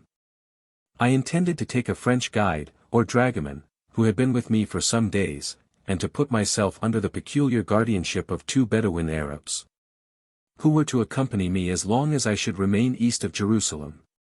This traveling through the desert under the protection of Bedouins was, in idea, pleasant enough. And I must here declare that I did not at all begrudge the 40 shillings which I was told by our British consul that I must pay them for their trouble, in accordance with the established tariff. But I did begrudge the fact of the tariff. I would rather have fallen in with my friendly Arabs, as it were by chance, and have rewarded their fidelity at the end of our joint journeyings by a donation of piastres to be settled by myself. And which, under such circumstances, would certainly have been as agreeable to them as the stipulated sum. In the same way I dislike having waiters put down in my bill. I find that I pay them twice over, and thus lose money. And as they do not expect to be so treated, I never have the advantage of their civility. The world, I fear, is becoming too fond of tariffs. A tariff, said I to the consul, feeling that the whole romance of my expedition would be dissipated by such an arrangement. Then I'll go alone, I'll take a revolver with me. You can't do it, sir, said the consul, in a dry and somewhat angry tone. You have no more right to ride through that country without paying the regular price for protection, than you have to stop in Z.'s hotel without settling the bill. I could not contest the point, so I ordered my Bedouins for the appointed day, exactly as I would send for a ticket porter at home, and determined to make the best of it. The wild unlimited sands, the desolation of the Dead Sea, the rushing waters of Jordan, the outlines of the mountains of Moab. Those things the consular tariff could not alter, nor deprive them of the glories of their association. I had submitted, and the arrangements had been made. Joseph, my dragoman, was to come to me with the horses and an Arab groom at 5 in the morning, and we were to encounter our Bedouins outside the gate of St. Stephen, down the hill, where the road turns, close to the tomb of the Virgin. I was sitting alone in the public room at the hotel, filling my flask with brandy. For matters of primary importance I never leave to servant, dragoman, or guide, when the waiter entered, and said that a gentleman wished to speak with me. The gentleman had not sent in his card or name, but any gentleman was welcome to me in my solitude, and I requested that the gentleman might enter. In appearance the gentleman certainly was a gentleman, for I thought that I had never before seen a young man whose looks were more in his favor, or whose face and gait and outward bearing seemed to betoken better breeding. He might be some 20 or 21 years of age, was slight and well made, with very black hair, which he wore rather long, very dark long bright eyes, a straight nose, and teeth that were perfectly white. He was dressed throughout in grey tweed clothing, having coat, waistcoat, and trousers of the same, and in his hand he carried a very broad-brimmed straw hat. Mr. Jones, I believe, he said, as he bowed to me. Jones is a good travelling name, and, if the reader will allow me, I will call myself Jones on the present occasion. Yes, I said, pausing with the brandy bottle in one hand, and the flask in the other. That's my name, I'm Jones. Can I do anything for you, sir? Why, yes, you can, said he. My name is Smith, John Smith. Pray sit down, Mr. Smith, I said, pointing to a chair. Will you do anything in this way? And I proposed to hand the bottle to him. As far as I can judge from a short stay, you won't find much like that in Jerusalem. He declined the cognac, however, and immediately began his story. I hear, Mr. Jones, said he, that you are going to Moab tomorrow. Well, I replied, I don't know whether I shall cross the water. It's not very easy, I take it, at all times. But I shall certainly get as far as Jordan. Can I do anything for you in those parts? And then he explained to me what was the object of his visit. He was quite alone in Jerusalem, as I was myself, and was staying at H.'s hotel. He had heard that I was starting for the Dead Sea, and had called to ask if I objected to his joining me. He had found himself, he said, very lonely, and as he had heard that I also was alone, he had ventured to call and make his proposition. He seemed to be very bashful, and half ashamed of what he was doing.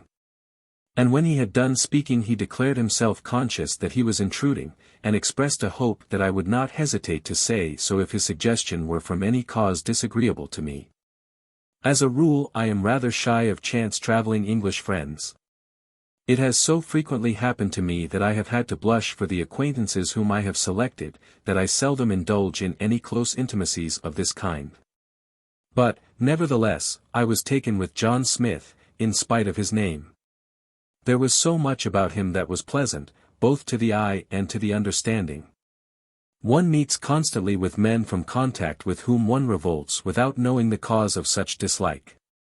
The cut of their beard is displeasing, or the mode in which they walk or speak. But, on the other hand, there are men who are attractive, and I must confess that I was attracted by John Smith at first sight. I hesitated, however, for a minute. For there are sundry things of which it behoves a traveller to think before he can join a companion for such a journey as that which I was about to make. Could the young man rise early, and remain in the saddle for 10 hours together?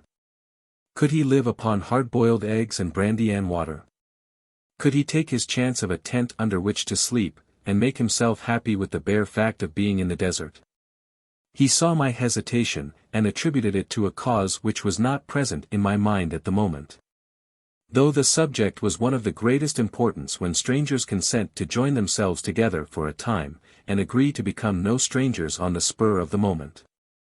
"Of course I will take half the expense," said he, absolutely blushing as he mentioned the matter. "As to that there will be very little.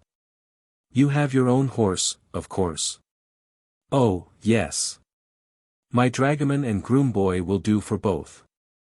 But you'll have to pay 40 shillings to the Arabs. There's no getting over that.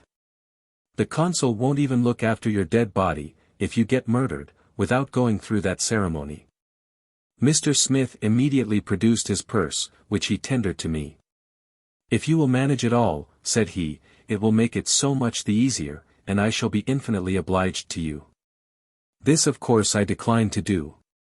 I had no business with his purse, and explained to him that if we went together we could settle that on our return to Jerusalem. But could he go through really hard work? I asked. He answered me with an assurance that he would and could do anything in that way that it was possible for man to perform. As for eating and drinking he cared nothing about it, and would undertake to be astir at any hour of the morning that might be named. As for sleeping accommodation, he did not care if he kept his clothes on for a week together. He looked slight and weak. But he spoke so well, and that without boasting, that I ultimately agreed to his proposal, and in a few minutes he took his leave of me. Promising to be at Z.'s door with his horse at 5 o'clock on the following morning. "I wish you'd allow me to leave my purse with you," he said again. "I cannot think of it." "There is no possible occasion for it," I said again. "If there is anything to pay, I'll ask you for it when the journey is over. That 40 shillings you must fork out. It's a law of the Medes and Persians." "I'd better give it you at once," he said again, offering me money. But I would not have it. It would be quite time enough for that when the Arabs were leaving us. "Because," he added, "strangers, I know, are sometimes suspicious about money, and I would not, for worlds, have you think that I would put you to expense." I assured him that I did not think so, and then the subject was dropped. He was, at any rate, up to his time, for when I came down on the following morning I found him in the narrow street, the first on horseback. Joseph, the Frenchman, was strapping on to a rough pony our belongings, and was staring at Mr. Smith. My new friend, unfortunately, could not speak a word of French, and therefore I had to explain to the dragoman how it had come to pass that our party was to be enlarged. "But the Bedouins will expect full pay for both," said he, alarmed. Men in that class, and especially Orientals, always think that every arrangement of life, let it be made in what way it will, is made with the intention of saving some expense. Or cheating somebody out of some money. They do not understand that men can have any other object, and are ever on their guard lest the saving should be made at their cost, or lest they should be the victims of the fraud. "All right," said I. "I shall be responsible, monsieur," said the dragoman, piteously. "It shall be all right," said I, again. "If that does not satisfy you, you may remain behind." "If monsieur says it is all right, of course it is so," and then he completed his strapping. We took blankets with us, of which I had to borrow 2 out of the hotel for my friend Smith, a small hamper of provisions, a sack containing forage for the horses, and a large empty jar. So that we might supply ourselves with water when leaving the neighborhood of wells for any considerable time. "I ought to have brought these things for myself," said Smith, quite unhappy at finding that he had thrown on me the necessity of catering for him. But I laughed at him, saying that it was nothing. He should do as much for me another time. I am prepared to own that I do not willingly rush upstairs and load myself with blankets out of strange rooms for men whom I do not know. Nor, as a rule, do I make all the Smiths of the world free of my canteen. But, with reference to this fellow, I did feel more than ordinarily good-natured and unselfish. There was something in the tone of his voice which was satisfactory, and I should really have felt vexed had anything occurred at the last moment to prevent his going with me. Let it be a rule with every man to carry an English saddle with him when travelling in the East. Of what material is formed the nether man of a Turk I have never been informed, but I am sure that it is not flesh and blood. No flesh and blood, simply flesh and blood, could withstand the wear and tear of a Turkish saddle. This being the case, and the consequences being well known to me, I was grieved to find that Smith was not properly provided.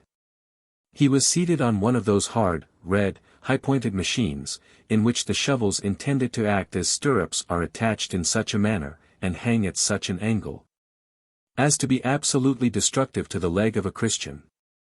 There is no part of the Christian body with which the Turkish saddle comes in contact that does not become more or less macerated. I have sat in one for days, but I left it a flayed man. And, therefore, I was sorry for Smith. I explained this to him, taking hold of his leg by the calf to show how the leather would chafe him.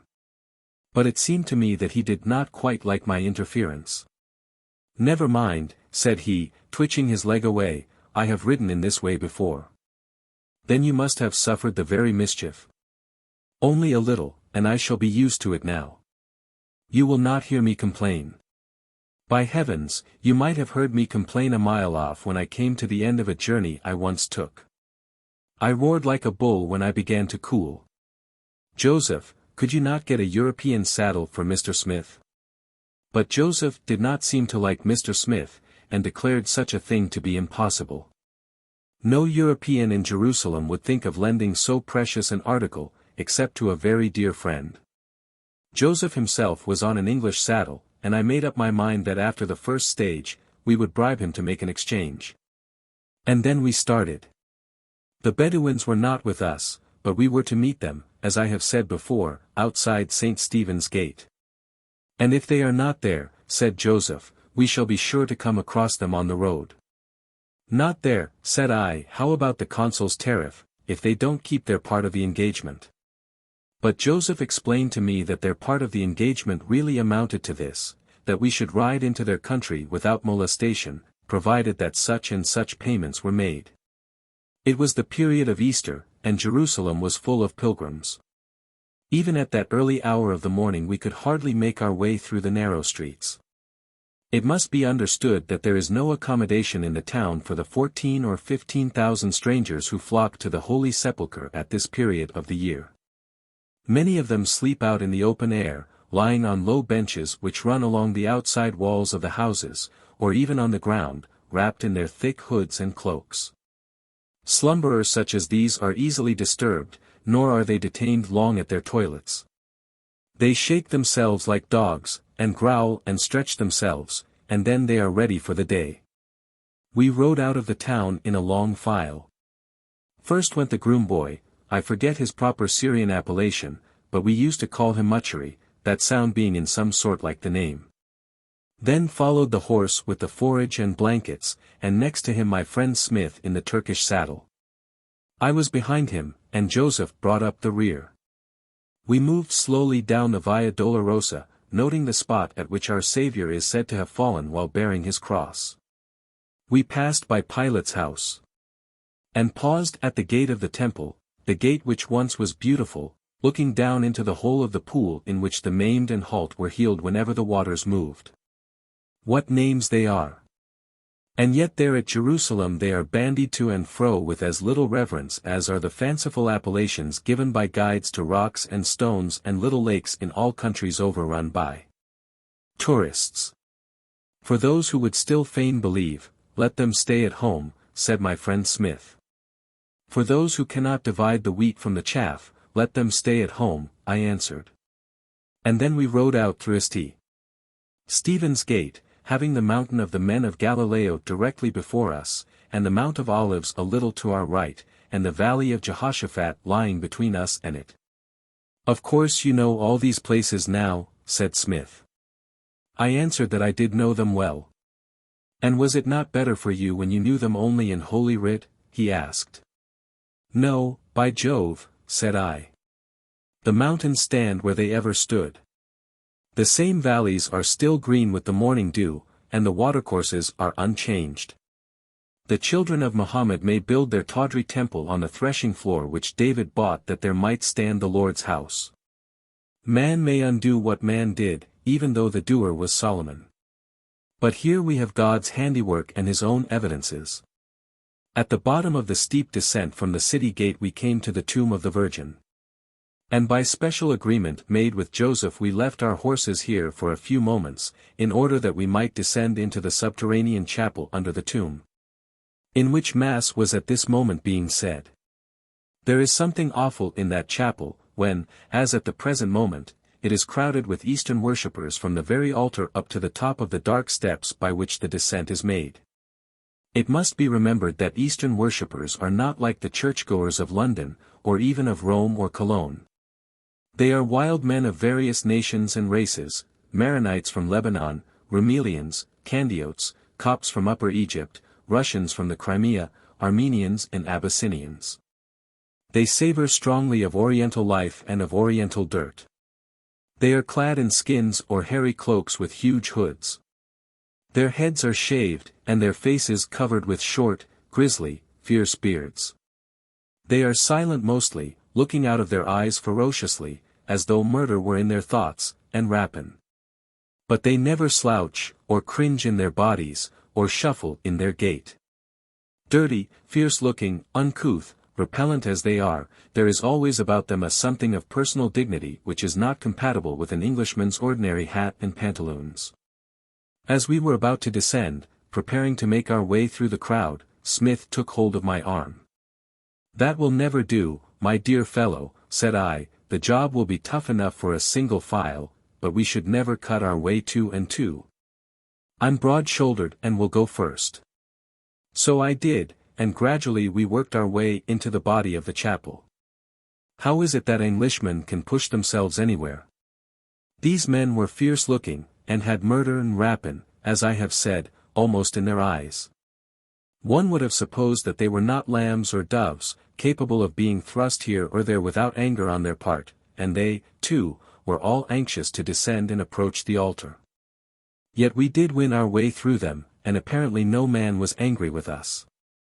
I doubt, after all, whether a ferocious eye and a strong smell and dirt are so efficacious in creating awe and obedience in others, as an open brow and traces of soap and water. I know this, at least, that a dirty Maronite would make very little progress, if he attempted to shove his way unfairly through a crowd of Englishmen at the door of a London theatre.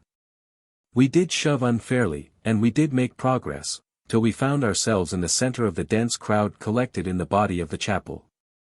Having got so far, our next object was to get out again. The place was dark, mysterious, and full of strange odors. But darkness, mystery, and strange odors soon lose their charms when men have much work before them. Joseph had made a point of being allowed to attend Mass before the altar of the Virgin, but a very few minutes sufficed for his prayers. So we again turned round and pushed our way back again, Smith still following in my wake. The men who had let us pass once let us pass again without opposition or show of anger.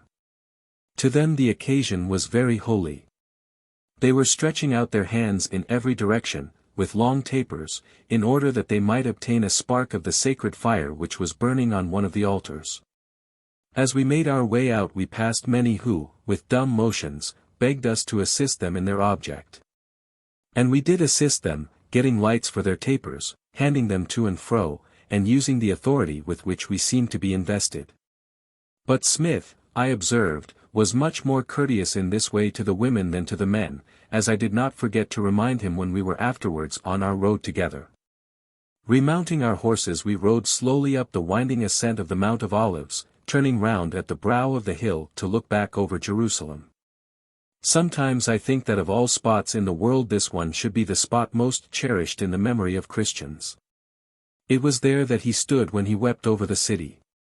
So much we do know, though we are ignorant, and ever shall be so, of the site of his cross and of the tomb. And then we descended on the eastern side of the hill, passing through Bethany, the town of Lazarus and his sisters, and turned our faces steadily towards the mountains of Moab. Hitherto we had met no Bedouins, and I interrogated my dragoman about them more than once, but he always told me that it did not signify, we should meet them, he said, before any danger could arise.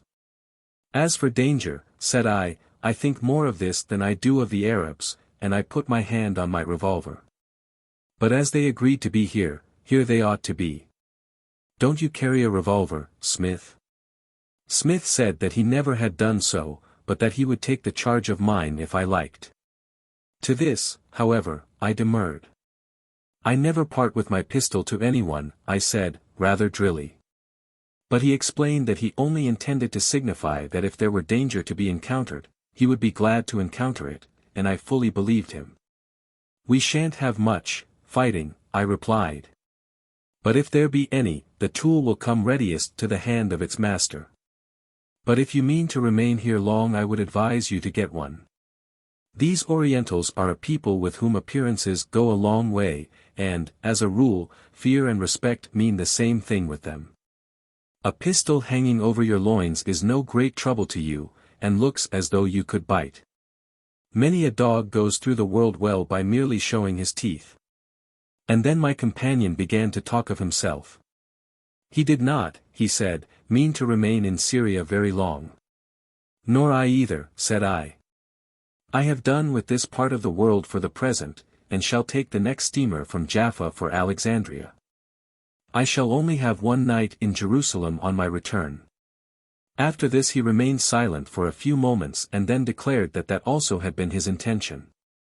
He was almost ashamed to say so, however, because it looked as though he had resolved to hook himself on to me. So he answered, expressing almost regret at the circumstance. Don't let that trouble you, said I shall be delighted to have your company. When you know me better, as I hope you will do, you will find that if such were not the case I should tell you so as frankly. I shall remain in Cairo some little time. So that beyond our arrival in Egypt, I can answer for nothing. He said that he expected letters at Alexandria which would govern his future movements. I thought he seemed sad as he said so, and imagined, from his manner, that he did not expect very happy tidings. Indeed I had made up my mind that he was by no means free from care or sorrow. He had not the air of a man who could say of himself that he was totus teres ac rotundus. But I had no wish to inquire, and the matter would have dropped had he not himself added, I fear that I shall meet acquaintances in Egypt whom it will give me no pleasure to see. Then, said I, if I were you, I would go to Constantinople instead, indeed, anywhere rather than fall among friends who are not friendly. And the nearer the friend is, the more one feels that sort of thing. To my way of thinking, there is nothing on earth so pleasant as a pleasant wife. But then, what is there so damnable as one that is unpleasant? Are you a married man? He inquired. All his questions were put in a low tone of voice which seemed to give to them an air of special interest. and made one almost feel that they were asked with some special view to one's individual welfare. Now the fact is, that I am a married man with a family. But I am not much given to talk to strangers about my domestic concerns, and, therefore, though I had no particular object in view, I denied my obligations in this respect. No, said I. I have not come to that promotion yet. I am too frequently on the move to write myself down as paterfamilias. Then you know nothing about that pleasantness of which you spoke just now. Nor of the unpleasantness, thank God, my personal experiences are all to come, as also are yours, I presume. It was possible that he had hampered himself with some woman, and that she was to meet him at Alexandria. Poor fellow! Thought I. But his unhappiness was not of that kind. No, said he. I am not married, I am all alone in the world. Then I certainly would not allow myself to be troubled by unpleasant acquaintances. It was now 4 hours since we had left Jerusalem, and we had arrived at the place at which it was proposed that we should breakfast. There was a large well there, and shade afforded by a rock under which the water sprung. And the Arabs had constructed a tank out of which the horses could drink, so that the place was ordinarily known as the first stage out of Jerusalem. Smith had said not a word about his saddle, or complained in any way of discomfort, so that I had in truth forgotten the subject. Other matters had continually presented themselves, and I had never even asked him how he had fared. I now jumped from my horse, but I perceived at once that he was unable to do so. He smiled faintly, as his eye caught mine, but I knew that he wanted assistance. Ah, said I, that confounded Turkish saddle has already galled your skin. I see how it is. I shall have to doctor you with a little brandy, externally applied, my friend. But I lent him my shoulder, and with that assistance he got down, very gently and slowly. We ate our breakfast with a good will, bread and cold fowl and brandy and water, with a hard-boiled egg by way of a final delicacy. And then I began to bargain with Joseph for the loan of his English saddle. I saw that Smith could not get through the journey with that monstrous Turkish affair, and that he would go on without complaining till he fainted or came to some other signal grief. But the Frenchman, seeing the plight in which we were, was disposed to drive a very hard bargain. He wanted 40 shillings, the price of a pair of live Bedouins, for the accommodation, and declared that, even then, he should make the sacrifice only out of consideration to me. Very well, said I, I'm tolerably tough myself, and I'll change with the gentleman. The chances are that I shall not be in a very liberal humor when I reach Jaffa with stiff limbs and a sore skin. I have a very good memory, Joseph. I'll take 30 shillings, Mr. Jones. Though I shall have to groan all the way like a condemned devil. I struck a bargain with him at last for 25, and set him to work to make the necessary change on the horses. It will be just the same thing to him, I said to Smith. I find that he is as much used to one as to the other. But how much money are you to pay him? He asked. Oh, nothing, I replied. Give him a few piastres when you part with him at Jaffa. I do not know why I should have felt thus inclined to pay money out of my pocket for this Smith, a man whom I had only seen for the first time on the preceding evening. And whose temperament was so essentially different from my own. But so I did. I would have done almost anything in reason for his comfort. And yet he was a melancholy fellow, with good inward pluck as I believed, but without that outward show of dash and hardihood which I confess I love to see. Pray tell him that I'll pay him for it, said he. We'll make that all right, I answered, and then we remounted, not without some difficulty on his part. You should have let me rub in that brandy, I said. You can't conceive how efficaciously I would have done it. But he made me no answer. At noon we met a caravan of pilgrims coming up from Jordan. There might be some 300 or 400, but the number seemed to be treble that, from the loose and straggling line in which they journeyed. It was a very singular sight, as they moved slowly along the narrow path through the sand, coming out of a defile among the hills, which was perhaps a quarter of a mile in front of us. Passing us as we stood still by the wayside, and then winding again out of sight on the track over which we had come. Some rode on camels, a whole family, in many cases, being perched on the same animal. I observed a very old man and a very old woman slung in panniers over a camel's back, not such panniers as might be befitting such a purpose, but square baskets. So that the heads and heels of each of the old couple hung out of the rear and front. "Surely the journey will be their death," I said to Joseph. "Yes, it will," he replied, quite coolly, "but what matter how soon they die now that they have bathed in Jordan?" Very many rode on donkeys, 2, generally, on each donkey, others, who had command of money, on horses. But the greater number walked, toiling painfully from Jerusalem to Jericho on the first day, sleeping there in tents and going to bathe on the second day. And then returning from Jericho to Jerusalem on the third. The pilgrimage is made throughout in accordance with fixed rules, and there is a tariff for the tent accommodation at Jericho, so much per head per night, including the use of hot water.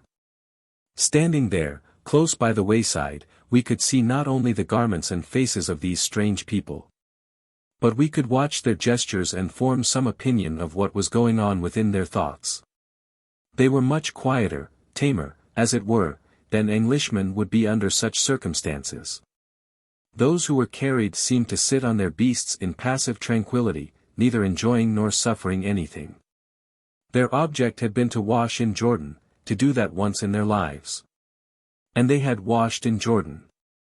The benefit expected was not to be immediately spiritual. No earnest prayerfulness was considered necessary after the ceremony. To these members of the Greek Christian Church it had been handed down from father to son that washing in Jordan once during life was efficacious toward salvation. And therefore the journey had been made at terrible cost and terrible risk, for these people had come from afar, and were from their habits but little capable of long journeys. Many die under the toil, but this matters not if they do not die before they have reached Jordan. Some few there are, undoubtedly, more ecstatic in this great deed of their religion. One man I especially noticed on this day. He had bound himself to make the pilgrimage from Jerusalem to the river with 1 foot bare. He was of a better class, and was even nobly dressed, as though it were a part of his vow to show to all men that he did this deed, wealthy and great though he was.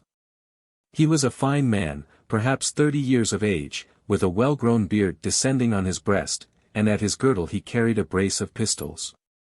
But never in my life had I seen bodily pain so plainly written in a man's face.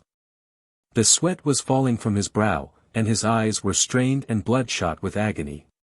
He had no stick, his vow, I presume, debarring him from such assistance, and he limped along, putting to the ground the heel of the unprotected foot.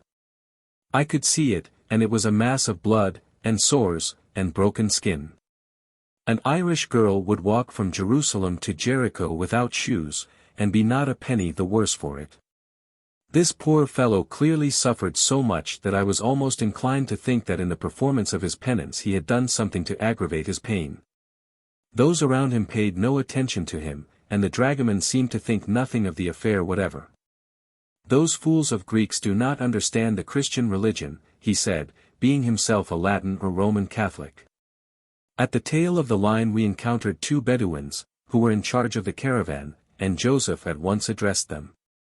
The men were mounted, one on a very sorry-looking jade, but the other on a good stout Arab barb. They had guns slung behind their backs, colored handkerchiefs on their heads, and they wore the striped burnous. The parley went on for about 10 minutes, during which the procession of pilgrims wound out of sight. And it ended in our being accompanied by the 2 Arabs, who thus left their greater charge to take care of itself back to the city.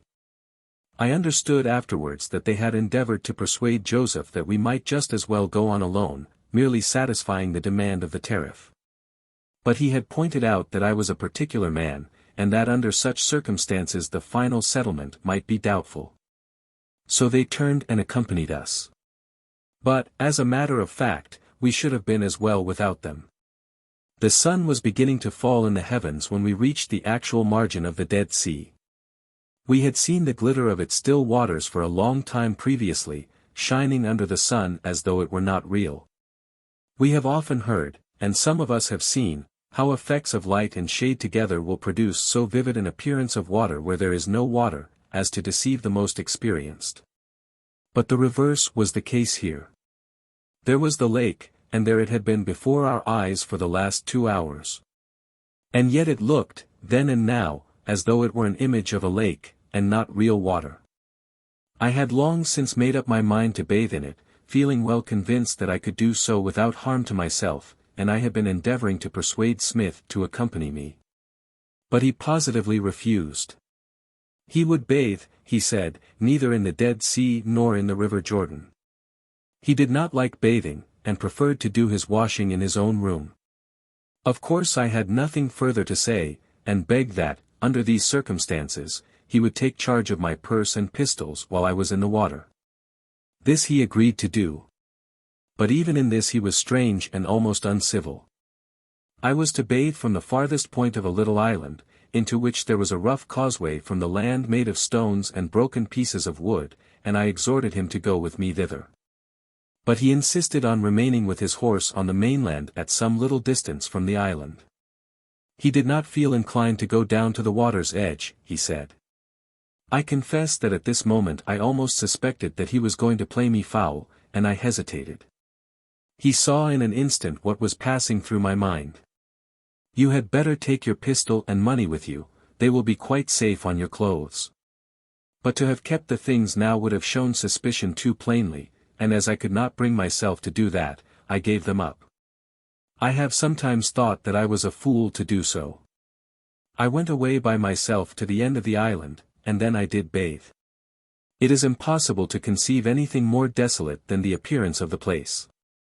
The land shelves very gradually away to the water, and the whole margin, to the breadth of some 20 or 30 feet, is strewn with the debris of rushes, bits of timber, and old white withered reeds. Whence these bits of timber have come it seems difficult to say. The appearance is as though the water had receded and left them there. I have heard it said that there is no vegetation near the Dead Sea, but such is not the case, for these rushes do grow on the bank. I found it difficult enough to get into the water, for the ground shelves down very slowly, and is rough with stones and large pieces of half-rotten wood. Moreover, when I was in nearly up to my hips the water knocked me down. Indeed, it did so when I had gone as far as my knees, but I recovered myself, and by perseverance did proceed somewhat farther. It must not be imagined that this knocking down was effected by the movement of the water. There is no such movement. Everything is perfectly still, and the fluid seems hardly to be displaced by the entrance of the body. But the effect is that one's feet are tripped up, and that one falls prostrate onto the surface. The water is so strong and buoyant, that, when above a few feet in depth has to be encountered, the strength and weight of the bather are not sufficient to keep down his feet and legs. I then essayed to swim, but I could not do this in the ordinary way, as I was unable to keep enough of my body below the surface, so that my head and face seemed to be propelled down upon it. I turned round and floated, but the glare of the sun was so powerful that I could not remain long in that position. However, I had bathed in the Dead Sea, and was so far satisfied. Anything more abominable to the palate than this water, if it be water, I never had inside my mouth. I expected it to be extremely salt, and no doubt, if it were analyzed, such would be the result. But there is a flavor in it which kills the salt. No attempt can be made at describing this taste. It may be imagined that I did not drink heartily, merely taking up a drop or two with my tongue from the palm of my hand, but it seemed to me as though I had been drenched with it. Even brandy would not relieve me from it. And then my whole body was in a mess, and I felt as though I had been rubbed with pitch. Looking at my limbs, I saw no sign on them of the fluid. They seemed to dry from this as they usually do from any other water, but still the feeling remained. However, I was to ride from hence to a spot on the banks of Jordan, which I should reach in an hour, and at which I would wash, so I clothed myself and prepared for my departure. Seated in my position in the island I was unable to see what was going on among the remainder of the party, and therefore could not tell whether my pistols and money was safe. I dressed, therefore, rather hurriedly, and on getting again to the shore, found that Mr. John Smith had not levant. He was seated on his horse at some distance from Joseph and the Arabs, and had no appearance of being in league with those, no doubt, worthy guides. I certainly had suspected a ruse, and now was angry with myself that I had done so. And yet, in London, one would not trust one's money to a stranger whom one had met 24 hours since in a coffee-room. Why, then, do it with a stranger whom one chanced to meet in a desert? "Thanks," I said, as he handed me my belongings. "I wish I could have induced you to come in also. The Dead Sea is now at your elbow, and, therefore, you think nothing of it. But in 10 or 15 years' time, you would be glad to be able to tell your children that you had bathed in it." "I shall never have any children to care for such tidings," he replied. The River Jordan, for some miles above the point at which it joins the Dead Sea, runs through very steep banks which are almost precipitous, and is, as it were, guarded by the thick trees and bushes which grow upon its sides. This is so much the case, that one may ride, as we did, for a considerable distance along the margin, and not be able even to approach the water. I had a fancy for bathing in some spot of my own selection, instead of going to the open shore frequented by all the pilgrims, but I was baffled in this. When I did force my way down to the river side, I found that the water ran so rapidly, and that the bushes and boughs of trees grew so far over and into the stream, as to make it impossible for me to bathe. I could not have got in without my clothes, and having got in, I could not have got out again. I was, therefore, obliged to put up with the open muddy shore to which the bathers descend, and at which we may presume that Joshua passed when he came over as one of the 12 spies to spy out the land. And even here I could not go full into the stream as I would fain have done, lest I should be carried down, and so have assisted to whiten the shores of the Dead Sea with my bones. As to getting over to the Moabitish side of the river, that was plainly impossible. And, indeed, it seemed to be the prevailing opinion that the passage of the river was not practicable without going up as far as Samaria. And yet we know that there, or thereabouts, the Israelites did cross it. I jumped from my horse the moment I got to the place, and once more gave my purse and pistols to my friend. "You are going to bathe again," he said. "Certainly," said I. "You don't suppose that I would come to Jordan and not wash there, even if I were not foul with the foulness of the Dead Sea." "You'll kill yourself, in your present state of heat," he said, remonstrating just as one's mother or wife might do. But even had it been my mother or wife I could not have attended to such remonstrance then. And before he had done looking at me with those big eyes of his, my coat and waistcoat and cravat were on the ground, and I was at work at my braces. Whereupon he turned from me slowly, and strolled away into the wood. On this occasion I had no base fears about my money. And then I did bathe, very uncomfortably.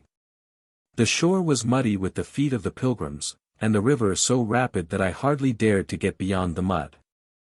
I did manage to take a plunge in, head foremost, but I was forced to wade out through the dirt and slush, so that I found it difficult to make my feet and legs clean enough for my shoes and stockings.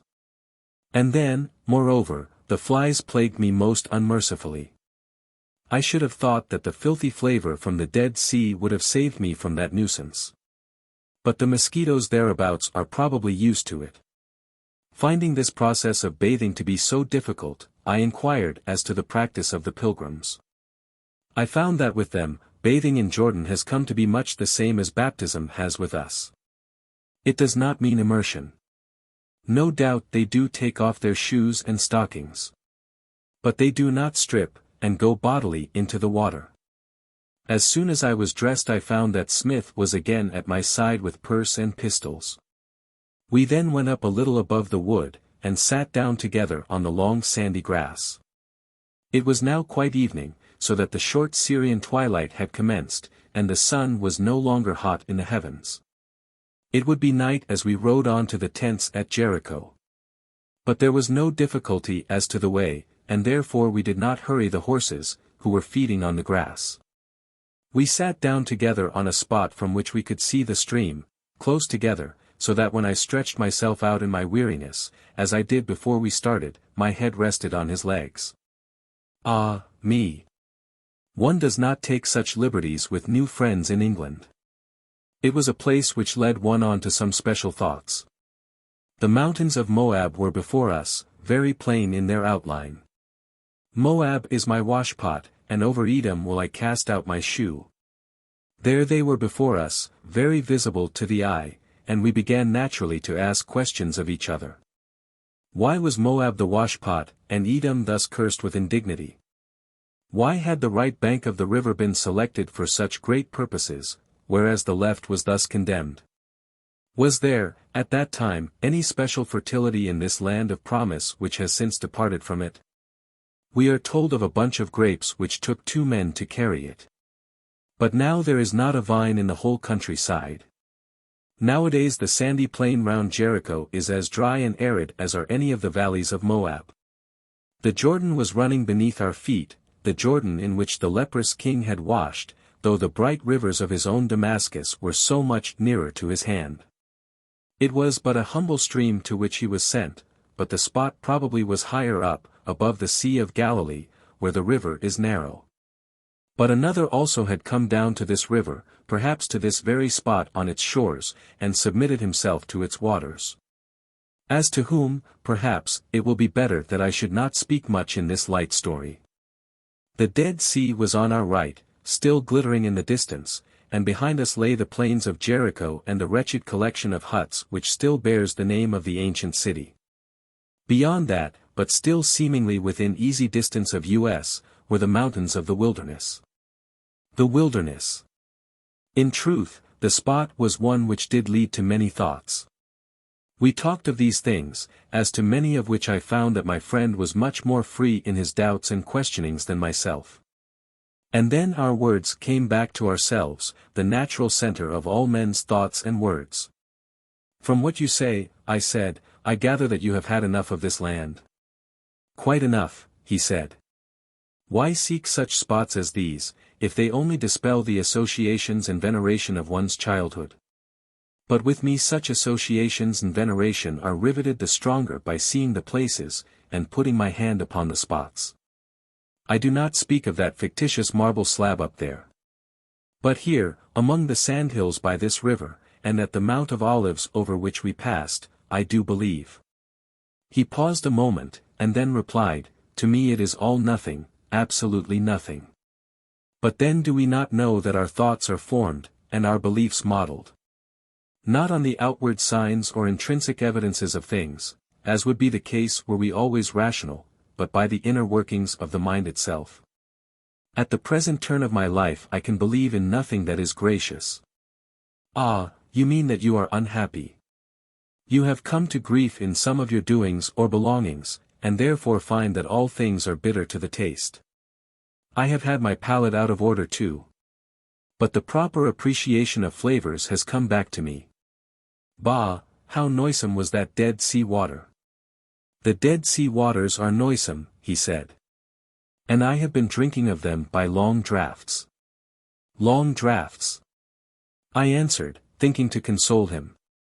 Draughts have not been long which can have been swallowed in your years. Your disease may be acute, but it cannot yet have become chronic. A man always thinks at the moment of each misfortune that special misery will last his lifetime, but God is too good for that.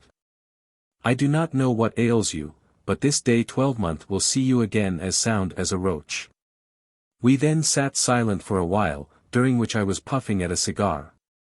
Smith, among his accomplishments, did not reckon that of smoking, which was a grief to me, for a man enjoys the tobacco doubly when another is enjoying it with him. No, you do not know what ails me, he said at last, and, therefore, cannot judge. Perhaps not, my dear fellow. But my experience tells me that early wounds are generally capable of cure. And, therefore, I surmise that yours may be so. The heart at your time of life is not worn out, and has strength and soundness left wherewith to throw off its maladies. I hope it may be so with you. God knows.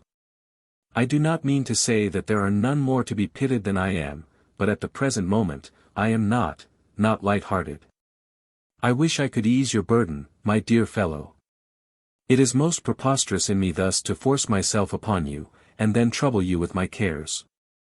But I had been alone so long, and I was so weary of it. By Jove, and so had I, make no apology. And let me tell you this, though perhaps you will not credit me, that I would sooner laugh with a comrade than cry with him is true enough, but, if occasion demands, I can do the latter also. He then put out his hand to me, and I pressed it in token of my friendship. My own hand was hot and rough with the heat and sand, but his was soft and cool almost as a woman's. I thoroughly hate an effeminate man, but, in spite of a certain womanly softness about this fellow, I could not hate him. Yes, I continued, though somewhat unused to the melting mood, I also sometimes give forth my medicinal gums. I don't want to ask you any questions, and, as a rule, I hate to be told secrets, but if I can be of any service to you in any matter I will do my best. I don't say this with reference to the present moment, but think of it before we part. I looked round at him and saw that he was in tears. I know that you will think that I am a weak fool, he said, pressing his handkerchief to his eyes. By no means. There are moments in a man's life when it becomes him to weep like a woman. But the older he grows the more seldom those moments come to him. As far as I can see of men, they never cry at that which disgraces them. It is left for women to do that, he answered. Oh, women! A woman cries for everything and for nothing. It is the sharpest arrow she has in her quiver, the best card in her hand. When a woman cries, what can you do but give her all she asks for? Do you dislike women? No, by Jove. I am never really happy unless one is near me, or more than one. A man, as a rule, has an amount of energy within him which he cannot turn to profit on himself alone. It is good for him to have a woman by him that he may work for her, and thus have exercise for his limbs and faculties. I am very fond of women. But I always like those best who are most helpless. We were silent again for a while, and it was during this time that I found myself lying with my head in his lap. I had slept, but it could have been but for a few minutes, and when I woke I found his hand upon my brow. As I started up he said that the flies had been annoying me, and that he had not chosen to waken me as I seemed weary. It has been that double bathing, I said, apologetically. For I always feel ashamed when I am detected sleeping in the day. In hot weather the water does make one drowsy. By Jove, it's getting dark, we had better have the horses. Stay half a moment, he said, speaking very softly, and laying his hand upon my arm, I will not detain you a minute. There is no hurry in life, I said. You promised me just now you would assist me. If it be in my power, I will. Before we part at Alexandria I will endeavor to tell you the story of my troubles, and then if you can aid me. It struck me as he paused that I had made a rash promise. But nevertheless I must stand by it now, with one or two provisos. The chances were that the young man was short of money, or else that he had got into a scrape about a girl. In either case I might give him some slight assistance. But, then, it behoved me to make him understand that I would not consent to become a participator in mischief. I was too old to get my head willingly into a scrape, and this I must endeavor to make him understand. I will, if it be in my power, I said. I will ask no questions now. But if your trouble be about some lady. It is not, said he. Well, so be it. Of all troubles those are the most troublesome. If you are short of cash. No, I am not short of cash. You are not. That's well too, for want of money is a sore trouble also. And then I paused before I came to the point.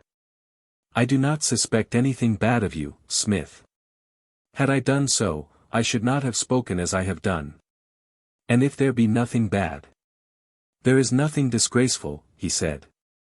That is just what I mean. And in that case I will do anything for you that may be within my power. Now let us look for Joseph and the Mutchery boy, for it is time that we were at Jericho.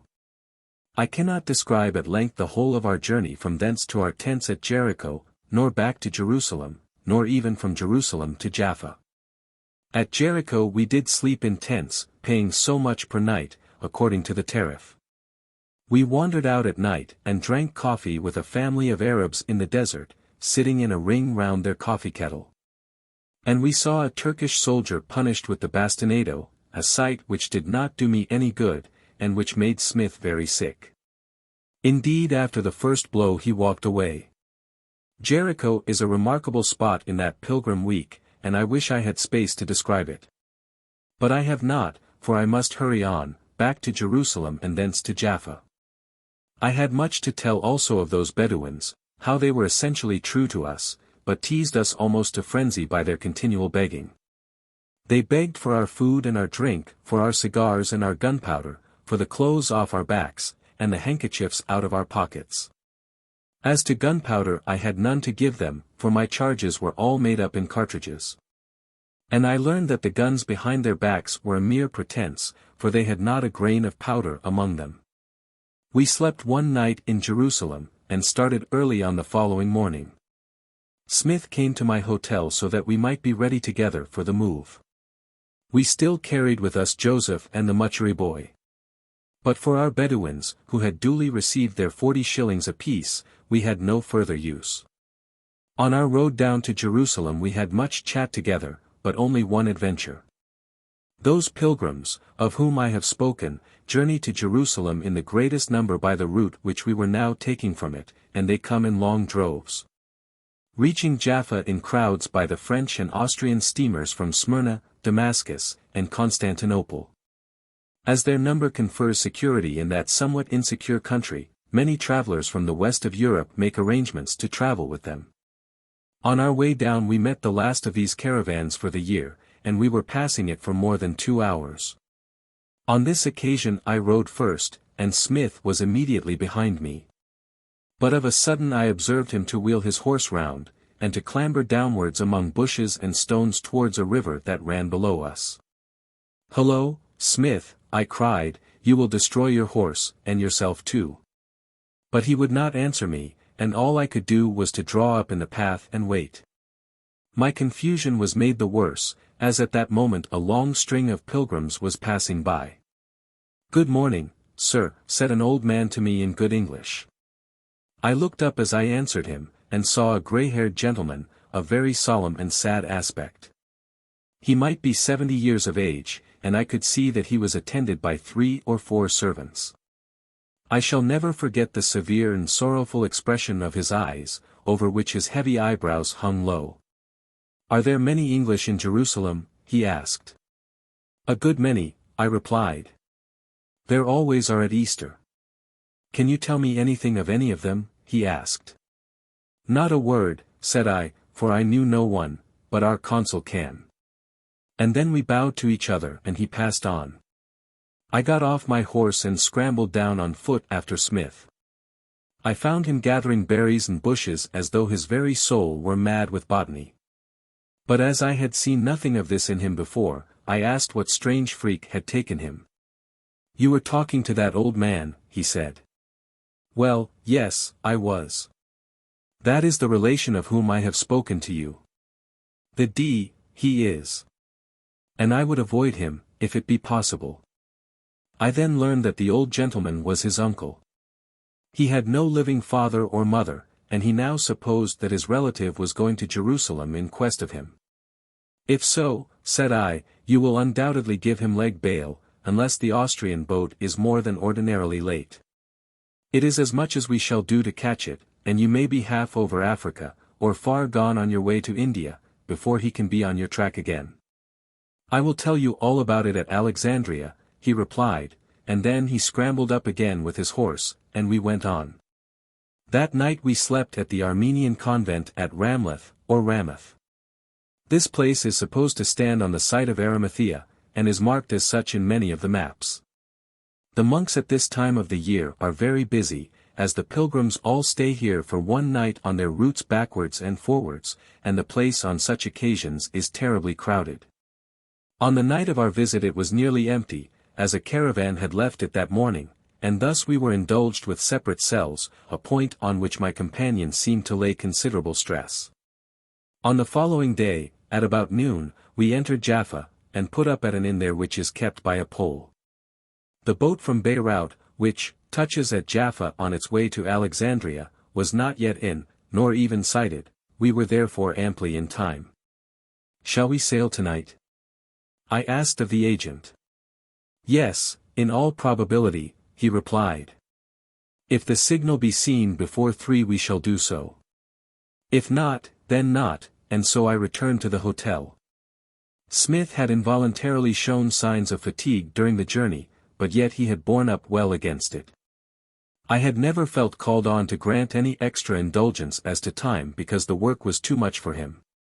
But now he was a good deal knocked up, and I was a little frightened, fearing that I had overdriven him under the heat of the sun. I was alarmed lest he should have fever, and proposed to send for the Jaffa doctor. But this he utterly refused. He would shut himself for an hour or 2 in his room, he said, and by that time he trusted the boat would be in sight. It was clear to me that he was very anxious on the subject, fearing that his uncle would be back upon his heels before he had started. I ordered a serious breakfast for myself, for with me, on such occasions, my appetite demands more immediate attention than my limbs. I also acknowledge that I become fatigued, and can lay myself at length during such idle days and sleep from hour to hour, but the desire to do so never comes till I have well eaten and drunken. A bottle of French wine, 3 or 4 cutlets of goat's flesh, an omelette made out of the freshest eggs, and an enormous dish of oranges, was the banquet set before me. And though I might have found fault with it in Paris or London, I thought that it did well enough in Jaffa. My poor friend could not join me, but had a cup of coffee in his room. "At any rate take a little brandy in it," I said to him, as I stood over his bed. "I could not swallow it," said he, looking at me with almost beseeching eyes. "Besure the fellow," I said to myself as I left him, carefully closing the door, so that the sound should not shake him. "He is little better than a woman, and yet I have become as fond of him as though he were my brother." I went out at 3, but up to that time the boat had not been signaled.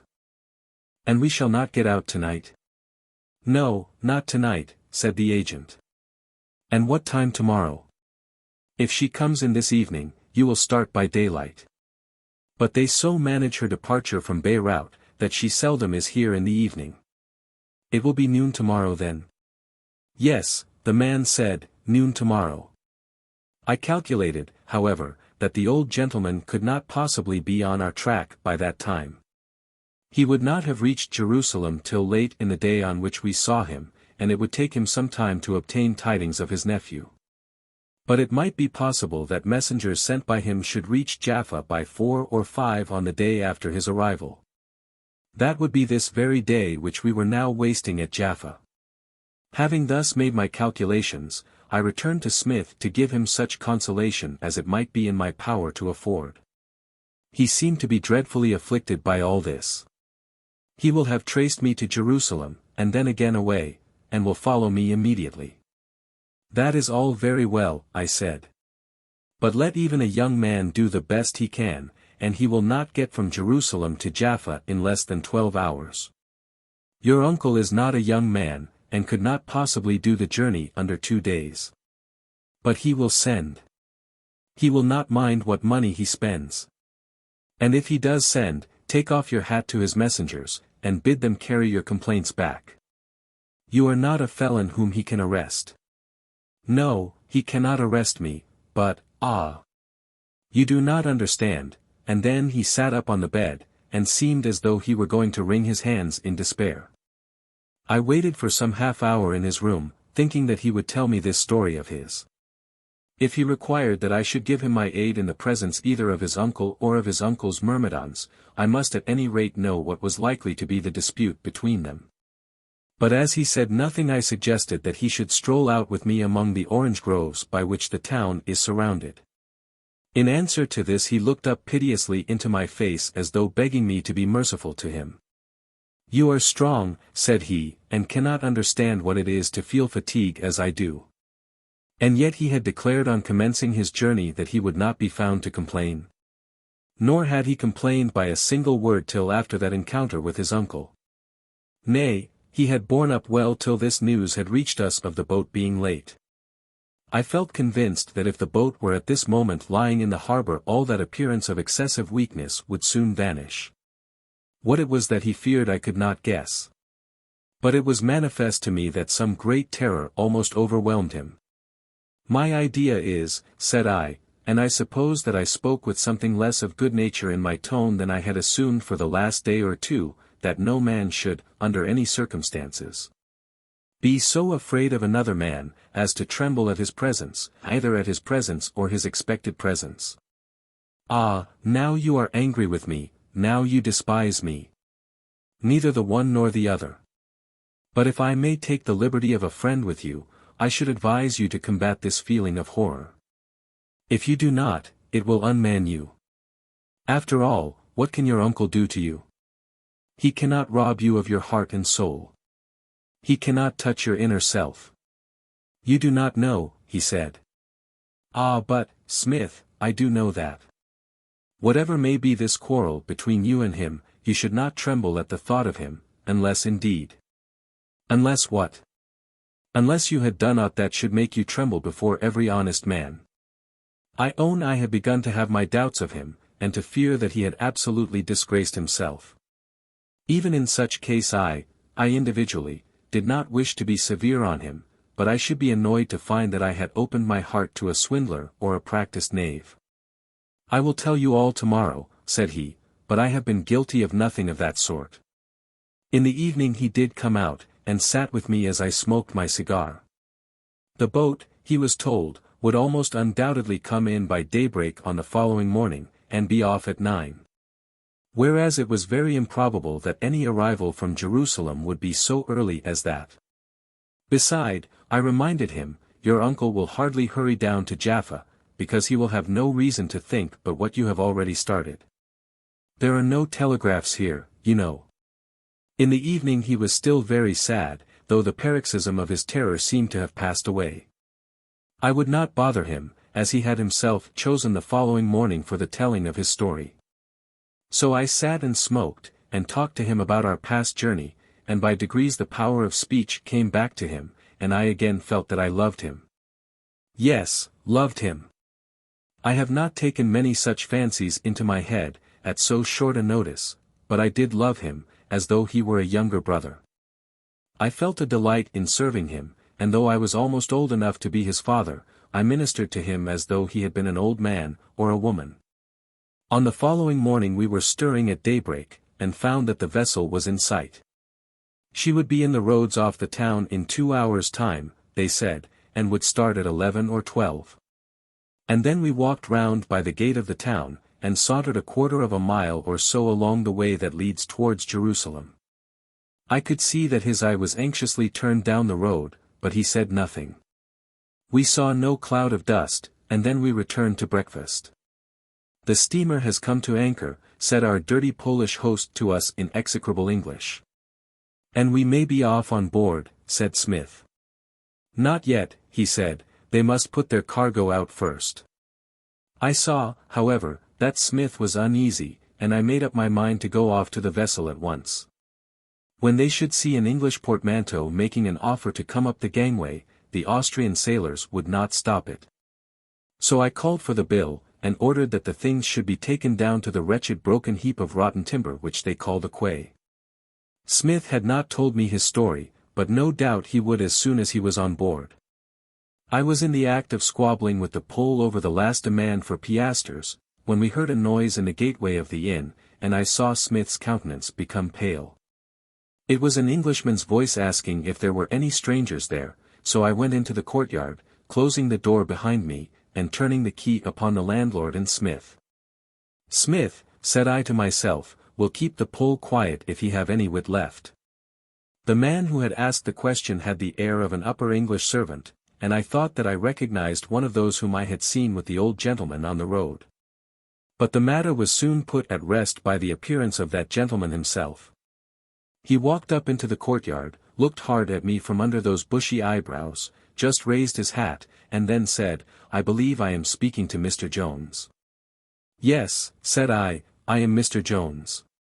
"Can I have the honor of serving you?" There was something peculiarly unpleasant about this man's face. At the present moment I examined it closely, and could understand the great aversion which his nephew felt towards him. He looked like a gentleman and like a man of talent, nor was there anything of meanness in his face, neither was he ill-looking, in the usual acceptation of the word. But one could see that he was solemn, austere, and overbearing, that he would be incapable of any light enjoyment, and unforgiving towards all offences. I took him to be a man who, being old himself, could never remember that he had been young, and who, therefore, hated the levities of youth. To me such a character is specially odious. For I would fain, if it be possible, be young even to my grave.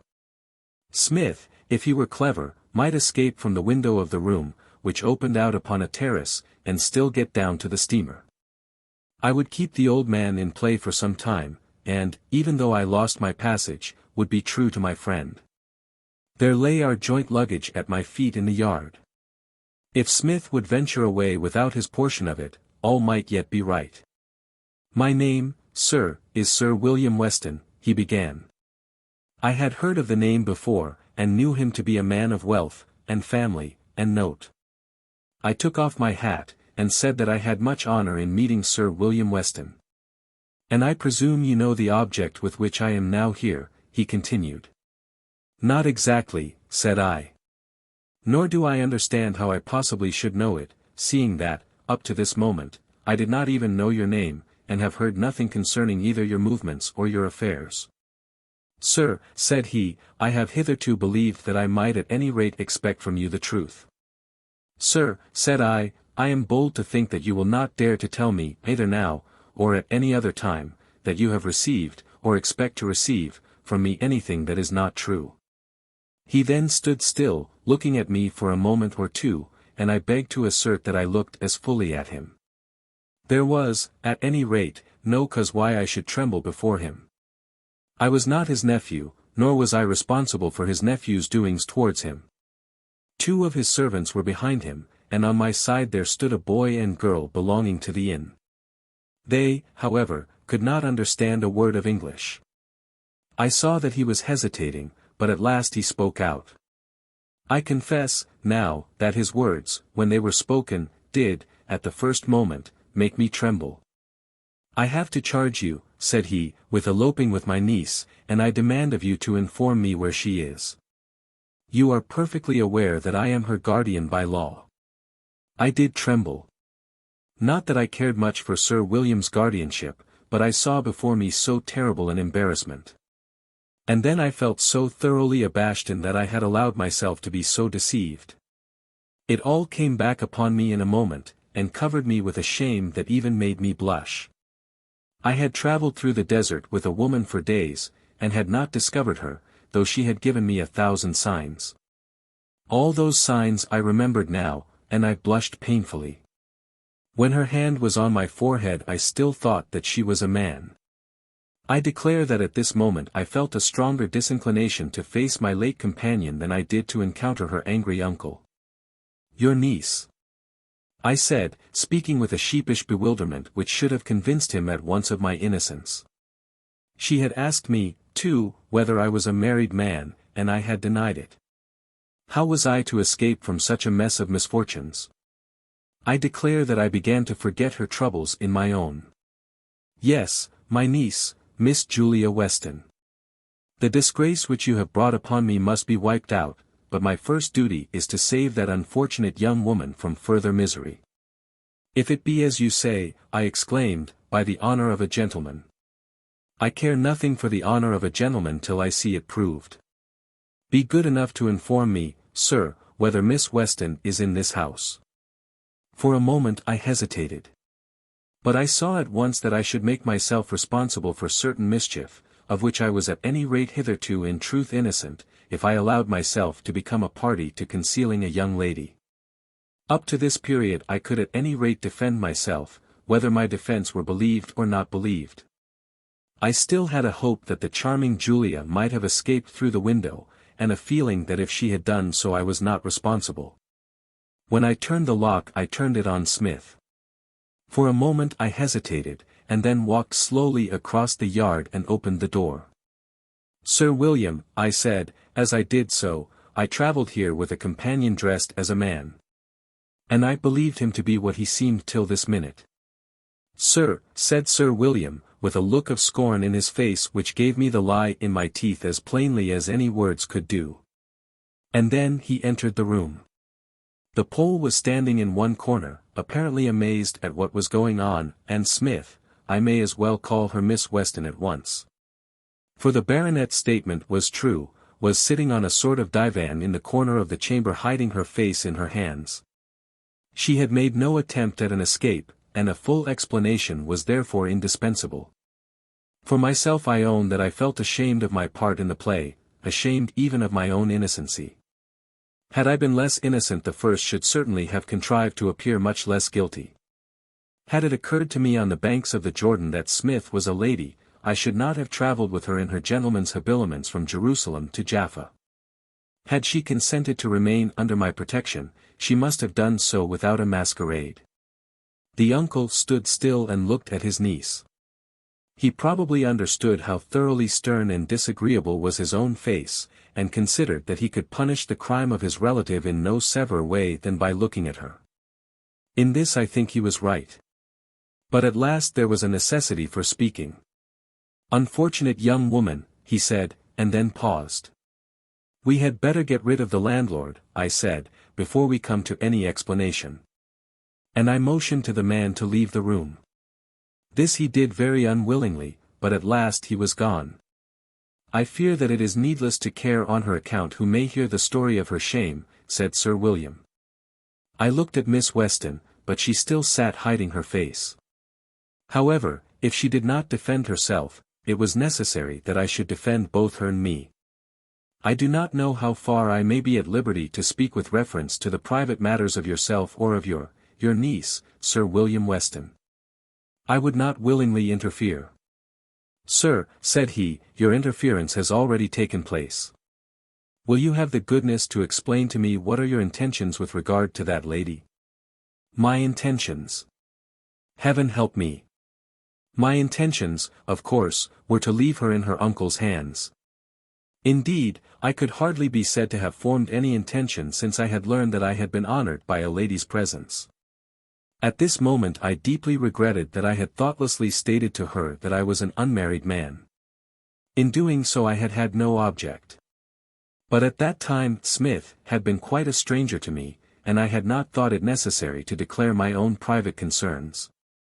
Since that I had talked so little of myself that the fact of my family at home had not been mentioned. "Will you have the goodness to explain what are your intentions with regard to that lady?" said the baronet. "Oh, Uncle William," exclaimed Miss Weston, now at length raising her head from her hands. "Hold your peace, madam," said he. "When called upon to speak, you will find your words with difficulty enough. Sir, I am waiting for an answer from you." "But, uncle, he is nothing to me, the gentleman is nothing to me. By the heavens above us, he shall be something, or I will know the reason why." "What? He has gone off with you. He has travelled through the country with you, hiding you from your only natural friend, he has been your companion for weeks." "6 days, sir," said I. "Sir," said the baronet, again giving me the lie. "And now," he continued, addressing his niece, "you tell me that he is nothing to you. He shall give me his promise that he will make you his wife at the consulate at Alexandria, or I will destroy him. I know who he is." "If you know who I am," said I, "you must know." But he would not listen to me. "And as for you, madam, unless he makes me that promise," and then he paused in his threat, and, turning round, looked me in the face. I saw that she also was looking at me, though not openly as he did. And some flattering devil that was at work round my heart would have persuaded that she also would have heard a certain answer given without dismay, would even have received comfort in her agony from such an answer. But the reader knows how completely that answer was out of my power. "I have not the slightest ground for supposing," said I, "that the lady would accede to such an arrangement, if it were possible. My acquaintance with her has been altogether confined to. To tell the truth, I have not been in Miss Weston's confidence, and have only taken her for that which she has seemed to be." "Sir," said the baronet, again looking at me as though he would wither me on the spot for my falsehood. It is true, said Julia, getting up from her seat, and appealing with clasped hands to her uncle, as true as heaven. Madam, said he, do you both take me for a fool? That you should take me for one, said I, would be very natural. The facts are as we state to you. Miss Weston, as I now learn that she is, did me the honor of calling at my hotel. Having heard, and then it seemed to me as though I were attempting to screen myself by telling the story against her, so I was again silent. Never in my life had I been in a position of such extraordinary difficulty. The duty which I owed to Julia as a woman, and to Sir William as a guardian, and to myself as the father of a family, all clashed with each other. I was anxious to be generous, honest, and prudent, but it was impossible, so I made up my mind to say nothing further. Mr. Jones, said the baronet, I have explained to you the only arrangement which under the present circumstances I can permit to pass without open exposure and condign punishment. That you are a gentleman by birth, education, and position I am aware, whereupon I raised my hat, and then he continued, that lady has 300 a year of her own. And attractions, personal and mental, which are worth 10 times the money, said I, and I bowed to my fair friend, who looked at me the while with sad beseeching eyes. I confess that the mistress of my bosom, had she known my thoughts at that one moment, might have had cause for anger. Very well, continued he. Then the proposal which I name, cannot, I imagine, but be satisfactory. If you will make to her and to me the only amends which it is in your power as a gentleman to afford, I will forgive all. Tell me that you will make her your wife on your arrival in Egypt. I would have given anything not to have looked at Miss Weston at this moment, but I could not help it. I did turn my face half round to her before I answered, and then felt that I had been cruel in doing so. Sir William, said I have at home already a wife and family of my own. It is not true, said he, retreating a step, and staring at me with amazement. There is something, sir, I replied, in the unprecedented circumstances of this meeting, and in your position with regard to that lady, which, joined to your advanced age, will enable me to regard that useless insult as unspoken. I am a married man. There is the signature of my wife's last letter, and I handed him one which I had received as I was leaving Jerusalem. But the coarse violent contradiction which Sir William had given me was nothing compared with the reproach conveyed in Miss Weston's countenance. She looked at me as though all her anger were now turned against me. And yet, methought, there was more of sorrow than of resentment in her countenance. But what cause was there for either? Why should I be reproached, even by her look? She did not remember at the moment that when I answered her chance question as to my domestic affairs, I had answered it as to a man who was a stranger to me, and not as to a beautiful woman, with whom I was about to pass certain days in close and intimate society. To her, at the moment, it seemed as though I had cruelly deceived her.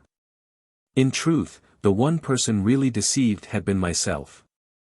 And here I must explain, on behalf of the lady, that when she first joined me she had no other view than that of seeing the banks of the Jordan in that guise which she had chosen to assume, in order to escape from the solemnity and austerity of a disagreeable relative. She had been very foolish, and that was all. I take it that she had first left her uncle at Constantinople, but on this point I never got certain information. Afterwards, while we were traveling together, the idea had come upon her, that she might go on as far as Alexandria with me. And then, I know nothing further of the lady's intentions, but I am certain that her wishes were good and pure. Her uncle had been intolerable to her, and she had fled from him. Such had been her offence, and no more. Then, sir, said the baronet, giving me back my letter, you must be a double-dyed villain. And you, sir, said I. But here Julia Weston interrupted me. Uncle, you altogether wrong this gentleman, she said. He has been kind to me beyond my power of words to express, but, till told by you, he knew nothing of my secret. Nor would he have known it, she added, looking down upon the ground. As to that latter assertion, I was at liberty to believe as much as I pleased. The Pole now came to the door, informing us that any who wished to start by the packet must go on board, and therefore, as the unreasonable old gentleman perceived, it was necessary that we should all make our arrangements. I cannot say that they were such as enable me to look back on them with satisfaction. He did seem now at last to believe that I had been an unconscious agent in his niece's stratagem, but he hardly on that account became civil to me. It was absolutely necessary, he said, that he and that unfortunate young woman, as he would call her, should depart at once, by this ship now going. To this proposition of course I made no opposition. And you, Mr. Jones, he continued, will at once perceive that you, as a gentleman, should allow us to proceed on our journey without the honor of your company. This was very dreadful, but what could I say? Or, indeed, what could I do? My most earnest desire in the matter was to save Miss Weston from annoyance, and under existing circumstances my presence on board could not but be a burden to her. And then, if I did go, in opposition to the wishes of the baronet, could I trust my own prudence? It was better for all parties that I should remain. Sir William, said I, after a minute's consideration, if you will apologize to me for the gross insults you have offered me, it shall be as you say. Mr. Jones, said Sir William, I do apologize for the words which I used to you while I was laboring under a very natural misconception of the circumstances. I do not know that I was much the better for the apology, but at the moment I regarded it sufficient. Their things were then hurried down to the Strand, and I accompanied them to the ruined quay. I took off my hat to Sir William as he was first let down into the boat. He descended first, so that he might receive his niece, for all Jaffa now knew that it was a lady, and then I gave her my hand for the last time. God bless you, Miss Weston, I said, pressing it closely. God bless you, Mr. Jones, she replied. And from that day to this I have neither spoken to her nor seen her. I waited a fortnight at Jaffa for the French boat, eating cutlets of goat's flesh, and wandering among the orange groves. I certainly look back on that fortnight as the most miserable period of my life. I had been deceived, and had failed to discover the deceit, even though the deceiver had perhaps wished that I should do so. For that blindness I have never forgiven myself. Mrs. General Talboys. Why Mrs. General Talboys first made up her mind to pass the winter of 1859 at Rome I never clearly understood. To myself she explained her purposes, soon after her arrival at the Eternal City, by declaring, in her own enthusiastic manner, that she was inspired by a burning desire to drink fresh at the still-living fountains of classical poetry and sentiment. But I always thought that there was something more than this in it. Classical poetry and sentiment were doubtless very dear to her. But so also, I imagine, were the substantial comforts of Hardover Lodge, the General's house in Berkshire. And I do not think that she would have emigrated for the winter had there not been some slight domestic misunderstanding. Let this, however, be fully made clear, that such misunderstanding, if it existed, must have been simply an affair of temper. No impropriety of conduct has, I am very sure, ever been imputed to the lady. The General, as all the world knows, is hot, and Mrs. Talboys, when the sweet rivers of her enthusiasm are unfed by congenial waters, can, I believe, make herself disagreeable. But be this as it may, in November, 1859, Mrs. Talboys came among us English at Rome, and soon succeeded in obtaining for herself a comfortable footing in our society. We all thought her more remarkable for her mental attributes than for physical perfection, but, nevertheless, she was, in her own way, a sightly woman. She had no special brilliance either of eye or complexion, such as would produce sudden flames in susceptible hearts, nor did she seem to demand instant homage by the form and step of a goddess. But we found her to be a good-looking woman of some 30 or 33 years of age, with soft, peach-like cheeks, rather too like those of a cherub. With sparkling eyes which were hardly large enough, with good teeth, a white forehead, a dimpled chin and a full bust. Such, outwardly, was Mrs. General Talboys. The description of the inward woman is the purport to which these few pages will be devoted. There are two qualities to which the best of mankind are much subject, which are nearly related to each other, and as to which the world has not yet decided whether they are to be classed among the good or evil attributes of our nature. Men and women are under the influence of them both, but men oftenest undergo the former, and women the latter. They are ambition and enthusiasm. Now Mrs. Talboys was an enthusiastic woman.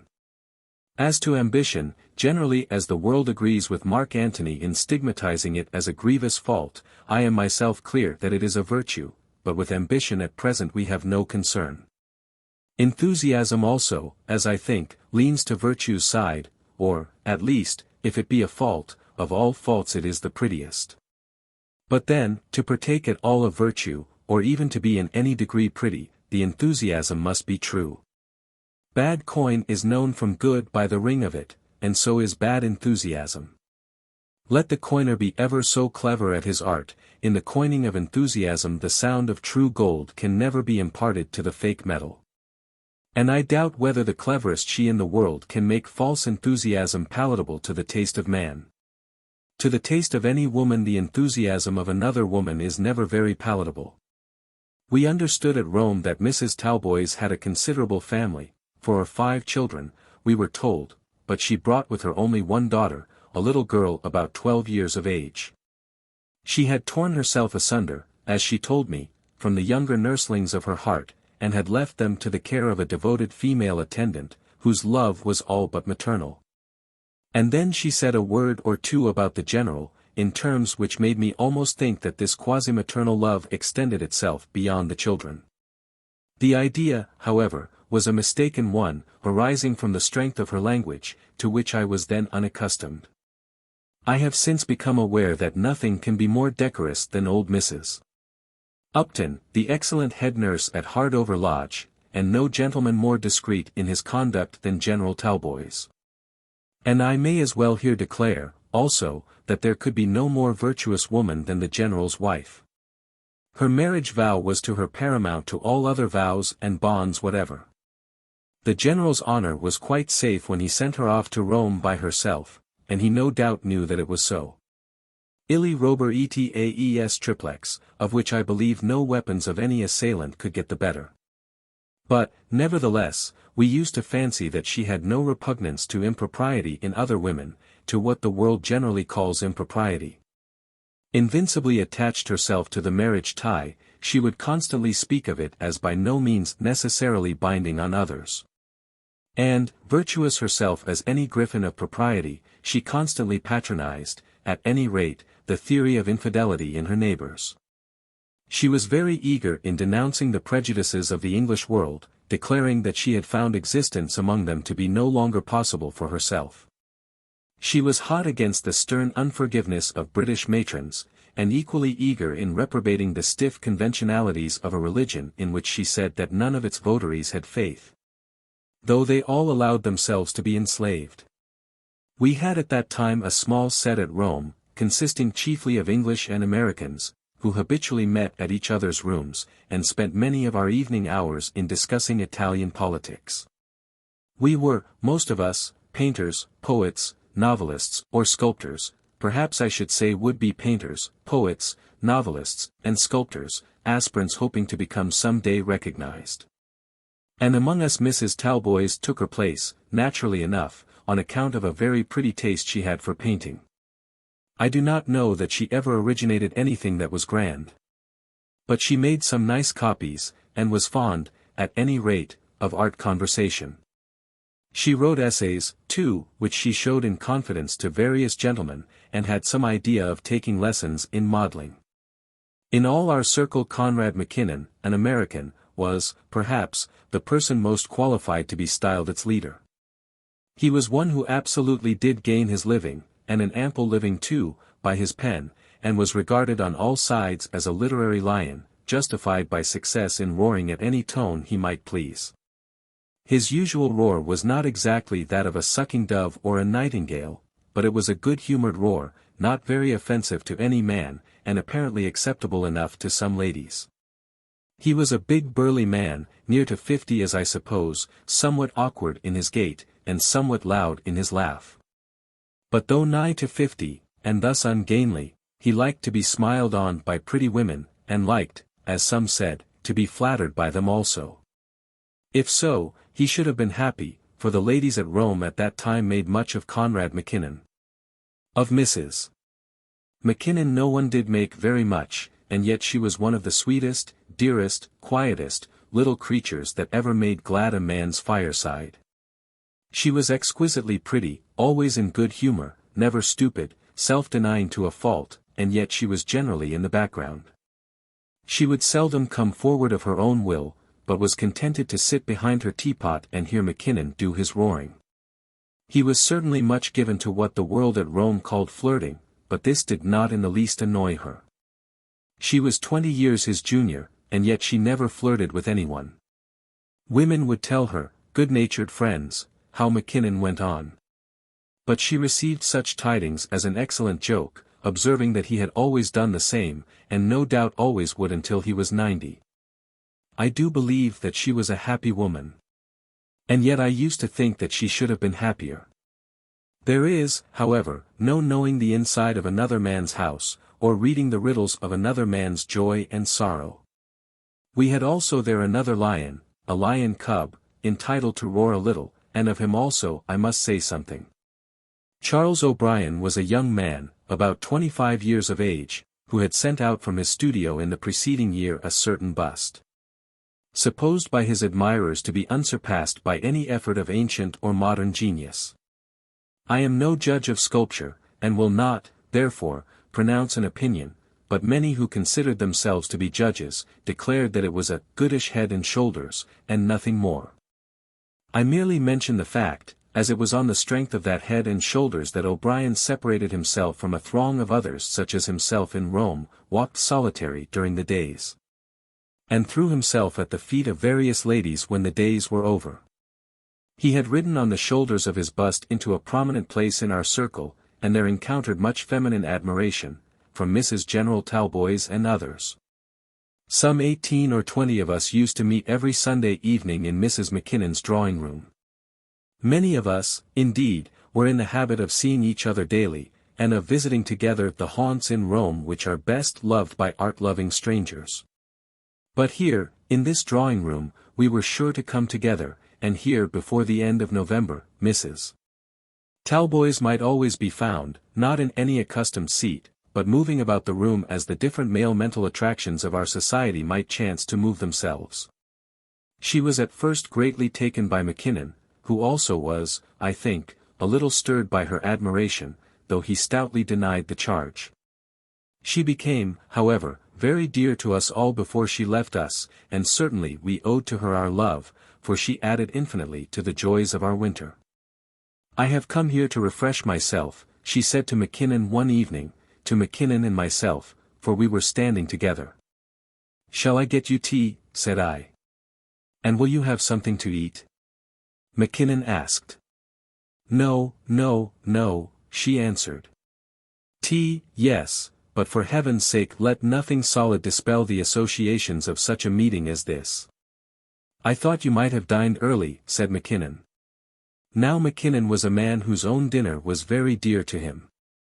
I have seen him become hasty and unpleasant, even under the pillars of the Forum, when he thought that the party were placing his fish in jeopardy by their desire to linger there too long. Early. Yes. No, I know not when it was. One dines and sleeps in obedience to that dull clay which weighs down so generally the particle of our spirit. But the clay may sometimes be forgotten. Here I can always forget it. I thought you asked for refreshment, I said. She only looked at me, whose small attempts at prose composition had, up to that time, been altogether unsuccessful, and then addressed herself in reply to Mackinnon. It is the air which we breathe that fills our lungs and gives us life and light. It is that which refreshes us if pure, or sinks us into stagnation if it be foul. Let me for a while inhale the breath of an invigorating literature. Sit down, Mr. Mackinnon, I have a question that I must put to you. And then she succeeded in carrying him off into a corner.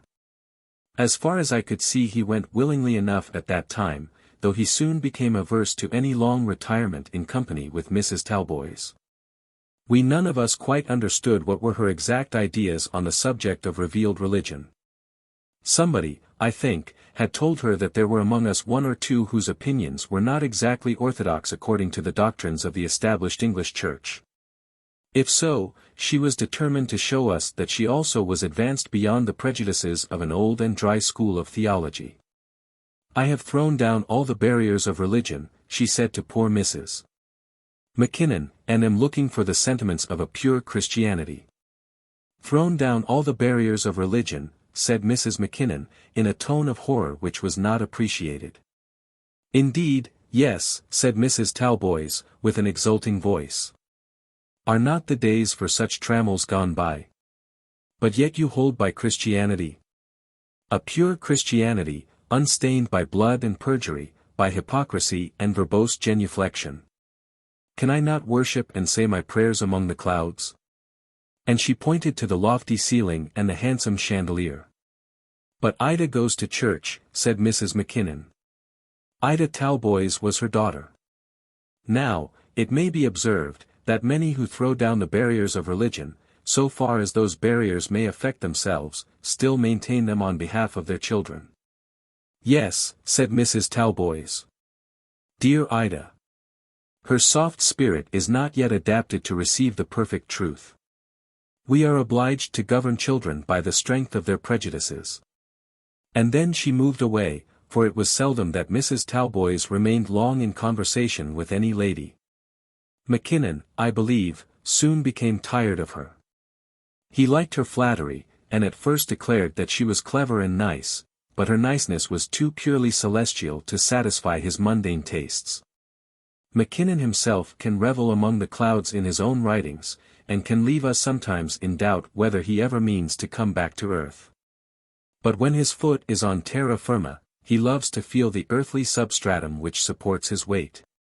With women he likes a hand that can remain an unnecessary moment within his own, an eye that can glisten with the sparkle of champagne. A heart weak enough to make its owner's arm tremble within his own beneath the moonlight gloom of the Colosseum arches. A dash of sentiment the while makes all these things the sweeter, but the sentiment alone will not suffice for him. Mrs. Talboys did, I believe, drink her glass of champagne, as do other ladies. But with her it had no such pleasing effect. It loosened only her tongue, but never her eye. Her arm, I think, never trembled, and her hand never lingered. The general was always safe, and happy, perhaps, in his solitary safety. It so happened that we had unfortunately among us two artists who had quarrelled with their wives. O'Brien, whom I have before mentioned, was one of them. In his case, I believe him to have been almost as free from blame as a man can be whose marriage was in itself a fault. However, he had a wife in Ireland some 10 years older than himself, and though he might sometimes almost forget the fact, his friends and neighbours were well aware of it. In the other case the whole fault probably was with the husband. He was an ill-tempered, bad-hearted man, clever enough, but without principle. And he was continually guilty of the great sin of speaking evil of the woman whose name he should have been anxious to protect. In both cases our friend Mrs. Talboys took a warm interest, and in each of them she sympathized with the present husband against the absent wife. Of the consolation which she offered in the latter instance we used to hear something from Mackinnon. He would repeat to his wife, and to me and my wife, the conversations which she had with him. "Poor Brown," she would say, "I pity him, with my very heart's blood." "You are aware that he has comforted himself in his desolation," Mackinnon replied. "I know very well to what you allude. I think I may say that I am conversant with all the circumstances of this heart-blighting sacrifice." Mrs. Talboys was apt to boast of the thorough confidence reposed in her by all those in whom she took an interest. "Yes, he has sought such comfort in another love as the hard cruel world would allow him." "Or perhaps something more than that," said Mackinnon. "He has a family here in Rome, you know. 2 little babies." I know it," she said. "Cherub angels," and as she spoke she looked up into the ugly face of Marcus Aurelius. For they were standing at the moment under the figure of the great horseman on the Campidoglio. I have seen them, and they are the children of innocence. If all the blood of all the Howards ran in their veins it could not make their birth more noble. Not if the father and mother of all the Howards had never been married, said Mackinnon. What? That from you, Mr. Mackinnon, said Mrs. Talboys, turning her back with energy upon the equestrian statue, and looking up into the faces, first of Pollux and then of Castor.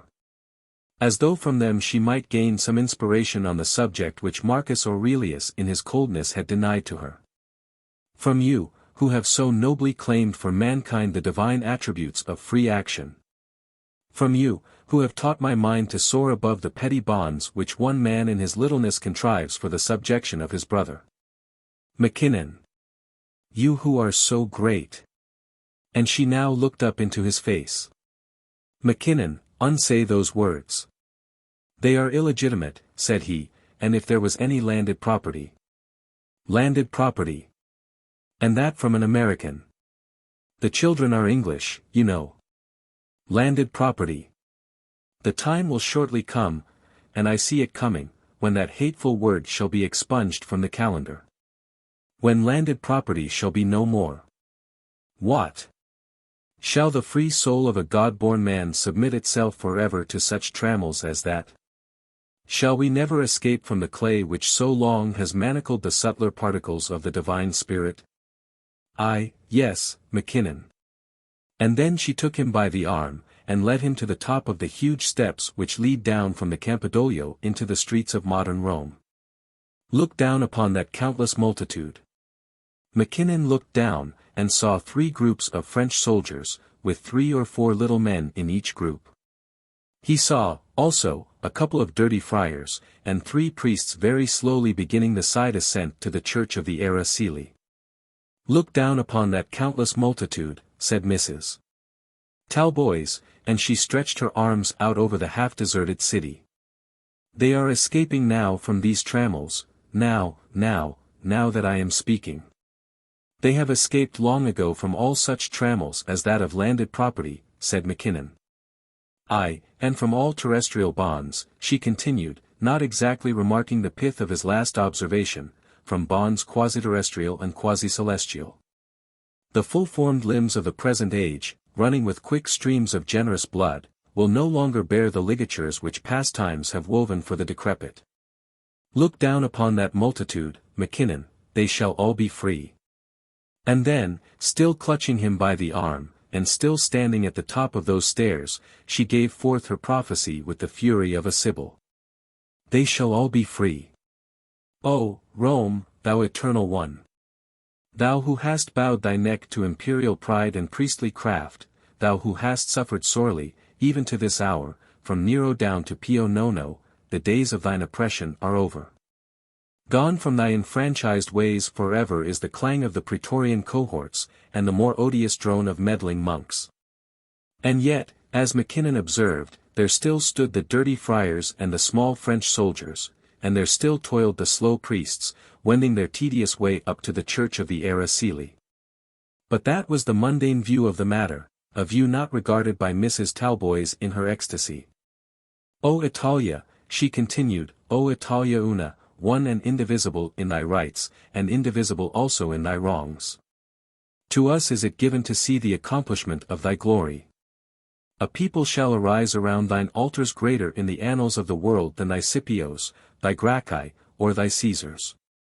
Not in torrents of blood, or with screams of bereaved mothers, shall thy new triumphs be stained. But mind shall dominate over matter.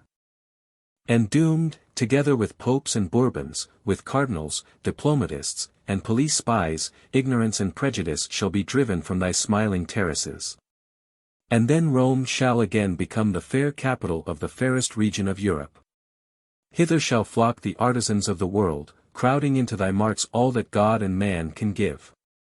Wealth, beauty, and innocence shall meet in thy streets. There will be a considerable change before that takes place, said Mackinnon. There shall be a considerable change, she answered. Mackinnon, to thee it is given to read the signs of the time, and hast thou not read?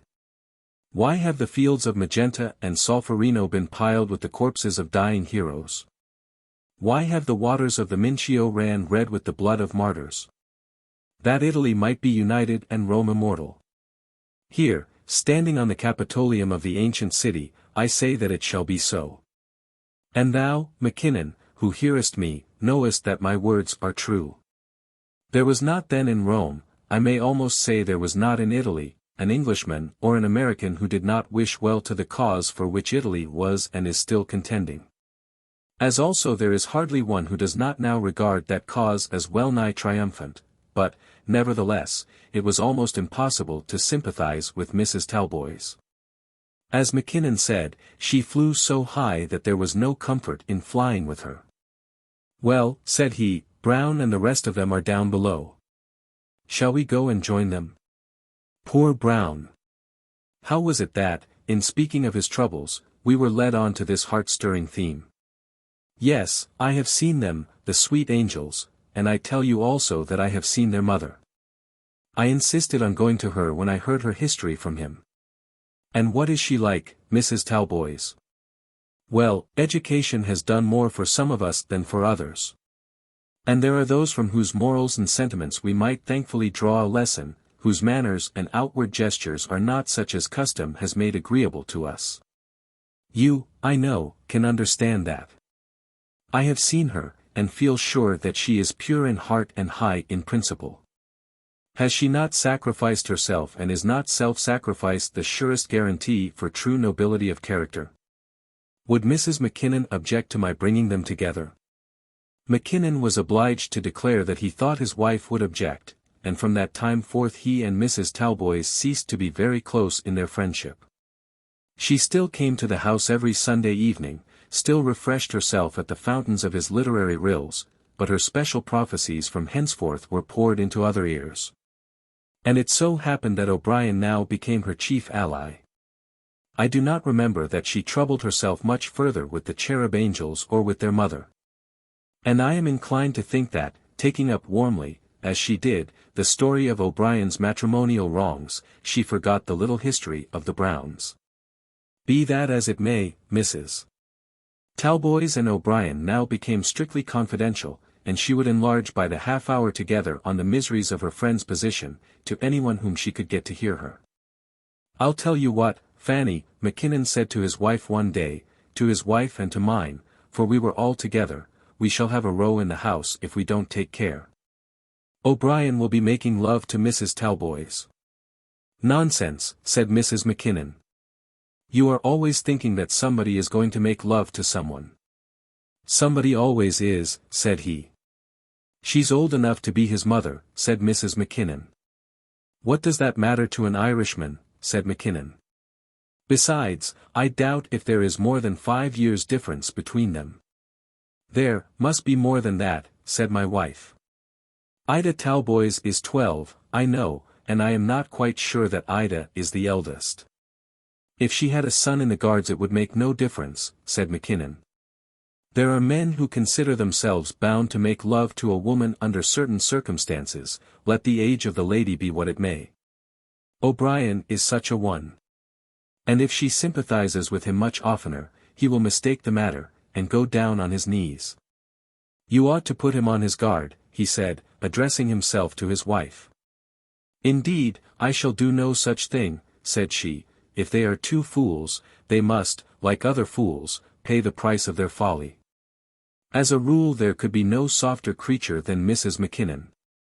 But it seemed to me that her tenderness never extended itself in the direction of Mrs. Talboys.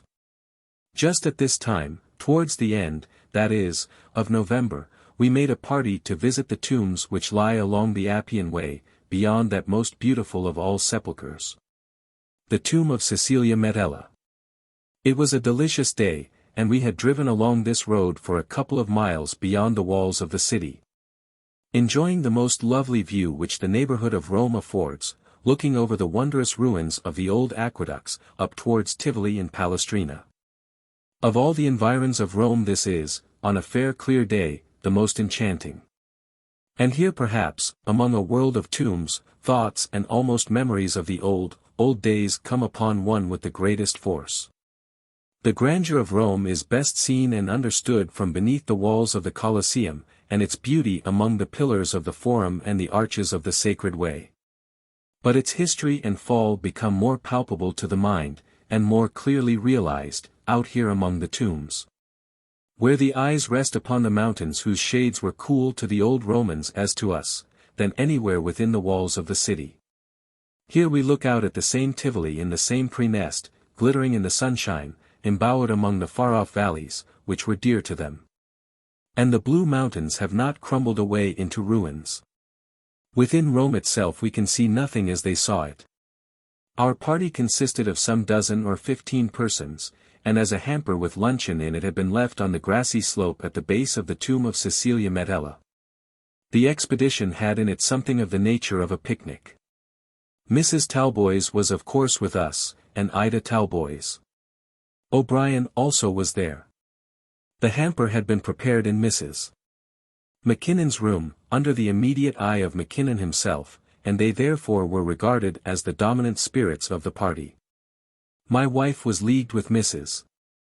Mackinnon, as was usually the case, and there seemed to be a general opinion among those who were closely in confidence together, that something would happen in the O'Brien Talboys matter.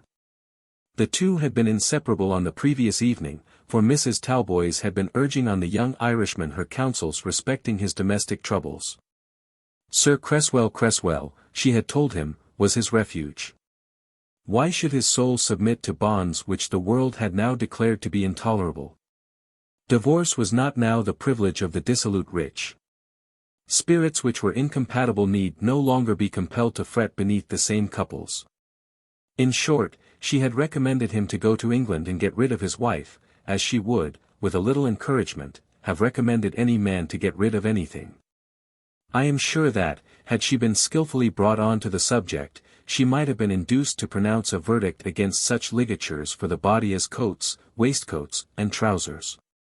Her aspirations for freedom ignored all bounds, and, in theory, there were no barriers which she was not willing to demolish. Poor O'Brien, as we all now began to see, had taken the matter amiss. He had offered to make a bust of Mrs. Talboys, and she had consented, expressing a wish that it might find a place among those who had devoted themselves to the enfranchisement of their fellow creatures. I really think she had but little of a woman's customary personal vanity. I know she had an idea that her eye was lighted up in her warmer moments by some special fire, that sparks of liberty shone round her brow, and that her bosom heaved with glorious aspirations. But all these feelings had reference to her inner genius, not to any outward beauty. But O'Brien misunderstood the woman, and thought it necessary to gaze into her face, and sigh as though his heart were breaking. Indeed, he declared to a young friend that Mrs. Talboys was perfect in her style of beauty, and began the bust with this idea. It was gradually becoming clear to us all that he would bring himself to grief. But in such a matter who can caution a man? Mrs. Mackinnon had contrived to separate them in making the carriage arrangements on this day, but this only added fuel to the fire which was now burning within O'Brien's bosom. I believe that he really did love her, in his easy, eager, susceptible Irish way. That he would get over the little episode without any serious injury to his heart no one doubted. But then, what would occur when the declaration was made? How would Mrs. Talboys bear it? She deserves it, said Mrs. Mackinnon. And twice as much, my wife added. Why is it that women are so spiteful to each other? Early in the day Mrs. Talboys clambered up to the top of a tomb, and made a little speech, holding a parasol over her head. Beneath her feet, she said, reposed the ashes of some bloated senator, some glutton of the empire, who had swallowed into his maw the provision necessary for a tribe. Old Rome had fallen through such selfishness as that, but new Rome would not forget the lesson. All this was very well, and then O'Brien helped her down, but after this there was no separating them. For her own part she would sooner have had Mackinnon at her elbow. But Mackinnon now had found some other elbow. Enough of that was as good as a feast, he had said to his wife. And therefore Mrs. Talboys, quite unconscious of evil, allowed herself to be engrossed by O'Brien. And then, about 3 o'clock, we returned to the hamper. Luncheon under such circumstances always means dinner, and we arranged ourselves for a very comfortable meal. To those who know the tomb of Cecilia Metella no description of the scene is necessary, and to those who do not, no description will convey a fair idea of its reality. It is itself a large low tower of great diameter, but of beautiful proportion, standing far outside the city, close on to the side of the old Roman way. It has been embattled on the top by some latter-day baron, in order that it might be used for protection to the castle, which has been built on and attached to it. If I remember rightly, this was done by one of the Frangipani, and a very lovely ruin he has made of it. I know no castellated old tumble-down residence in Italy more picturesque than this baronial adjunct to the old Roman tomb, or which better tallies with the ideas engendered within our minds by Mrs. Radcliffe and the mysteries of Udolpho. It lies along the road, protected on the side of the city by the proud sepulchre of the Roman matron, and up to the long ruined walls of the back of the building stretches a grassy slope, at the bottom of which are the remains of an old Roman circus. Beyond that is the long, thin, graceful line of the Claudian aqueduct, with Soracte in the distance to the left, and Tivoli, Palestine, and Frascati lying among the hills which bound the view. That Frangipani baron was in the right of it, and I hope he got the value of his money out of the residence which he built for himself. I doubt, however, that he did but little good to those who lived in his close neighborhood. We had a very comfortable little banquet seated on the broken lumps of stone which lie about under the walls of the tomb. I wonder whether the shade of Cecilia Metella was looking down upon us. We have heard much of her in these latter days, and yet we know nothing about her, nor can conceive why she was honored with a bigger tomb than any other Roman matron. There were those then among our party who believed that she might still come back among us, and with due assistance from some cognate susceptible spirit, explain to us the cause of her widowed husband's liberality. Alas, alas! If we may judge of the Romans by ourselves, the true reason for such sepulchral grandeur would redound little to the credit of the Lady Cecilia Metella herself, or to that of Crassus, her bereaved and desolate lord. She did not come among us on the occasion of this banquet, possibly because we had no tables there to turn in preparation for her presence. But, had she done so, she could not have been more eloquent of things of the other world than was Mrs. Talboys. I have said that Mrs. Talboys I never glanced more brightly after a glass of champagne, but I am inclined to think that on this occasion it may have done so. O'Brien enacted Ganymede, and was, perhaps, more liberal than other latter-day Ganymedes, to whose services Mrs. Talboys had been accustomed. Let it not, however, be suspected by anyone that she exceeded the limits of a discreet joyousness. By no means. The generous wine penetrated, perhaps, to some inner cells of her heart, and brought forth thoughts in sparkling words, which otherwise might have remained concealed. But there was nothing in what she thought or spoke calculated to give umbrage either to an anchorite or to a vestal. A word or two she said or sung about the flowing bowl, and once she called for Falernian, but beyond this her converse was chiefly of the rights of man and the weakness of women, of the iron ages that were past, and of the golden time that was to come. She called a toast and drank to the hopes of the latter historians of the 19th century. Then it was that she bade O'Brien fill high the bowl with Samian wine. The Irishman took her at her word, and she raised the bumper, and waved it over her head before she put it to her lips. I am bound to declare that she did not spill a drop. The true, Falernian grape, she said, as she deposited the empty beaker on the grass beneath her elbow. Viler champagne I do not think I ever swallowed, but it was the theory of the wine, not its palpable body present there, as it were, in the flesh, which inspired her. There was really something grand about her on that occasion, and her enthusiasm almost amounted to reality. Mackinnon was amused, and encouraged her, as, I must confess, did I also. Mrs. Mackinnon made useless little signs to her husband, really fearing that the Falernian would do its good offices too thoroughly. My wife, getting me apart as I walked round the circle distributing viands, remarked that the woman was a fool, and would disgrace herself. But I observed that after the disposal of that bumper she worshipped the rosy god in theory only, and therefore saw no occasion to interfere. "Come, Bacchus," she said. "And come, Silenus, if thou wilt, I know that ye are hovering round the graves of your departed favourites. And ye, too, nymphs of Egeria," and she pointed to the classic grove which was all but close to us as we sat there. "In olden days ye did not always despise the abodes of men. But why should we invoke the presence of the gods, we, who can become godlike ourselves? We ourselves are the deities of the present age. For us shall the tables be spread with ambrosia. For us shall the nectar flow." Upon the whole it was very good fooling, for a while, and as soon as we were tired of it we arose from our seats, and began to stroll about the place. It was beginning to be a little dusk, and somewhat cool, but the evening air was pleasant, and the ladies, putting on their shawls, did not seem inclined at once to get into the carriages. At any rate, Mrs. Talboys was not so inclined, for she started down the hill towards the long low wall of the old Roman circus at the bottom, and O'Brien, close at her elbow, started with her. "Ida, my dear, you had better remain here," she said to her daughter, "you will be tired if you come as far as we are going." "Oh, no, mamma, I shall not," said Ida. "You get tired much quicker than I do." "Oh, yes, you will, besides I do not wish you to come." There was an end of it for Ida, and Mrs. Talboys and O'Brien walked off together, while we all looked into each other's faces. "It would be a charity to go with them," said Mackinnon. "Do you be charitable, then," said his wife. "It should be a lady," said he. "It is a pity that the mother of the spotless cherubim is not here for the occasion," said she. "I hardly think that anyone less gifted will undertake such a self-sacrifice." Any attempt of the kind would, however, now have been too late, for they were already at the bottom of the hill.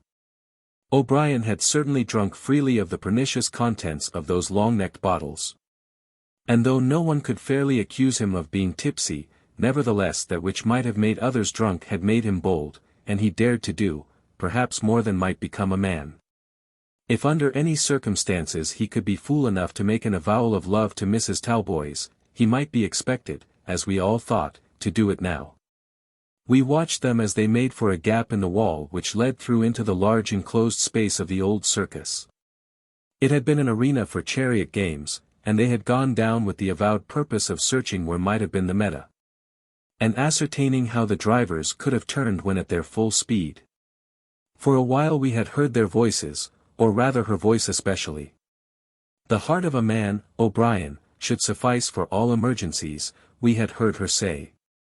She had assumed a strange habit of calling men by their simple names, as men address each other.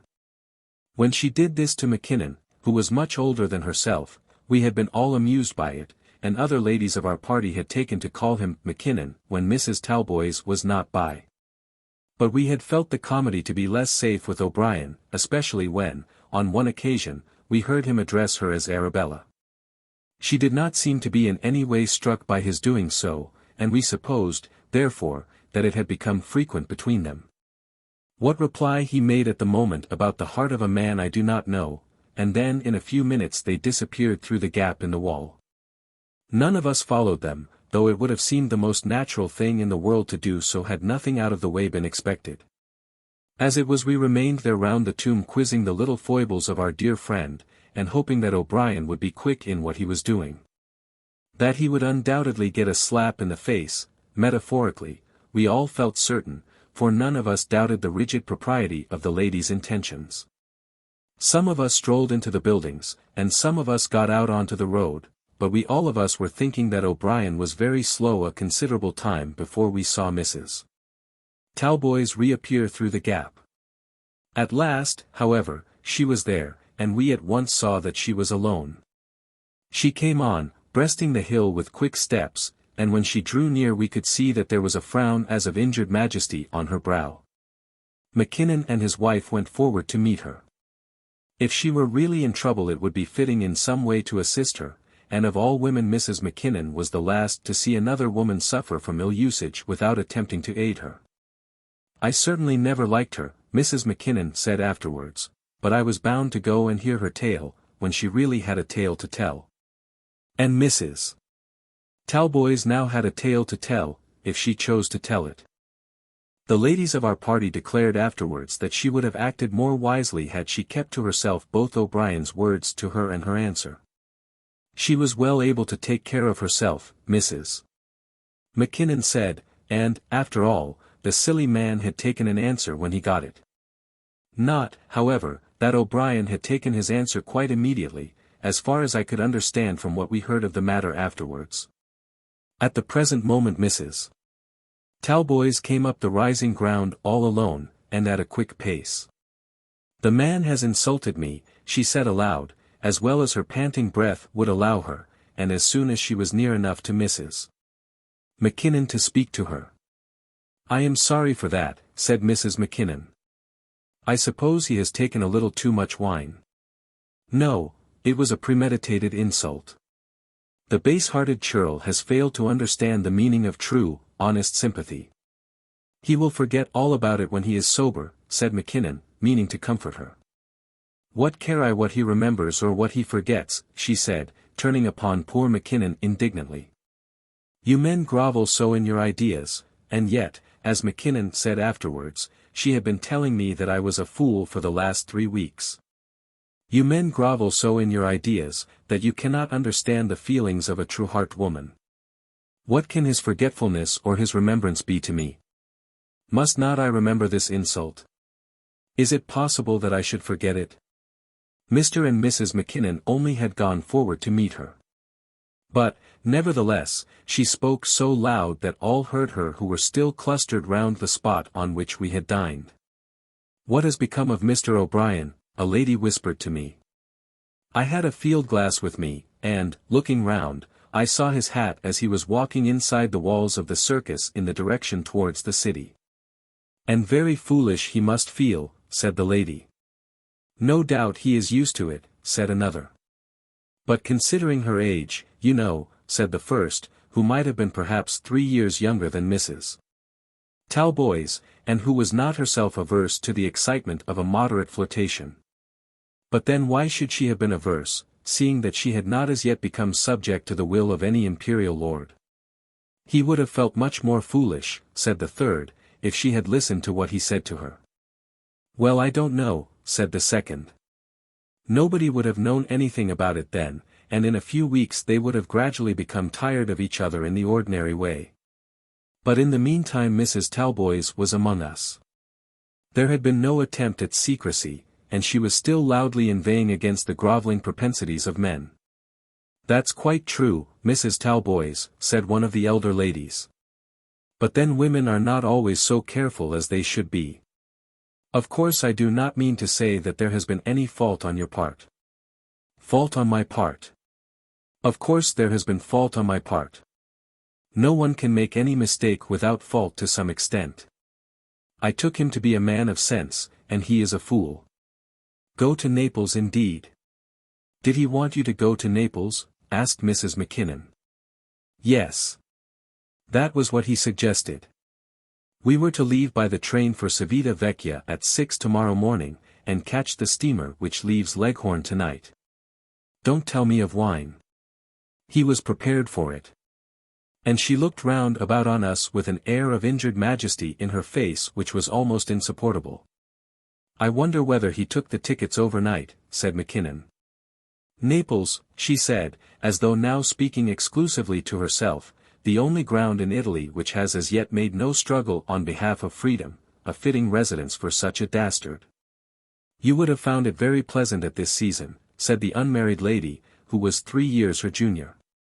My wife had taken Ida out of the way when the first complaining note from Mrs.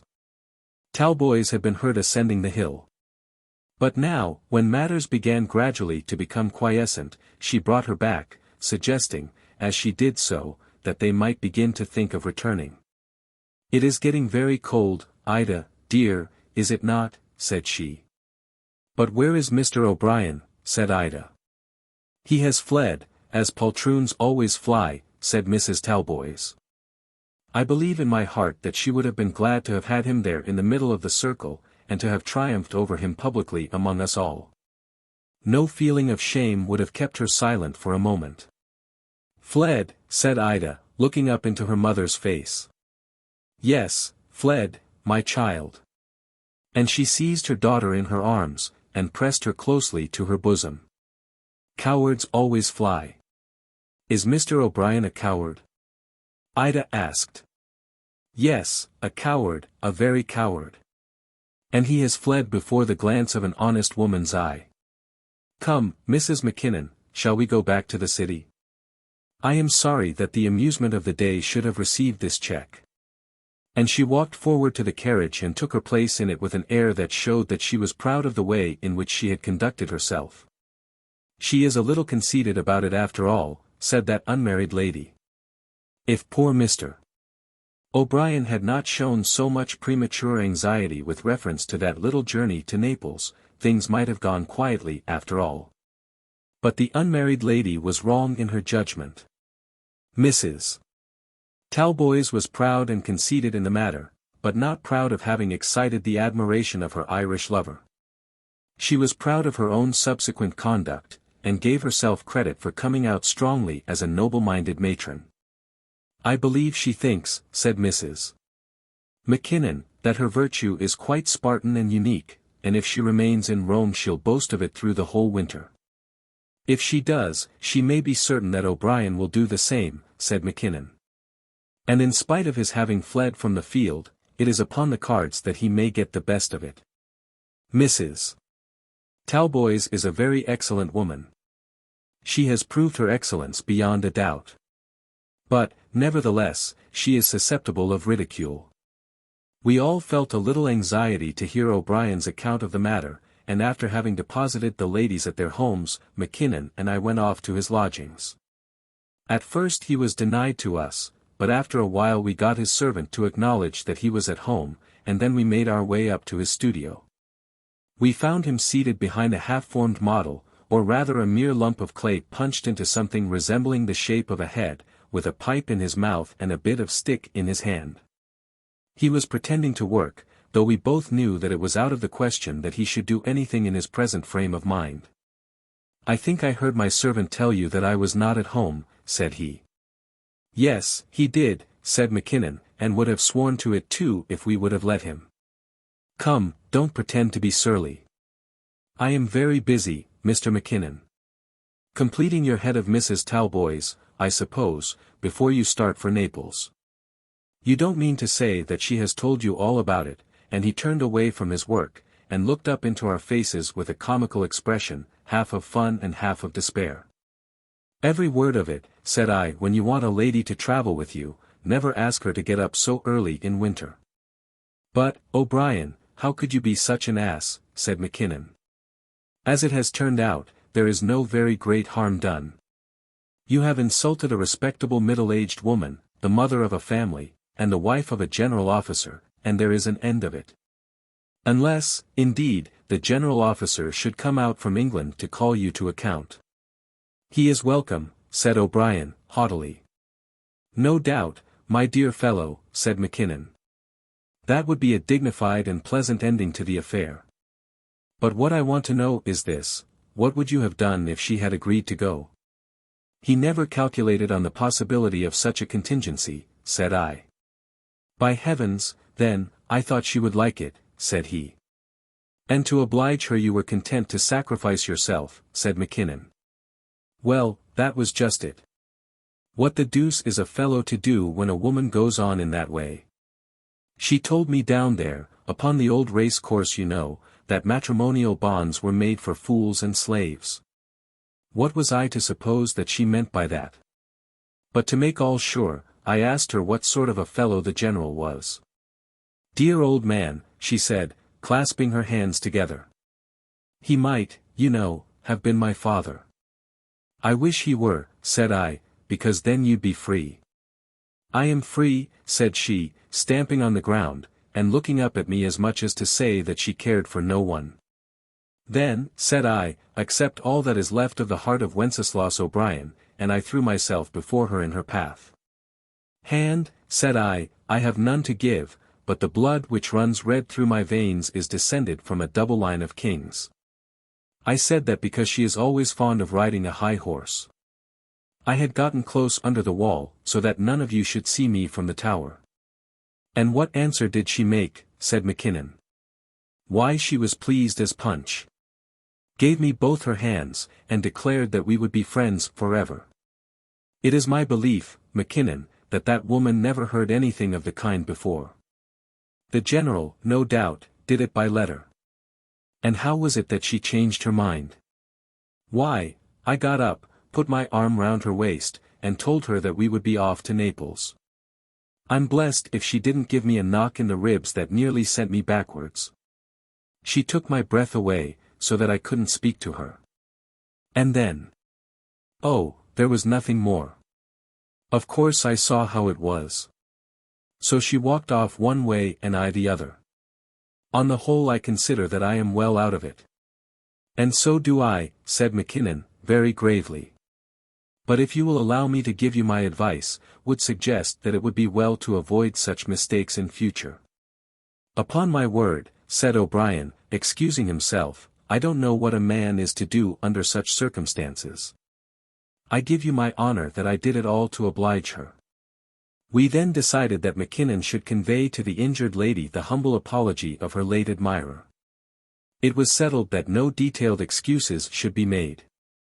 It should be left to her to consider whether the deed which had been done might have been occasioned by wine, or by the folly of a moment, or by her own indiscreet enthusiasm.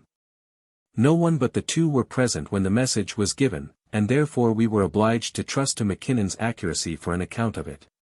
She stood on very high ground indeed, he said, at first refusing to hear anything that he had to say on the matter.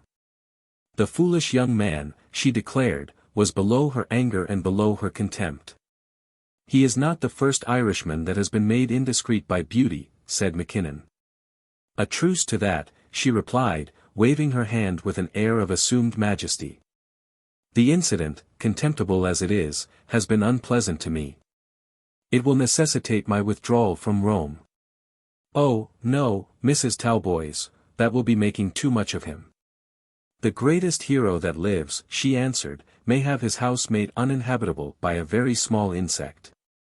Mackinnon swore that those were her own words. Consequently a sobriquet was attached to O'Brien of which he by no means approved. And from that day we always called Mrs. Talboys, the hero. Mackinnon prevailed at last with her, and she did not leave Rome. She was even induced to send a message to O'Brien, conveying her forgiveness. They shook hands together with great éclat in Mrs. Mackinnon's drawing-room, but I do not suppose that she ever again offered to him sympathy on the score of his matrimonial troubles. The parson's daughter of Oxney Colne.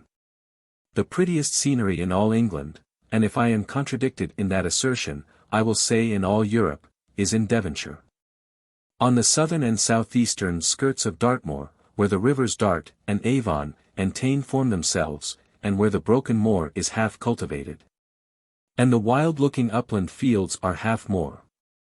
In making this assertion I am often met with much doubt, but it is by persons who do not really know the locality.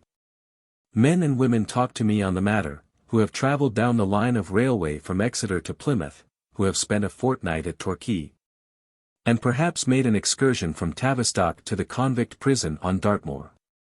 But who knows the glories of Chagford? Who has walked through the parish of Manhattan? Who is conversant with Lustley Cleeves and Withicum in the moor? Who has explored Holne Chase? Gentle reader, believe me that you will be rash in contradicting me, unless you have done these things. There or thereabouts, I will not say by the waters of which little river it is washed, is the parish of Oxney Colne. And for those who wish to see all the beauties of this lovely country, a sojourn in Oxney Colne would be most desirable.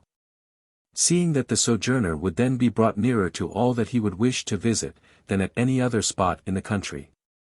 But there is an objection to any such arrangement. There are only 2 decent houses in the whole parish, and these are, or were when I knew the locality, small and fully occupied by their possessors. The larger and better is the parsonage, in which lived the parson and his daughter. And the smaller is a freehold residence of a certain Miss Losmerger, who owned a farm of 100 acres, which was rented by one farmer Cloysey. and who also possessed some 30 acres round her own house, which she managed herself, regarding herself to be quite as great in cream as Mr. Cloysey, and altogether superior to him in the article of cider. But you has to pay no rent, miss, Farmer Cloysey would say, when Miss Le Smurger expressed this opinion of her art in a manner too defiant. You pays no rent, or you couldn't do it. Miss Le Smurger was an old maid, with a pedigree and blood of her own, 130 acres of fee simple land on the borders of Dartmoor, 50 years of age, a constitution of iron, and an opinion of her own on every subject under the sun. And now for the parson and his daughter. The parson's name was Woolsworthy, or Woolothy, as it was pronounced by all those who lived around him, the Reverend Saul Woolsworthy. And his daughter was Patience Woolsworthy, or Miss Patty, as she was known to the Devonshire world of those parts. That name of Patience had not been well chosen for her, for she was a hot-tempered damsel, warm in her convictions, and inclined to express them freely. She had but two closely intimate friends in the world, and by both of them this freedom of expression had now been fully permitted to her since she was a child. Miss Le Smurger and her father were well accustomed to her ways, and on the whole well satisfied with them. The former was equally free and equally warm-tempered as herself, and as Mr. Woolsworthy was allowed by his daughter to be quite paramount on his own subject, for he had a subject, he did not object to his daughter being paramount on all others. A pretty girl was Patience Woolsworthy at the time of which I am writing, and one who possessed much that was worthy of remark and admiration, had she lived where beauty meets with admiration, or where force of character is remarked. But at Oxney Colne, on the borders of Dartmoor, there were few to appreciate her, and it seemed as though she herself had but little idea of carrying her talent further afield, so that it might not remain forever wrapped in a blanket. She was a pretty girl, tall and slender, with dark eyes and black hair. Her eyes were perhaps too round for regular beauty, and her hair was perhaps too crisp, her mouth was large and expressive. Her nose was finely formed, though a critic in female form might have declared it to be somewhat broad. But her countenance altogether was wonderfully attractive, if only it might be seen without that resolution for dominion which occasionally marred it, though sometimes it even added to her attractions. It must be confessed on behalf of Patience Woolsworthy, that the circumstances of her life had peremptorily called upon her to exercise dominion. She had lost her mother when she was 16, and had had neither brother nor sister. She had no neighbors near her fit either from education or rank to interfere in the conduct of her life, excepting always Miss Le Smurger. Miss Le Smurger would have done anything for her, including the whole management of her morals and of the parsonage household, had Patience been content with such an arrangement. But much as Patience had ever loved Miss Le Smurger, she was not content with this, and therefore she had been called on to put forth a strong hand of her own. She had put forth this strong hand early, and hence had come the character which I am attempting to describe. But I must say on behalf of this girl, that it was not only over others that she thus exercised dominion. In acquiring that power she had also acquired the much greater power of exercising rule over herself. But why should her father have been ignored in these family arrangements? Perhaps it may almost suffice to say, that of all living men her father was the man best conversant with the antiquities of the county in which he lived. He was the Jonathan Oldbuck of Devonshire, and especially of Dartmoor, without that decision of character which enabled Oldbuck to keep his womenkind in some kind of subjection, and probably enabled him also to see that his weekly bills did not pass their proper limits. Our Mr. Oldbuck, of Oxney Colne, was sadly deficient in these. As a parish pastor with but a small cure, he did his duty with sufficient energy, to keep him, at any rate, from reproach. He was kind and charitable to the poor, punctual in his services, forbearing with the farmers around him, mild with his brother clergymen, and indifferent to aught that bishop or archdeacon might think or say of him. I do not name this latter attribute as a virtue, but as a fact. But all these points were as nothing in the known character of Mr. Woolsworthy, of Oxney Colne. He was the antiquarian of Dartmoor. That was his line of life. It was in that capacity that he was known to the Devonshire world. It was as such that he journeyed about with his humble carpet-bag, staying away from his parsonage a night or two at a time. It was in that character that he received now and again stray visitors in the single spare bedroom, not friends asked to see him and his girl because of their friendship, but men who knew something as to this buried stone. Or that old landmark. In all these things his daughter let him have his own way, assisting and encouraging him. That was his line of life, and therefore she respected it. But in all other matters she chose to be paramount at the parsonage. Mr. Woolsworthy was a little man, who always wore, except on Sundays, grey clothes of so light a grey that they would hardly have been regarded as clerical in a district less remote. He had now reached a goodly age, being full 70 years old, but still he was wiry and active, and showed but few symptoms of decay. His head was bald, and the few remaining locks that surrounded it were nearly white. But there was a look of energy about his mouth, and a humour in his light grey eye, which forbade those who knew him to regard him altogether as an old man. As it was, he could walk from Oxney Colne to Priestone, 15 long Devonshire miles across the moor, and he who could do that could hardly be regarded as too old for work. But our present story will have more to do with his daughter than with him. A pretty girl, I have said, was Patience Woolsworthy, and one, too, in many ways remarkable. She had taken her outlook into life, weighing the things which she had and those which she had not, in a manner very unusual, and, as a rule, not always desirable for a young lady. The things which she had not were very many.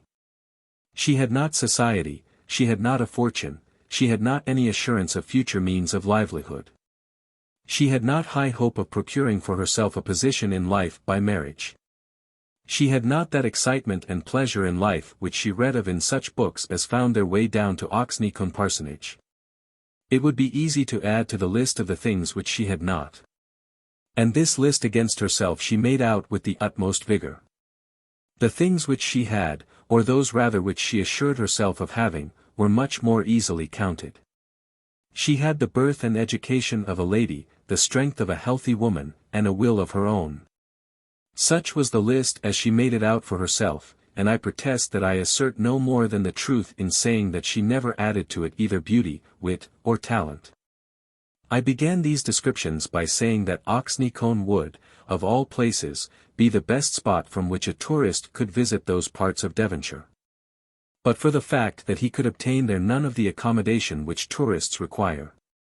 A brother antiquarian might, perhaps, in those days have done so, seeing that there was, as I have said, a spare bedroom at the parsonage. Any intimate friend of Miss Le Smurger's might be as fortunate, for she was equally well provided at Oxney Colne, by which name her house was known. But Miss Le Smurger was not given to extensive hospitality, and it was only to those who were bound to her either by ties of blood or of very old friendship, that she delighted to open her doors. As her old friends were very few in number, as those few lived at a distance, and as her nearest relations were higher in the world than she was, and were said by herself to look down upon her, the visits made to Oxney Colne were few and far between. But now, at the period of which I am writing, such a visit was about to be made. Miss Le Smurger had a younger sister, who had inherited a property in the parish of Oxney Colne equal to that of the lady who now lived there. But this the younger sister had inherited beauty also, and she therefore, in early life, had found sundry lovers, one of whom became her husband. She had married a man even then well-to-do in the world, but now rich and almost mighty. A member of Parliament, a lord of this and that board, a man who had a house in Eaton Square, and a park in the north of England. And in this way her course of life had been very much divided from that of our Miss Le Smurger. But the lord of the government board had been blessed with various children. And perhaps it was now thought expedient to look after Aunt Penelope's Devonshire acres. Aunt Penelope was empowered to leave them to whom she pleased. And though it was thought in Eaton Square that she must, as a matter of course, leave them to one of the family, nevertheless a little cousinly intercourse might make the thing more certain. I will not say that this was the sole cause of such a visit, but in these days a visit was to be made by Captain Broughton to his aunt. Now Captain John Broughton was the second son of Alfonso Broughton, of Clapham Park in Eaton Square, Member of Parliament, and Lord of the aforesaid Government Board. And what do you mean to do with him? Patience Woolsworthy asked of Miss Le Smurger when that lady walked over from the Coombe to say that her nephew John was to arrive on the following morning. Do with him? Why, I shall bring him over here to talk to your father. He'll be too fashionable for that, and Papa won't trouble his head about him if he finds that he doesn't care for Dartmoor. Then he may fall in love with you, my dear. Well, yes, there's that resource at any rate, and for your sake I dare say I should be more civil to him than Papa. But he'll soon get tired of making love, and what you'll do then I cannot imagine. That Miss Woolsworthy felt no interest in the coming of the captain I will not pretend to say. The advent of any stranger with whom she would be called on to associate must be matter of interest to her in that secluded place. And she was not so absolutely unlike other young ladies that the arrival of an unmarried young man would be the same to her as the advent of some patriarchal paterfamilias. In taking that outlook into life of which I have spoken, she had never said to herself that she despised those things from which other girls received the excitement, the joys, and the disappointment of their lives.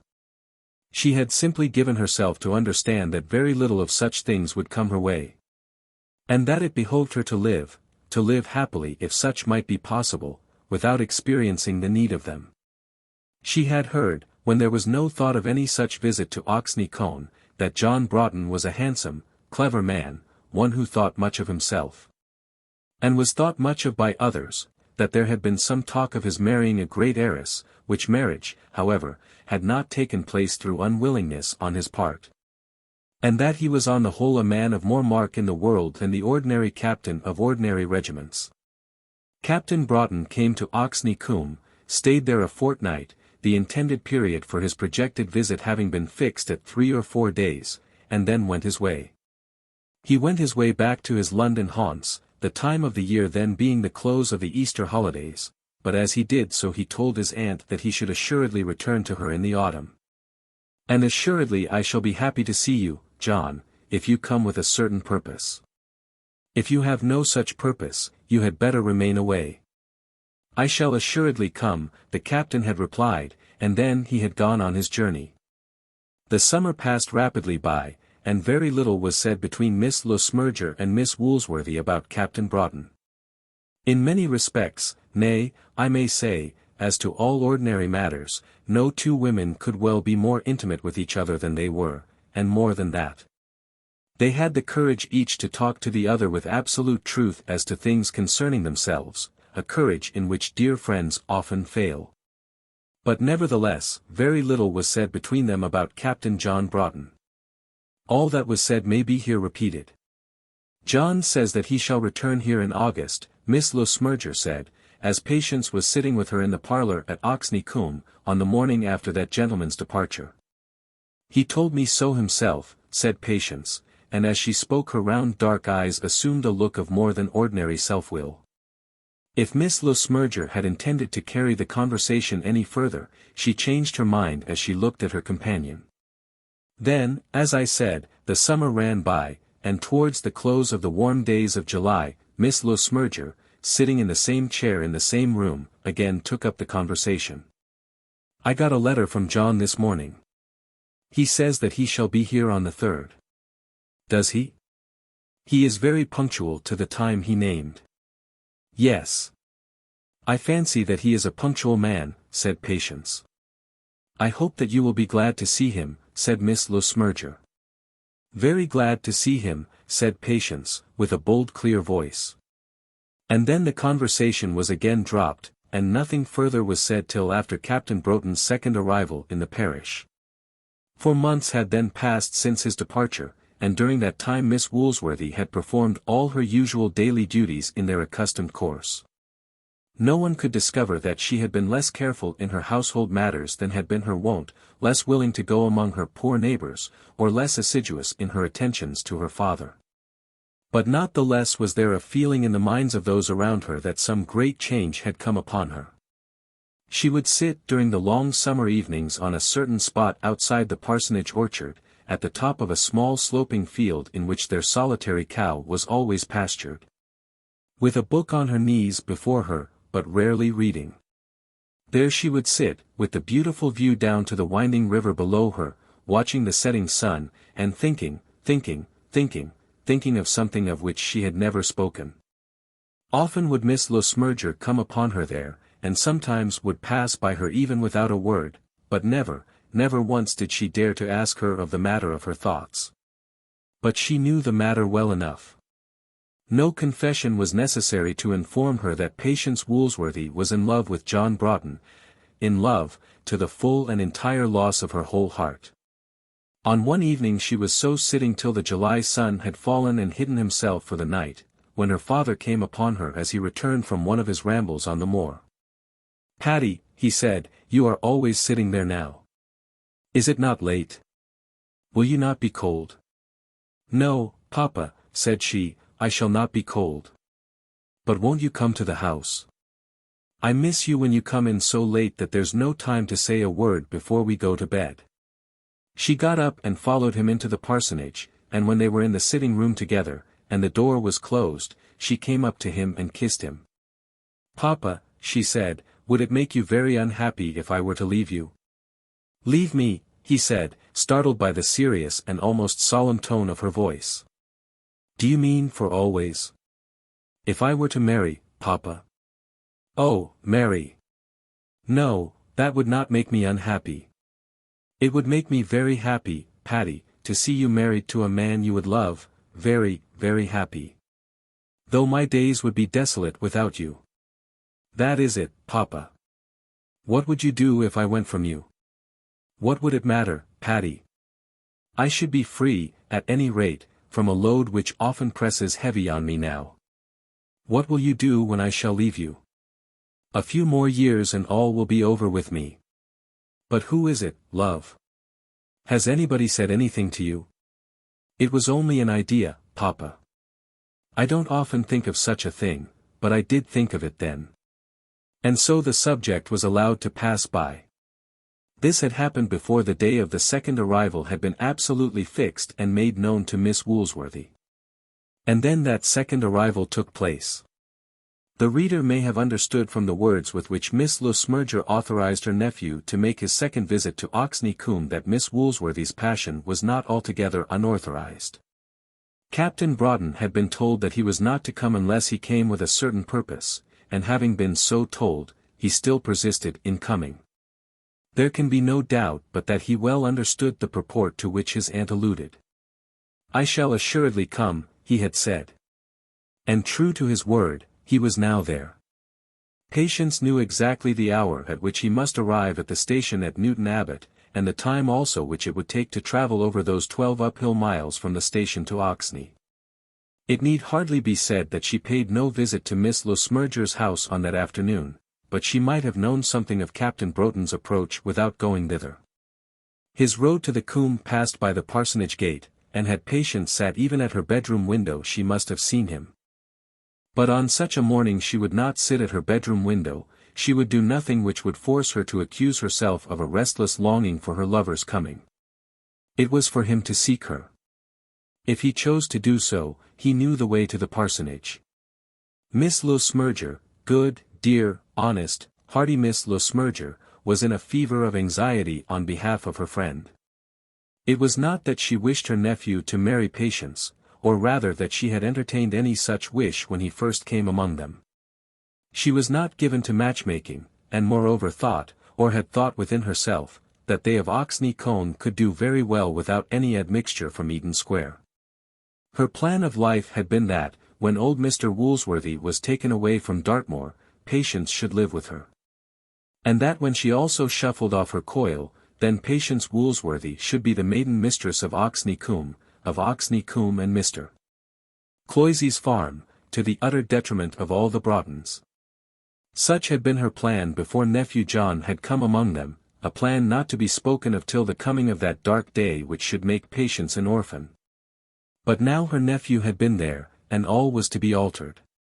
Miss Le Smurger's plan would have provided a companion for her old age, but that had not been her chief object. She had thought more of Patience than of herself, and now it seemed that a prospect of a higher happiness was opening for her friend. "John," she said, as soon as the first greetings were over, "do you remember the last words that I said to you before you went away? Now, for myself, I much admire Miss Le Smurger's heartiness, but I do not think much of her discretion. It would have been better, perhaps, had she allowed things to take their course." "I can't say that I do," said the captain. At the same time the captain did remember very well what those last words had been. "I am so glad to see you, so delighted to see you, if, and then she paused. For with all her courage she hardly dared to ask her nephew whether he had come there with the express purpose of asking Miss Woolsworthy to marry him. To tell the truth, for there is no room for mystery within the limits of this short story, to tell, I say, at a word the plain and simple truth, Captain Broughton had already asked that question. On the day before he left Oxney Colne, he had in set terms proposed to the parson's daughter, and indeed the words, the hot and frequent words, which previously to that had fallen like sweetest honey into the ears of Patience Woolsworthy, had made it imperative on him to do so. When a man in such a place as that has talked to a girl of love day after day, must not he talk of it to some definite purpose on the day on which he leaves her? Or if he do not, must he not submit to be regarded as false, selfish, and almost fraudulent? Captain Broughton, however, had asked the question honestly and truly. He had done so honestly and truly, but in words, or, perhaps, simply with a tone, that had hardly sufficed to satisfy the proud spirit of the girl he loved. She by that time had confessed to herself that she loved him with all her heart, but she had made no such confession to him. To him she had spoken no word, granted no favor, that any lover might rightfully regard as a token of love returned. She had listened to him as he spoke, and bade him keep such sayings for the drawing-rooms of his fashionable friends. Then he had spoken out and had asked for that hand, not, perhaps, as a suitor tremulous with hope, but as a rich man who knows that he can command that which he desires to purchase. "You should think more of this," she had said to him at last. "If you would really have me for your wife, it will not be much to you to return here again when time for thinking of it shall have passed by." With these words she had dismissed him, and now he had again come back to Oxney Colne.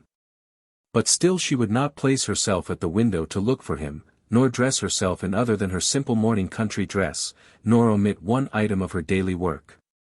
If he wished to take her at all, he should wish to take her as she really was, in her plain country life. But he should take her also with full observance of all those privileges which maidens are allowed to claim from their lovers. He should contract no ceremonious observance because she was the daughter of a poor country parson who would come to him without a shilling, whereas he stood high in the world's books. He had asked her to give him all that she had, and that all she was ready to give, without stint. But the gift must be valued before it could be given or received. He also was to give her as much, and she would accept it as beyond all price. But she would not allow that that which was offered to her was in any degree the more precious because of his outward worldly standing. She would not pretend to herself that she thought he would come to her that day, and therefore she busied herself in the kitchen and about the house, giving directions to her two maids as though the afternoon would pass as all other days did pass in that household. They usually dined at 4, and she rarely in these summer months went far from the house before that hour. At 4 precisely she sat down with her father, and then said that she was going up as far as Helpholme after dinner. Helpholme was a solitary farmhouse in another parish, on the border of the moor, and Mr. Woolsworthy asked her whether he should accompany her.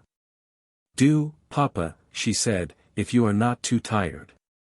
And yet she had thought how probable it might be that she should meet John Broughton on her walk.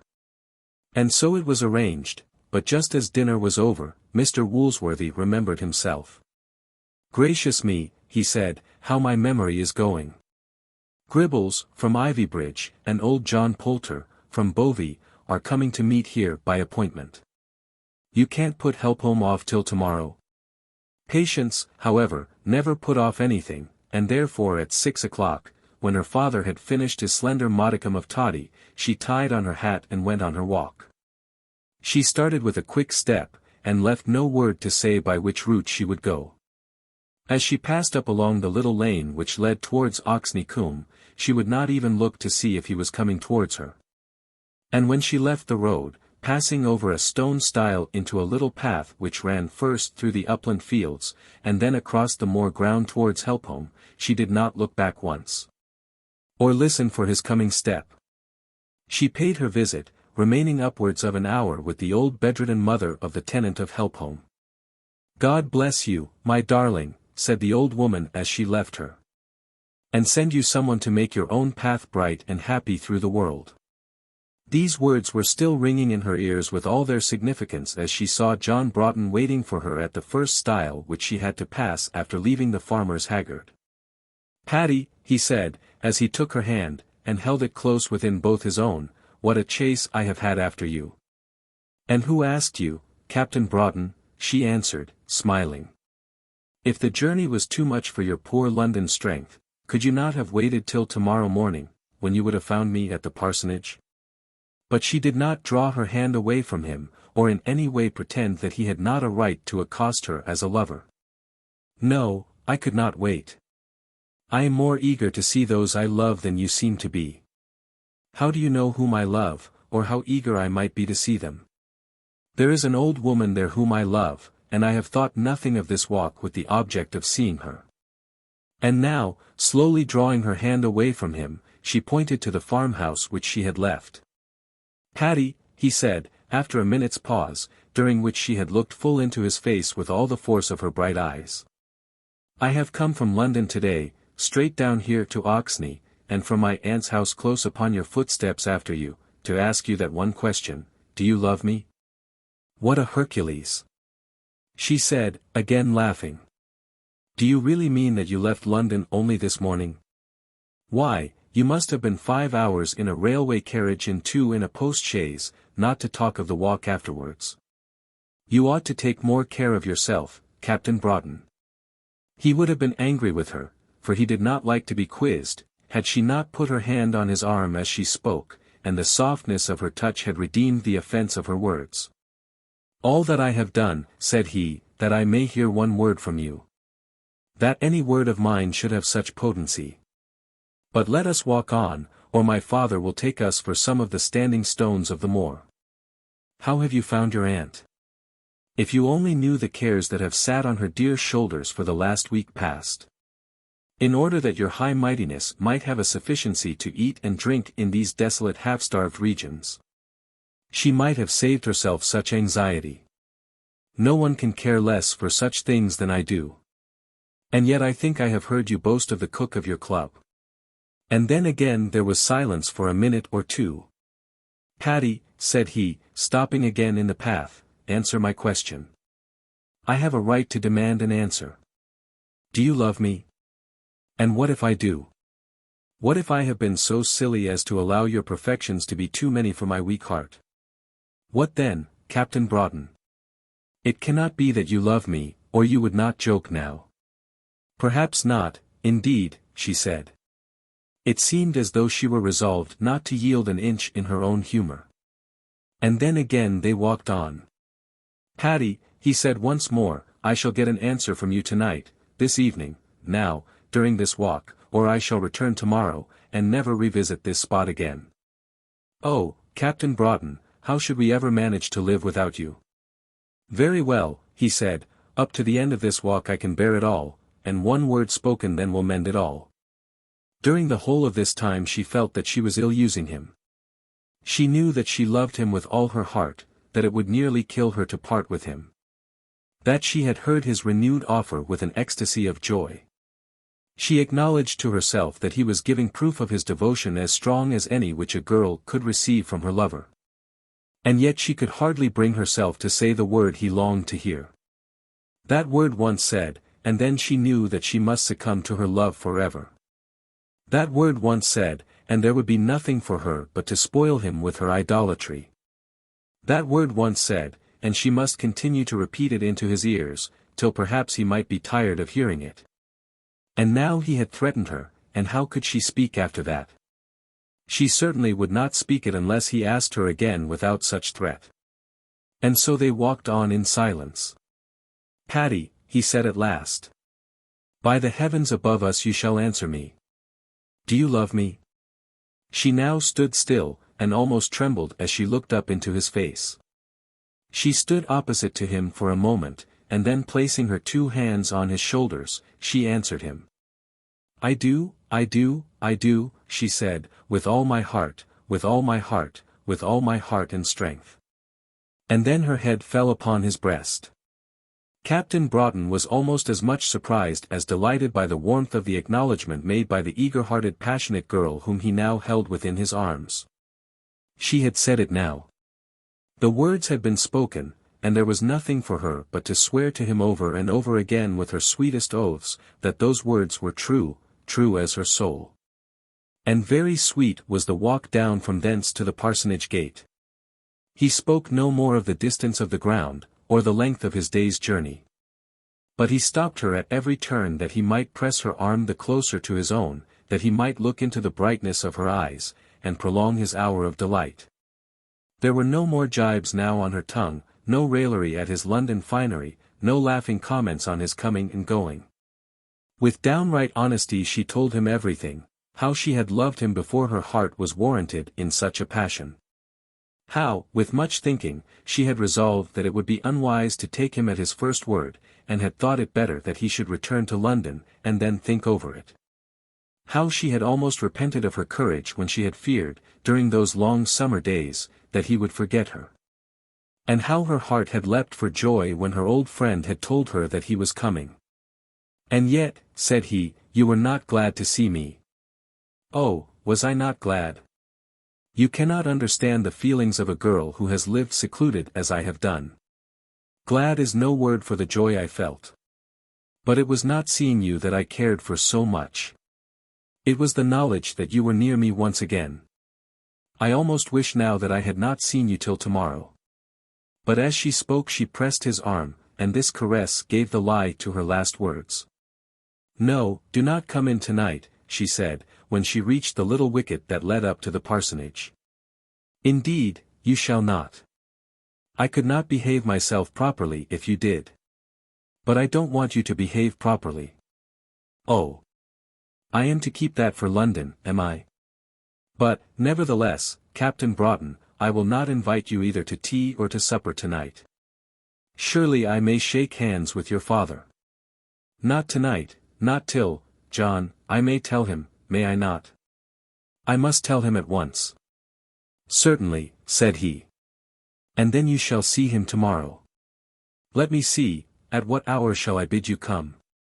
"To breakfast." "No, indeed. What on earth would your aunt do with her broiled turkey and the cold pie?" "I have got no cold pie for you. I hate cold pie. What a pity. But, John, I should be forced to leave you directly after breakfast. Come down at 2 or 3, and then I will go back with you to Aunt Penelope. I must see her tomorrow." And so at last the matter was settled, and the happy captain, as he left her, was hardly resisted in his attempt to press her lips to his own. When she entered the parlour in which her father was sitting, there still were Gribbles and Poulter discussing some knotty point of Devon lore. So Patience took off her hat, and sat herself down, waiting till they should go. For full an hour she had to wait, and then Gribbles and Poulter did go. But it was not in such matters as this that Patience Woolsworthy was impatient. She could wait and wait and wait, curbing herself for weeks and months, while the thing waited for was in her eyes good. But she could not curb her hot thoughts or her hot words when things came to be discussed which she did not think to be good. "Papa," she said, when Gribble's long-drawn last word had been spoken at the door. "Do you remember how I asked you the other day what you would say if I were to leave you?" "Yes, surely," he replied, looking up at her in astonishment. "I am going to leave you now," she said. Dearest father, how am I to go from you?" "Going to leave me," said he, thinking of her visit to Helpholme, and thinking of nothing else. Now, there had been a story about Helpholme. That bedridden old lady there had a stalwart son, who was now the owner of the Helpholme pastures. But though owner in fee of all those wild acres, and of the cattle which they supported, he was not much above the farmers around him either in manners or education. He had his merits, however. For he was honest, well-to-do in the world, and modest withal. How strong love had grown up, springing from neighborly kindness, between our Patience and his mother, it needs not here to tell. But rising from it had come another love, or an ambition which might have grown to love. The young man, after much thought, had not dared to speak to Miss Woolsworthy, but he had sent a message by Miss Losmerger. If there could be any hope for him, he would present himself as a suitor, on trial. He did not owe a shilling in the world, and had money by him, saved. He wouldn't ask the parson for a shilling of fortune. Such had been the tenor of his message, and Miss Losmerger had delivered it faithfully. He does not mean it, Patience had said with her stern voice. Indeed he does, my dear. You may be sure he is in earnest, Miss Losmerger had replied, and there is not an honester man in these parts. Tell him, said Patience, not attending to the latter portion of her friend's last speech, that it cannot be, make him understand. You know, and tell him also that the matter shall be thought of no more. The matter had, at any rate, been spoken of no more, but the young farmer still remained a bachelor, and Helpholme still wanted a mistress. But all this came back upon the parson's mind when his daughter told him that she was about to leave him. Yes, dearest, she said, and as she spoke she now knelt at his knees. I have been asked in marriage, and I have given myself away. Well, my love, if you will be happy. I hope I shall, I think I shall. But you, Papa? You will not be far from us. Oh, yes. In London. In London. Captain Broughton lives in London generally. And has Captain Broughton asked you to marry him? Yes, Papa, who else? Is he not good? Will you not love him? Oh, Papa, do not say that I am wrong to love him. He never told her his mistake, or explained to her that he had not thought it possible that the high-placed son of the London great man should have fallen in love with his undowered daughter. But he embraced her, and told her, with all his enthusiasm, that he rejoiced in her joy, and would be happy in her happiness. My own Patty, he said, I have ever known that you were too good for this life of ours here. And then the evening wore away into the night, with many tears, but still with much happiness. Captain Broughton, as he walked back to Oxney Combe, made up his mind that he would say nothing on the matter to his aunt till the next morning. He wanted to think over it all, and to think it over, if possible, by himself. He had taken a step in life, the most important that a man is ever called on to take, and he had to reflect whether or no he had taken it with wisdom. Have you seen her? Said Miss Losmerger, very anxiously, when he came into the drawing-room. Miss Woolsworthy you mean, said he. Yes, I've seen her. As I found her out, I took a long walk, and happened to meet her. Do you know, Aunt, I think I'll go to bed. I was up at 5 this morning, and have been on the move ever since. Miss Losmerger perceived that she was to hear nothing that evening, so she handed him his candlestick and allowed him to go to his room.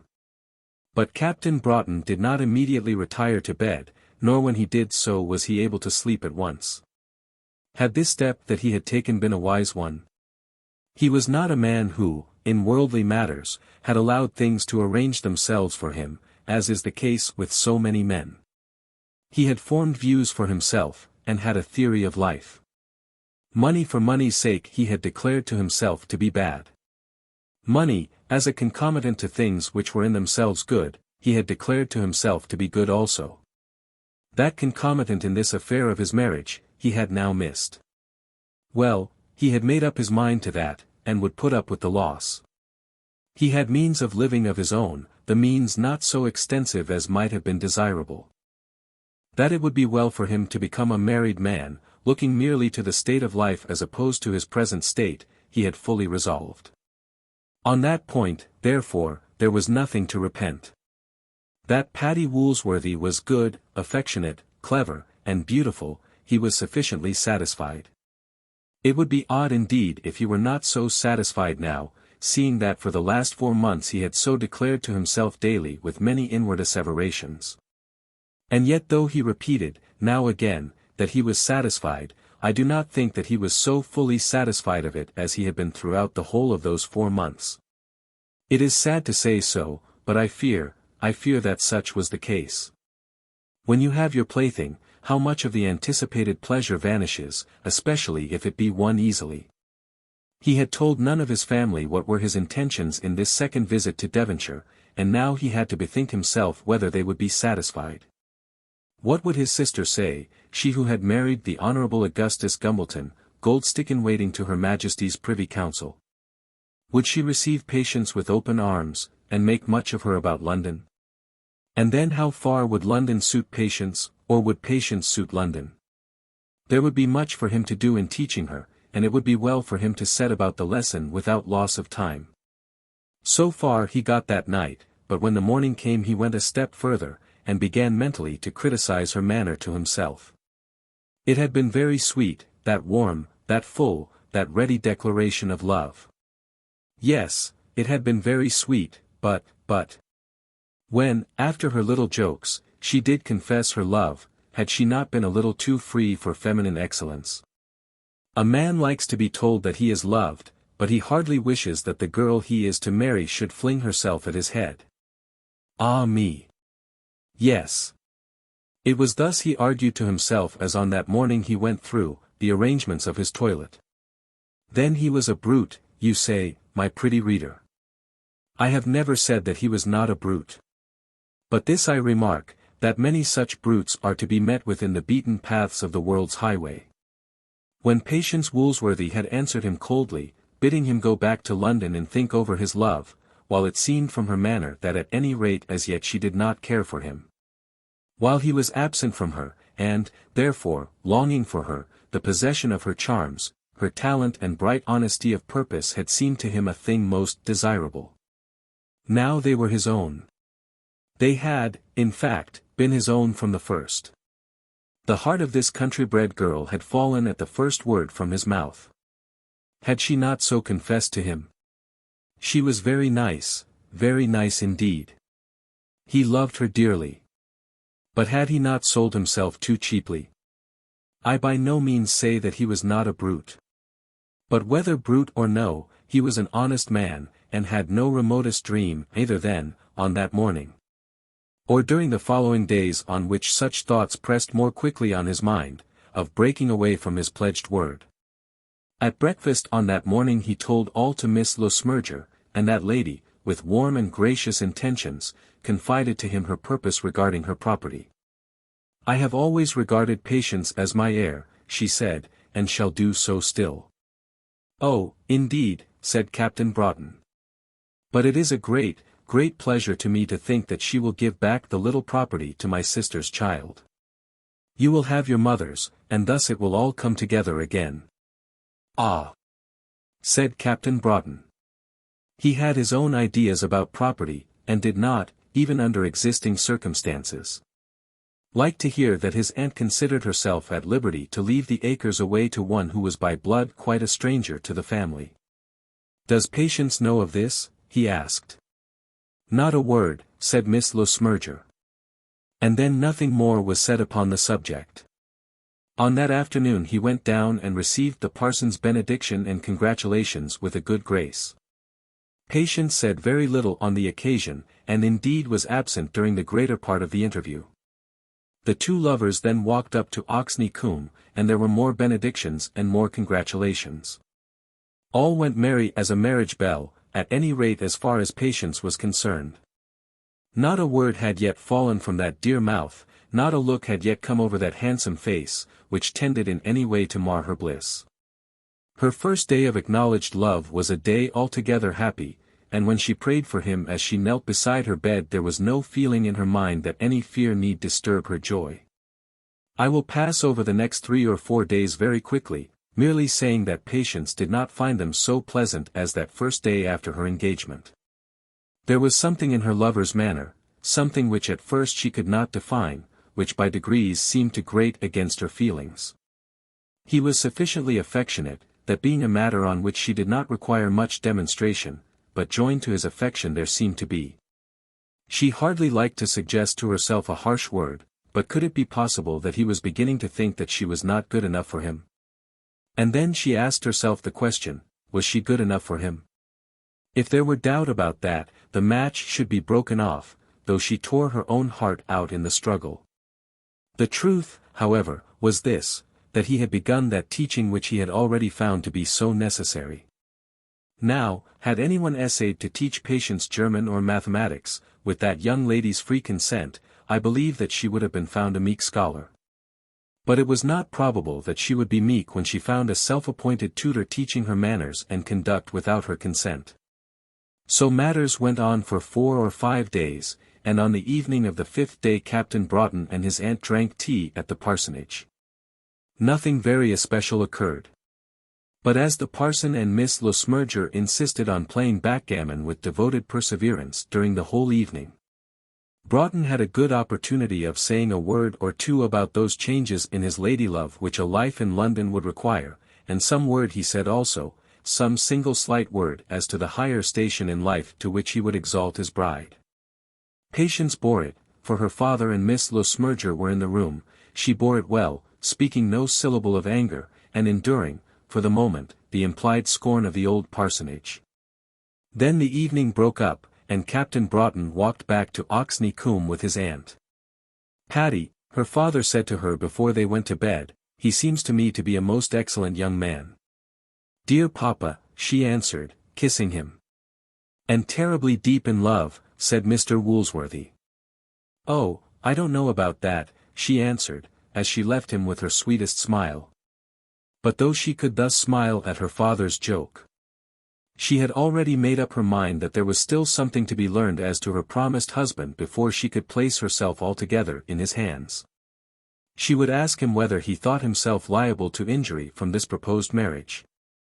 And though he should deny any such thought, she would know from the manner of his denial what his true feelings were. And he, too, on that night, during his silent walk with Miss Le Smurger, had entertained some similar thoughts. "I fear she is obstinate," he said to himself, and then he had half accused her of being sullen also. "If that be her temper, what a life of misery I have before me. Have you fixed a day yet?" his aunt asked him as they came near to her house. "No, not yet. I don't know whether it will suit me to fix it before I leave." "Why, it was but the other day you were in such a hurry." "Ah, yes, I have thought more about it since then." "I should have imagined that this would depend on what Patty thinks," said Miss Le Smurger, standing up for the privileges of her sex.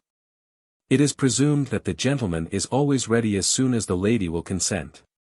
"Yes, in ordinary cases it is so, but when a girl is taken out of her own sphere." "Her own sphere." "Let me caution you, Master John, not to talk to Patty about her own sphere. Aunt Penelope, as Patience is to be my wife and not yours, I must claim permission to speak to her on such subjects as may seem suitable to me." And then they parted, not in the best humor with each other. On the following day Captain Broughton and Miss Woolsworthy did not meet till the evening.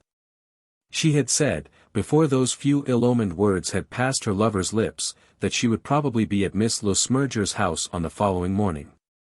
Those ill-omened words did pass her lover's lips, and then she remained at home. This did not come from sullenness, nor even from anger, but from a conviction that it would be well that she should think much before she met him again. Nor was he anxious to hurry a meeting. His thought, his base thought, was this, that she would be sure to come up to the coombe after him. But she did not come, and therefore in the evening he went down to her, and asked her to walk with him. They went away by the path that led to Helpholme, and little was said between them till they had walked some mile together. Patience, as she went along the path, remembered almost to the letter the sweet words which had greeted her ears as she came down that way with him on the night of his arrival. But he remembered nothing of that sweetness then.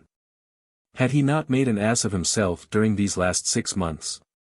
That was the thought which very much had possession of his mind. "Patience," he said at last, having hitherto spoken only an indifferent word now and again since they had left the parsonage, "Patience. I hope you realize the importance of the step which you and I are about to take." "Of course I do," she answered. "What an odd question that is for you to ask." Because, said he, sometimes I almost doubt it. It seems to me as though you thought you could remove yourself from here to your new home with no more trouble than when you go from home up to the coombe. Is that meant for a reproach, John? No, not for a reproach, but for advice. Certainly not for a reproach. I am glad of that. But I should wish to make you think how great is the leap in the world which you are about to take. Then again they walked on for many steps before she answered him. Tell me, then, John, she said, when she had sufficiently considered what words she should speak. And as she spoke a bright color suffused her face, and her eyes flashed almost with anger. What leap do you mean? Do you mean a leap upwards? Well, yes, I hope it will be so. In one sense, certainly, it would be a leap upwards. To be the wife of the man I loved, to have the privilege of holding his happiness in my hand. To know that I was his own, the companion whom he had chosen out of all the world, that would, indeed, be a leap upwards, a leap almost to heaven, it all that were so. But if you mean upwards in any other sense. I was thinking of the social scale. Then, Captain Broughton, your thoughts were doing me dishonor. Doing you dishonor? Yes, doing me dishonor. That your father is, in the world's esteem, a greater man than mine is doubtless true enough. That you, as a man, are richer than I am as a woman, is doubtless also true. But you dishonor me, and yourself also, if these things can weigh with you now. Patience, I think you can hardly know what words you are saying to me. Pardon me, but I think I do. Nothing that you can give me, no gifts of that description, can weigh aught against that which I am giving you. If you had all the wealth and rank of the greatest lord in the land, it would count as nothing in such a scale. If, as I have not doubted, if in return for my heart you have given me yours, then you have paid me fully. But when gifts such as those are going, nothing else can count even as a makeweight. I do not quite understand you, he answered, after a pause. I fear you are a little high-flown. And then, while the evening was still early, they walked back to the parsonage almost without another word. Captain Broughton at this time had only one full day more to remain at Oxney Colne. On the afternoon following that he was to go as far as Exeter, and thence return to London. Of course, it was to be expected that the wedding day would be fixed before he went, and much had been said about it during the first day or two of his engagement. Then he had pressed for an early time, and Patience, with a girl's usual diffidence, had asked for some little delay. But now nothing was said on the subject. And how was it probable that such a matter could be settled after such a conversation as that which I have related? That evening, Miss Le Smurger asked whether the day had been fixed. No, said Captain Broughton, harshly, nothing has been fixed. But it will be arranged before you go? Probably not, he said, and then the subject was dropped for the time. John, she said, just before she went to bed, if there be anything wrong between you and Patience, I conjure you to tell me. You had better ask her, he replied. I can tell you nothing. On the following morning he was much surprised by seeing Patience on the gravel path before Miss Le Smurger's gate immediately after breakfast. He went to the door to open it for her, and she, as she gave him her hand, told him that she came up to speak to him. There was no hesitation in her manner, nor any look of anger in her face.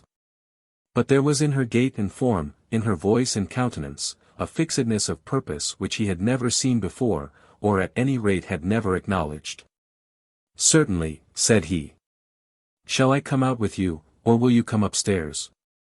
We can sit down in the summer-house, she said, and thither they both went. Captain Broughton, she said, and she began her task the moment that they were both seated, you and I have engaged ourselves as man and wife, but perhaps we have been over-rash. How so? Said he. It may be, and indeed I will say more, it is the case that we have made this engagement without knowing enough of each other's character.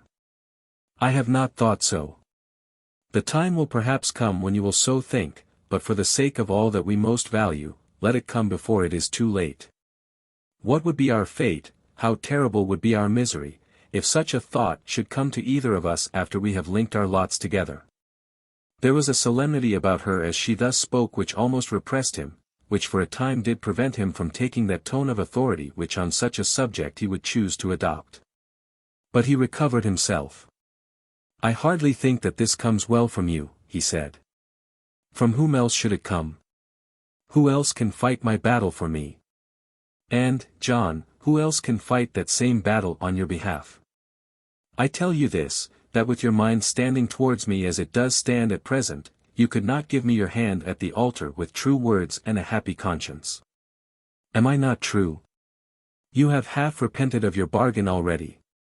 Is it not so?" He did not answer her. But getting up from his seat walked to the front of the summer-house, and stood there with his back turned upon her.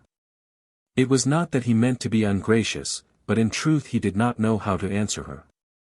He had half repented of his bargain.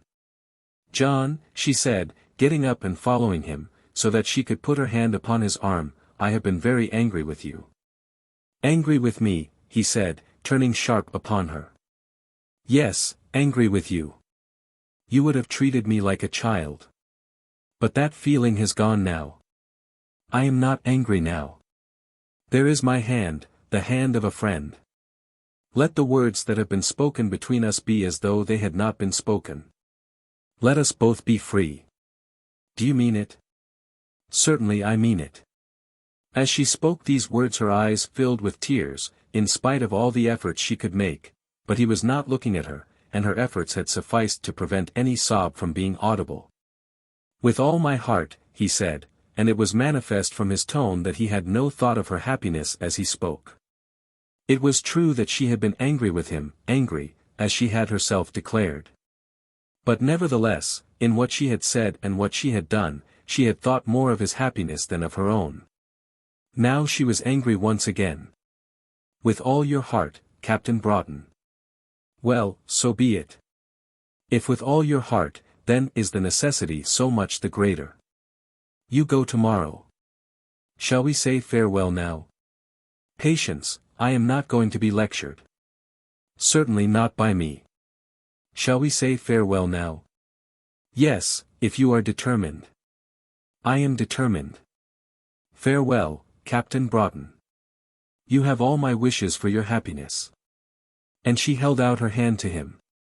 "Patience," he said. And he looked at her with a dark frown, as though he would strive to frighten her into submission. If so, he might have saved himself any such attempt. "Farewell, Captain Broughton. Give me your hand, for I cannot stay." He gave her his hand, hardly knowing why he did so. She lifted it to her lips and kissed it, and then, leaving him, passed from the summer-house down through the wicket gate, and straight home to the parsonage. During the whole of that day she said no word to anyone of what had occurred. When she was once more at home she went about her household affairs as she had done on that day of his arrival. When she sat down to dinner with her father he observed nothing to make him think that she was unhappy. Nor during the evening was there any expression in her face, or any tone in her voice, which excited his attention. On the following morning Captain Broughton called at the parsonage, and the servant girl brought word to her mistress that he was in the parlour. But she would not see him. "Laws, miss, you ain't a-quarrelled with your beau," the poor girl said. "No, not quarrelled," she said, "but give him that." It was a scrap of paper, containing a word or two in pencil. "It is better that we should not meet again. God bless you." And from that day to this, now more than 10 years, they never have met. "Papa," she said to her father that afternoon, "dear Papa, do not be angry with me. It is all over between me and John Broughton. Dearest, you and I will not be separated." It would be useless here to tell how great was the old man's surprise and how true his sorrow. As the tale was told to him no cause was given for anger with anyone. Not a word was spoken against the suitor who had on that day returned to London with a full conviction that now at least he was relieved from his engagement. "Patty, my darling child," he said, "may God grant that it be for the best." "It is for the best," she answered stoutly. "For this place I am fit, and I much doubt whether I am fit for any other." On that day she did not see Miss Le Smurger, but on the following morning, knowing that Captain Broughton had gone off. Having heard the wheels of the carriage as they passed by the parsonage gate on his way to the station, she walked up to the Combe. "He has told you, I suppose," said she. "Yes," said Miss Le Smurger. "And I will never see him again unless he asks your pardon on his knees." "I have told him so. I would not even give him my hand as he went." "But why so, thou kindest one? The fault was mine more than his." "I understand. I have eyes in my head," said the old maid. "I have watched him for the last 4 or 5 days. If you could have kept the truth to yourself and bade him keep off from you, he would have been at your feet now, licking the dust from your shoes. But, dear friend, I do not want a man to lick dust from my shoes." "Ah, you are a fool. You do not know the value of your own wealth." "True, I have been a fool. I was a fool to think that one coming from such a life as he has led could be happy with such as I am. I know the truth now. I have bought the lesson dearly, but perhaps not too dearly, seeing that it will never be forgotten." There was but little more said about the matter between our 3 friends at Oxney Colne. What, indeed, could be said? Miss Le Smurger for a year or 2 still expected that her nephew would return and claim his bride. But he has never done so, nor has there been any correspondence between them. Patience Woolsworthy had learned her lesson dearly. She had given her whole heart to the man. And, though she so bore herself that no one was aware of the violence of the struggle, nevertheless the struggle within her bosom was very violent. She never told herself that she had done wrong. She never regretted her loss, but yet, the loss was very hard to bear. He also had loved her, but he was not capable of a love which could much injure his daily peace.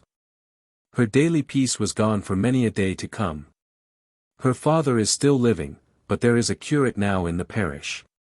In conjunction with him and with Miss Le Smurger she spends her time in the concerns of the parish. In her own eyes she is a confirmed old maid, and such is my opinion also. The romance of her life was played out in that summer. She never sits now lonely on the hillside thinking how much she might do for one whom she really loved. But with a large heart she loves many, and, with no romance, she works hard to lighten the burdens of those she loves. As for Captain Broughton, all the world know that he did marry that great heiress with whom his name was once before connected, and that he is now a useful member of Parliament, working on committees 3 or 4 days a week with a zeal that is indefatigable. Sometimes, not often, as he thinks of Patience Woolsworthy, a gratified smile comes across his face.